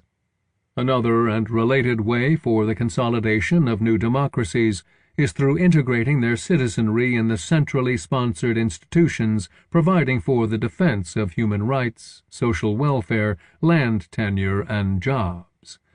Perhaps this is not socialism. It is rather a new and decidedly better variety of capitalism. In the 21st century, Latin America could at last catch up with social democratic and corporatist state transformations resembling earlier Western patterns, thus also laying foundations for a new wave of industrial development. A lasting recession in the West, Japan, and the former Soviet bloc, unless things get truly disastrous, might yet boost the industrial ascendance of the former Third World Zone. In the past, the peripheral and semi-peripheral countries often benefited from turmoil in the core because such crises helped to lower the costs of importing advanced technologies, loosened political controls over world markets, and opened profitable niches to producers with lower labor costs. It is not incidental that the earlier wave of the import substitution industrializations along the perimeter of the European continent and in Latin America took off in the 1930s to 1940s. The export-oriented industrialization of East Asia after the 1970s was fed by outsourcing from the deindustrializing core, and the export markets and drain of resources from the former Soviet republics ought to play a role in the economic expansion of China and especially Turkey. All five of us consider the narrowing of global inequality gaps a desirable and realistic prospect. In Wallerstein's words, this would minimize pain in the shorter run and maximize the potential for a better world transformation in the medium to longer run. Michael Mann finds here a major source of continued market vitality, or even the foundations for a more egalitarian and prosperous world capitalist order modeled on the post-1945 social democratic recovery in Europe. This looks like a good prospect, but can it be compatible with the political economy of capitalism as measured by the rationale of private profit? Neither Wallerstein nor Collins considers the rise of the rest as contradicting their hypotheses regarding the future demise of capitalism. To the contrary, the proliferation of new capitalist players in the world markets or the mobile and globally competing educated middle classes would aggravate the dilemmas of capitalism. So far we remain in the mode of extrapolating the near past into the near future. What about major structural shifts, either within high-tech capitalism, in the global world system, or in the ecology of the planet? Systemic limits versus endless intensification. Michael Mann advances an optimistic view of the survival of capitalism, but a rather pessimistic view of environmental crisis. The rise of the rest opens virtually limitless new frontiers for capitalism, at least in the foreseeable future. World demographics, and therefore much of the world politics and economy now profoundly affected by the massive growth in the poorer countries and the resulting global migrations into towns, will eventually stabilize. Man is skeptical of the existence of pan-systemic structures and cycles. Instead, he suggests a kaleidoscopic recombination of the four non-congruent and distinctly shaped networks of social power: ideological, economic, military, and political. Leaving his prognosis underdetermined as a matter of principle, man refrains from making specific predictions except that capitalism will continue to be resilient, especially if it is steered by more pragmatic liberal labor politics. Nevertheless, man theorizes from a structured viewpoint elaborating on Max Weber. Wielding his four-dimensional template of power, man shows that events become turning points when leading power sources intersect. In the early 20th century, it was the combination of world war with capitalist crisis, exacerbated by ideology and politics. In the 21st century, the combination of rampant capitalist growth with the stalemate of pluralist politics and national self-centeredness points toward ecological crisis. Degrees of contingency exist, but within the structural tendencies laid down by historical development of the four sources of power. It is chiefly because there are multiple causes that unpredictable intersections occur. Here man disagrees with Collins and Wallerstein on the importance of crisis in the economic institutions of capitalism. Instead, he emphasizes that environmental strains will rise to catastrophe unless political mobilization prevails to do something about it. Thus, man's big contingency is in the intersection of the environmental, economic in the largest sense, and the political spheres. Craig Calhoun agrees with Mann about the centrality of external, especially environmental, threats to capitalism. Like all of us, Calhoun argues that the future is not fully determined, and therefore it is open to political action. He argues, though, both that internal system risks are more challenging to capitalism than Mann suggests, and that for capitalism to survive, there must be a renewal of social institutions that on the one hand enable and facilitate capitalism, and on the other hand compensate for the costs and damages it now externalizes as burdens for society at large. The question then is, in the thinking of Wallerstein and Collins, whether such globally escalating costs could be at all sustained by capitalism.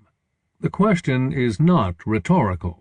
Social scientists should be watching and measuring the dynamic capacities of capitalism to see whether the costs are being met by the generation of new wealth along with the growth or decline in political mechanisms for spreading benefits across the globally connected social structures. Mann and Calhoun both suggest that a deep environmental crisis could come soon and challenge a still economically viable capitalism. Collins and Wallerstein see the environmental risk as longer term and capitalist crisis more imminent.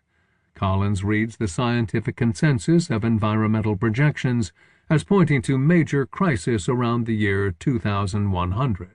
Mann argues that severe ecological damage will threaten some countries' survival already by 2030 to 50.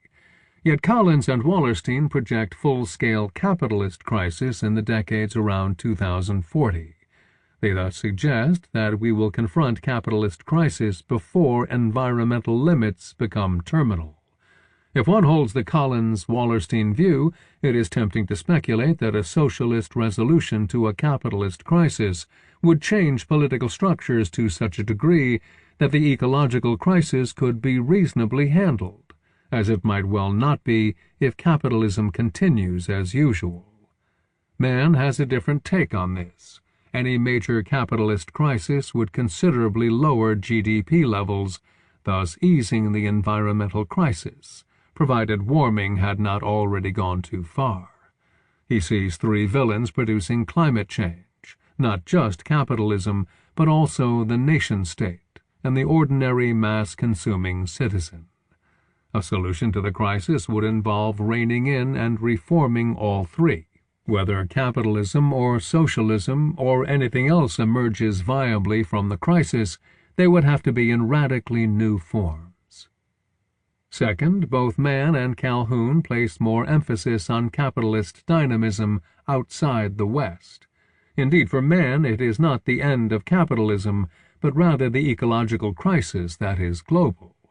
Hence it cannot be argued that while capitalism and geopolitical hegemony will decline for the United States and Europe, world leadership will pass to other triumphant regions of the globe, such as East Asia, or a coalition now going on under names like the BRICS. However, environmental scientists hold at present that the worst environmental catastrophes will begin in China, South Asia, and Africa. This projection questions the prospect for emergent global leadership providing an alternative to the West. The ecological crisis, according to Mann, could be the end of everybody. Less rhetorically, we have to consider not two alternatives, but three: terminal crisis of capitalism as a world system, decline of the older capitalist hegemons and their replacement by new ones, and global-scale ecological shock, with resulting transformations yet to be envisioned. Collins and Wallerstein argue for the first of these, Mann for the third.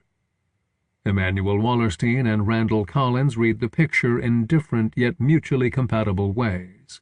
They see capitalism as a global system, or, if you wish, a hierarchical ecology of economic food chains and market niches. Like any complex system, it has interrelated structures, dynamic trends, and therefore it must have its ultimate limits.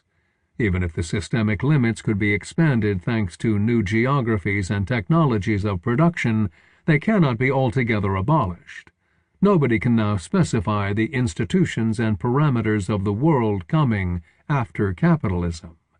Here Craig Calhoun interjects by reminding us how much in such world transitions depends on the contested political choices.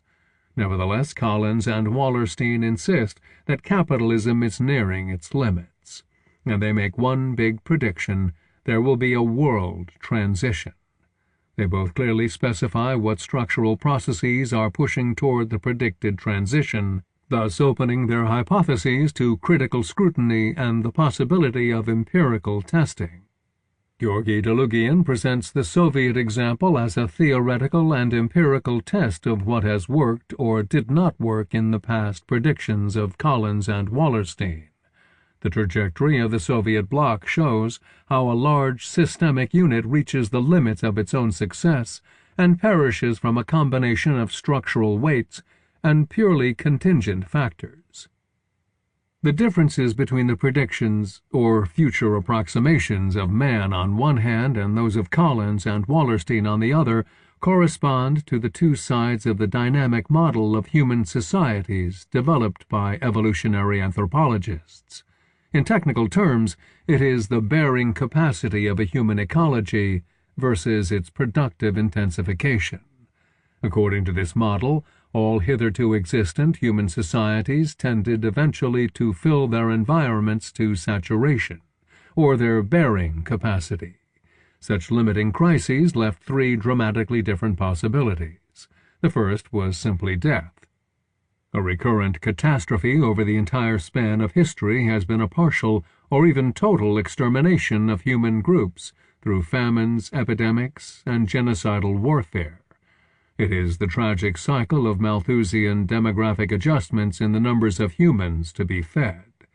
The phases of declining population created conditions for resuming the productive activities on an unchanged basis until the environment was once again filled to bearing capacity, thus provoking another phase of hard times. The second possibility is diversification. It led our ancestors to the discovery and adaptive colonization of new geographic frontiers in the northern tundra and tropical islands, in the steppes, deserts, mountains, and forests, until the human race filled up the planet. Finally, the third possibility is what is usually called progress, meaning qualitative intensification in the entire technological toolkit, enabling humans to gain ever more from their resources. The latter escape has been the main driving force of evolutionary innovation in human societies. The complex class societies and first states arose in the productive locales that were too good to abandon, such as the fertile river valleys flanked by the deserts and mountains. The celebrated expression caging effect was in fact invented by Michael Mann in his earlier study of ancient empires, markets, and religions. It means that moving away became impossible. Historically, such situations forced some human groups into the qualitatively new, more extensive and elaborate forms of social organization, meaning new civilizations that could increase the extraction and exchange of surpluses from the long-occupied locales. The verb forced into is intended to stress that many humans would rather not have become slaves, serf peasants, and tribute payers, but they were caged by the lack of escape and active coercion from the warrior and priestly elites. In the past, the intensification of productive techniques never came alone, but in conjunction with major political and ideological reorganization. These transformative processes were always fraught with considerable conflicts. In the present book, Michael Mann takes the position that capitalism remains resilient. Once again, Calhoun mostly agrees, though with greater stress on the ways capitalism must change to renew itself. Calhoun also stresses the difference between capitalism in general and the disproportionately financial capitalism that has lately exacerbated systemic risks. Capitalism, according to Mann, has virtually inexhaustible capacities for self-intensification through productive innovations, as well as the globalization and deepening of consumer markets. If anything can ever finish capitalism, it will be an outbreak of warfare reaching its destructive limits in the nuclear age, or the planetary crisis of the natural environment. The former operates through causal chains largely independent of the dynamics of capitalism, and thus is contingent, meaning unpredictable from the standpoint of an internal analysis of capitalism. In the main, this is what separates the positions of Mann and Calhoun from the projections advanced by Wallerstein and Collins. Environmental crisis, however, is one consequence of capitalist development, intersecting with political and cultural factors. Thus, in a roundabout way, capitalism may generate its own downfall, even if, by virtue of intersecting causalities, it doesn't have to be that way. Randall Collins and Emanuel Wallerstein argue that capitalism is nearing its structural limits. Both acknowledge the extraordinary capacity of capitalism to expand and intensify its own political economy. Capitalism has created the first true world system encompassing the entire planet with all its populations and productive resources. The displacement of agricultural and industrial jobs by machinery during the 19th century did not result in pauperization and revolution in the West, as predicted by Karl Marx in his age, because the development of modern managerial, professional, and clerical occupations within private and government bureaucracies created a comfortable cushion of modern middle classes. Nevertheless, in the 21st century, these spatial and internal reserves will finally be exhausted. If the model focusing on the effects of oligarchic overaccumulation and the distress of the middle classes has relevance across different historical epochs, the terminal crisis of capitalism would actually be a succession of various crises within a protracted period of decline. Ultimately, however, we all agree that Michael Mann forces us to consider three imponderables: climate change, pandemics, and nuclear warfare. They are not imponderables in the dangers they pose for all of humanity. They are imponderables in terms of the timing of disasters. Our knowledge about each of these is extensive, but there are enough uncertainties and differences of views among those who have studied these issues that we cannot be sure what exactly will happen. Climate change seems an unquestionable reality, except for those who reject this reality for political or ideological reasons. Furthermore, everything that has been causing climate change is actually accelerating rather than slowing down. The political differences between wealthier and poorer states as to what should be done about climate change make an accord that would mitigate the risks appear unattainable, at least for now. However, the Earth's ecological complexity is so great and these changes so extensive that we do not know what kinds of readjustments will occur.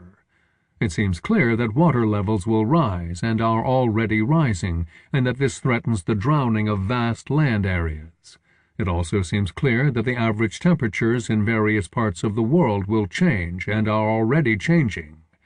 But this can result in shifting the location of agricultural production and energy sources to different zones in ways that might compensate for the acute damage to other zones.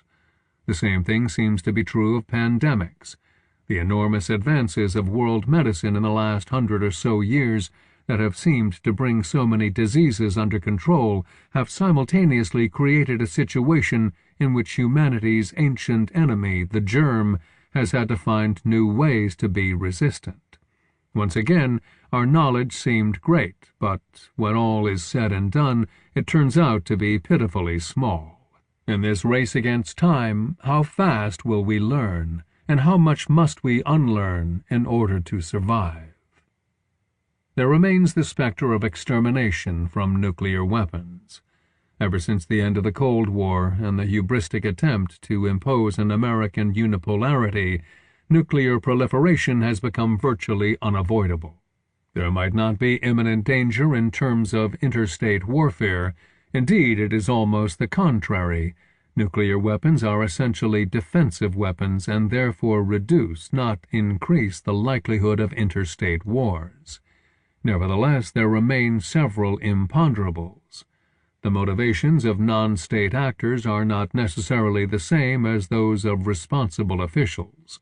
No doubt there are some who would like to get their hands on nuclear weapons, as well as on chemical and biological weapons, and use them. The limited ability of many states to protect such weapons from seizure or purchase may facilitate their acquisition by non-state actors, and the possibility of a rogue state agent, the Dr. Strangelove of fiction, is never to be ruled out.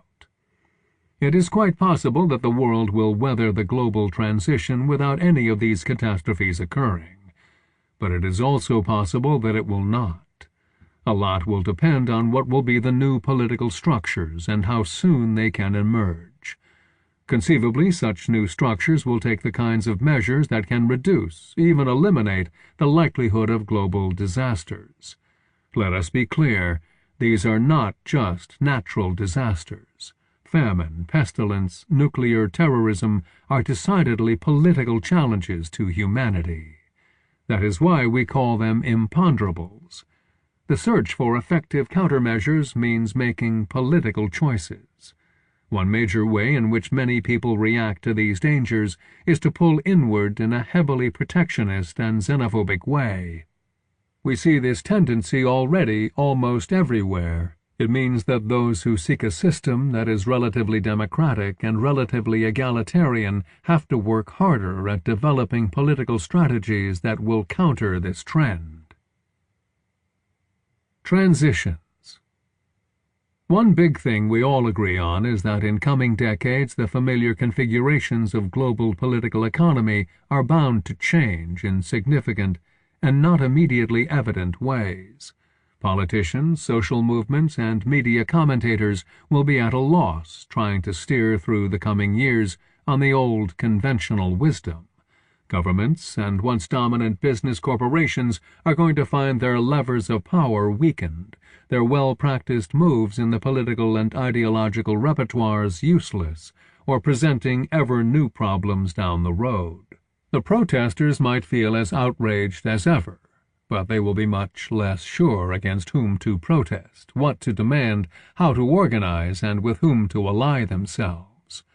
Our theoretical knowledge of the past historical transitions will prove only an imperfect advisor. In the years ahead, our theories will require considerable corrections and additions. But isn't this the nature of scientific knowledge? In part, this is because many problems and prospects appear unprecedented in human history.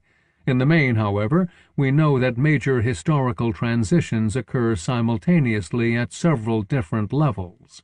Business as usual becomes impossible in times of transition. American imperial hegemony is visibly faltering, as geopolitical theory has long predicted. Its biggest reserves in the productivity, finances, and political compliance of China and the European Union are running out. A big question is how precipitous or gradual will be the coming decline of the West. Our best hope, perhaps, is a negotiated, meaning non-destructive equalization in the shares of power and wealth between the historical West and the rising rest of the world. A key point of agreement, to stress it again, is that the future is not preordained in any great detail. Open-ended political struggles will play a crucial role in selecting the routes and collective destinations. Moreover, social science can make a difference in the coming years. Macro-historical theories warn against disastrous future possibilities. A middle ground possibility is fragmentation and involution, meaning continuing along essentially the same lines, only in a lessened, crippled, and worse-off shape. Here the recent fate of the Soviet Union serves as the nearest example. Still another nasty possibility is a fascist-like dictatorship supported by social movements of aggrieved nationals and reliant on a militaristic and highly invasive police state. Unfortunately, the record of 20th century fascism shows that it could produce, at least for a few decades, viable political economies where large groups of people benefit from oppressing other large groups of people. The exceptionally vicious and megalomaniac Nazi regime in Germany perished from the external war, not from internal political transformation or revolution. Yet the same theories point to a strong possibility of more hopeful pathways through the chaotic years ahead of us. Our hopes derive from the theoretically grounded observation that human responses to the big structural crises in the past tended to build up qualitatively new and more extensive collective powers. This trend developed through periodic collapses and bursts of human inventiveness, though far from always peaceful, that would eventually pave the way for new periods of stabilization and prosperity. The human race is now facing another such sequence, and this time it is the entire humanity populating the planet. Our late friend and colleague Giovanni Arrighi used to say that systemic problems call for systemic solutions. In his analytical model, the trajectory of historical capitalism went through several cresting waves of spatial expansions and restructurings. European capitalists had originally secured themselves and their enterprise by acquiring their own national states, with the armies, navies, and the taxation machinery that support them, amid the formative chaos of the 16th century. In more analytical terms, capitalism obtained its historical breakthrough in the internalization of protection costs. The next wave brought the deepening of capitalism and its tremendous colonial expansion based on the internalization of production costs, or what is commonly known as the British-led Industrial Revolution of the 1780s to 1840s. But that epoch also ushered in multiple crises flowing from the effects of the business cycle, the institutionalization of revolutionary and reform movements, and the competitive geopolitics of industrial imperialism that in 1914 nearly killed capitalism. The American hegemony of the 20th century helped to tame these crises by adding another layer of complexity, the internalization of transaction costs. The acute need to stabilize the capitalist system against multiple dangers is what after 1945 determined the elaborate and imposing architecture of modern governments, economic corporations, and international organizations. Logically, then, the epochal accomplishment remaining for the 21st century is the internalization of the costs of social and environmental reproduction to be achieved at a truly planetary level. Consider a fact that seems too big to enter the usual policy debates. During the last 10,000 years or so, the majority of humankind lived in villages. The repeated inventions of village community marked a major reorganization in collective human capabilities. It made possible what archaeologists call the Neolithic Revolution, and thus agrarian societies. The pattern of village life permitted mid-sized groups of non-relatives to organize their common affairs in a robust and comprehensive manner. It took care of everything that mattered for social reproduction: division of labor, the traditional regulation of resources, daily life tensions and conflicts, the transmission of culture and skills, the ideological or even cosmological rituals of group solidarity, from the highly mystical to the mundane village dance. In some, village community organized the functional and emotional aspects of the human life cycle from birth to death, and self-organizing villages served as tributary bases for all the subsequent complex societies, from tribal chiefdoms to city-states and empires. Capitalism originally emerged into what was still a world of villages.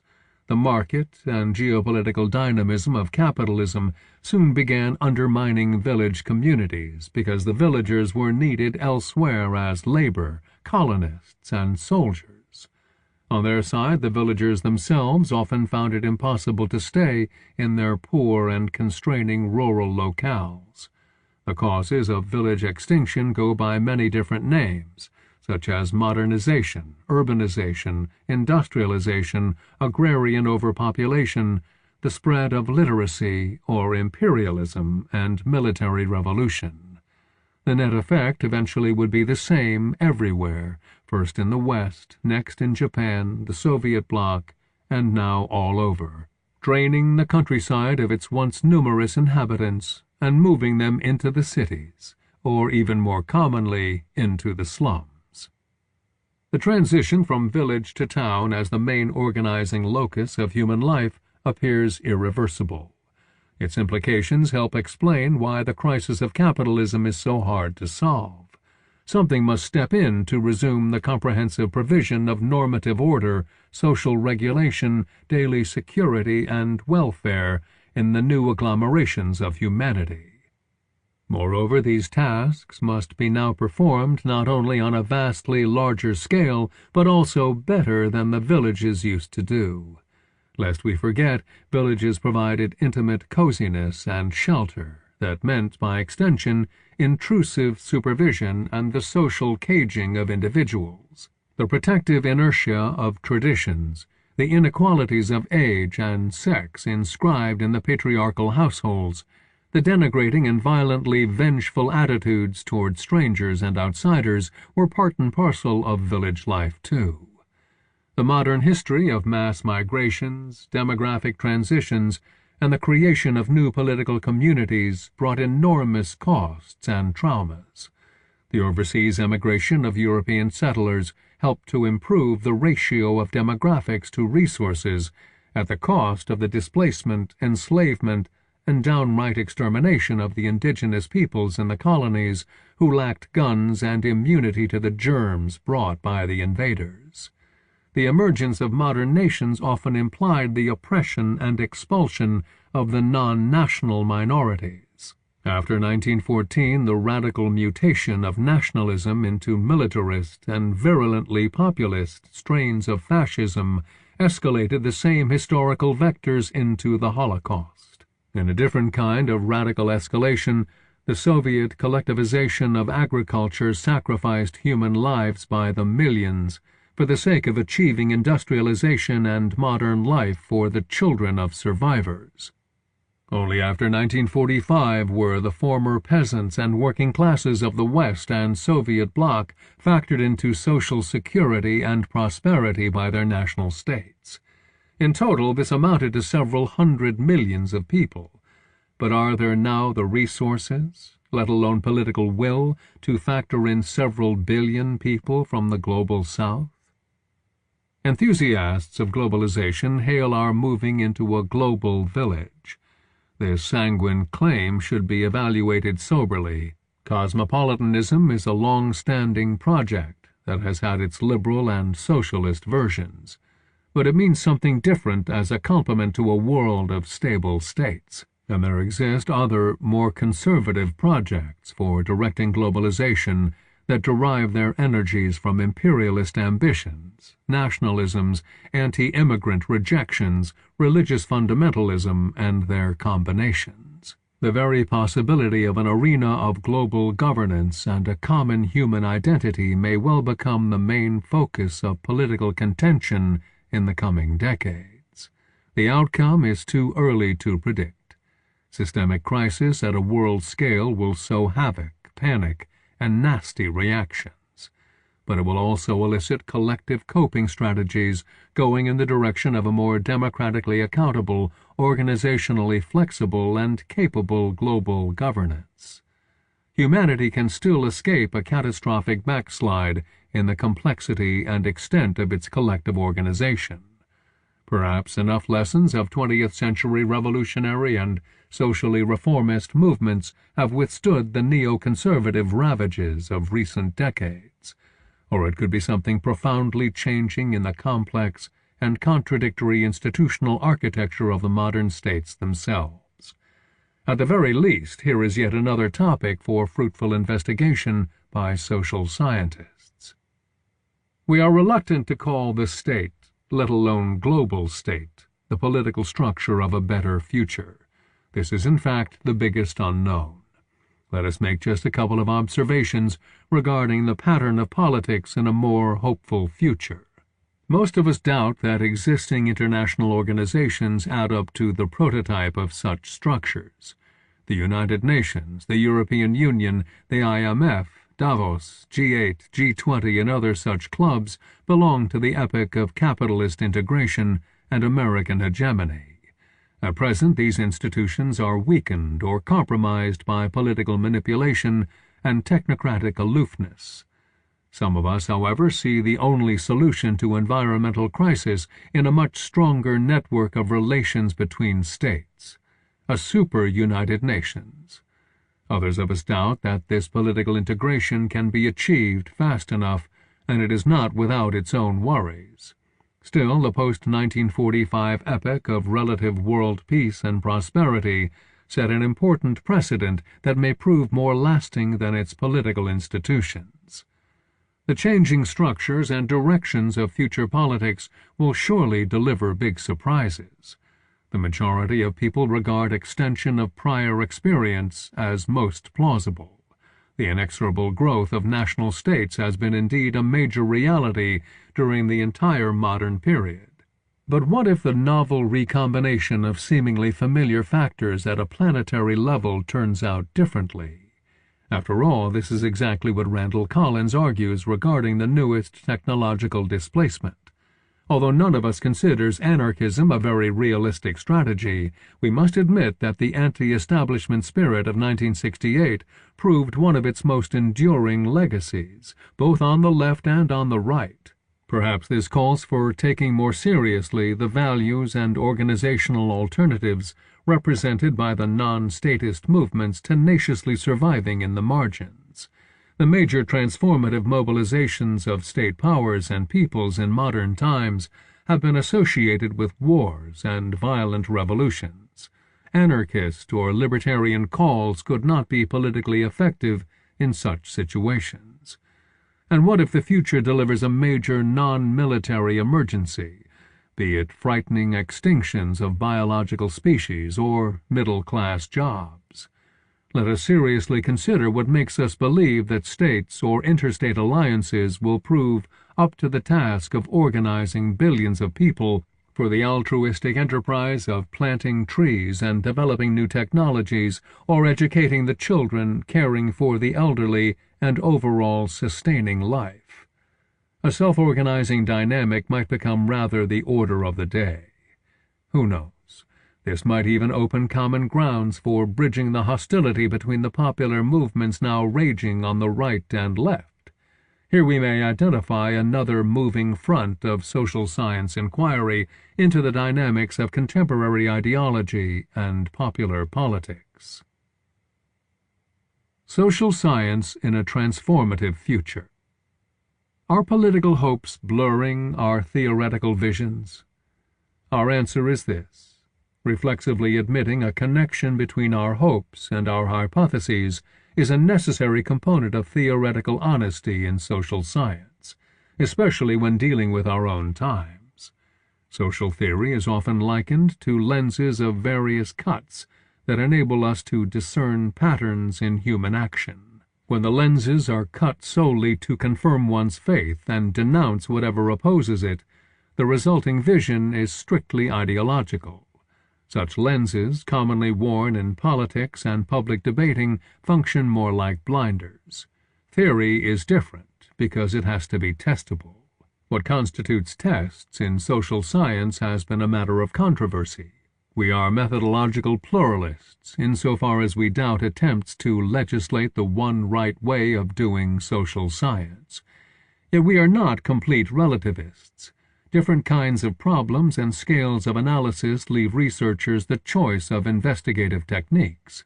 Experiments and statistical correlations have an important place in the toolkit of social science, but their role cannot be universal.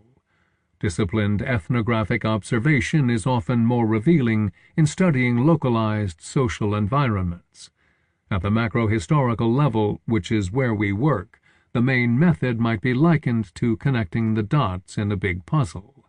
Another test for macrohistorical theory are counterfactuals, the alternative roads that seemed possible at one historical juncture but were not taken. In other words, we must show both how we get from one historical situation to another and what are the actual range of structural possibilities and the factors on which events turn. This is perhaps as close as we can get to an experiment in our kind of research. Historical social science from the outset has dealt with conflict, transitions, and mutations. Hence the main question of this book. What if the future is fraught with major crises? Social landscapes are fluid and often turbulent, perhaps more like weather maps. Local events are inherently contingent, even if in retrospect we can explain them by pinpointing which structures had shifted or broken down, and what human action emerging from specific positions ended up taking the emergent opportunities. Predicting events in the longer run is futile, but predicting structural configurations is not. Take the weather analogy. It would be irresponsible to predict that next year, say, on the 13th of January it will snow in Chicago. This is the short time of contingent events. But it would seem trivial to predict that it will snow in Chicago next January. This statement belongs to the longer run time of structures. However, what about several decades into the future when Chicago climate might come to resemble hurricane-prone Florida or alternatively frozen Siberian tundra? Readers seeking exact future scenarios in this book may feel frustrated. Their frustration is unwarranted. Lack of precision in social forecasting means that collectively we face a certain freedom of action on a spate of structurally available options. The options are rather limited in normal times, although even then there exists political choice between somewhat better and somewhat worse outcomes. But the options become vastly magnified in periods of crisis when the usual mechanisms of status quo are breaking down. Such times call for a conscious strategy of systemic transformation. Humans do make their futures in conflict and association with other humans, even if not in the circumstances of their own choosing. Social science should clarify what are the circumstances and emerging possibilities, especially when the possibilities may be opening and closing rapidly. On this score, we are critical of contemporary social science for its willful abstraction from structural possibilities of historical change. Our charges equally apply to two very different mainstream currents, postmodernism and neoclassical economics, that have come to dominate academic social sciences since the 1980s. Both, in their own ways, reflect the nameless period following the crisis decade of the 1970s, the decline of leftist movements, and the relaunching of American hegemonic ambitions in the project of neoconservative globalization. Various intellectual currents, stronger in the humanities and summarily grouped under the rubric of postmodernism, became extremely skeptical of any big theories, or what they called master narratives. Instead, they celebrated doubt, irony, lived experience, deconstruction of beliefs, and the minute interpretations of cultural practices. This intellectual movement grew directly from the revolts of 1968 and the demographic shifts in the composition of academia with the advent of women and minorities. The shift of attention to the ways in which humans imagine themselves and envision their social universes helped to instill a new critical awareness of the matters of faith that had hitherto remained unspoken and unexamined. The postmodernist movement stirred many stagnant waters, but it left them muddied. On the opposite side, the field of social science fell under the domination of neoclassical economics and its formalistic emulators in other disciplines. The structures underpinning this situation are not too different from the erstwhile influence of astrology. A healthy dose of Swiftian parody may be in order here. Astrology before modern times, like economics today, was established expertise. It enjoyed the ears of the rulers in virtually all civilizations, East and West. It brought generous remuneration because the highest remuneration is commanded by the experts in the areas of highest human uncertainty and anxiety. In the imperial and feudal political structures based on the familial control of rent, the greatest elite anxieties were associated with dynastic succession and rapidly turning luck in warfare. In much the same way, capitalist anxieties derive from uncertain investment choices, market volatility, and the popular opposition that their operations occasionally generate. Astrology, like neoclassical economics, both functioned as ideological disciplines conforming to the common sense of the contemporary dominant classes. Astrology at its heyday, however, was more than merely a reflection of elite ideology. At its best, astrology was a highly mathematized discipline based on centuries-long accumulation of empirical observations, which became the foundation of modern astronomy. Since things turned out as predicted only about half of the time, practical forecasting was subtly corrected by intuition and political acumen. A successful astrologer had to master the demeanor of an astute courtier. Much the same applies to practicing business advisors and government economists in our day. In times of crisis and resulting political polarization, economists and political scientists will find plenty of opportunities to do something new. There will be whole new fronts of path-breaking research, for instance, in the alternative organization of markets. The dismissal of market possibilities was a major theoretical and practical mistake of 20th century leftist movements. We treat with great respect the intellectual legacy of Joseph Schumpeter, but what will be the future uses of his theory of entrepreneurial dynamism? Who or what could play the role of entrepreneurs in the future, even beyond the crisis of capitalism? Is it possible to harness entrepreneurial energies toward more market creativity and less destruction? No less seriously, we take Karl Polanyi's idea of fictitious commodities like land, money, and human life that cannot be traded. In the 21st century, land broadly means the environment, money is global finance, and human life stands for the internationalization of the costs of social reproduction through the public support of decent and affordable health care, education, housing, pensions, and not least, physical security of our cities. Can a post-capitalist world economy be structured into sectors operating on different principles?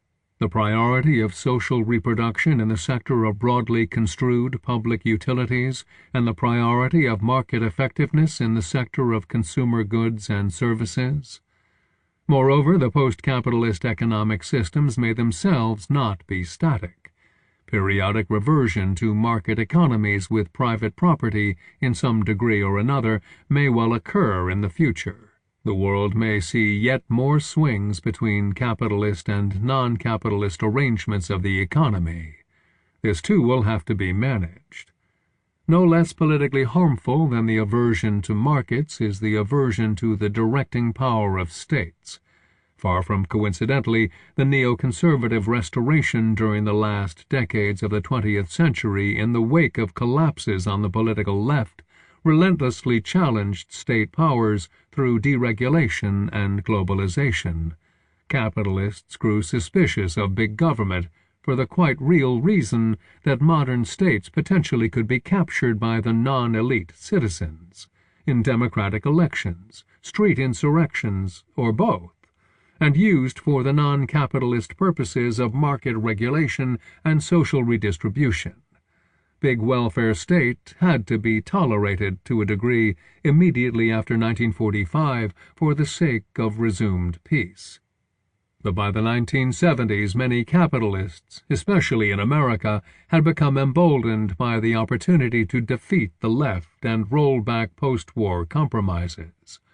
Now, a major question for theorizing is whether the modern bureaucratic state can play a good role, bad role, or no role at all in steering our collective affairs through times of crisis and the looming systemic transformation.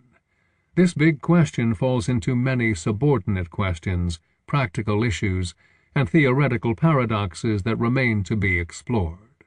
Social scientists will have plenty of intellectual work of crucial importance in rising to these challenges.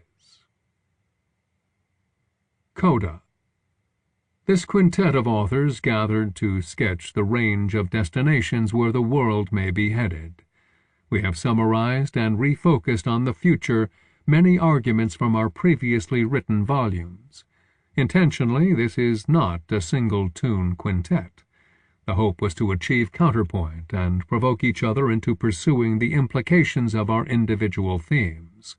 We have included the complexities, caveats, and dissents. We have not avoided the dramatic, even thunderous notes. Such tonalities seemed warranted by the enormity and gravity of the main themes. The coming decades will be anything but usual. That is, usual in the perspective of the last 500 years. The collective trajectory of humanity is taking a big turn, but not necessarily for the worse. A rising note of optimism emerges in the finale. A big crisis and transformation, whatever its scenario, does not mean the world is coming to an end. There is no reason to believe, on the basis of the accumulated understandings of sociology, that history will ever end, as long as there are human beings connected in social organization. The direst scenarios involving a world nuclear war or environmental collapse, fortunately, seem avoidable precisely because collective extinction has been widely regarded as a real danger for some decades now. The end of capitalism is not a catastrophe of that sort. A crisis in the bearing structures of the modern world's political economy is far from a doomsday prediction. Ultimately, the end of capitalism is a hopeful vision. Yes, it comes with its own dangers. We must remember how early 20th century attempts to foster anti-capitalist alternatives in response to crisis developed totalitarian tendencies and ended in bureaucratic inertia. Nor should we forget how directly these anti-capitalist projects arose from the state machineries and personnel constructed in the world wars.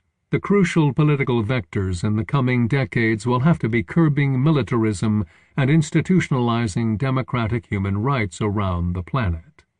An impasse in the political economy of capitalism brings us to historical junctures where what has been long regarded utopian may yet acquire technically feasible foundations in a new kind of political economy.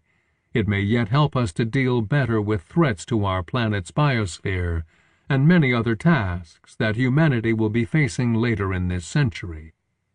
Those who worry about post-capitalism ushering in a period of deadly stagnation are surely wrong. Those who hope that post-capitalism will deliver a lasting paradise without its own crises are likely wrong too.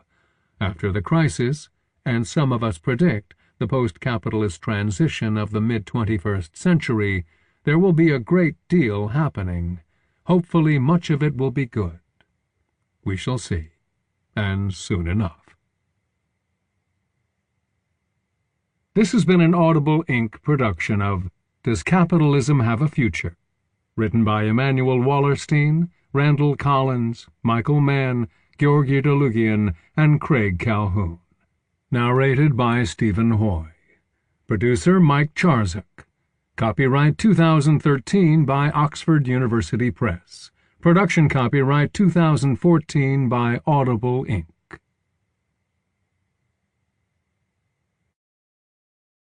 Audible hopes you have enjoyed this program.